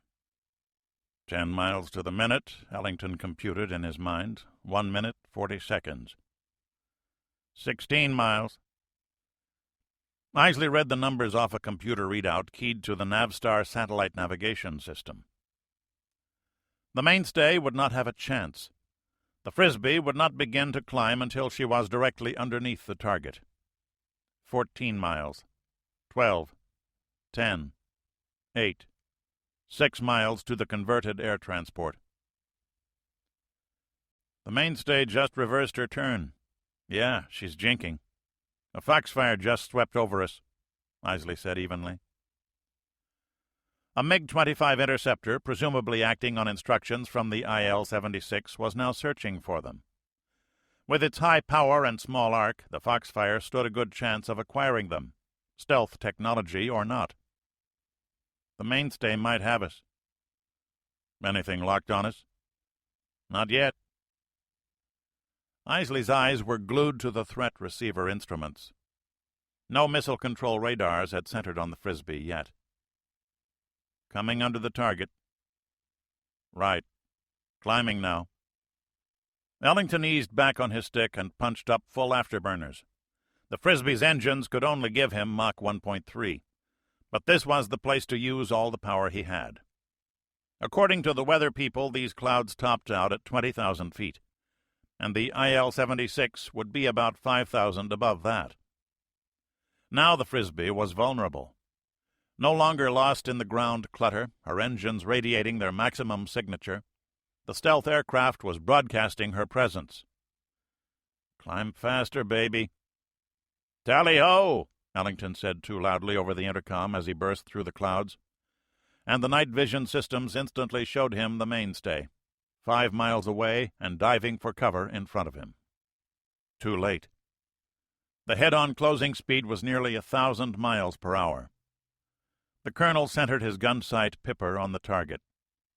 A warbling tone came into his headset. The Sidewinder's seekers had locked onto the target. His right thumb toggled the launch enable switch, and his forefinger squeezed the trigger twice. The Sidewinders left the aircraft half a second apart. Their brilliant exhaust flames dazzled him, but he did not take his eyes off the missiles as they raced for the target. It took 8 seconds. He looked them all the way in. Both missiles angled for the mainstay's starboard wing. 30 feet away, laser proximity fuses detonated, filling the air with lethal fragments. It happened too fast. Both of the mainstay's right-side engines exploded, the wing came off, and the Soviet aircraft began cartwheeling violently downward, lost seconds later in the clouds. Jesus, Ellington thought as he rolled and dived back to the ground and safety. Nothing like the movies. The target was hit and gone between blinks. Well, okay, that was easy enough. Primary target gone. Now for the hard part. Aboard an E-3A Sentry circling over Strasbourg, the radar technicians noted with satisfaction that all 5 Soviet radar craft had been killed within 2 minutes. It all worked. The F-19 really did surprise them. The brigadier general in command of Operation Dreamland leaned forward in his command chair and toggled his microphone. "Trumpeter, trumpeter, trumpeter," he said, then switched off.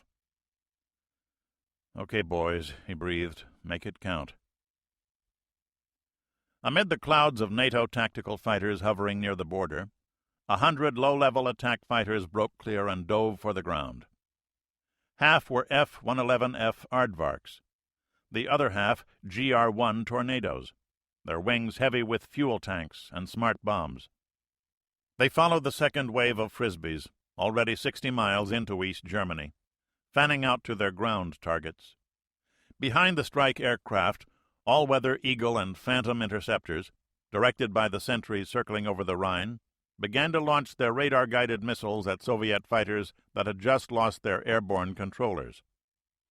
Finally, a third team of NATO aircraft swooped in low, seeking out the ground radar sites that were coming on to replace the radar coverage of the dead mainstays. Hohenroarte, German Democratic Republic. Ellington circled his target at 1,000 feet, several miles away. It was a double bridge, a pair of concrete arches, each about 500 yards across, and with 2 traffic lanes that crossed the River Elbe in the middle of a gentle S-curve. pretty bridges. Ellington guessed that they dated back to the 30s, since this main road from Berlin to Braunschweig had been one of the first autobahns. Old Adolf himself might have driven across these bridges, Ellington reflected. So much the better. At the moment, a low-light television in his targeting systems showed them to be covered with Russian T-80 tanks, all heading west. Ellington evaluated the picture on his television screen. This could only be the second echelon of the army deployed to attack NATO. There was an SA-6 battery atop Hill 76, south of the bridges on the east bank, sighted there to defend them. It had to be fully alert now. His earphones chirped constantly with noise from his threat receiver as the search radars from a score of air defense batteries swept continuously over his aircraft. If only one of them got a good return. Pucker factor, Ellington reflected grimly. How's the pave tack? Nominal, Isley responded curtly. Pilot and backseater were both under enormous stress. Illuminate, Ellington ordered. In the back seat, Isley activated the pave tack target illumination laser. The elaborate pave tack gear was built into the Frisbee's drooping nose cone. Its lowermost part was a rotating turret containing a carbon dioxide laser and television camera. The Major used his joystick controls to center the TV picture on the bridge, then unmasked the infrared laser. An invisible dot appeared in the center of the north span's bridge deck. A computer system would keep it there until told to do otherwise, and a videotape recorder would make a visual record of the raid's success or failure. The target is lit, Isley said. Still no fire control radars on us. Nemo, this is Shade 4. The target is lit. Rog. 15 seconds later, the first aardvark screamed south a bare 30 feet over the water, popped up, and loosed a single GBU-15 paveway laser-guided bomb before it turned hard to the east over Hohenroarte. An optical computer system in the bomb's nose noted the reflected infrared beam, centered it, and adjusted the fins accordingly. South of the bridge, the SAM battery commander was trying to decide what the noise was. His search radar did not show the Frisbee. He had been told not to expect the presence of friendly aircraft. The safe travel lane was 15 miles to the north, over the frontal aviation base at Malminkel. Maybe that's where the noise was coming from, he thought. No special alarm has been sent out. The northern horizon went bright yellow. Though he did not know it, 4 Luftwaffe tornadoes had just made a single pass over Malminkel, leaving hundreds of explosive cluster munitions in their wake. A half-dozen Soviet Sukhoi attack fighters went up in flames, sending a fireball of jet fuel that rose up into the rain-filled sky.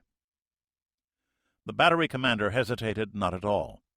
He shouted an order for his men to switch their fire control radars from standby to active, and trace them around their bridges. A moment later, one detected an F-111 coming upriver. Oh, shit! The Aardvark's systems operator instantly loosed a Shrike anti-radar missile at the SAM battery, another for good measure at the search radar, a second paveway at the bridge. Then the F-111 turned violently left. A missile launch officer blanched as he realized what had just appeared from nowhere onto his scopes, and salvoed his 3 missiles in return. The incoming aircraft had to be hostile, and had just separated 3 smaller objects. His first SAM struck and exploded on the high-tension power lines that spanned the river just south of the bridges. The entire valley was strobe-lighted as the power lines fell sparking into the river. The other 2 SAMs raced past the surreal explosion and locked onto the second F-111. The first paveway impacted precisely in the center of the northern span. It was a delayed action bomb, and penetrated into the thick concrete before exploding a few yards from a battalion commander's tank. The north span was strong. It had been in use for over 50 years. But the 945 pounds of high explosive ripped it apart. In an instant, the graceful concrete arch was cut in two, a ragged 20-foot gap appearing between the two unsecured flying buttresses. They were not designed to stand alone, particularly with armored vehicles rumbling over them. The bomb released by the second aardvark struck closer to shore, and the eastern side of the span failed entirely, taking 8 tanks into the Elbe with it. The second F-111 did not live to see this, however. One of the racing SA-6 missiles struck it broadside and blew it to pieces 3 seconds after the aircraft-launched strikes obliterated the pair of Soviet radar vehicles. Neither side had time for grief. Another F-111 screamed upriver as the surviving SAM crews frantically searched for targets. 30 seconds later, the north span was totally destroyed. Brick-sized chunks of ferro-concrete scattered on the river bottom from 3 smart bomb impacts. Isley switched his laser designator to the south span. It was clogged with tanks, log-jammed by a BMP-1 personnel carrier blown whole from one bridge span to the other by the first bomb, torn asunder and blazing on the west end of the bridge. The fourth aardvark lofted a pair of bombs which homed in remorselessly on the laser spot now stuck on the turret of a stopped tank. The sky was alight with blazing diesel fuel and streaked with hand-launched SAMs that had been blind-fired by panicked riflemen. Both paveways exploded a scant 10 feet apart, and the entire bridge span failed at once, dropping a company of armored vehicles into the Elbe. One more thing to do, Ellington told himself. There. The Soviets had stockpiled bridging equipment on the secondary road paralleling the river. The engineers were probably nearby. The Frisbee screeched over the rows of trucks, each of which carried a section of ribbon bridge, and deployed a row of flares before skimming back west toward the Federal Republic of Germany and safety. The 3 surviving aardvarks came in one at a time, each dropping a pair of rockeye canisters into the truck park, ripping the bridging equipment to bits, and, their pilots fervently hoped, killing some of the skilled bridging engineers as well. Then the aardvarks turned west to follow the F-19 home. By this time, a second team of F-15 Eagle fighters had darted into East Germany to clear 4 lanes for the returning NATO strike aircraft. They fired their radar and infrared-guided missiles at the MiGs, trying to vector toward the returning fighter-bombers. But the American fighters still had their aerial radars to direct them, and the Soviets did not. The results reflected it. The Soviet fighters had not had time to reorganize after the loss of the mainstays, and their formations were savaged. Even worse, the SAM batteries that were supposed to support the MiGs were ordered to engage the invading aircraft, and the surface-to-air missiles began to pluck targets out of the sky entirely without discrimination as the NATO aircraft clung to the nap of the earth. By the time the last aircraft recrossed the border into West Germany, Operation Dreamland had lasted a total of 27 minutes. It had been a costly mission. 2 of the priceless Frisbees and 11 strike aircraft had been lost. Yet it had been a success. Over 200 Soviet all-weather fighters had been destroyed by the NATO fighters, and perhaps 100 more by friendly SAMs. The most elite squadrons of the Soviet Air Defense Force had been brutalized, and, because of it, for the time being NATO would own the night skies over Europe. 36 major bridges had been targeted, 30 had been destroyed, and all of the rest damaged. The initial Soviet ground attack, scheduled to begin in 2 hours, would not be supported by the second echelon, nor by specialty units of mobile SAMs, engineers, and other crucial late arrivals fresh from special training in the Soviet homeland. Finally, the attacks against airfields would give NATO air parity, at least for the moment. The NATO air forces had fulfilled their most crucial mission. The much-feared Soviet ground superiority was decisively reduced. The land battle for Western Europe would now be fought on nearly even terms. USS Faris. It was still the previous day on the American East Coast. USS Ferris led the way out of the Delaware at 2200 hours. Behind her was a convoy of 30 ships, with a dozen escorting vessels. In both cases, it was all that could be assembled on the short notice. Dozens of American and foreign flag vessels were racing to American ports, many taking southerly routings to keep as far away as possible from the Soviet submarines reported surging south from the Norwegian Sea. The first few days would be tough, Morris knew. "Captain, please come to communications," the announcing system squawked. Morris immediately went aft to the always-locked radio room. "It's for real." The communications officer handed him the yellow message form. Morris read it in the dim lights. "Zulu 0357 Zulu 15 June, from Saklant to all Saklant ships, top secret. 1. Execute unrestricted air and sea warfare against Warsaw Pact forces. 2. Warplan Golf TAC 7. 3. Stout Hearts, Saklant sends." Rules of Engagement, War Option 7. That meant no nukes, he was perfectly happy to see. Ferris didn't have any at the moment. He was now free to engage without warning any East Bloc warship or merchant vessel. "Well," Morris nodded. He tucked the message form into his pocket, returned to the bridge, and went without a word to the microphone. "This is the captain speaking. Listen up. It's official. We are now in a shooting war. No more drills, gentlemen. If you hear an alarm from now on, it means there's a bad guy out there, and they have live weapons, too. That is all." He hung up and looked over to the officer of the deck. "Mr. Johnson, I want the Prairie Masker systems operating continuously. If they go down, I want to know about it at once. That goes in the order book." "Aye, Captain." Prairie Masker was a system for defeating submarine sonars. 2 metallic bands surrounded the frigate's hull, fore and aft of the engine spaces. This was Masker.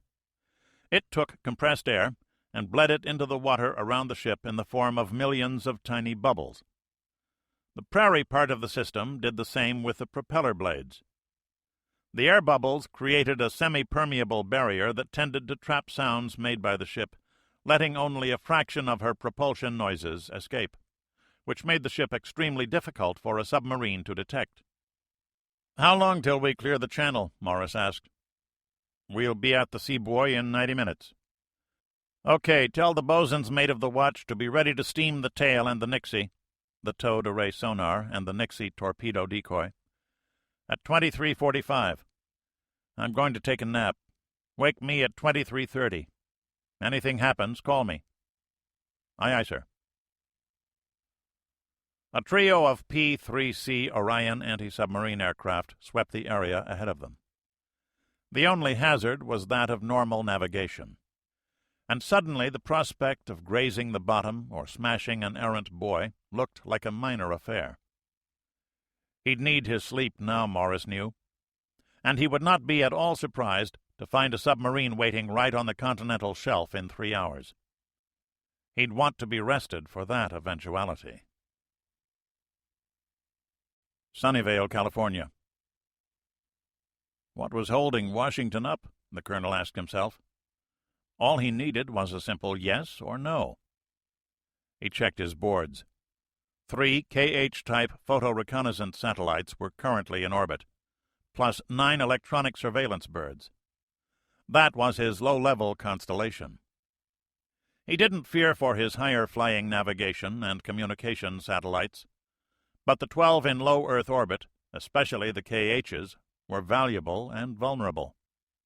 2 of them had Russian killer sats in close proximity, and one of his birds was now approaching Soviet territory, with another only 40 minutes behind. The third keyhole bird didn't have a satellite assigned yet, but the last pass over Leninsk showed another F-type booster being fueled on the pad. "Take another look at the trailer," he ordered. A technician made the requisite commands, and half a world away the satellite fired its attitude control thrusters and pivoted in space to allow its cameras to search for the Russian killer satellite. It had held position 50 miles behind and 9 miles below the American satellite, but now was gone. They moved it. They moved it in the last half hour. He lifted the phone to tell Sync NORAD that he was moving the satellite on his own authority. Too late. As the satellite turned again to point its cameras at the ground, a cylindrical mass covered a sizable percentage of the Earth's face. There was a flash, and the TV screen went blank. Just like that. "Chris, you have those maneuver commands set up?" "Yes, sir," the captain answered, still staring at the screen. "Execute them right now." The captain called up the command sequence on his computer console and punched Enter. The colonel's phone rang as the satellite's onboard rocket motors made subtle changes in their orbital paths. "Argus Control," the colonel answered.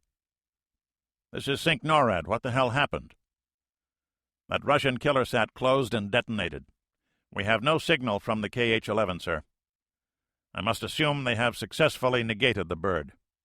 I've just ordered the other 2 keyholes to make 100 foot per second Delta 5. Tell Washington they waited too long, sir."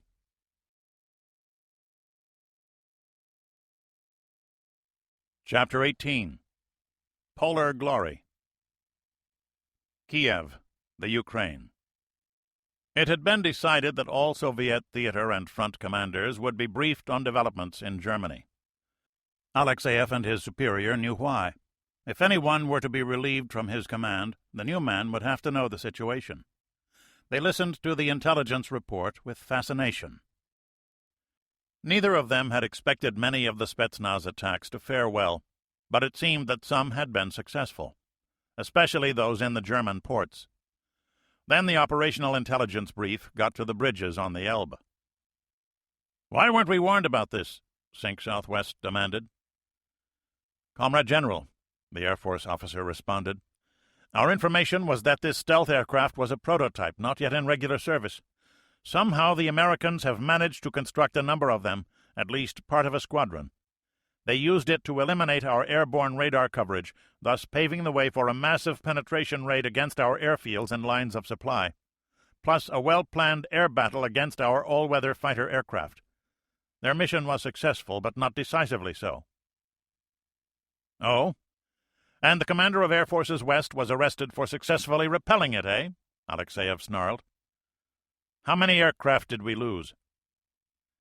"I am not authorized to reveal that, Comrade General." "Can you tell us of the bridges, then?" "Most of the bridges on the Elbe have been damaged to some extent or another, plus attacks on the bridging unit stationed near them for tactical replacement." "The fucking maniac! He had his bridging units right next to the primary targets." Southwest looked up at the ceiling as though expecting an air attack right there in Kiev. "That is where the roads are, Comrade General," the intelligence officer said quietly. Alexeyev waved him out of the room. "Not a good start, Pasha." Already a general had been arrested. His replacement had not yet been named. Alexeyev nodded agreement, then checked his watch. "The tanks will cross the border in 30 minutes, and we have a few surprises in store for them. Only half of their reinforcements are in place. They still have not achieved the psychological degree of preparedness that our men have. Our first blow will hurt them, if our friend in Berlin has made his deployments properly." Keflavik, Iceland. "Perfect weather," First Lieutenant Mike Edwards pronounced, looking up from the chart just off the facsimile machine. "We have this strong cold front due in from Canada in 20 to 24 hours. That'll bring a lot of rain with it, maybe an inch worth. But for all of today, we have clear skies, less than 2/10 high clouds, and no precip. Surface winds west to southwest at 15 to 20 knots. And lots of shine," he concluded with a grin. The sun had risen for the last time nearly 5 weeks before, and wouldn't truly set for another 5. They were so close to the North Pole here in Iceland that in summer the sun wandered in a lazy circle around the azure sky, dipping fractionally below the northwestern horizon, but never truly setting. It was something that took getting used to. "Fighter weather," agreed Lieutenant Colonel Bill Jeffers, commander of the 57th Fighter Interceptor Squadron, the Black Knights, most of whose F-15 Eagle interceptors were sitting in the open a bare 100 yards away. The pilots were in those fighters waiting. They'd been waiting for 90 minutes now. 2 hours before, they'd been warned of a large number of Soviet aircraft taking off from their tactical air bases on the Kola Peninsula, destination unknown. Keflavik was always a busy place, but for the last week it had been a madhouse. The airport was a combination Navy and Air Force base and a busy international airport at which many airliners stopped to refuel. The past week had seen this traffic supplemented by grim tactical fighters transiting from the United States and Canada to Europe, cargo aircraft transporting overloads of critical equipment, and airliners returning to America crowded with pale tourists and dependents of the military men who were now on the battle line. The same had happened to Keflavik. 3,000 wives and children had been evacuated. The base facility was cleared for action. If the Soviets kicked off the war that seemed to be springing from the ground like a new volcano, Keflavik was as ready as it could be. "With your permission, Colonel, I want to check a few things at the tower. This forecast is pretty solid for the next 12 hours anyway." "Jet stream?" Colonel Jeffers looked up from the yard-square chart of isobars and wind trees. "Same place it's been all week, sir. No sign at all of a change." "Okay, go ahead." Edwards put on his cap and walked out the door. He wore a thin blue officer's jacket over his Marine-style fatigues, pleased that the Air Force was still pretty casual about dress codes. His Jeep held the rest of his battle gear, a .38 revolver and pistol belt, and the field jacket that went with the camouflage gear everybody had been issued 3 days before. They'd thought of everything, Edwards reflected, as he started up the Jeep for the quarter-mile drive to the tower. Even the flak jacket. Keflavik had to get hit, Edwards reminded himself. Everybody knew it, prepared for it, and then tried not to think about it. This most isolated of all NATO outposts on the western coast of Iceland was the barred gate to the North Atlantic. If Ivan wanted to fight a naval war, Iceland had to be neutralized. From Keflavik's 4 runways flew 18 Eagle interceptors, 9 sub-hunting P-3C Orions, and, deadliest of all, 3 E-3A AWACS birds, the eyes of the fighters. 2 were operating now. One was circling 20 miles northeast of Cape Funtur, the other directly over Ritztain, 150 miles north of Keflavik. This was most unusual. With only 3 AWACS birds available, keeping one constantly in the air was difficult enough. The commander of the Iceland Defense Forces was taking all of this very seriously. Edwards shrugged. If there really were backfires bearing down on them, there was nothing else for him to do. He was the brand-new squadron meteorological officer, and he'd just given his weather report.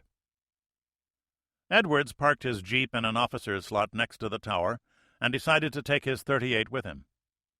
The lot was not fenced, and there was no telling if someone might want to borrow his handgun. The base was crawling with a company of Marines and another of Air Force police, all looking very nasty with their M16 rifles and web belts festooned with grenades. He hoped they'd be careful with those.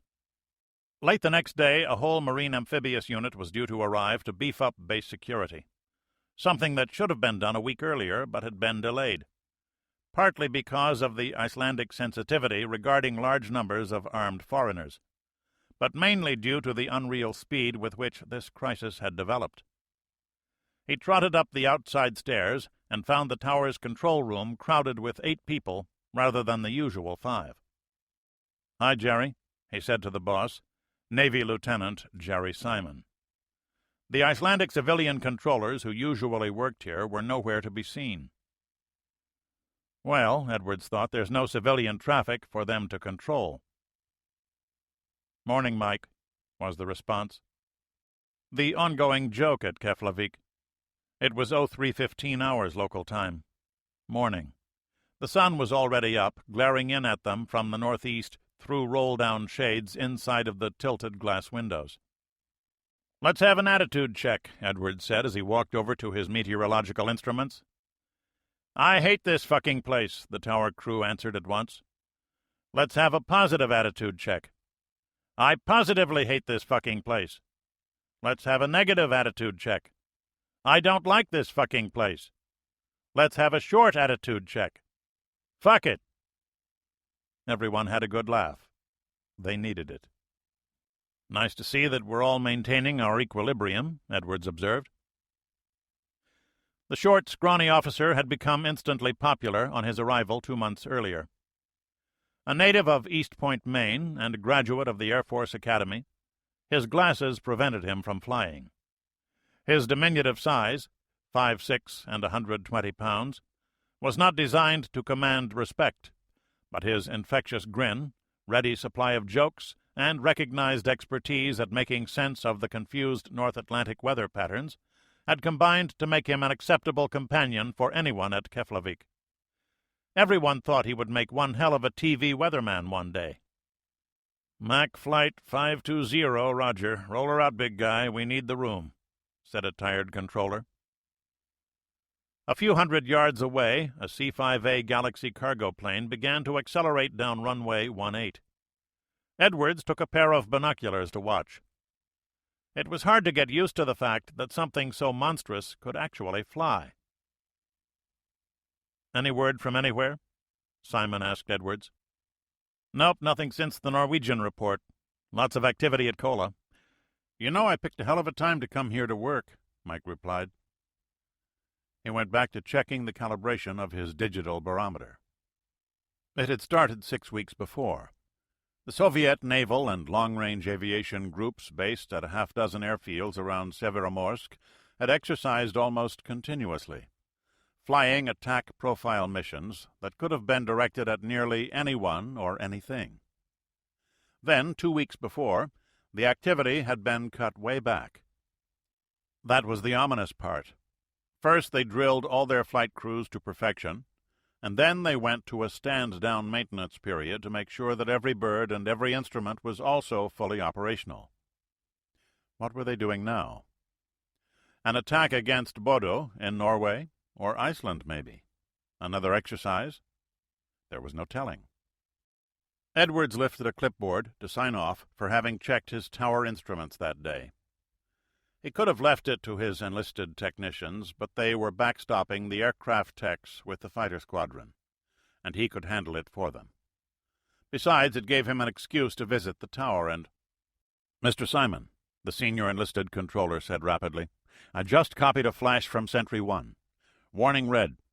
Many bandits inbound, sir. Approaching from due north to northeast. Sentry 2 is checking in." They got him, too. Jesus. Sounds like 40 to 50 bandits, sir. Edwards noted that the inbounds were being called bandits instead of the usual zombies. "Anything friendly coming in?" "Sir, we got a Mac C-141 20 minutes out. 8 more behind it at 5-minute intervals, all inbound from Dover." "Tell them to turn back and get an acknowledgement. Keflavik is closed to all inbounds until further notice." Simon turned to his telecommunications man. "Tell Air Ops to radio Saklant that we're under attack, and to get the word out. Klaxons erupted all around them. Below, in the early morning shadows, ground crewmen pulled red-flagged safety pins off the waiting interceptors. Edwards saw a pilot drain a styrofoam cup and begin to strap himself in tight. The starter carts next to each fighter belched black smoke as they generated power to turn the engines. "Tower, this is Hunter Leader. We're scrambling. Clear those runways, boy." Simon took the microphone. "Roger, Hunter Leader, the runways are yours. Scatter Plan Alpha. Go for it. Out." Below, canopies were coming down. Chocks were pulled away from wheels, and each crew chief gave his pilot a smart salute. The shriek of jet engines changed to a roar as the aircraft started to roll awkwardly off the flight line. "Where's your battle station, Mike?" Simon asked. "The Met Building." Edwards nodded and headed for the door. "Luck, guys." Aboard Sentry 2, the radar operators watched a broad semicircle of blips converging on them. Each blip had BGR painted next to it, plus data on course, altitude, and speed. Each blip was a Tu-16 Badger bomber of Soviet naval aviation. There were 24 of them, inbound for Keflavik at a speed of 600 knots. They had approached at low altitude to stay below the E-3A's radar horizon, and, once detected, were now climbing rapidly 200 miles away. This mission profile enabled the radar operators to classify them instantly as hostile. There were 4 Eagles on combat air patrol, 2 of them with operating AWACS. But it was close to changeover point, and the fighters were too low on fuel to race after the Badgers on afterburner. They were directed to head for the incoming Russian bombers at 600 knots, and could not yet detect the Badgers on their own missile-targeting radars. Sentry 1 off Cape Fontour reported something worse. Her blips were supersonic Tu-22M backfires, coming in slowly enough to indicate that they were heavily loaded with external ordnance. The Eagles here also moved off to intercept. 100 miles behind them, the 2 F-15s kept on point defense over Reykjavik had just been topped off from an orbiting tanker, and were charging northeast at 1,000 knots, while the remainder of the squadron was even now leaving the ground. The radar picture from both AWACS aircraft was being transmitted by digital link to Keflavik's Fighter Ops Center so that ground personnel could monitor the action. Now that the fighters were rotating off the ground, the crews for every other aircraft at the air station worked frantically to ready their birds for flight. They had practiced this task 8 times in the past month. Some flight crews had been sleeping with their aircraft. Others were summoned from their quarters no more than 400 yards away. Those aircraft just back from patrol had their fuel tanks topped off, and were pre-flighted by the ground crews. Marine and Air Force guards, not already at their posts, rushed to them. It was just as well that the attack had come at this hour. There was only a handful of civilians about, and civilian air traffic was at its lowest. On the other hand, the men at Keflavik had been on double duty for a week now, and they were tired. Things which might have been done in 5 minutes now took 7 or 8.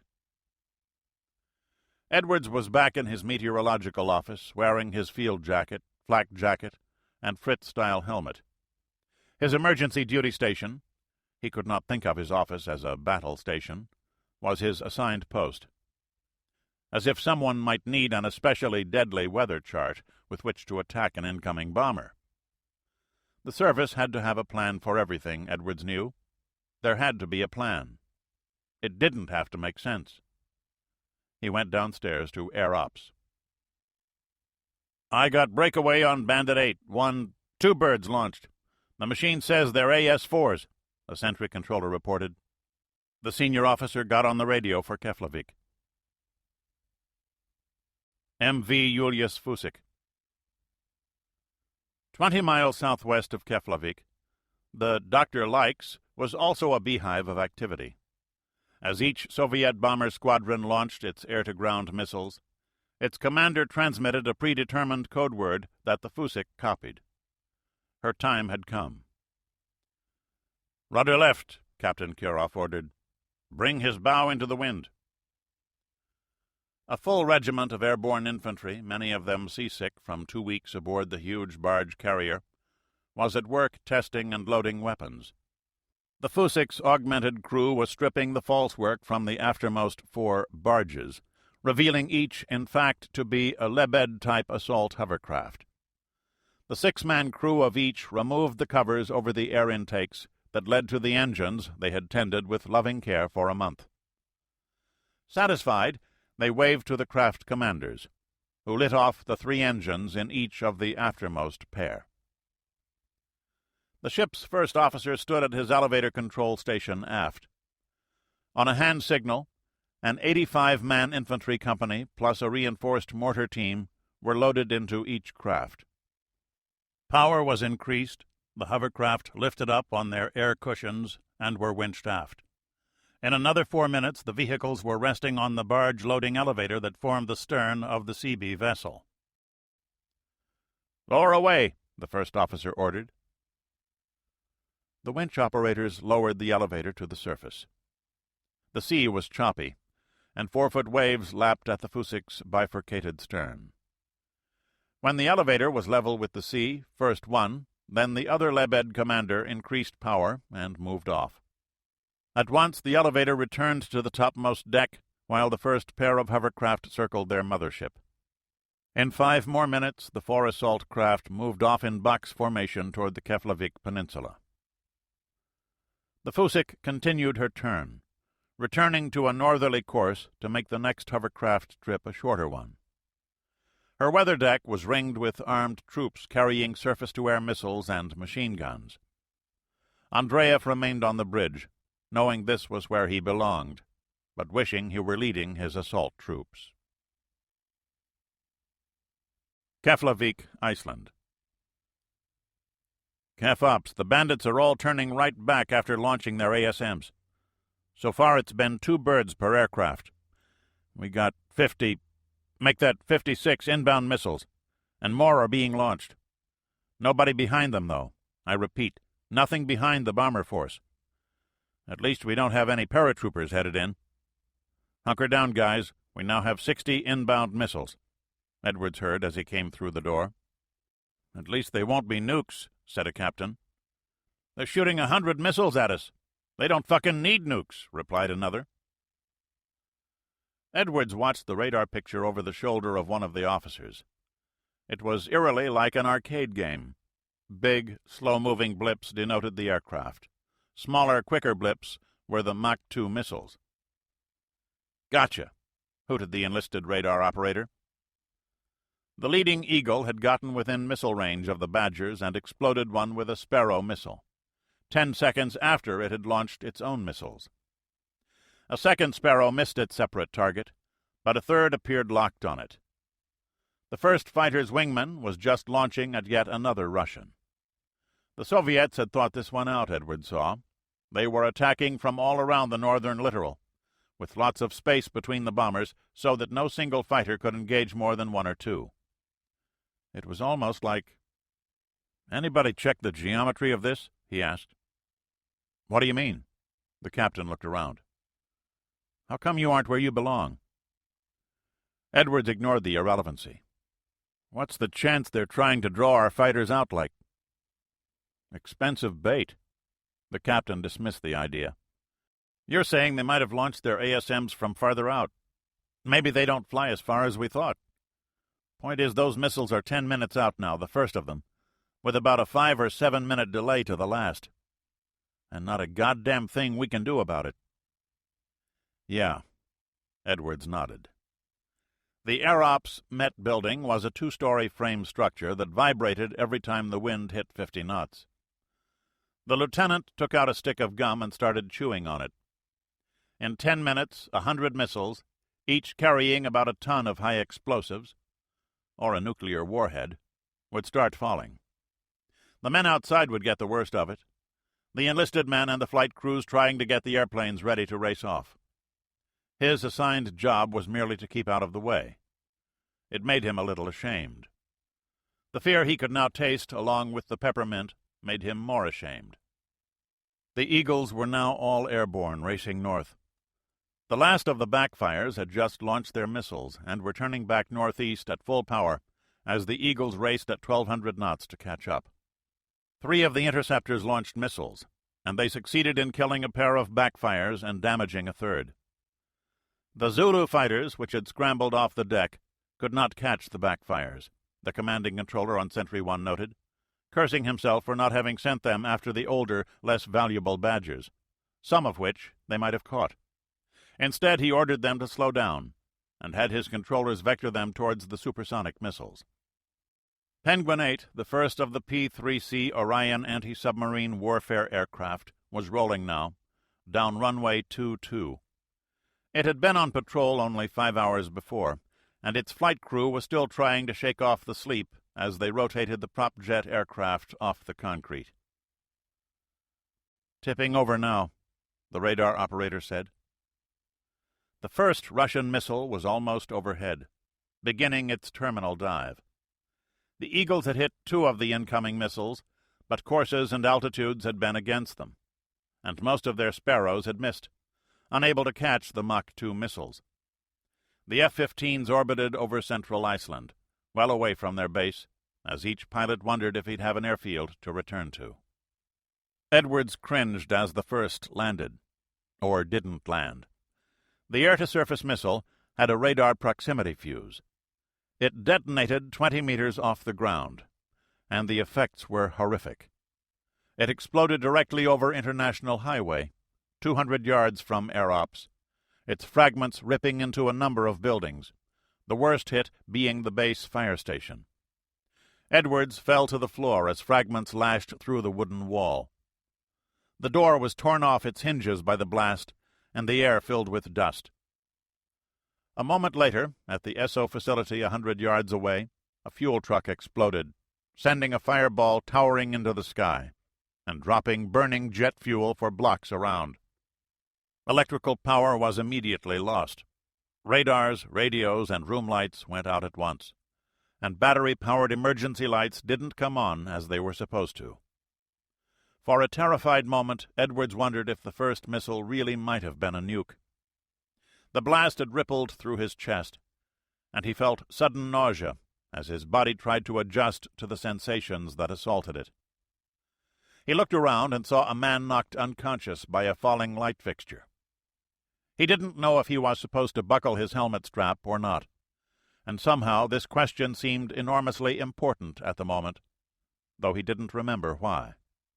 Another missile landed farther away, and then for a minute or so the sounds blended into a series of immense thunderclaps.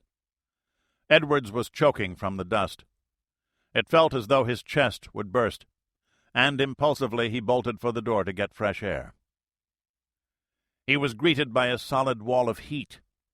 The SO facility was a roaring mass of flames, which had already engulfed the nearby photo lab and base thrift shop. More smoke rose from the enlisted housing area to the east. A half-dozen aircraft still on the flight line would never leave it.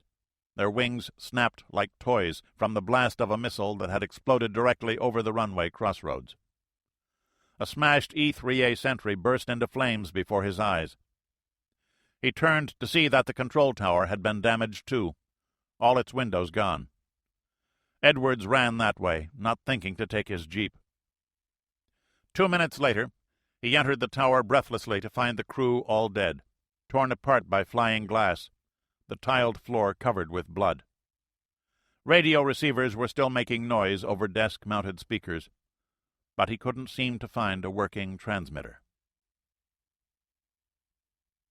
Penguin 8. "What the hell is that?" the Orion pilot said. He turned his aircraft violently to the left and increased power. They had been orbiting 10 miles out from Keflavik, watching the smoke and flames rising from their home field, when 4 massive objects passed under them. "It's a—" the co-pilot breathed. "Where—" The 4 Lebeds were moving at over 40 knots, bouncing roughly over the 4 to 5 foot waves. About 80 feet long and 35 wide, each had a pair of ducted propellers atop, immediately forward of a tall aircraft-type rudder painted with the Soviet naval ensign, a red hammer and sickle over a blue stripe. They were already too close to shore for the Orion to use any of her weapons. The pilot watched incredulously as he approached, and any doubts he had ended as a 30-millimeter cannon fired at them. It missed wide, but the pilot jerked the Orion around to the west. "Taco, tell Keflavik ASW Ops they got company coming. 4 armed hovercraft, type unknown but Russian, and they gotta be carrying troops." "Flight," the tactical coordinator reported back 30 seconds later. "Keflavik is off the air. ASW Ops Center is gone. The tower is gone too. I'm trying to raise the sentries. Maybe we can get a fighter or 2. "Okay, but keep trying Keflavik. Get our radar lit off. We'll see if we can find where they came from. Get our harpoons lit off, too." Keflavik, Iceland. Edwards was surveying the damage through binoculars when he heard the message come in, and could not answer it. Now what do I do? He looked around and saw one useful thing, a Hammer Ace radio. He took the oversized backpack and ran down the steps. He had to find the Marine officers and warn them. The hovercraft raced up Dupy Vogger Cove and came to land a minute later, less than a mile from the airbase. The troopers gratefully noted the smoother ride as their craft spread out to line abreast, 300 yards between them as they tore across the flat, rocky gorse toward the NATO airbase. "What in the hell?" a Marine corporal said. Like a dinosaur coming to the picnic, a massive object appeared on the horizon, apparently coming overland at high speed. "You! Marine, get over here!" Edwards screamed. A jeep with 3 enlisted men stopped, then raced toward him. "Get me to your CO, fast!" "CO's dead, sir," the sergeant said. "CP took a hit, Lieutenant. Fucking gone." "Where's the alternate?" "Elementary school." "Go, I gotta let them know. We got bad guys coming in from the sea." "Shit, you got a radio?" "Tried calling, sir, but no answer." The sergeant turned south down International Highway. At least 3 missiles had landed here, judging by the smoke. All around the small city that had been Keflavik Air Base was a loose collection of smoking fires. A number of people in uniforms were running around, doing things that Edwards didn't have time to guess at. Was anybody in charge? The elementary school had also been hit. The third of the building still standing was a mass aflame. "Sergeant, that radio work?" "Yes, sir, but it ain't tuned into the perimeter guards." "Well, fix it." "Right." The sergeant dialed into a different frequency. The Lebeds halted in 2 pairs, each a quarter-mile from the perimeter. The bow door on each opened, and out rolled a pair of BMD infantry assault vehicles, followed by mortar crews who began at once to set up their weapons. The 73-millimeter guns and missile launchers on the many tanks began to engage the Marine defensive positions as the reinforced company in each vehicle advanced slowly and skillfully, using their cover and taking advantage of their fire support. The assault force had been hand-picked from units that had fought in Afghanistan. Each man had been under fire before. The Lebeds immediately turned crab-like and sped back to sea to pick up yet more infantrymen. Already elements of 2 elite airborne battalions were engaging a single company of Marines. The frantic words on the platoon radio nets were all too clear. The base electrical supply was cut, and along with it the main radios. The Marine officers were dead, and there was no one to coordinate the defense. Edwards wondered if anyone really knew what the hell was going on. He decided that it probably didn't matter. "Sergeant, we got to get the hell out of here." "You mean run away?" "I mean get away and report what's happened here. Looks like we lost this one, Sarge. Somebody's got to report in so they don't send any more planes to land here. What's the fastest way to Reykjavik?"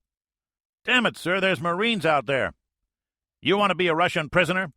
"We lost. I say we got to report in and you'll do what I goddamn tell you, Sergeant. You got that?" "Aye, aye, sir." "How we fixed for weapons?" On his own, a private ran to what was left of the school. A Marine was lying there face down, a pool of red spreading from some invisible fatal wound. The private came back with the man's M16, field pack, and ammo belt, handing the collection to Edwards. "We all got one now, sir. Let's get the hell out of here." The sergeant threw the jeep into gear. "How we going to report in?" "Let me worry about that, okay?" "You say so." The sergeant turned the jeep completely around, back up International, toward the wrecked satellite antennae. MV Julius Fusik. "Aircraft sighted, port bow," a lookout screamed. Kiroff raised his binoculars to his eyes and swore softly. He saw what could only be missiles dangling from each wing of the multi-engined aircraft. Penguin 8. "Well, looky what we got here," the Orion's pilot said quietly. "Our old friend the doctor likes. Combat, flight. What else is around?" "Nothing, flight. Not another surface ship for over 100 miles. They had just completed a complete circuit of the horizon, scanning with their surface search radar. and it's for goddamn sure those hovercraft didn't come in off no submarine. The pilot adjusted course to pass within 2 miles of the ship, with the sun behind the 4-engine patrol aircraft. His co-pilot examined the ship through binoculars. On-board TV cameras operated by the weapons crew would provide even better close-up pictures. They saw a pair of helicopters warming up. Someone aboard the Fusik panicked and fired a handheld SA-7 missile. It failed to lock onto the Orion and blazed off directly into the low sun. MV Julius Fusik. "Idiot!" Karoff growled. The smoke from the rocket motor didn't even come close to the aircraft. "He'll shoot at us now. All ahead flank. Helmsman, be alert." Penguin 8. "Okay," the pilot said, turning away from the merchantman. "Taco, we got a target for your harpoons. Any luck with Keflavik?" "Negative, but Sentry 1 is relaying the data into Scotland. They say a bunch of missiles hit Keflavik. Looks like the place is closed whether we keep it or not." The pilot cursed briefly. "Okay, we'll blow this pirate right out of the water." "Raj flight," the tactical coordinator replied. 2 minutes before we can launch the... Damn, I got a red light on the port side harpoon. The sucker won't arm." "Well, play with the bastard," the pilot growled. It didn't work. In the haste to get off the ground, the missile's control cables had not been fully attached by the weary ground crew. "Okay, I got one working. Ready. Shoot." The missile dropped clear of the wing and fell 30 feet before its engine ignited.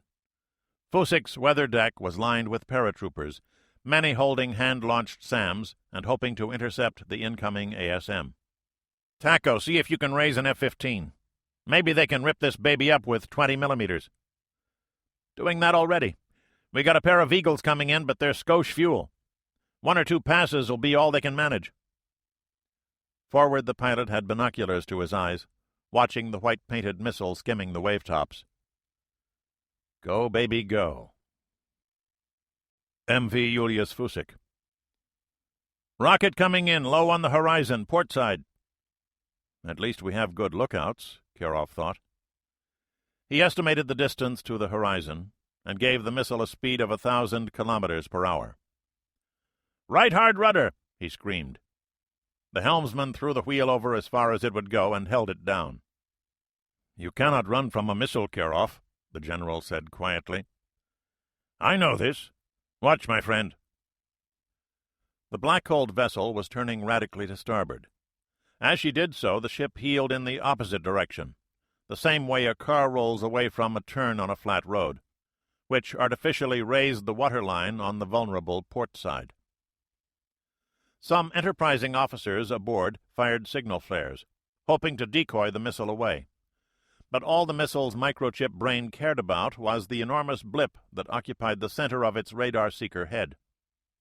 It noted that the ship's heading was changing slightly, and altered its own course accordingly.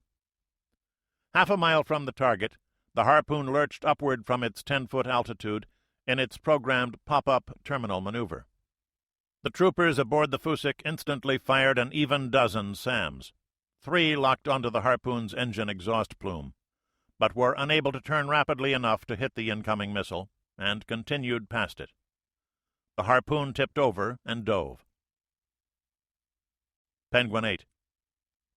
"All right," the pilot whispered. There was no stopping it now. The missile struck the Fusik's hull 6 feet above the waterline, slightly abaft the bridge. The warhead exploded at once, but the missile body kept moving forward, spreading 200 pounds of jet fuel that fireballed into the lowest cargo deck. In an instant, the ship disappeared behind a wall of smoke. 3 paratroopers, thrown off their feet by the impact, accidentally triggered their SAMs straight up. "Taco, your bird hit just fine. We got warhead detonation. Looks like..." The pilot's eyes strained at his binoculars to assess the damage. MV Julius Fusik. "Rudder amidships!" Karoff had expected to be knocked from his feet, but the missile was a small one, and Julius Fusik still had 35,000 tons of mass. He ran out to the bridge wing to survey the damage. As the ship returned to an even keel, the ragged hole in her side rose 10 feet from the lapping waves. Smoke poured from the hole. There was fire aboard, but the ship should not flood from the blow, the captain judged. There was only one danger. Kirov rapidly gave orders to his damage control teams, and the general sent one of his own officers to assist. 100 of the paratroopers had been trained over the last 10 days in shipboard firefighting. They would now put what they had learned to use. Penguin 8. The Fusick emerged at 20 knots from the smoke, a 15-foot hole in the ship's side. Smoke poured from the opening, but the pilot knew at once that the damage would not be fatal. He could see hundreds of men on the upper deck, some of them already running toward ladders to fight the fire below. "Where are those fighters?" the pilot asked. The tactical coordinator didn't answer. He switched his radio circuits. "Penguin 8, this is Cobra 1. I got 2 birds. Our missiles are all gone, but we both got a full load of 20 Mike. I can give you 2 passes. Then we got a bingo to Scotland." "That's a Raj, Cobra lead. The target has some helos spooling up. Watch out for handheld SAMs. I've seen him fire about 20 of the bastards." "Roger that, Penguin. Any further word of Keflavik?" "We're going to have to find a new home for a while." "Roger. Copy." "Okay, keep clear. We're coming in from up sun on the deck." The Orion continued to orbit 3 miles out. Her pilot didn't see the fighters until they started firing. The 2 Eagles were a few feet apart, perhaps 20 feet over the water, as their noses sparkled with the flash from their 20-millimeter rotary cannon. MV Julius Fusick. Nobody aboard saw them come in. A moment later, the water around the Fusick's side turned to froth from short-falling rounds. Then her main deck was hidden with dust. A sudden orange fireball announced the explosion of one of the Russian helicopters, and burning jet fuel splattered over the bridge, narrowly missing the general and captain. "What was that?" Kirov gasped. "American fighters. They came in very low. They must only have their cannon, else they'd have bombed us already." "It is not over yet, my captain." The fighters split, passing left and right of the ship, which continued to move at 20 knots in a wide circle. No SAMs followed the Eagles away, and both turned, reformed, and closed on the Fusick's bow. The next target was the superstructure. A moment later, the freighter's bridge was peppered with several hundred rounds. Every window was blown away, and most of the bridge crew killed. But the ship's watertight integrity hadn't been damaged a whit. Kirov surveyed the carnage. His helmsman had been blown apart by a half-dozen exploding bullets, and every man present on the bridge was dead.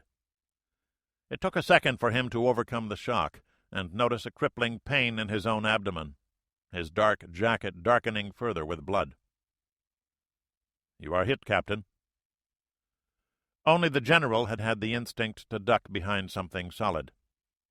He looked at the 8 mutilated bodies in the pilot-house and wondered once again why he was so lucky. "I must get the ship to port. Go aft. Tell the first officer to continue landing operations. You, Comrade General, supervise the fires topside. We must get my ship to port." "I will send you help." The general ran out the door as Kirov went to the wheel. Keflavik, Iceland. "Stop! Hold it right there!" Edward screamed. "What now, Lieutenant?" the sergeant demanded. He stopped the jeep by the BOQ parking lot. "Let's get my car. This jeep's too friggin' conspicuous." The lieutenant jumped out of the jeep, pulling his car keys from his pants pocket. The Marines just looked at each other for a moment before running after him. His car was a 10-year-old Volvo that he'd purchased from a departing officer a few months before. It had seen rugged service on Iceland's mainly unpaved roads, and it showed. "Well, get in." "Sir, what the hell are we doing exactly?" "Look, Sarge, we gotta clear the area. What if Ivan's got helicopters? What do you suppose a jeep looks like from the air?" "Oh, okay." The sergeant nodded. "But what are we doing, sir?" "We'll drive at least as far as Hafnarfjordur, ditch the car, and start walking back into the boonies. Soon as we get to a safe place, we'll radio in. That's a satellite radio I got. We have to let Washington know what's happening here. That means we gotta be able to see what Ivan's got coming in. Our people are gonna at least try to take this rock back. Our mission, Sergeant, is to stay alive, report in, and maybe make that easier." Edwards hadn't thought this out until a few moments before he said it. Would they try to take Iceland back? Would they be able to try? What else was going wrong all over the friggin' world? Did any of this make sense? He decided it didn't have to make sense. One thing at a time, he told himself. He, for damn sure, didn't want to be a prisoner of the Russians. And maybe, if they could radio some information in, they could get even for what had happened to Keflavik. Edwards started up the car and drove east up Highway 41. Where to ditch the car? There was a shopping center at Hafnarfjordur, and Iceland's only Kentucky Fried Chicken outlet. What better place to ditch a car than that? The young lieutenant smiled in spite of himself. They were alive, and they had the most dangerous weapon known to man, a radio. He'd work out the problems as they arose. His mission, he decided, was to stay alive and report in. After they did that, someone else could tell them what to do. One thing at a time, he repeated to himself, and pray to God somebody knows what the hell is going on. Penguin 8. "Looks like the fire's under control," the co-pilot commented sourly. "Yeah, how do you think they managed that? Shit, that boat should have gone up like... But it didn't." As they watched, a second load of troops was dispatched on the 4 hovercraft. The pilot hadn't thought of having the 2 available Eagle fighters, now heading for England, shoot them up instead of this huge black ship. "Some fucking officer you are," he told himself. Penguin 8 carried 80 sonobuoys, 4 Mk-46 ASW torpedoes, and some other high-technology weapons, none of which were of the least use against a simple large target like this Murchie. Unless he wanted to play kamikaze. The pilot shook his head. "If you want to head for Scotland, we got another 30 minutes of fuel," the flight engineer advised.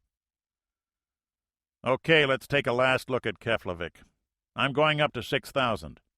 Ought to keep us out of SAM range." They were over the coast in 2 minutes. A Lebed was approaching the Sosis and Sigint station opposite Hafner. They could just make out some movement on the ground and a wisp of smoke coming from the building. The pilot didn't know much about the Sigint activities, but Sosis, the oceanic sonar surveillance system, was the principal means of detecting targets for the P-3C Orion crews to pounce on. This station covered the gaps from Greenland to Iceland, and from Iceland to the Faroe Islands. The main picket line needed to keep Russian subs out of the trade routes was about to go permanently off the air. Great. They were over Keflavik a minute after that. 7 or 8 aircraft had not gotten off the ground. All were burning. The pilot examined the runways through binoculars and was horrified to see that it was uncratered. "Taco, you got a sentry on the line?" "You can talk to one right now, Flight. Go right ahead, you got Sentry 2. "Sentry 2, this is Penguin 8. Do you read, over?" "Roger, Penguin 8, this is the senior controller. We show you over Keflavik. What's it look like?" "I count 8 birds on the ground, all broke and burning. The missiles did not, repeat, not, crater the airfield." "You sure about that, 8? "Affirmative. A whole lot of blast damage, but I don't see any holes in the ground. The enclosed fuel tanks appear undamaged, and nothing at all seems to have hit the tank farm at Hakotstanger. We left our friends a whole shitload of jet fuel and an airfield." "The base. Let's see. Tower is still standing. Lots of smoke and fire around air ops. Base looks pretty badly beaten up, but those runways are sure as hell usable. Over." "How about the ship you shot at?" "1 solid hit. I eyeballed the missile in, and 2 of your 15 strafed his ass, but it ain't enough. She'll probably make port. I'd guess she'll try to come into Reykjavik, maybe Hafnarfjordur, to unload. She's got to be carrying a lot of stuff. It's a 40,000-ton ship. She can make port in 2 or 3 hours unless we can whistle up something to take her out." Don't count on it. What's your fuel state? We got to head for Stornoway right now. My camera guys have shot pictures of the area and that ship. About all we can do. Okay, Penguin 8, go find yourself a place to land. We're leaving in a few minutes, too. Luck. Out. Hafnarfjordur, Iceland. Edwards parked the car in the shopping center. There had been some people outside along the drive-in, mainly looking west toward Keflavik. Awakened by the noise a few miles away, and wondering what was happening. Just like us, Edwards thought. Fortunately, there seemed to be no one about right here yet. He locked the car and pocketed the keys without thinking about it. "Where to, Lieutenant?" Sergeant Smith asked. "Sergeant, let's straighten a few things out. You're the ground pounder. You got any ideas? I want to know about 'em, okay?" "Well, sir, I'd say we ought to head straight east for a while, to get away from the roads, and find you a place to play with that radio. And do it quick." Edwards looked around. There was no one on the streets here yet, but they'd want to get into the back country before being noticed by anybody who might tell someone about it afterward. He nodded, and the sergeant directed a private to lead off. They took off their helmets and slung their rifles to appear as harmless as possible, each sure that 100 pairs of eyes were locked on them from behind the curtained windows. What a way to start a war, he thought.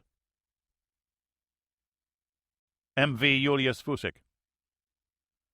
"The fires are out, by God," General Andreev proclaimed. "There is much damage to our equipment, mainly from water, but the fires are out." His expression changed when he saw Kirov. The captain was ghostly pale. An army medic had bandaged his wound, but there had to be internal bleeding. He struggled to hold himself erect over the chart table. "Come right to 003.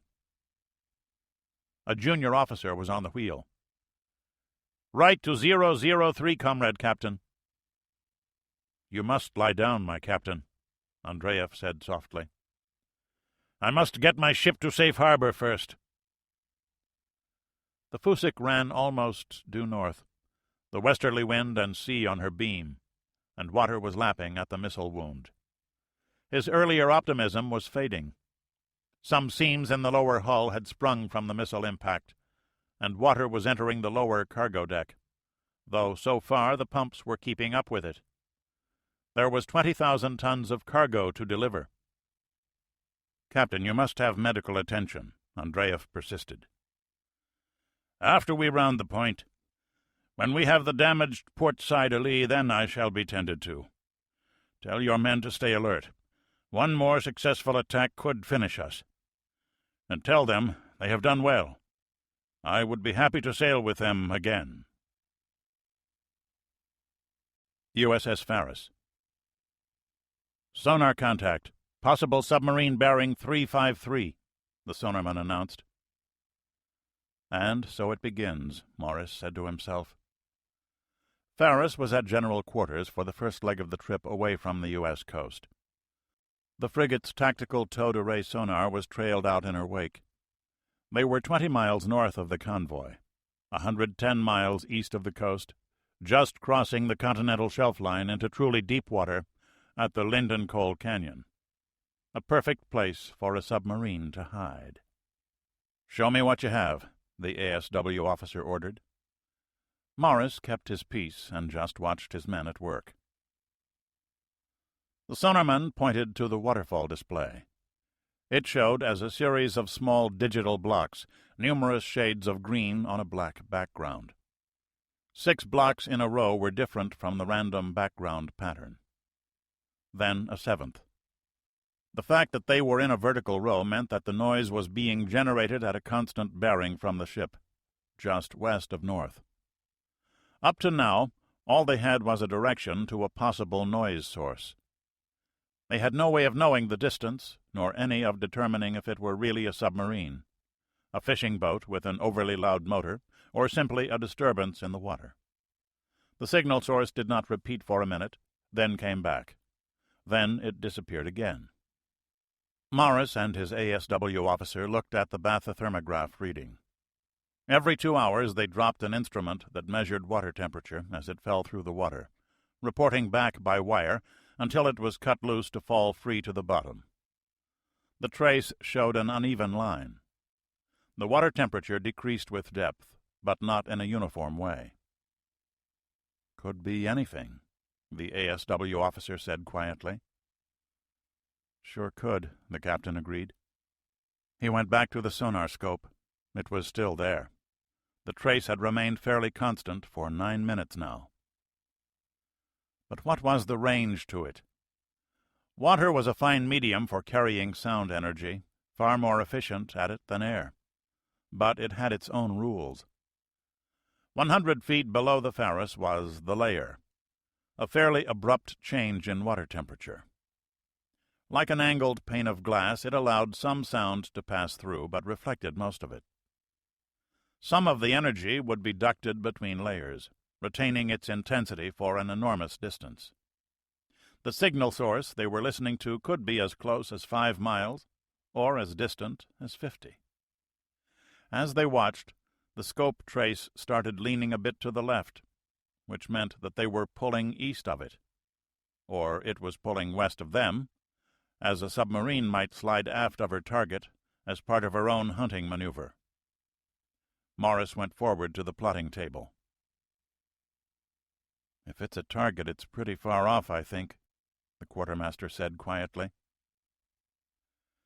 It was surprising how quiet people were during anti-submarine warfare exercises, Morris thought, as though a submarine might hear their voices. "Sir," the ASW officer said after a moment, "with no perceptible change in bearing, the contact has to be a good 15 miles off. That means it has to be a fairly noisy source, probably too far to be an immediate threat. If it's a nuclear sub, we can get a cross-bearing after a short sprint."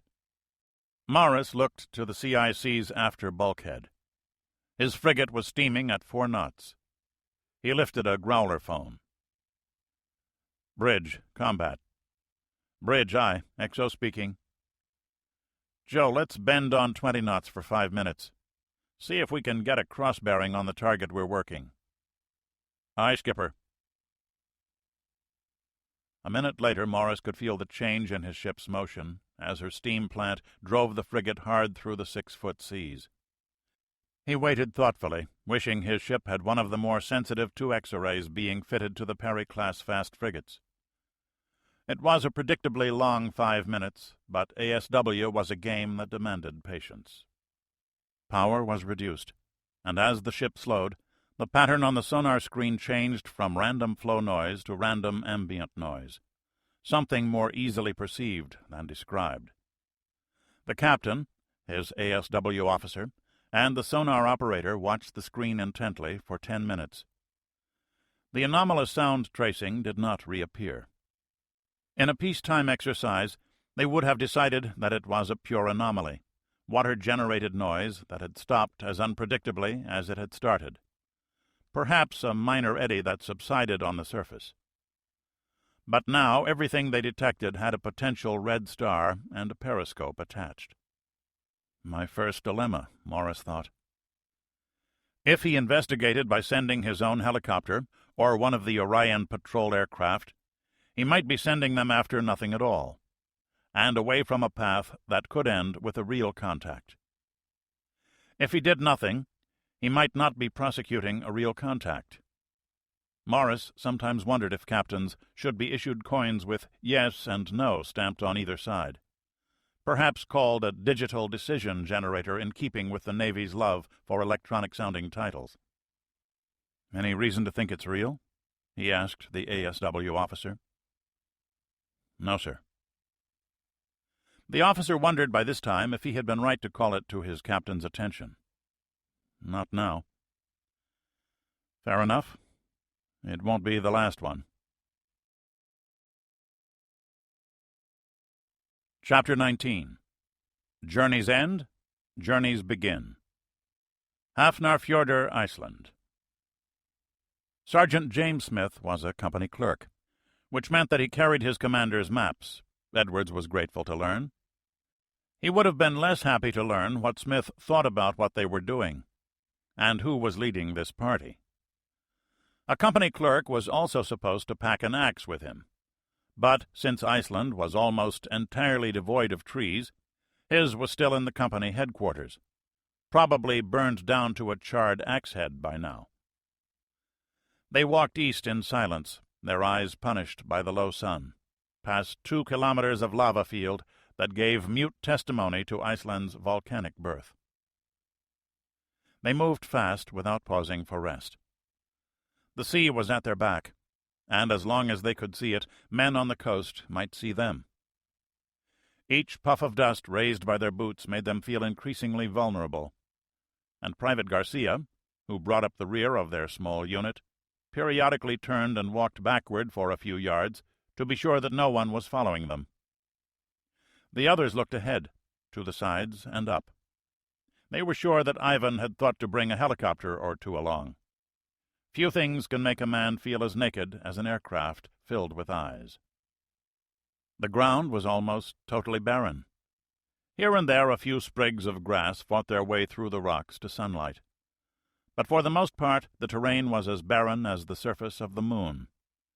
The Apollo astronauts had trained somewhere in Iceland for that very reason, Edwards remembered. The mild surface winds scoured up the slopes they were climbing, raising small quantities of dust that made the lieutenant sneeze periodically. He was already wondering what they would do when their rations ran out. This was no place to try living off the land. He'd been in Iceland only for a few months, and hadn't had a single chance to tour the countryside. Cross one bridge at a time, Edwards told himself. People grow their own food everywhere. There have to be farms around, and you'll be able to find them on the maps. "Chopper!" Garcia called out. The private had a great set of eyes, Edwards noted. They couldn't hear it yet, but there it was on the horizon, coming in from the sea. "Everybody down. Let me see those glasses, Sergeant." Edwards held out his hand as he sat. Smith came down next to him, the binoculars already at his eyes. "It's a Hipser, troop carrier." He handed the glasses over. "I'll take your word for it," Edwards replied. He could see the ungainly shape, perhaps 3 miles away, heading southeast toward Hafnarfjordur. "Looks like it's heading for the piers." "Oh, they came in on a ship. They want to dock it, and they'll want to secure the waterfront first." "Makes sense," Sergeant Smith agreed. Edwards followed the helicopter until it dropped behind some buildings. Less than a minute later it was up again, heading back northwest. He gave the horizon a close look. "Looks like a ship out there." M.V. Julius Fusik. Kirov moved slowly back to the chart table with an army medic at his side. His pumps were almost keeping up with the inflow of water. The Fusik was down 1/2 meter at the bow. Portable fire pumps were being set near the bilges to draw more seawater out and eject it over the side, through the hole the American missile had made. He smiled wanly to himself. An army medic followed him around. The general had practically pulled a gun on the captain, forcing him to allow the medic to give him a bottle of blood plasma and some morphine. He was grateful for the latter. His pain was still there, but not nearly so bad as it had been. The plasma container was a damned nuisance, with the medic holding it aloft as he moved around the pilot house. But he knew he needed it. Kirov wanted to stay alive a few hours longer. And who knows, he thought, if the regimental surgeon has skill, I might even live. There were more important things at hand. He had studied the charts of this port, but he had never been here before. He had no pilot. There would be no harbor tugs, and the tiny barge tugs carried in his ship's split stern would be useless for docking. The helicopter circled his ship after making its first trip. A miracle that it flew at all, the captain thought, after having the one next to it shattered by that strafing run. The mechanics had managed to extinguish that fire rapidly and place a curtain of water fog around the other aircraft. Some minor repairs had been needed. There were an even dozen holes in the sheet metal. But there it was, hovering just aft of the superstructure, landing slowly and awkwardly in the roiled air. "How are you feeling, my captain?" the general inquired. "How do I look?" A brave smile that failed to draw one in return. The general knew that he should physically carry the man to his surgeon's emergency medical post. But who then would dock the ship? Captain Kirov was dying before his eyes. The medic had made that clear enough. There was internal bleeding. The plasma and bandages couldn't hope to keep up with it. "Have your men secured their objectives?" "They report some fighting still at the airbase, but it will soon be under control. The first team at the main quay reports no one there." "That will be secure, my captain." "You should rest a bit." Kirov shook his head like a drunken man. "That will come soon enough. 15 more kilometers. We race in too fast as it is. The Americans may yet have some aircraft heading for us. We must get to the dock and unload your equipment before noon. I have lost too many of my crewmen to fail." Hafnarfjordur, Iceland. "We gotta report this," Edwards said quietly. He shrugged out of his pack and opened it. He'd watched a man test the radio before and saw that instructions were printed on the side of the radio set. The 6 pieces of the antenna fitted easily into the pistol grip. Next, he plugged in his headset and switched the radio on. He was supposed to point the flower-like antenna at a satellite on the 30-degree meridian, but he didn't have a compass to tell him where that was. Smith unfolded a map and selected a landmark in that general direction. Edwards pointed the antenna at it and waved it slowly across the sky until he heard the warbling carrier wave of the communications bird. "Okay." Edwards turned the frequency knob to a pre-selected channel and toggled the transmit switch. "Anyone on this net? This is Mike Edwards, First Lieutenant, United States Air Force, transmitting from Iceland. Please acknowledge, over." Nothing happened. Edwards reread the instructions to make sure he was doing the right thing, and rebroadcast the same message 3 more times. "Sender on this net, please identify, over," a voice finally answered. "Edwards, Michael D., First Lieutenant, U.S. Air Force, serial number 328-61-4030. I'm the meteorological officer attached to the 57th Fighter Interceptor Squadron at Keflavik. Who is this, over?" "If you don't know that, pal, you don't belong on this net. Clear off, we need this for official traffic," the voice answered coldly. Edwards stared at the radio in mute rage for several seconds before exploding. "Listen up, asshole. The guy who knows how to work this damned radio is dead, and I'm all you got. The base at Keflavik was hit 7 hours ago by a Russian air and ground attack. The place is crawling with bad guys. There's a Russian ship coming into Hafnarfjordur harbor right now, and you're playing fucking word games. Let's get it together, mister, over." "Copy that. Stand by. We have to verify who you are." Not a trace of remorse. "Damn it, this thing works on batteries. You want me to run them down while you open a file cabinet?" A new voice came on the circuit. "Edwards, this is the Senior Communications Watch Officer. Get off the air. They might be able to monitor you. We'll check you out and be back in 30 minutes from now. You got that? Over." That was more like it. The lieutenant checked his watch. "Roger, understand. We'll be back in 30 minutes. Out." Edwards flipped the power switch off. "Let's get moving. I didn't know they could track in on this." The good news was that the radio broke down in under 2 minutes, and they were moving again. "Sarge, let's head for this Hill 152. We should be able to see pretty good from up there, and there's water on the way." "It's hot water, sir. Full of sulfur. Just as soon not drink that shit, if you know what I mean." "Suit yourself." Edwards moved off at a slow trot. Once, as a boy, he'd had to call in to report a fire. They'd believed him then. Why not now? M.V. Julius Fusik. Karoff knew that he was finishing the work that the Americans had begun. Driving his ship into the harbor at 18 knots was worse than reckless. The sea bottom here was rock, not mud, and a grounding could easily rip his bottom out. But he feared another air attack even more, and he was sure that a flight of American fighters was heading this way, laden with missiles and bombs that would rob him of success in the most important mission of his life. "Midships!" he called. "Rudder amidships," the helmsman acknowledged. He'd learned minutes before that his first officer was dead, from wounds sustained in the first strafing attack.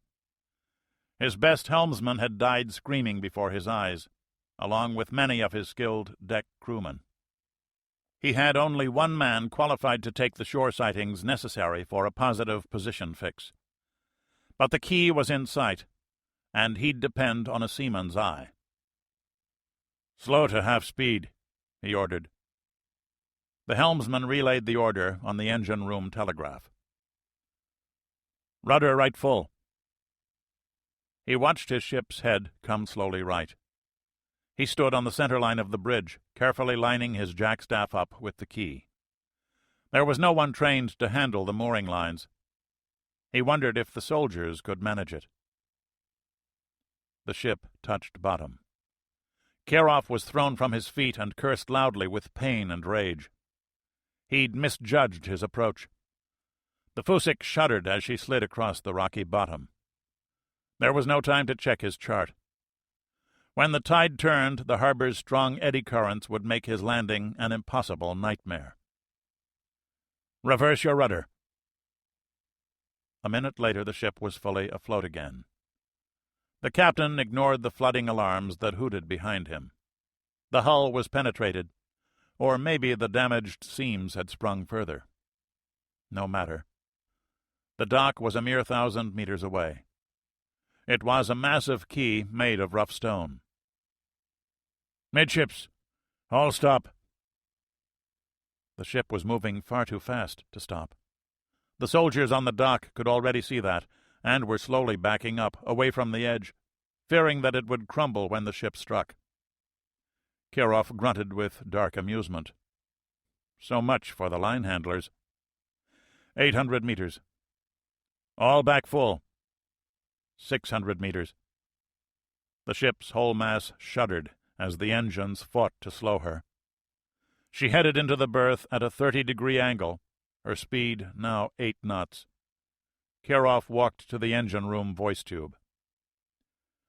"On my order, shut down the engines.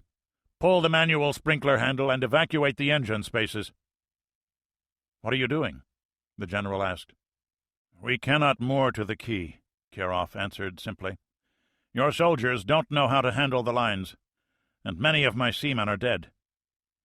The berth Karoff had selected was precisely half a meter shallower than his ship's draft. He went back to the voice tube. "Now, comrades." Below, the chief engineer gave the orders. His chief machinist cut off the diesel engines and ran to the escape ladder.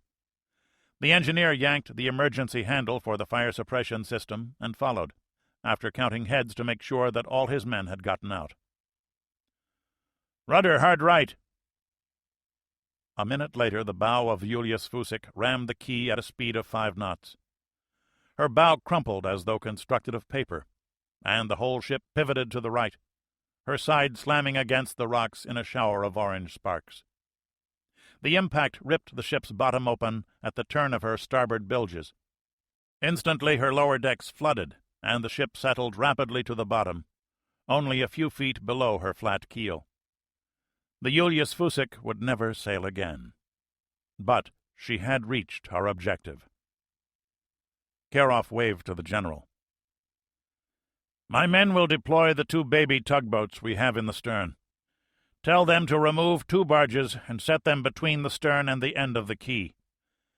My men will show you how to secure the barges properly so they don't drift off. Then use your bridging equipment to take your vehicles off the elevator onto the barges, then from the barges to the quay. We can do this easily. Now, Comrade Captain, you will see my surgeon. I will brook no further argument." The general waved to his orderly, and both men assisted the captain below. There might still be time. Hill 152, Iceland. "You decide who I am yet?" Edwards asked testily. Another really annoying thing was the quarter-second delay caused by the signal's travel time to and from the satellite. "That's affirmative. The problem is, how do we know it's really you?" The officer had a telex in his hand confirming that one First Lieutenant Michael D. Edwards, USAF, had indeed been the Met officer for the 57th FIS, information that could easily have been in Russian hands before the attack. "Look, Turkey, I'm sitting here on Hill 152 east of Hafnarfjordur, okay?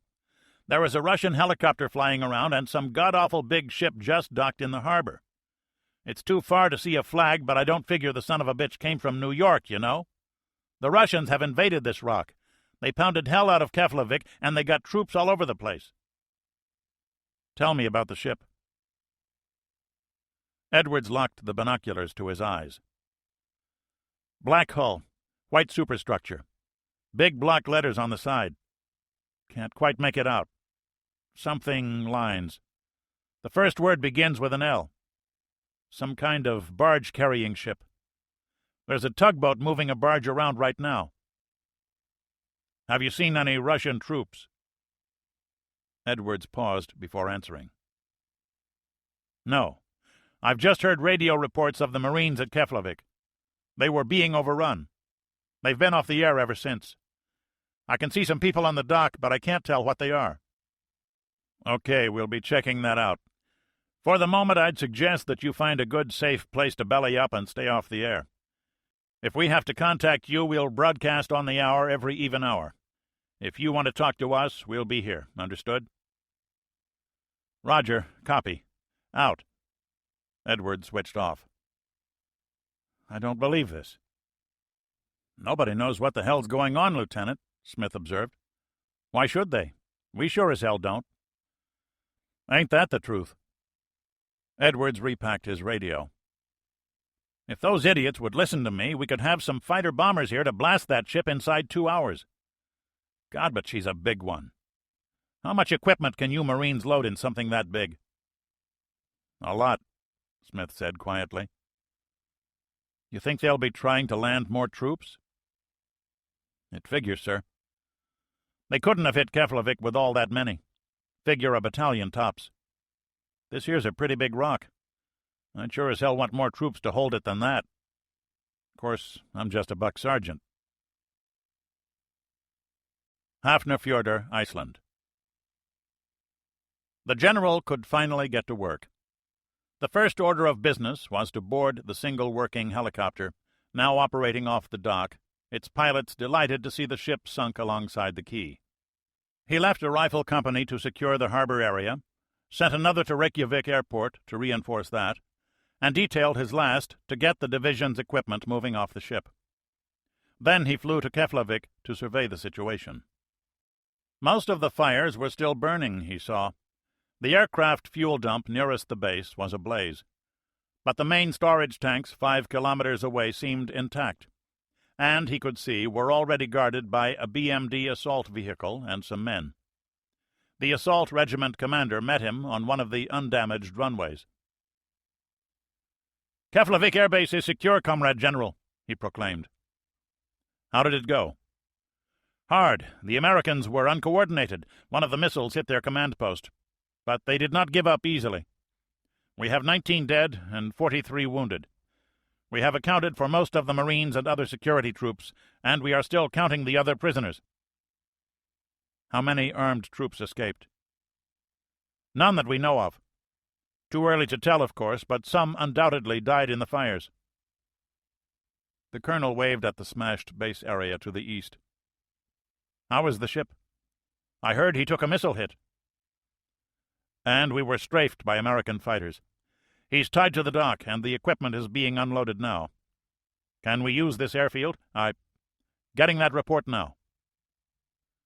The colonel's radio operator handed his radiophone over.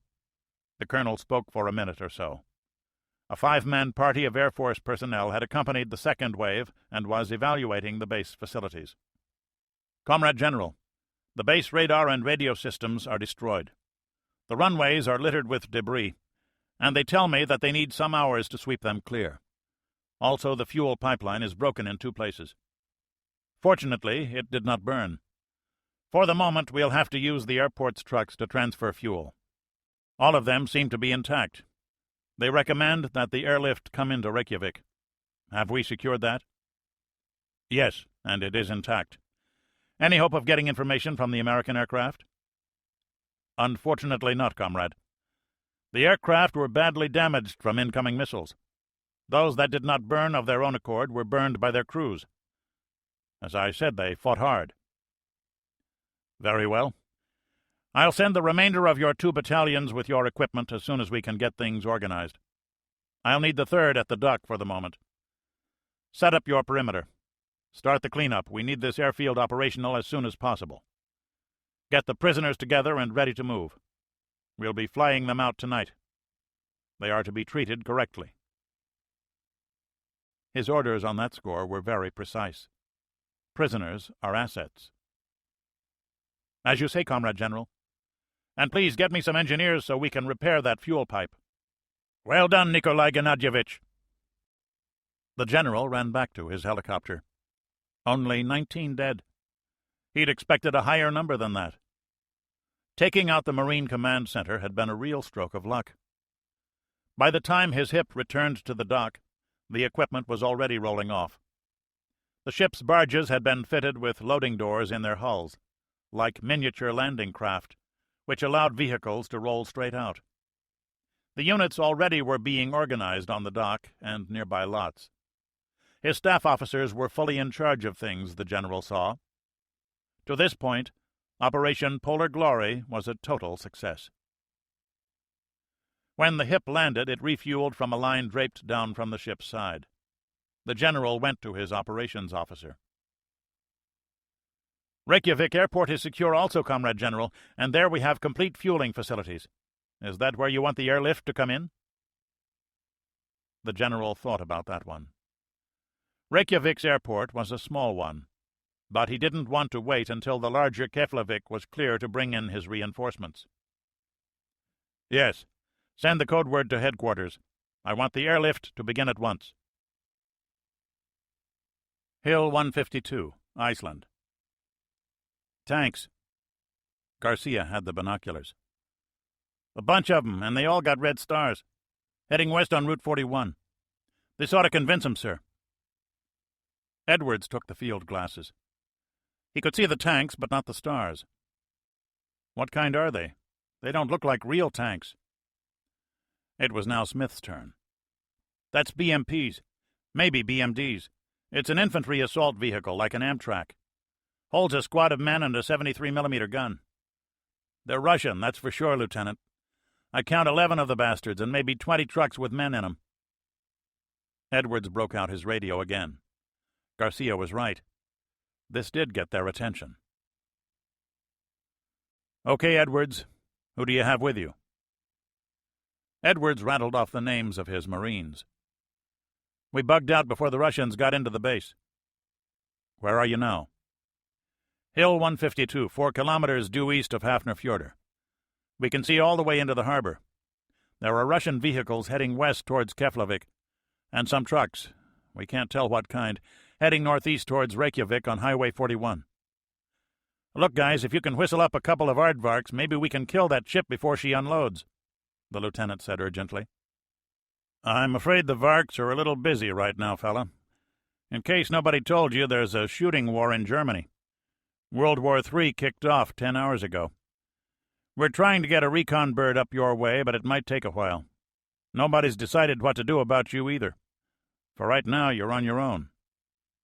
No shit, Edwards replied, looking at his men. Okay, Edwards, use your head. Avoid contact with the enemy. If I read this right, you're the only friendly we have there right now. It figures they'll want you to keep the reports coming in. Observe and report. Conserve the battery power you have. Play it nice and cool, guy. Help will be coming, but it might take a while. Just hang in there. You can listen for us on the hour, on even hours. You got a good watch?" In the meantime, the communications officer thought, we'll try to figure a way to find out if you're really who you say, and that you haven't got a Russian pistol at your head. Roger, it's set to Zulu time. We'll be listening. Out. More tanks, Smith said. Geez, that ship sure is a busy place. Hafnarfjordur, Iceland. The general would not have believed how well things were going. When he had seen the harpoon coming, he was sure that his mission would be a failure. Already a third of his vehicles had rolled off the ship and were en route to their destinations. Next, he wanted the rest of his division flown in. After that came more helicopters. For the present, all around him were 100,000 Icelanders, whose friendship he did not expect. A few hardy souls were watching him from the opposite side of the harbor, and he'd already sent a squad of men to get rid of them. How many people were making telephone calls? Was the telephone satellite relay base still intact? Might they be calling the United States to tell what was happening in Iceland? So many things to worry about. General, the airlift is underway. The first aircraft took off 10 minutes ago with a fighter escort. They should begin to arrive in 4 hours, his communications officer reported. 4 hours. The general looked up from the ship's bridge into a clear blue sky. How long before the Americans reacted and threw a squadron of fighter-bombers at him? He pointed to his operations officer. We have too many vehicles sitting on the quay. As soon as a platoon-sized grouping is together, move them off to their objectives. There is no time to wait for company groups. What about Reykjavik Airport? We have one company of infantrymen in place, with another 20 minutes away. No opposition. The civilian air controllers and the airport maintenance people are all under guard. A patrol going through Reykjavik reports little activity on the streets. Our embassy personnel report that a government radio broadcast told people to remain in their homes, and for the most part they seem to be doing this. Tell the patrol to seize the main telephone exchange. Leave the radio and television stations alone, but get the telephone exchange. He turned as a squad of paratroopers arrived at the crowd on the far side of the harbor. He estimated perhaps 30 people there. The 8 soldiers approached quickly after dismounting from their truck, rifles at the ready. One man walked up to the soldiers, waving his arms wildly. He was shot down. The rest of the crowd ran. The general shouted a curse. Find out who did that! USS Chicago. McCafferty returned to the attack center after a brief visit to his private head. Coffee would always keep you awake, he thought, either through the caffeine or the discomfort of an always full bladder. Things were already not going well. Whatever genius had decided to order the American submarines out of the Barents Sea in the hope of avoiding an incident had neatly gotten them out of the way. Just in time for the war to start, the captain grumbled, forgetting that the idea hadn't seemed all that bad at the time. Had they stuck to the plan, he might already have put a dent in the Soviet Navy. Instead, someone had panicked over the new Soviet missile sub dispositions, and so far as he could tell, the result was that no one had accomplished much of anything.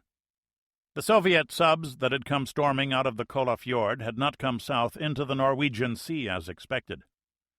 His long-range sonar reported possible submarine noises far to his north, heading west before fading out. So, he thought, Ivan sending his boats down the Denmark Strait? The Sosis line between Iceland and Greenland could make that idea a costly one. USS Chicago was steaming at 500 feet just north of the 69-degree parallel, about 100 miles west of Norway's rocky coastline. The Norwegians' collection of diesel boats was in sight of him, guarding their own coast. McCafferty understood that, but didn't like it. So far nothing had gone right, and McCafferty was worried. That was expected, and he could suppress it. He could fall back on his training. He knew what his submarine could do and had a pretty good idea of what the Russian subs were capable of. He had the superior capabilities, but some Russian could always get lucky. This was war. A different sort of environment, not one judged by umpires and rule books. Mistakes now were not a matter of a written critique from his squadron commander. And so far, luck seemed to be on the other side. He looked around at his men. They had to be thinking the same thoughts, he was sure, but they all depended on him. The crewmen of his submarine were essentially the physical extensions of his own mind. He was the central control for the entire corporate entity known as USS Chicago. And for the first time the awesome responsibility struck him. If he messed up, all these men would die. And he too would die, with the knowledge that he had failed them. "You can't think like this," the captain told himself. "It will eat you up. Better to have a combat situation where I can limit my thinking to the immediate." He checked the clock. Good. "Take her up to periscope depth," he ordered. "It's time to check for orders, and we'll try an ESM sweep to see what's happening." Not a simple procedure, that. The submarine came up slowly, cautiously, turning to allow her sonar to make certain that there was not a ship around. "Raise the ESM." An electronics technician pressed the button to raise the mast for his broadband receiver. The board lit up instantly. "Numerous electronic sources, sir. 3 J-band search sets, lots of other stuff. Lots of VHF and UHF chatter. The recorders are going." That figures, McCafferty thought. The odds against having anyone here after us are pretty low, though. "Up scope." The captain angled the search scope lens upward to scan the sky for a nearby aircraft, and made a quick turn around the horizon. He noticed something odd, and had to angle down the lens to see what it was. There was a green smoke marker not 200 yards away. McCafferty cringed and spun the instrument back around. A multi-engine aircraft was coming out of the haze, directly in at them. The captain reached up and spun the periscope wheel, lowering the instrument. "Take her down! All ahead flank! Make your depth 800 feet!" Where the hell did he come from? The submarine's engines fairly exploded into action. A flurry of orders had the helmsman push their controls to the stops. "Torpedo in the water, starboard side!" the sonarman screamed. McCafferty reacted at once. "Left full rudder! Left full rudder, aye!" The speed log was at 10 knots and rising quickly. They passed below 100 feet. "Torpedo bearing 175 relative. It's pinging. Doesn't have us yet. Fire off a noisemaker." 70 feet aft of the control room, a 5-inch canister was ejected from a launcher. It immediately started making all kinds of noise for the torpedo to home in on. "Noisemaker away." "Right 15 degrees rudder." McCafferty was calmer now. He'd played this game before. "Come to new course 110. Sonar. I want true bearings on that torpedo." "Aye. Torpedo bearing 206. Coming port to starboard." Chicago passed through 200 feet. The boat had a 20-degree down angle. The plainsmen and most of the technicians had seat belts to hold them in place. The officers, and a few others, who had to circulate around, grasped at rails and stanchions to keep from falling. "Con, sonar. The torpedo seems to be following a circular path, now traveling starboard to port, bearing 175. Still pinging, but I don't think it has us." "Very well, keep those reports coming." McCafferty climbed aft to the plot. "Looks like he made a bad drop." "Could be," the navigator agreed, "but how in hell—" "Had to be a mad pass. The magnetic anomaly detector. Was the tape running? I didn't have him long enough for an ID." He checked the plot. They were now 1.5 miles from where they'd been when the torpedo was dropped. "Sonar, tell me about the fish." "Bearing 190, dead aft. Still circling. Seems to be going down a little. I think maybe the noisemaker drew him in and he's trying to hit it." "All ahead 2/3. Time to slow down, McCafferty thought. They'd cleared the initial datum point, and the aircraft's crew would need a few minutes to evaluate their attack before beginning a new search. In that time, they'd be 2 or 3 miles away, below the layer, and making little noise. All ahead 2/3 aye, leveling off at 800 feet. We can start breathing again, people, McCafferty said. His own voice was not as even as he would have preferred. For the first time, he noted a few shaky hands. Just like a car wreck, he thought. You only shake after you're safe. Left 15 degrees rudder. Come left at 280. If the aircraft dropped again, no sense in traveling in a straight path. But they should be fairly safe now. The whole episode, he noted, had lasted less than 10 minutes. The captain walked to the forward bulkhead and rewound the videotape, then set it up to run. It showed the periscope breaking the surface, the first quick search, then the smoke marker. Next came the aircraft. McCafferty froze the frame. The plane looked like a Lockheed P-3 Orion. That's one of ours, the duty technician noted. The captain stepped forward into sonar. The fish is fading aft, Captain. Probably still trying to kill the noisemaker. I think when it hit the water it circled in the wrong direction, away from us, I mean. What's it sound like? A lot like one of our Mark 46s. The leading sonarman shuddered. It really did sound like a 46. He rewound his own tape and set it on speaker. The screeing sound of the twin-screw fish was enough to raise the hairs on your neck. McCafferty nodded and went back aft. Okay, that might have been a Norwegian P-3. Then again, it might have been a Russian May. They look pretty much alike, and they have exactly the same job. Well done, people. We're going to clear the area. The captain congratulated himself on his performance. He'd just evaded his first war shot, dropped by a friendly aircraft. But he had evaded it. Not all the luck was with the other side. Or was it? USS Faris. Morris was catnapping in his bridge chair, wondering what was missing from his life. It took a few seconds to realize that he wasn't doing any paperwork, his normal afternoon pastime. He had to transmit position reports every 4 hours, contact reports when he had any. He hadn't yet, but the routine paper shuffling that ate up so much of his time was a thing of the past. A pity, he thought, that it took a war to relieve one of that. He could almost imagine himself starting to enjoy it. The convoy was still 20 miles to his southeast. Faris was the outlying sonar picket. Her mission was to detect, localize, and engage any submarine trying to close the convoy. To do that, the frigate was alternately dashing, sprinting, forward at maximum speed, then drifting briefly at slower speed to allow her sonar to work with maximum efficiency.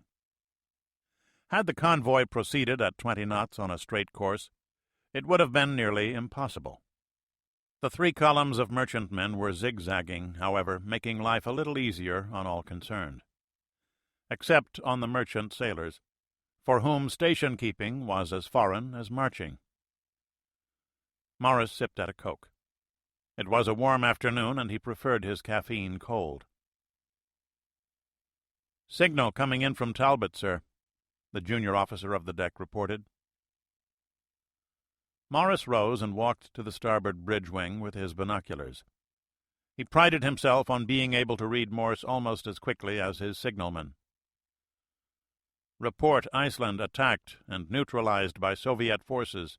X. Expect more serious air and sub-threat. X." "More good news, Skipper," the OOD commented. "Yeah." USS Nimitz. "How did they do it?" Ship wondered aloud. "How don't matter a damn," Toland replied. "We got to get this to the boss." He made a quick phone call and left for flag country, He almost got lost. Nimitz had over 2,000 compartments. The admiral lived in only one of them, and Toland had only been there once. He found a Marine sentry at the door. The carrier's commander, Captain Svensson, was already there. "Sir, we have a flash message that the Soviets have attacked and neutralized Iceland. They may have troops there." "Do they have aircraft there?" Svensson asked at once. "We don't know. They're trying to get a recon bird to take a look, probably the Brits, but we won't have any hard information for at least 6 hours. The last friendly satellite pass was 2 hours ago, and we won't have another one of those for 9 hours." "Okay, tell me what you have," the admiral ordered. Toland went over the sketchy data that had come in the dispatch from Norfolk. "From what we know, it was a pretty off-the-wall plan, but it seems to have worked." "Nobody ever said Ivan was dumb," Svensson commented sourly. "What about our orders?" "Nothing yet." "How many troops on Iceland?" the admiral asked. "No word on that, sir. The P-3 crew watched 2 relays of 4 hovercraft. At 100 men per load, that's 800 men, at least a battalion. Probably more like a regiment. The ship is large enough to carry the equipment load for a full brigade and then some. It's in one of Gorshkov's books that this sort of ship is uniquely useful for landing operations." "Well, that's too much for a Mao to take on, sir," Svensson said. A Marine amphibious unit consisted of a reinforced battalion of troops. "With 3 carriers backing them up?" Admiral Baker snorted, then adopted a more thoughtful pose. "You could be right at that. What does this do to the air threat to us?" "Iceland had a squadron of F-15s and a couple AWACS birds. That's a lot of protection for us. Gone. We've lost raid warning, attrition, and raid tracking capabilities." Svensson didn't like this at all. "We should be able to handle their backfires ourselves, but it would have been a lot easier with those Eagles running interference." Baker sipped at his coffee. "Our orders haven't changed." "What else is going on in the world?" Svensson asked. "Norway is being hit hard, but no details yet. Same story in Germany. The Air Force is supposed to have gotten a heavy hit in on the Soviets. Again, no details.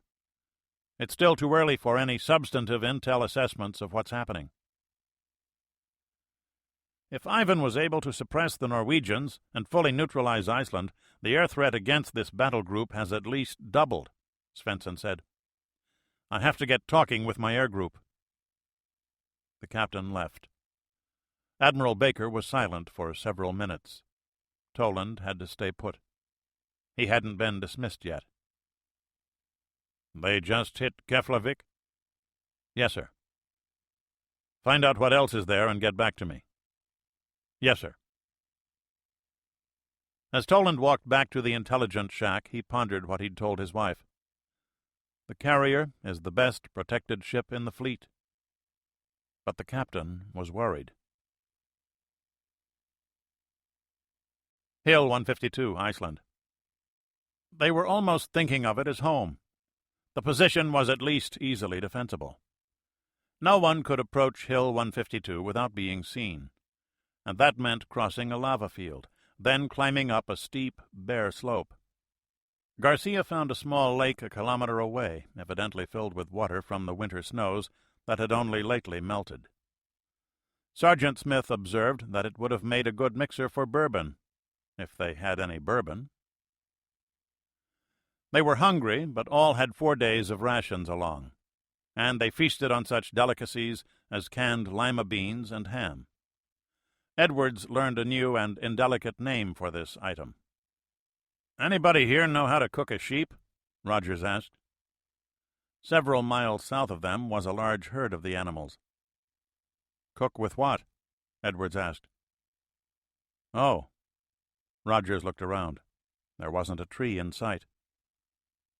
"How come there ain't no trees?" "Rogers only been here a month," Smith explained. "Prive, you ain't never seen a windy day till you been here in the winter. The only way a tree can grow here is if you set her in concrete. I seen wind strong enough to blow a deuce and a half right off the road." "Airplanes." Garcia had the binoculars. He pointed northeast. Lots. Edwards took the field glasses. They were just dots, but they grew rapidly into shapes. I count 6, big ones. Look like C-141s. That makes them IL-76s, I think. Maybe some fighters, too. Sergeant, get a pad and a pencil. We have to do a count. It lasted for hours. The fighters landed first, rolling off to the refueling area at once, then taxiing to one of the shorter runways. One aircraft came in every 3 minutes, and Edwards couldn't help be impressed. The IL-76, codenamed the Candid by the NATO countries, was an awkward, ungainly design, like its American counterpart. The pilots landed, stopped, and rolled their aircraft onto the taxiway off the main north-south runway as though they had practiced for months. As Edwards rather suspected, they had.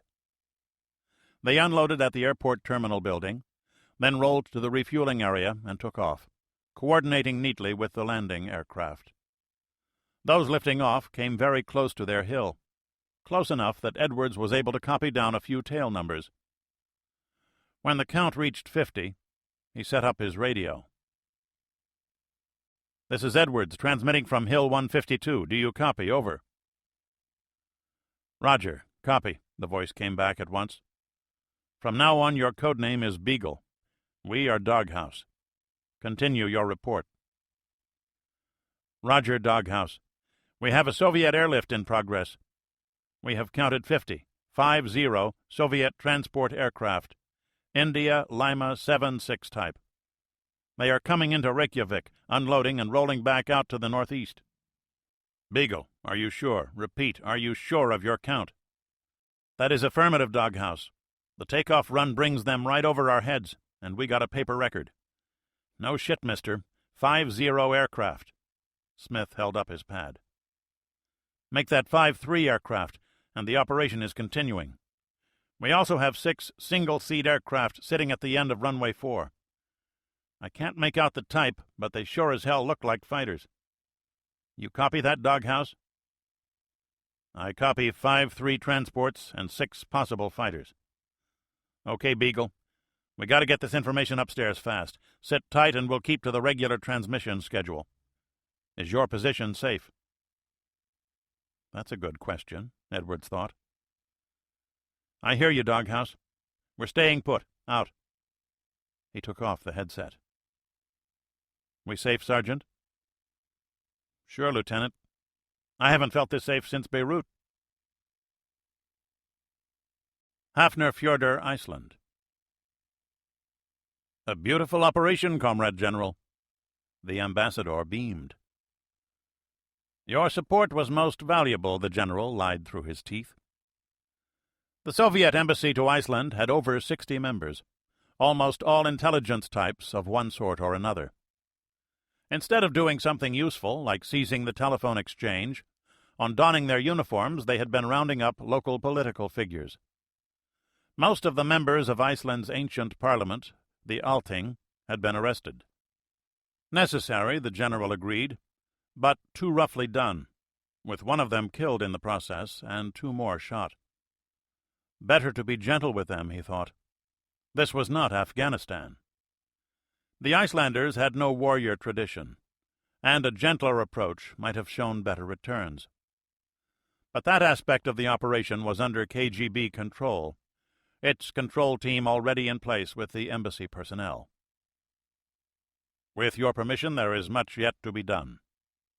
The general went back up the Jacob's ladder onto the Fusik. Problems had developed in offloading the division's missile battalion. The barges that contained that equipment had been damaged by the missile strike. The newly installed landing doors had jammed solid and had to be torched free. He shrugged. Up to now, Polar Glory had been a near textbook operation. Not bad for a scratch crew. Most of his rolling equipment, 200 armored vehicles and many trucks, had already been mated with their troops and dispersed. The SA-11 battalion was all that remained. Bad news, Comrade General, the SAM commander reported. Must I wait for it? The general asked testily. It had been a very long day. We have 3 usable rockets. 3? Both these barges were ruptured when the American missile hit us. The shock damage accounted for several. The main damage came from the water used to fight the fire. Those are mobile missiles, the general objected. Surely the designers anticipated that they might get wet? Not with salt water, comrade. This is the Army version, not the naval, and it is not protected against saltwater corrosion. The men who fought the fire did so with great gusto, and most of the rockets were soaked. The exposed control wiring and the radar seeker heads on the missile noses were badly damaged. My men have run electronic tests of all the rockets. 3 are fully functional. 4 more we can probably clean off and repair. The rest are ruined. We have to fly more in. The general controlled his temper. So, a small thing that no one had thought of. Aboard ship, fires are fought with salt water. They should have asked for the naval variant of this rocket. It was always the small things. Divide your launchers as planned. Place all the usable missiles at the Reykjavik airport and the ones you think you can fix at Keflavik. I'll order the replacement rockets to be flown in. Is there other damage? Apparently not. The radar antennae were covered with plastic, and the instruments inside the vehicles were safe because the vehicles themselves were sealed. If we get new rockets, my battalion is fully ready. We'll be ready to travel in 20 minutes. Sorry, comrade. Fault. You know where you are to go? 2 of my battery commanders have already checked the routes. Excellent. Carry on, Comrade Colonel. The general climbed back up the ladder to the bridge to look for his communications officer. Within 2 hours, a plane loaded with 40 SA-11 surface-to-air missiles was rolling off Murmansk's Kilpjaver airfield, bound for Iceland.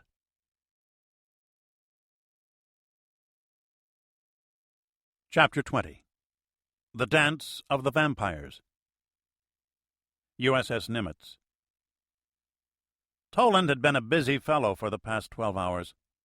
The data on Iceland came in slowly, one confusing piece at a time. And even now he didn't have enough to call a clear picture. The group's orders had been changed, though only after too many hours of indecision. The mission to reinforce Iceland was a washout. For the past 10 hours, the battle group had been heading due east toward friendly air cover from England and France. Someone had decided that if the Marines could not go to Iceland, then they might find useful employment in Germany.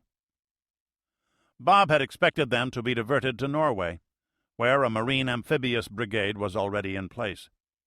But getting them there could prove difficult. A furious air battle had been raging over northern Norway for almost 20 hours, with losses heavy on both sides. The Norwegians had started the war with scarcely 100 modern fighters. They were screaming for help, but there was no help for anyone as yet. They're not just chewing the Norwegians up, Toland observed. They're driving them south. Most of the attacks are on the northern bases, and they're not giving them any breather at all. Chip nodded. That figures. Gives their backfires a straighter shot at us. Briefing time. Yeah. Toland packed up his notes and walked again toward flag country. It was easier this time. Okay, Commander, Admiral Baker said. Start with the peripheries. Nothing much seems to be happening in the Pacific as yet. The Soviets are evidently putting a lot of diplomatic pressure on Japan. The same story they've given the rest of the world. It's all a German plot. Horseshit, Baker observed. True enough, Admiral, but it's a plausible enough story that Greece is refusing to honor its treaty commitments, and a lot of neutral and third-world countries are buying it. Anyway, the Russians are making noises about giving the Sakhalin Islands back if they play ball, or pounding hell out of them if they don't. Bottom line, Japan is not allowing any bases on its soil to be used for offensive strikes against the Soviet Union. What we have in Korea is needed there. The only carrier group we have in the Western Pacific is centered on Midway. They're well out to sea at present, and they don't have the moxie to go after Kamchatka alone. There's some air activity in the South China Sea west of the Philippines, but nothing major yet. Cam Bay appears to be empty of Soviet shipping. So the Pacific is quiet, but that won't last long. In the Indian Ocean, somebody launched a missile attack against Diego Garcia, probably a submarine. Not much damage. Just about everything there was sent out to sea 5 days ago. But it got their attention. At last report, their IO squadron was at 15 north, 90 east, a long way from our guys and heading south. No activity at all on NATO's southern flank. The Turks aren't about to attack Russia on their own hook, and Greece is staying out of what they call this German-Russian dispute. So Ivan has a secure southern flank, too, and so far it looks like he's happy enough to keep it that way. So far the Russians are only fighting in Western Europe and against selected American installations elsewhere. They are telling anyone who will listen that they don't even want to fight us. They've even guaranteed the safety of American tourists and businessmen in the Soviet Union. Supposedly, they're flying them all out through India. We've underestimated the political dimension here, sir. So far, it's working for them. Okay, in Europe, their operations began with from 20 to 30 Spetsnaz commando attacks throughout Germany. For the most part, they were defeated. But they scored big in 2 places. The port of Hamburg has been blocked. A pair of merchantmen was scuttled in the main channel, and the team that pulled it off got away clean. The same thing was attempted in Bremen. They blocked one channel partially and burned 3 ships at one of the container terminals. This team didn't get away. The other attacks were against nuclear weapons storage sites, communications posts, and one big one against a tank site. Our guys were ready for it. We took losses, but those Spetsnaz troops got chewed up in most cases. The Soviet army attacked west just before dawn yesterday. The good news here is that the Air Force pulled something really wild. That new stealth fighter we've been hearing rumblings about is in squadron service, and it was used to raise a lot of hell behind Russian lines. The Air Force says they've got air superiority, or something close to it, so Ivan must have taken a big hit. Whatever they did, the initial Russian attack was not as powerful as expected. They're moving forward, but as of midnight, nothing more than 15 kilometers, and in 2 places they got stopped cold. So far, no word on nukes or chemical weapons. Losses are reported heavy on both sides, especially up in northern Germany, where they moved the farthest. Hamburg is threatened. The Kiel Canal may have been hit with an airborne or airmobile attack, we're not sure, but part is under Russian control. That situation is a little confused. A lot of activity on the Baltic, too. The fast attack boats of the German and Danish navies claim to have beaten up hard on a combined Soviet and East German attack, but again things are pretty confused. Toland went on to describe the situation in Norway. The direct threats against us are from submarines and aircraft. Ivan's subs have been pretty busy. We have reports of 22 merchant ships sunk. The worst was Ocean Star, a Panamanian-flagged passenger liner coming back from a Med cruise. 800 miles northwest of Gibraltar, she took a missile hit, type unknown, but probably from a Juliet. She burned, lots of casualties. 2 Spanish frigates are moving in for the search and rescue. We have 3 submarines reported close to our course track, an Echo, a Tango, and a Foxtrot. There could be more, but intelligence reports have most of them south and west of us. When Iceland got neutralized, we lost the GI-UK SOSUS line, and that will allow Ivan's subs an easier access to the North Atlantic. SAC-LANT is dispatching subs to block the gaps. They'll have to hustle. We have reports of numerous Soviet submarines heading for the Denmark Strait. "How many subs have we taken out?" Svensson asked. Lagis and Brunswick claim 4 kills. The P-3s got off to a good start. The bad news here is that 1 Orion is missing and another reported being shot at by a sub-launched missile. This is being evaluated now, and we expect something firm by noon. In any case, the main threat to us now appears to be from aircraft, not subs. That could change by tomorrow, though. "One day at a time. Get to Iceland," Baker ordered. The reports we had yesterday were correct. Evidently, a regimental-sized unit came in by sea, and the rest of its division was airlifted in, starting around 1400 hours. We have to assume they're all in by now. "Fighters?" Svensson asked. "None reported, but it's possible. Iceland has 4 usable airfields." "Wrong, Toland. It's 3. Baker said harshly. Beg pardon, sir, 4. The big base is Keflavik. 5 runways, 2 of them over 10,000 feet long. We built the place to stage B-52s out of, and it's quite a facility. Ivan got it virtually intact. His attack was planned deliberately not to crater the runways. Second, they have the civilian airfield at Reykjavik. The longest runway there is about 2,000 meters, plenty big enough for fighters, and it's got a city wrapped around it. Hitting that place means running the risk of civilian casualties. On the north side of the island is Akureyri, one hard surface strip. The fourth one, Admiral, is Old Keflavik, about 2 miles southeast of the current NATO airbase. It shows on the maps as unusable, but I ran into a guy who put in 2 years on Iceland. That strip is usable, certainly for rough surface-capable aircraft like our C-130. The base personnel use it for racing their go-karts and sports cars. He thinks you could use fighters out of there, too. Finally, every city on that island has a gravel strip for their domestic airline. The MiG-23 and several other Russian fighters have a rough field capability and could use any one of those. "You're full of good news," observed Nimitz's commander, Air Group, known as the CAG. "What about the other base facilities, like fuel?" The fuel depot right on the base was destroyed in the attack, but the base tank farm was not, and neither was the new terminal at Hakatstanger. Unless somebody takes it out, we've left the Russians enough jet fuel to operate for months. "How solid is all this?" Baker wanted to know. "We have an eyeball report from a Navy P-3 crew who surveyed the damage immediately after the attack. The RAF sent 2 recce birds for a look-see. The first one got good shots of Keflavik and the surrounding area. The second didn't make it back. Reason unknown." "Sams." The CAG really looked unhappy now. Toland nodded. "A good bet. The photos show vehicles consistent with the presence of a reinforced Soviet air rifle division. Icelandic radio and TV are off the air. The Brits report contact with ham radio operators on the Icelandic coast, but nothing at all is coming out of the southwest corner of the island.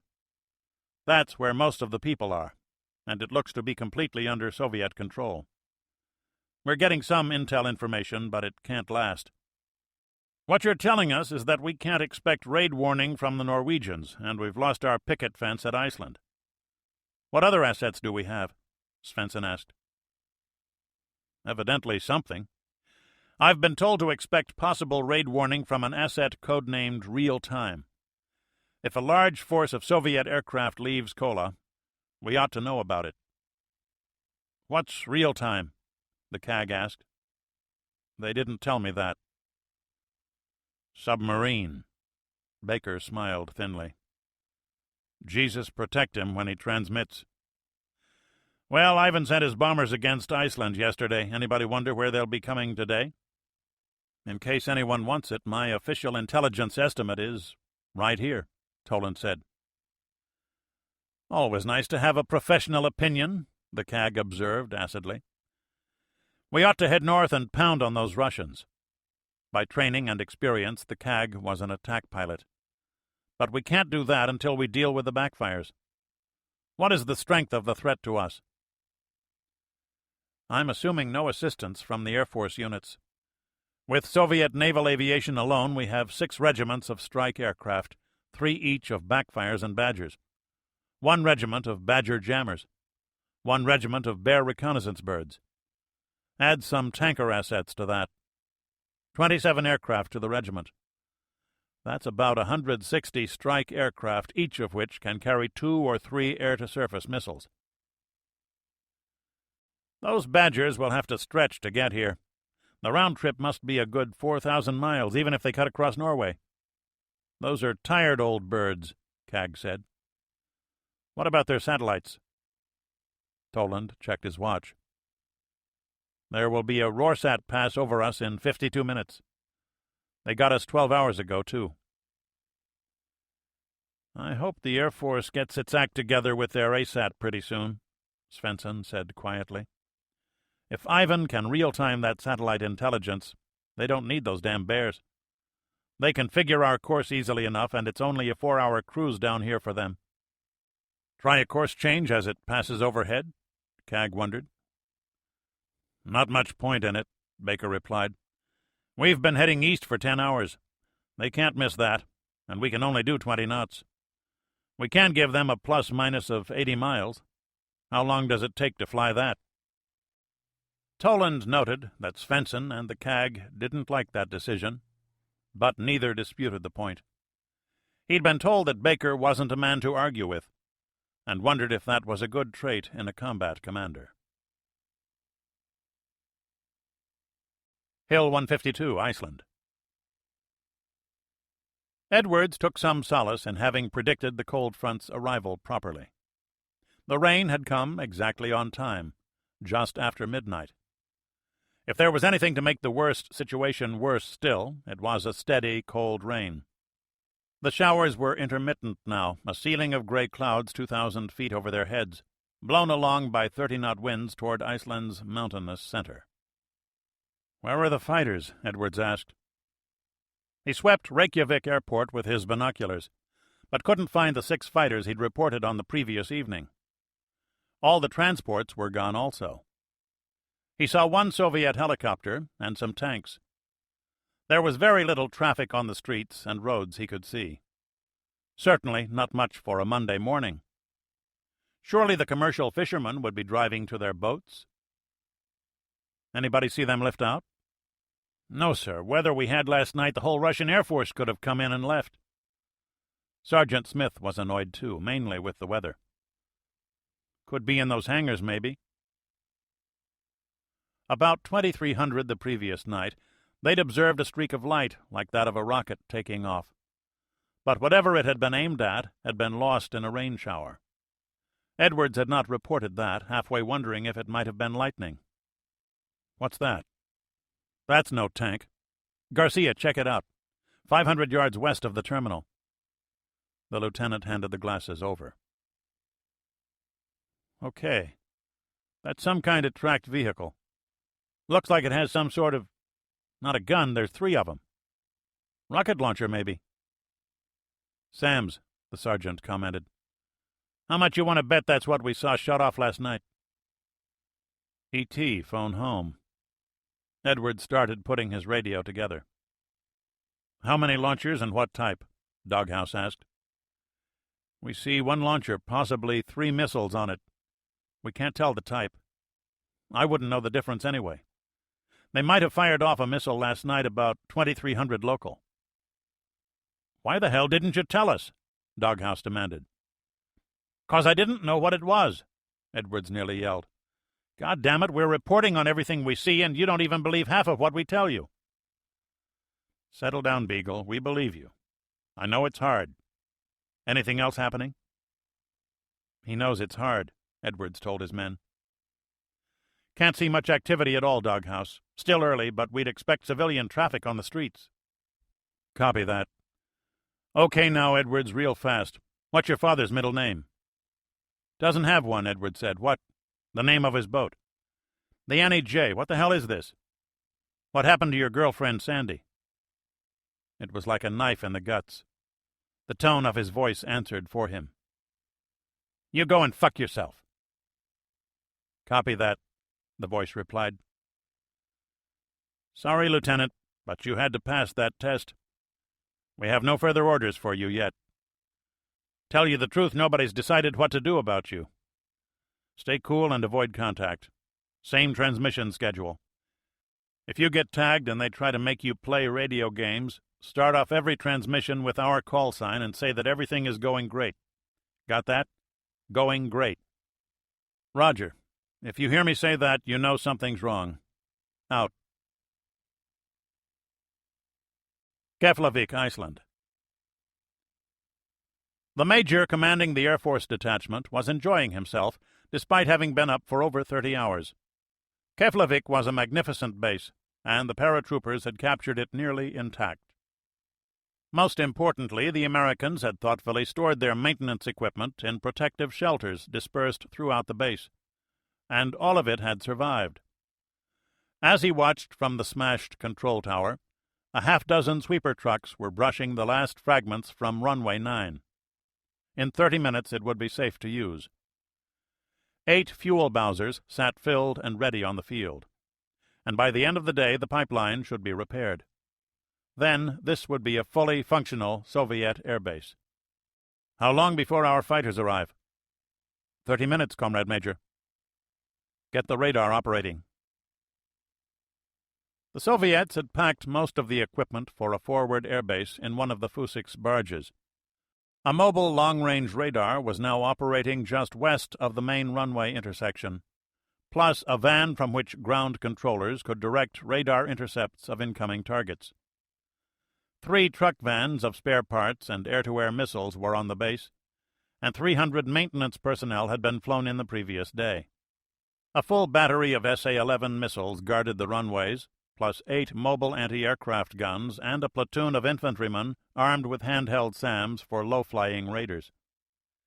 The only hang-up had been with the SAMs, and the replacements, flown in a few hours ago, had already been loaded on the launcher vehicles. Any NATO aircraft that came waltzing into Iceland was in for a rude surprise, as a Royal Air Force Jaguar had discovered the night before, shot out of the sky over Reykjavik before its pilot could react. Runway 9 is cleared for operation, the radio operator reported. Excellent. Now get them working on 1-8. I want every strip operational by this afternoon. Hill 152, Iceland. What's that? Edward saw it first for a change. The wide silver wings of a Badger bomber skirted in and out of the lower cloud layer. Then something else. It was smaller, and it disappeared back into the clouds. Was that a fighter? I didn't see anything, sir. Garcia had been looking in the wrong direction. The sound passed overhead, the distinctive whine of turbojets on a low throttle setting. The lieutenant was becoming a master at getting his radio in operation. Doghouse, this is Beagle, and things are rotten. Do you copy? Roger, Beagle. What do you have for us? We have aircraft flying overhead, westbound, probably for Keflavik. Stand by. I can hear 'em, but I don't see nothing. Garcia handed the glasses over. I saw 1 twin-engine aircraft, probably a bomber, and 1 other aircraft a lot smaller, like a fighter. We have aircraft sounds overhead, but we got solid clouds at about 2,000 feet. No more visual sightings. You say heading towards Keflavik? That's affirm. The bomber appeared to be westbound and descending. Any chance you can walk back to Keflavik to see what's happening there? Edwards didn't speak for a second. Couldn't the bastard read a map? That meant walking 30 miles over bare ground. Negative. Say again negative. No chance. Over. Understood, Beagle. Sorry about that. I had orders to ask. Get back to us when you have a better count. You're doing good, guys. Hang in there. Out. They asked if we wanted to walk over to Keflavik, Edwards announced as he took off his headset. I said no. Real good, sir, Smith observed. At least Air Force officers weren't total idiots. Keflavik, Iceland. The first MiG-29 Fulcrum landed at Keflavik a minute later. It taxied behind a base jeep and stopped close to the tower. The major in command of the base was there to meet it. Welcome to Keflavik. Excellent. Find me a lavatory, the colonel replied. The major motioned him to his own jeep. The Americans had left 70 jeeps behind, plus over 300 private automobiles, and drove toward the tower. The American radios had been destroyed, but the plumbing was made of sterner stuff.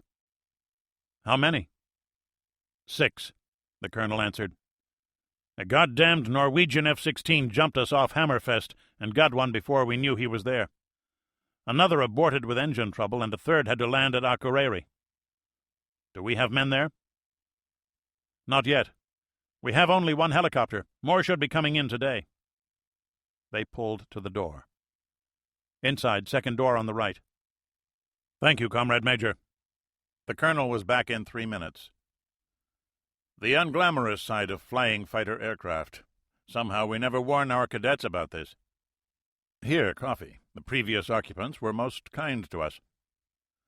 The major unscrewed an American thermos. The colonel took the cup, savoring the flavor as though it were fine brandy, while he watched his fighters land. "We have your missiles all ready for you, and we can refuel every aircraft from our trucks. How soon can you fly again?"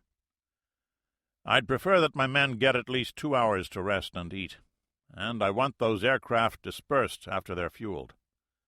Have you been hit yet?" "Only 2 reconnaissance aircraft, and we killed 1. If we're lucky, luck is for fools. The Americans will hit us today." "I would." USS Nimitz. "We have a new intel source on Iceland, codename Beagle," Toland reported. They were in the carrier's combat information center now. He counted over 80 transport flights into Reykjavik last night, at least 6 fighters with them. That's enough airlift capacity for a whole airborne division and then some. Doghouse in Scotland says that they have an unconfirmed report of Soviet fighters landing now. "Have to be a long-range one. Foxhound, maybe a Fulcrum," Cag said. "If they have them to spare. Well, we weren't planning to visit the place just yet. We might have a problem with them trying raid escort, though." "Any word on E3 support from the UK?" Baker asked Svensson. "Looks like none." "Toland, when do you expect our friends to arrive?" "The Rorschach passes overhead in 20 minutes. They'll probably want that data before they take off. They could take off at any time after that, Admiral. If the backfires tank up partway down and proceed at max power, 2 hours. That's worst case. More likely 4 to 5 hours. Cag?" The air group commander looked tense. "Each carrier has a Hummer radar bird up, a pair of F-14 Tomcats with each. 2 more Tomcats on the catapults, ready to go at 5 minutes' notice. Another Hummer and a tanker. The rest of the fighters are at plus 15 on the roof, loaded and fueled. The flight crews are briefed. 1 prowler over the formation, the rest ready to go at 15. The A-7s have buddy stores rigged. We're ready. Foch has her Crusaders at plus 15. Good birds, but short legs. When the time comes, we'll use them for overhead coverage." Kirovsk, RSFSR. The Radar Ocean reconnaissance satellite, called a Roarsat, passed over the formation at 0310. Its radar transmitter noted the formation, and its cameras tracked in on their wakes. 5 minutes later, the data was in Moscow. 15 minutes after that, flight crews were given their final brief at 4 military air bases grouped around the city of Kirovsk on the Kola Peninsula. The crews were quiet, no less tense than their American targets. Both sides mulled over the same thoughts. This was the exercise both sides had practiced for over 15 years. Millions of hours of planning, studies, and simulations were about to be put to the test. The Badgers lifted off first, pushed by their twin Mikulin engines. Each takeoff was an effort. The bombers were so heavily loaded that the tower controllers reached out with their minds to wish every aircraft into the still morning air. Once off the ground, they headed north, forming up into loose regimental formations just north of Murmansk, before heading west and skirting past the North Cape, before their slow left turns took them toward the North Atlantic.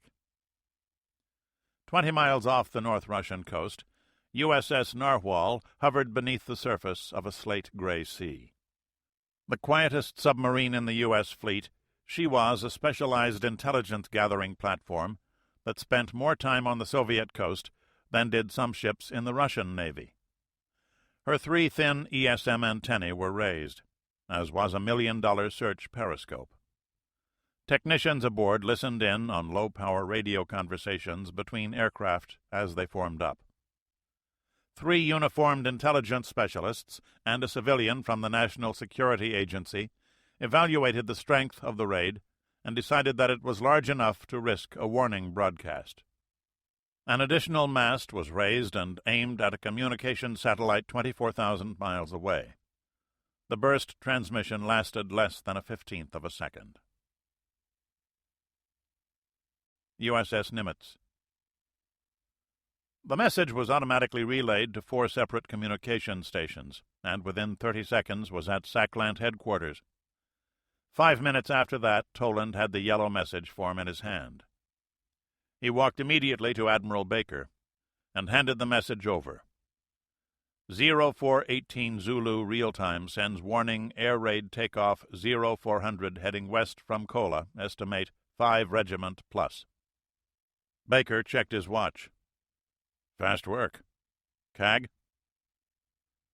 The air group commander looked at the form and walked to a phone. Shoot off the +5s. Recall the patrol aircraft when they get to station, and set up 2 more Tomcats and a Hummer on +5. I want the returning aircraft turned around immediately. Reserve 1 catapult for tankers. He came back. With your permission, sir, I propose to put another pair of F-14s and another Hummer up in an hour, and put all the fighters on +5. At 0600, the rest of the fighters go up with tankers in support. We'll meet them with everything we have about 200 miles out and kick their ass. Very well. Comments? Svensson looked pensively at the master plot. Circles were already being drawn for the farthest possible advance of the Soviet bombers. The Brits get the same warning?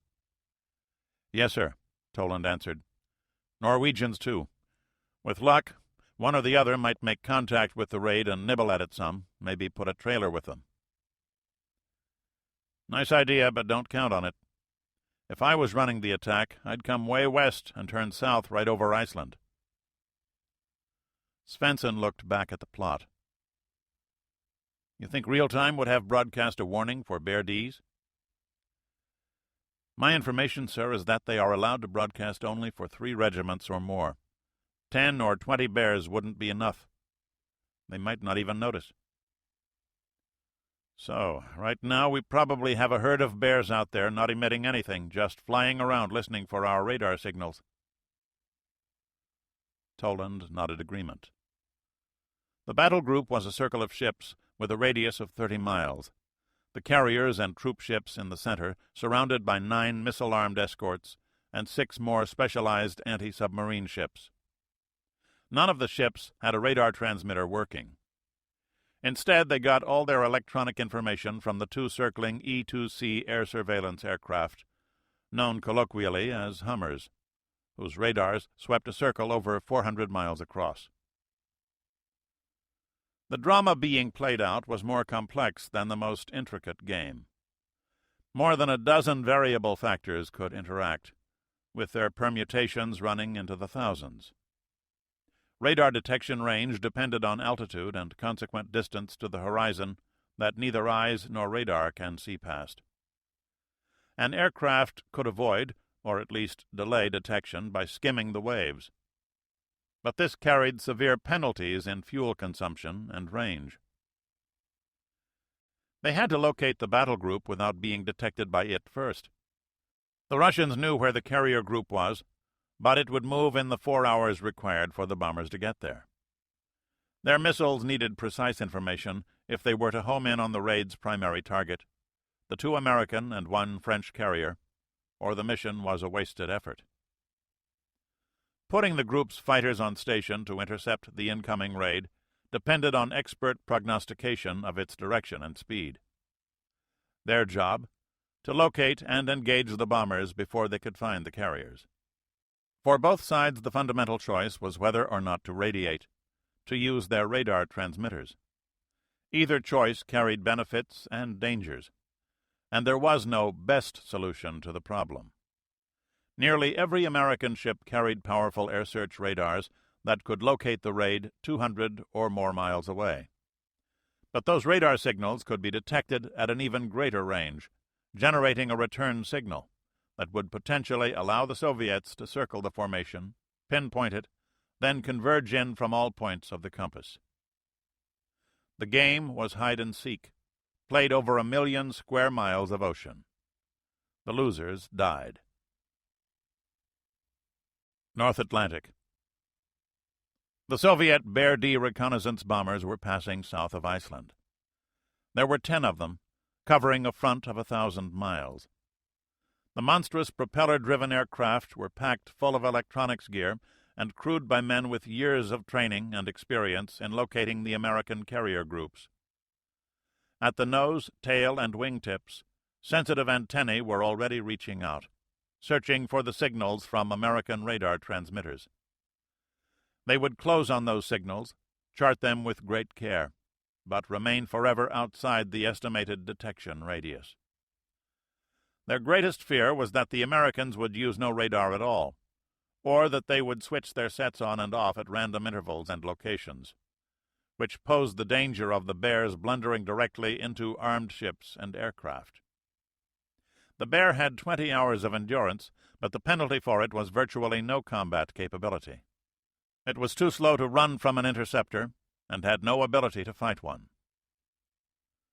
"We have located the enemy battle force," the crew's bitter joke ran. "Do svidaniya, Rodina." But they were a proud group of professionals. The attack bombers depended on them, as did their country. 800 miles north of Iceland, the Badgers altered their course to 180, due south at 500 knots. They had avoided the still dangerous Norwegians, and it was not thought that the British would reach this far out. These air crews kept a nervous watch out their windows nevertheless, their own electronic sensors fully operative and under constant scrutiny. An attack by tactical fighters against Iceland was expected at any time, and the bomber crews knew that any NATO fighter pilot worthy of his name would instantly jettison his bomb load for a chance at air-to-air combat with so helpless a target as a 20-year-old Badger. They had reached the end of their useful lives. Cracks were developing in the wings. The turbine blades in their jet engines were worn, reducing performance and fuel efficiency. 200 miles behind them, the backfire bombers were finishing their refueling operations. The Tu-22Ms had been accompanied by tankers, and after topping off their tanks, they headed south, slightly west of the Badger's course track. With an AS-6 Kingfish missile hanging under each wing, the backfires too were potentially vulnerable. But the backfire had the ability to run at high Mach numbers and stood a fair chance at survival, even in the face of determined fighter opposition. Their crews were the elite of Soviet naval aviation, well paid and pampered by Soviet society. Their commanders had reminded them at the regimental briefings. Now it was time to deliver. All three groups of aircraft came south at optimum cruise speed, their flight crews monitoring fuel consumption, engine heat, and many other gauges for the long overwater flight. USS Nimitz. Toland stepped outside for a breath of air. It was a fine morning, the cotton ball clouds overhead turning briefly pink from the sunrise. Saratoga and Foch were visible on the horizon, perhaps 8 miles away, their size impressive even at this distance. Closer in, Ticonderoga was cutting through the 5-foot seas, white-painted missiles visible on her twin launchers. A few blinker lights traded signals. Otherwise, the ships in view were gray shapes without noise, waiting. Nimitz's deck was covered with aircraft. F-14 Tomcat interceptors sat everywhere. 2 were hooked up on the midships catapults, only 100 feet from him, their 2-man flight crews dozing. The fighters carried Phoenix long-range missiles. The attack bombers carried buddy store tanks instead of weapons. They'd be used to refuel the fighters in flight, enabling them to remain aloft an extra 2 hours. Deck crewmen in multicolored shirts scurried about, checking and rechecking the aircraft. The carrier began turning to port, coming around into the westerly wind in preparation for launching aircraft. He checked his watch, 0558. Time to get back to CIC. The carrier would go to general quarters in 2 minutes. The intelligence watch officer took one more breath of fresh sea air and wondered if it would be his last. North Atlantic. "Contact," the technician said over the Bear's interphone. "Signals indicate an American airborne radar transmitter, carrier type." "Give me a bearing," the pilot commanded. "Patience, Comrade Major." The technician made an adjustment on his board. His radio interferometers timed the signals as they arrived at antennae arrayed all over the aircraft. Southeast. Bearing to signal is 131. Signal strength 1. He is quite distant. Bearing is not changing as yet. I recommend we maintain a constant course for the present. The pilot and co-pilot exchanged a look, but no words. Somewhere off to their left was an American E-2C Hawkeye radar aircraft. A flight crew of 2, a radar intercept officer, and 2 radar operators. It could manage the air battle for over 100 enemy aircraft, could vector a missile-armed interceptor in at them within seconds of detection. The pilot wondered just how accurate his information was on the Hawkeye's radar. What if they had already detected his bear? He knew the answer to that. His first warning would come when he detected the fire control radar of an American F-14 Tomcat heading right at him. The bear held course 180 while the plotting officer tracked the change in bearing to the radar signal. In 10 minutes, they might just have an accurate fix. If they lived that long. They would not break radio silence until they had a fix. "I have it," the plotting officer reported. "Estimate distance to contact is 650 kilometers. Position 47 degrees 9 minutes north, 34 degrees 50 minutes west." "Get it out," the pilot ordered. A directional HF antenna in the aircraft's tail fin turned within its housing and radioed the information to the raid commander, whose Bear Command aircraft was 100 miles behind the snoopers. The raid commander compared this datum with that from the reconnaissance satellite. Now he had 2 pieces of information. The Americans' position 3 hours ago was 60 miles south of the estimated plot for the Hawkeye. The Americans probably had 2 of them up, northeast and northwest of the formation. That was normal fleet doctrine.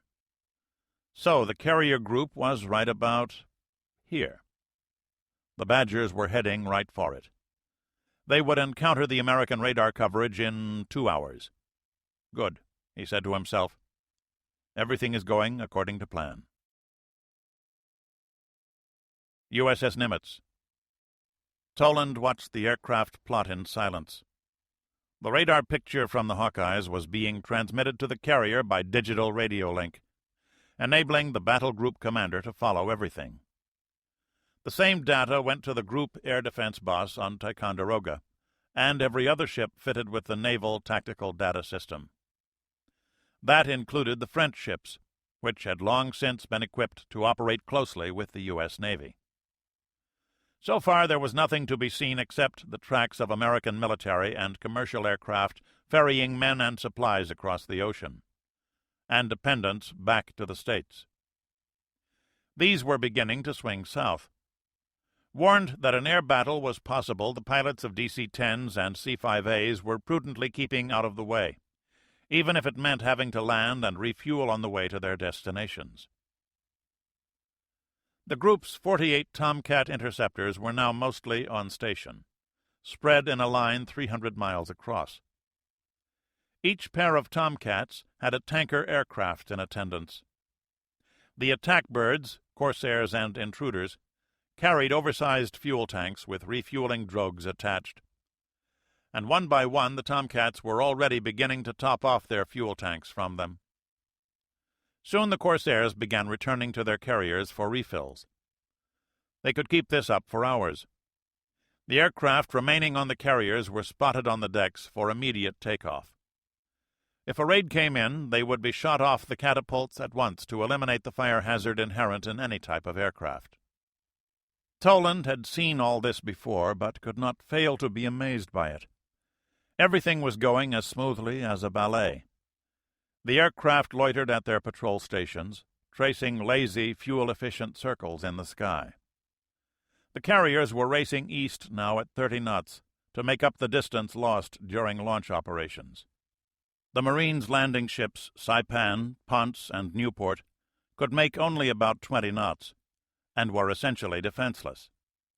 East of the group, carrier S-3A Viking and landing-based P-3C Orion anti-submarine aircraft were patrolling for Soviet submarines.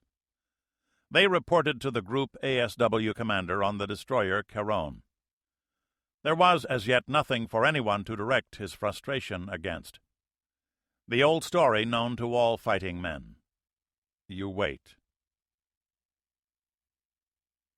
North Atlantic. The raid commander was rapidly accumulating data. He now had positions on 4 American Hawkeyes. The first 2 had barely been plotted when the second pair had showed up, outside and south of the first. The Americans had unwittingly given him a very accurate picture of where the battle group was, and the steady eastward drift of the Hawkeyes gave him course and speed. His bears were now in a wide semicircle around the Americans, and the Badgers were 30 miles north of American radar cover, 400 miles north of the estimated location of the ships. Send to Group A. Enemy formation at grid coordinates 456-810, speed 20, course 100. Execute attack plan A at 0615 Zulu time. Send the same to Group B. Tactical control of Group B switches to Team East coordinator. The battle had begun.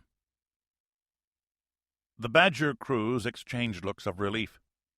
They had detected the American radar signals 15 minutes before, and knew that each kilometer south meant a greater chance that they would run into a cloud of enemy fighters. Aboard each aircraft, the navigator and bombardier worked quickly to feed strike information into the Kelt missiles slung under each wing. 800 miles to their southwest, the backfire crews advanced their throttles slightly, plotting a course to the datum point supplied by the raid commander. Having circled far around the American formation, they would now be controlled by the strike officer aboard the first bear to make electronic contact with the Hawkeyes. They had a solid fix on the NATO formation, but they needed better if they were to locate and engage the carriers. These crews were not relieved, but excited. Now came the challenging part. The battle plan had been formulated a year before and practiced, over land exclusively, 5 times. 4 times it had worked. Aboard 80 Badger bombers, pilots checked their watches, counting off the seconds to 0615 Zulu. Launch! The lead Badger launched 8 seconds early. First one, then the second aircraft-shaped Kelt dropped free of its pylon, falling several hundred feet before their turbojet engines ran up to full power. Running on autopilot, the Kelts climbed back to 30,000 feet and cruised on south at 600 knots indicated airspeed. The bomber crews watched their birds proceed for a minute or 2. Then each of the bombers turned slowly and gracefully for home, their mission done. 6 Badger J standoff jamming aircraft continued south. They would stay 60 kilometers behind the Kelts. Their crews were nervous but confident. It would not be easy for American radar to burn through their powerful jammers, and in any case the Americans would soon have many targets to concern them. The Kelts continued on, straight and level. They carried their own electronic equipment, which would be triggered automatically by sensors in their tail fins. When they entered the theoretical arc of the Hawkeye's radar range, transponders in their noses clicked on. USS Nimitz. Radar contacts. Designate Raid 1, bearing 349er, range 460 miles. Numerous contacts. Count 140 contacts, course 175, speed 600 knots. The master tactical scope plotted the contacts electronically, and a pair of plexiglass plates showed another visual display. "So, here they come," Baker said quietly. "Right on time. Comments?" Toland didn't get a chance. The computer display went white.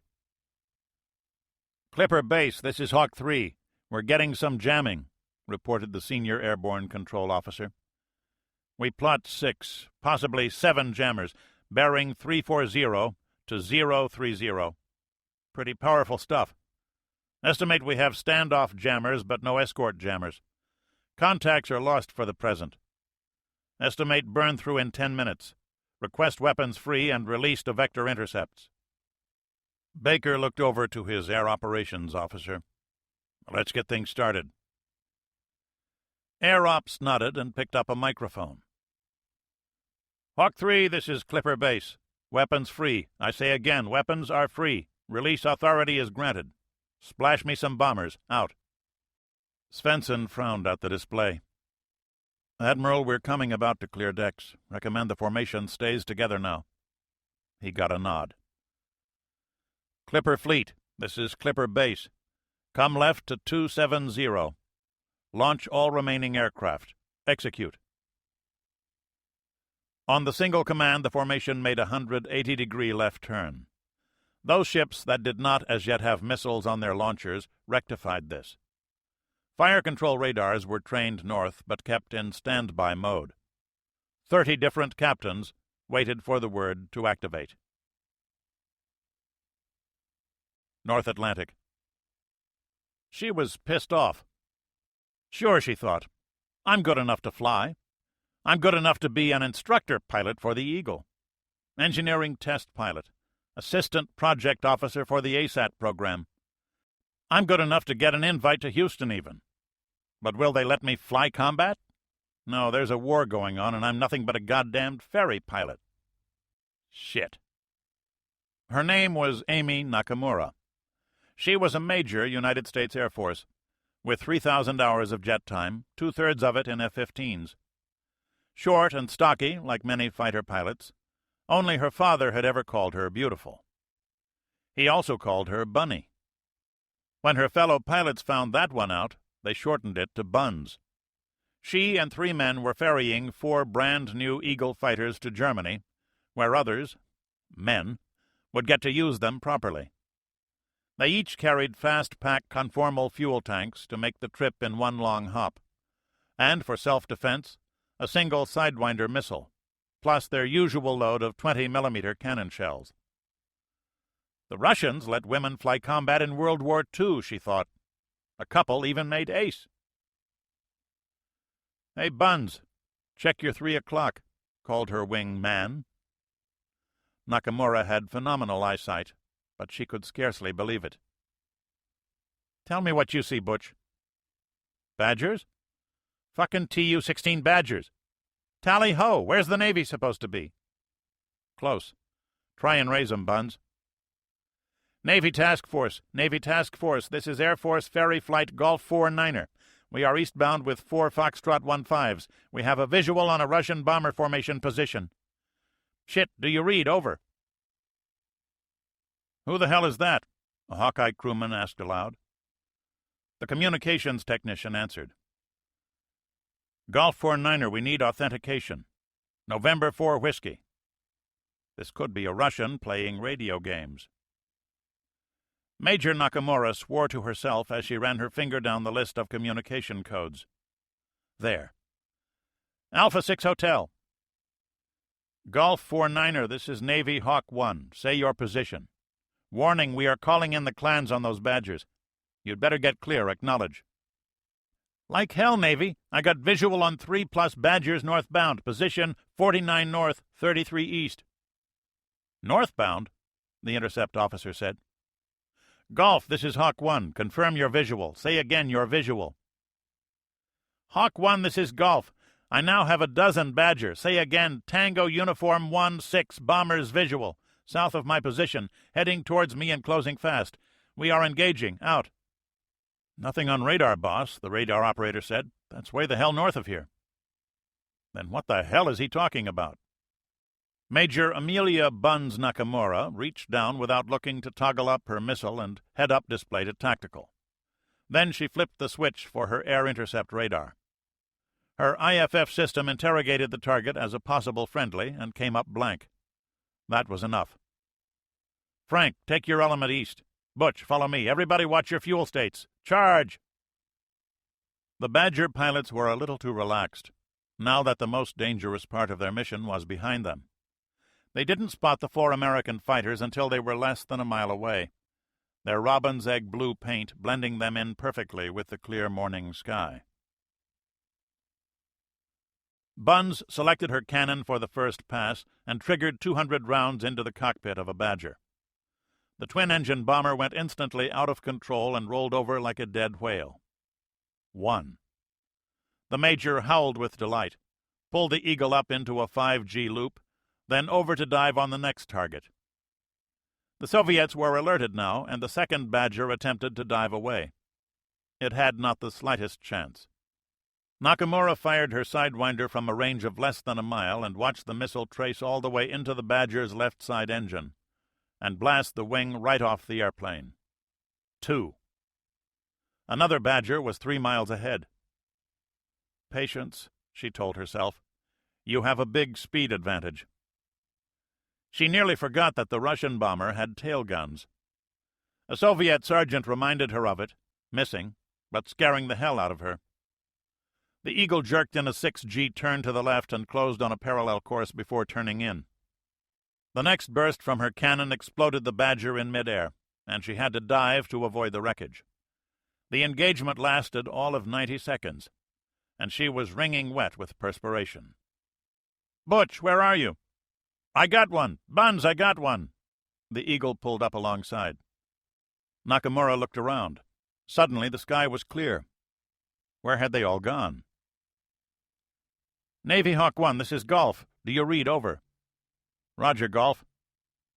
"Okay, Navy, we just smoked 4. Repeat 4 Badgers for you." "Make that 5, Buns," the other element leader called in. "Something's wrong, sir." The radar operator on Hawk 1 motioned to his scope. "We have these buggers just popped through, and they say they bagged some. Gotta be 300-400 miles away." "Clipper Base, this is Hawk 1. We just had contact with an Air Force ferry flight eastbound. They claim they just splashed 5 Badgers northbound several hundred miles north of us. Say again, northbound." Toland's eyebrows went up. "Probably some had to abort," Baker observed. "This is close to their fuel limit, isn't it?" "Yes, sir," replied Air Ops. He didn't look happy with his own answer. "Burn through," announced the radar operator. "We have reacquired the targets." The Celts had flown on, oblivious to the furor around them. Their radar transponders made them look like 110-foot Badgers. Their own white noise jammers came on, somewhat obscuring them yet again on the radar scopes, and autopilot controls began to jerk them up, down, left, right, in 100-meter leaps as an aircraft might do when trying to avoid a missile. The Celts had been real missiles once, but on retirement from frontline service 6 years earlier, their warheads had been replaced with additional fuel tankage, and they had been relegated to a role as target drones, a purpose they were serving admirably now. "Tally-ho!" The first squadron of 12 Tomcats was now 150 miles away. The Celts showed up perfectly on radar, and the intercept officers in the back seat of each fighter quickly established target tracks. The Celts were approaching what would have been nominal missile launch distance, if they were the bombers everyone thought they were. The Tomcats launched a volley of million-dollar AIM-54C Phoenix missiles at a range of 140 miles. The missiles blazed in on their targets at Mach 5, directed by the fighters' targeting radars. In under a minute, the 48 missiles had killed 39 targets. The first squadron broke clear as the second came into launch position. USS Nimitz. "Admiral, something is wrong here," Toland said quietly. "What might that be?" Baker liked the way things were going. Enemy bomber tracks were being wiped off his screen just as the war games had predicted they would. "The Russians are coming in dumb, sir." "So?" "So this far the Soviets have not been very dumb. Admiral, why aren't the backfires going supersonic? Why one attack group? Why one direction?" "Fuel constraints," Baker answered. "The Badgers are at the limit of their fuel. They have to come in direct." "But not the backfires?" "The course is right. The raid count is right." Baker shook his head and concentrated on the tactical plot. The second squadron of fighters had just launched. Unable to get a head-on shot, their missile accuracy suffered somewhat. They killed 34 targets with 48 missiles. There had been 157 targets plotted. The 3rd and 4th Tomcat squadrons arrived together and launched as a group. When their Phoenixes had been fully expended, 19 targets were left. The 2 fighter squadrons moved in to engage the remaining targets with their cannon. "Clipper Base, this is Sam Boss. We're going to have some leakers. Recommend we start lighting up SAM radars." "Roger, Sam Boss. Permission granted," answered the Group Tactical Warfare Coordinator. North Atlantic. "I have air search radars bearing 037, the Bear ESM officer noted. "They have detected us. Recommend we illuminate also." The Bear lit off its big bulge look-down radar. USS Nimitz. "New radar contact. Designate Raid 2. "What?" snapped Baker. Next came a call from the fighters. "Clipper Base, this is Slugger Lead. I have a visual on my target." The squadron commander was trying to examine the target on his long-range TV camera. When he spoke, the anguish in his voice was manifest. "Warning! Warning! This is not a Badger. We've been shooting at Kelt missiles." "Raid 2 is 73 aircraft, bearing 217, range 130 miles. We have a big bulge radar tracking the formation," said the CIC talker.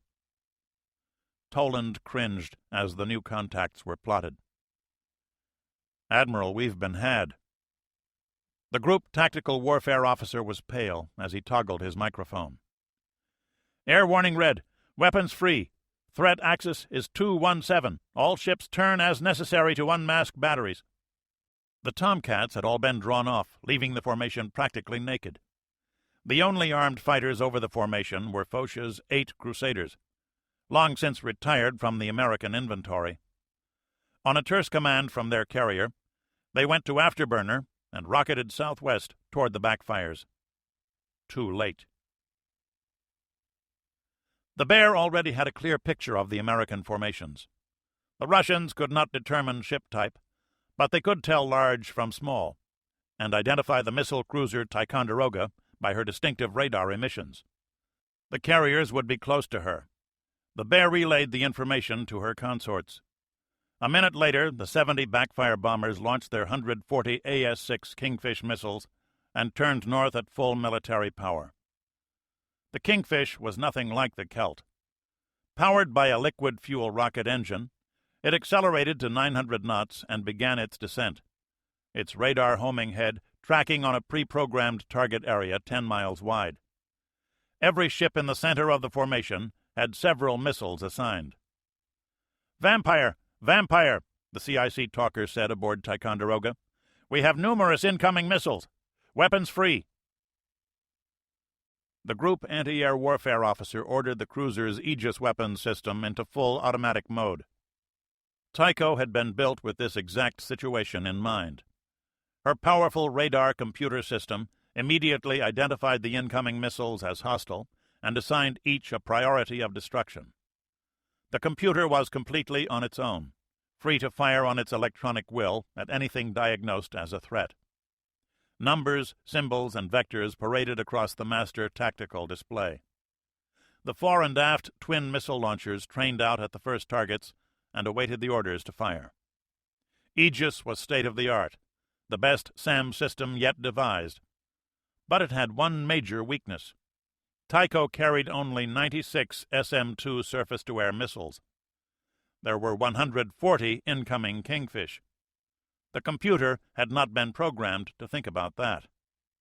Aboard Nimitz, Toland could feel the carrier heeling into a radical turn. Her engines advanced to flank speed, driving the massive warship at over 35 knots. Her nuclear-powered escorts, Virginia and California, were also tracking the Kingfish, their own missiles trained out on their launchers. The Kingfish were at 8,000 feet, 100 miles out, covering a mile every 4 seconds. Each had now selected a target, choosing the largest within their fields of view. Nimitz was the nearest large ship, with her missile ship escorts to her north. Tycho launched her first quartet of missiles as the targets reached a range of 99 miles.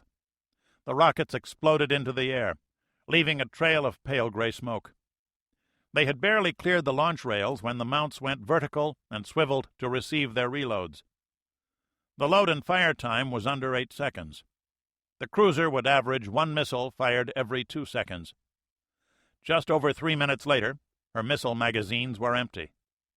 The cruiser emerged from the base of an enormous gray arch of smoke. Her only remaining defenses were her gun systems. The SAMs raced in at their targets with a closing speed of over 2,000 miles per hour, directed in by the reflected waves of the ship's own fire control radars. At a range of 150 yards from their targets, the warheads detonated.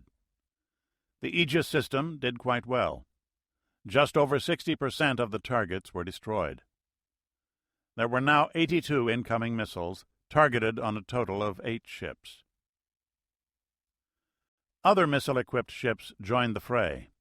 In several cases, 2 or 3 missiles were sent for the same target, usually killing it. The number of incoming vampires dropped to 70, then 60, but the number was not dropping quickly enough. The identity of the targets was now known to everyone. Powerful active jamming equipment came on. Ships began a radical series of maneuvers, like some stylized dance, with scant attention paid to station keeping. Collision at sea was now the least of anyone's worries.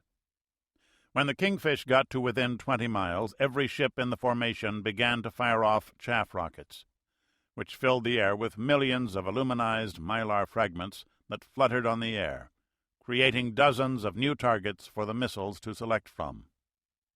Some of the Kingfish lost lock with their targets and started chasing mylar ghosts. 2 of them got lost and selected new targets on the far side of the formation. The radar picture on Nimitz suddenly was obscured. What had been discrete pips designating the positions of ships in the formation became shapeless clouds. Only the missiles stayed constant, inverted V-shapes, with line vectors to designate direction and speed. The last wave of SAMs killed 3 more. The vampire count was down to 41. Toland counted 5 heading for Nimitz. Topside, the final defensive weapons were now tracking the targets. These were the CIWS 20mm Gatling guns, radar-equipped to explode incoming missiles at a range of under 2,000 yards.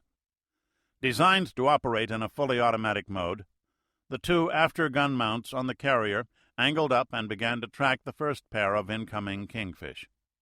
The portside mount fired first, the 6-barrel cannon making a sound like that of an enormous zipper. Its radar system tracked the target and tracked the outgoing slugs, adjusting fire to make the 2 meet. The leading Kingfish exploded 800 yards from Nimitz's port quarter. The 1,000 kilograms of high explosive rocked the ship. Toland felt it, wondering if the ship had been hit. Around him, the CIC crewmen were concentrating frantically on their jobs. 1 target track vanished from the screen. 4 left. The next Kingfish approached the carrier's bow and was blasted out of the sky by the forward CIWS too close aboard. Fragments ripped across the carrier's deck, killing a dozen exposed crewmen. Number 3 was decoyed by a chaff cloud and ran straight into the sea half a mile behind the carrier. The warhead caused the carrier to vibrate and raised a column of water 1,000 feet into the air. The 4th and 5th missiles came in from aft, not 100 yards apart. The aftergun mount tracked on both, but couldn't decide which to engage first. It went into reset mode and petulantly didn't engage any. The missiles hit within a second of one another, one on the afterport corner of the flight deck, the other on the number 2 arrestor wire. Toland was thrown 15 feet and slammed against a radar console. Next he saw a wall of pink flame that washed briefly over him. Then came the noises. First the thunder of the explosion, then the screams. The after CIC bulkhead was no longer there. Instead, there was a mass of flame. Men 20 feet away were ablaze, staggering and screaming before his eyes. Toland's only thought was escape. He bolted for the watertight door. It opened miraculously under his hand, and he ran to starboard. The ship's fire suppression systems were already on, showering everything with a curtain of salt water. His skin burned from it as he emerged, hair and uniform singed, to the flight deck catwalk. A sailor directed a water hose on him, nearly knocking him over the side. "Fire in CIC," Toland gasped. "What the hell ain't?" the sailor screamed. Toland fell to his knees and looked outboard. Foch had been to their north, he remembered. Now there was a pillar of smoke. As he watched, the last Kingfish was detonated 100 feet over Saratoga's flight deck. The carrier seemed undamaged. 3 miles away, Ticonderoga's after superstructure was shredded and ablaze from a rocket that had blown up within yards of her. On the horizon, a ball of flame announced the destruction of yet another. My God, Toland thought, might that be Saipan? She had 2,000 Marines aboard. "Get forward, you dumbass!" a firefighter yelled at him.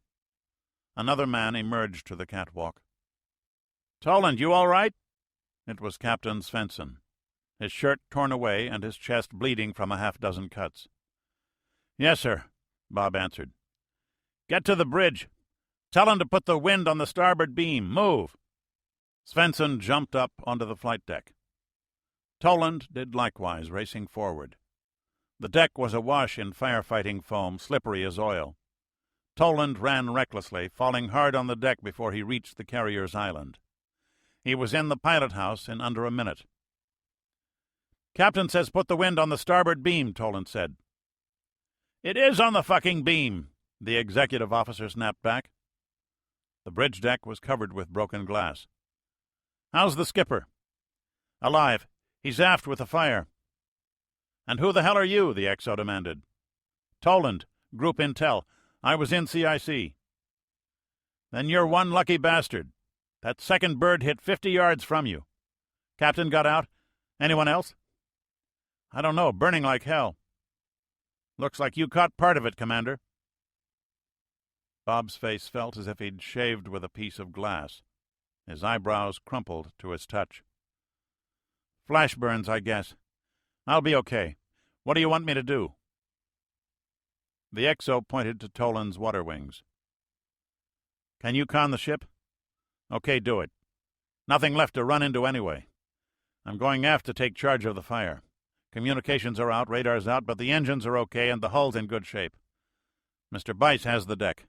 Mr. Toland has the con," XO announced as he left. Toland hadn't conned anything bigger than a Boston whaler in over 10 years. And now he had a damaged carrier. He took a pair of binoculars and looked around to see what ships were nearby. What he saw chilled him. Saratoga was the only ship that looked intact, but on second glance her radar mast was askew. Foch was lower in the water than she ought to have been, and ablaze from bow to stern. "Where's Saipan?" "Blew up like a fucking firework," Commander Bice replied. "Holy Jesus, there were 2,500 men aboard. Tycho took one close aboard. Foch took 3 hits. Looks like she's gone. 2 frigates and a destroyer gone, too.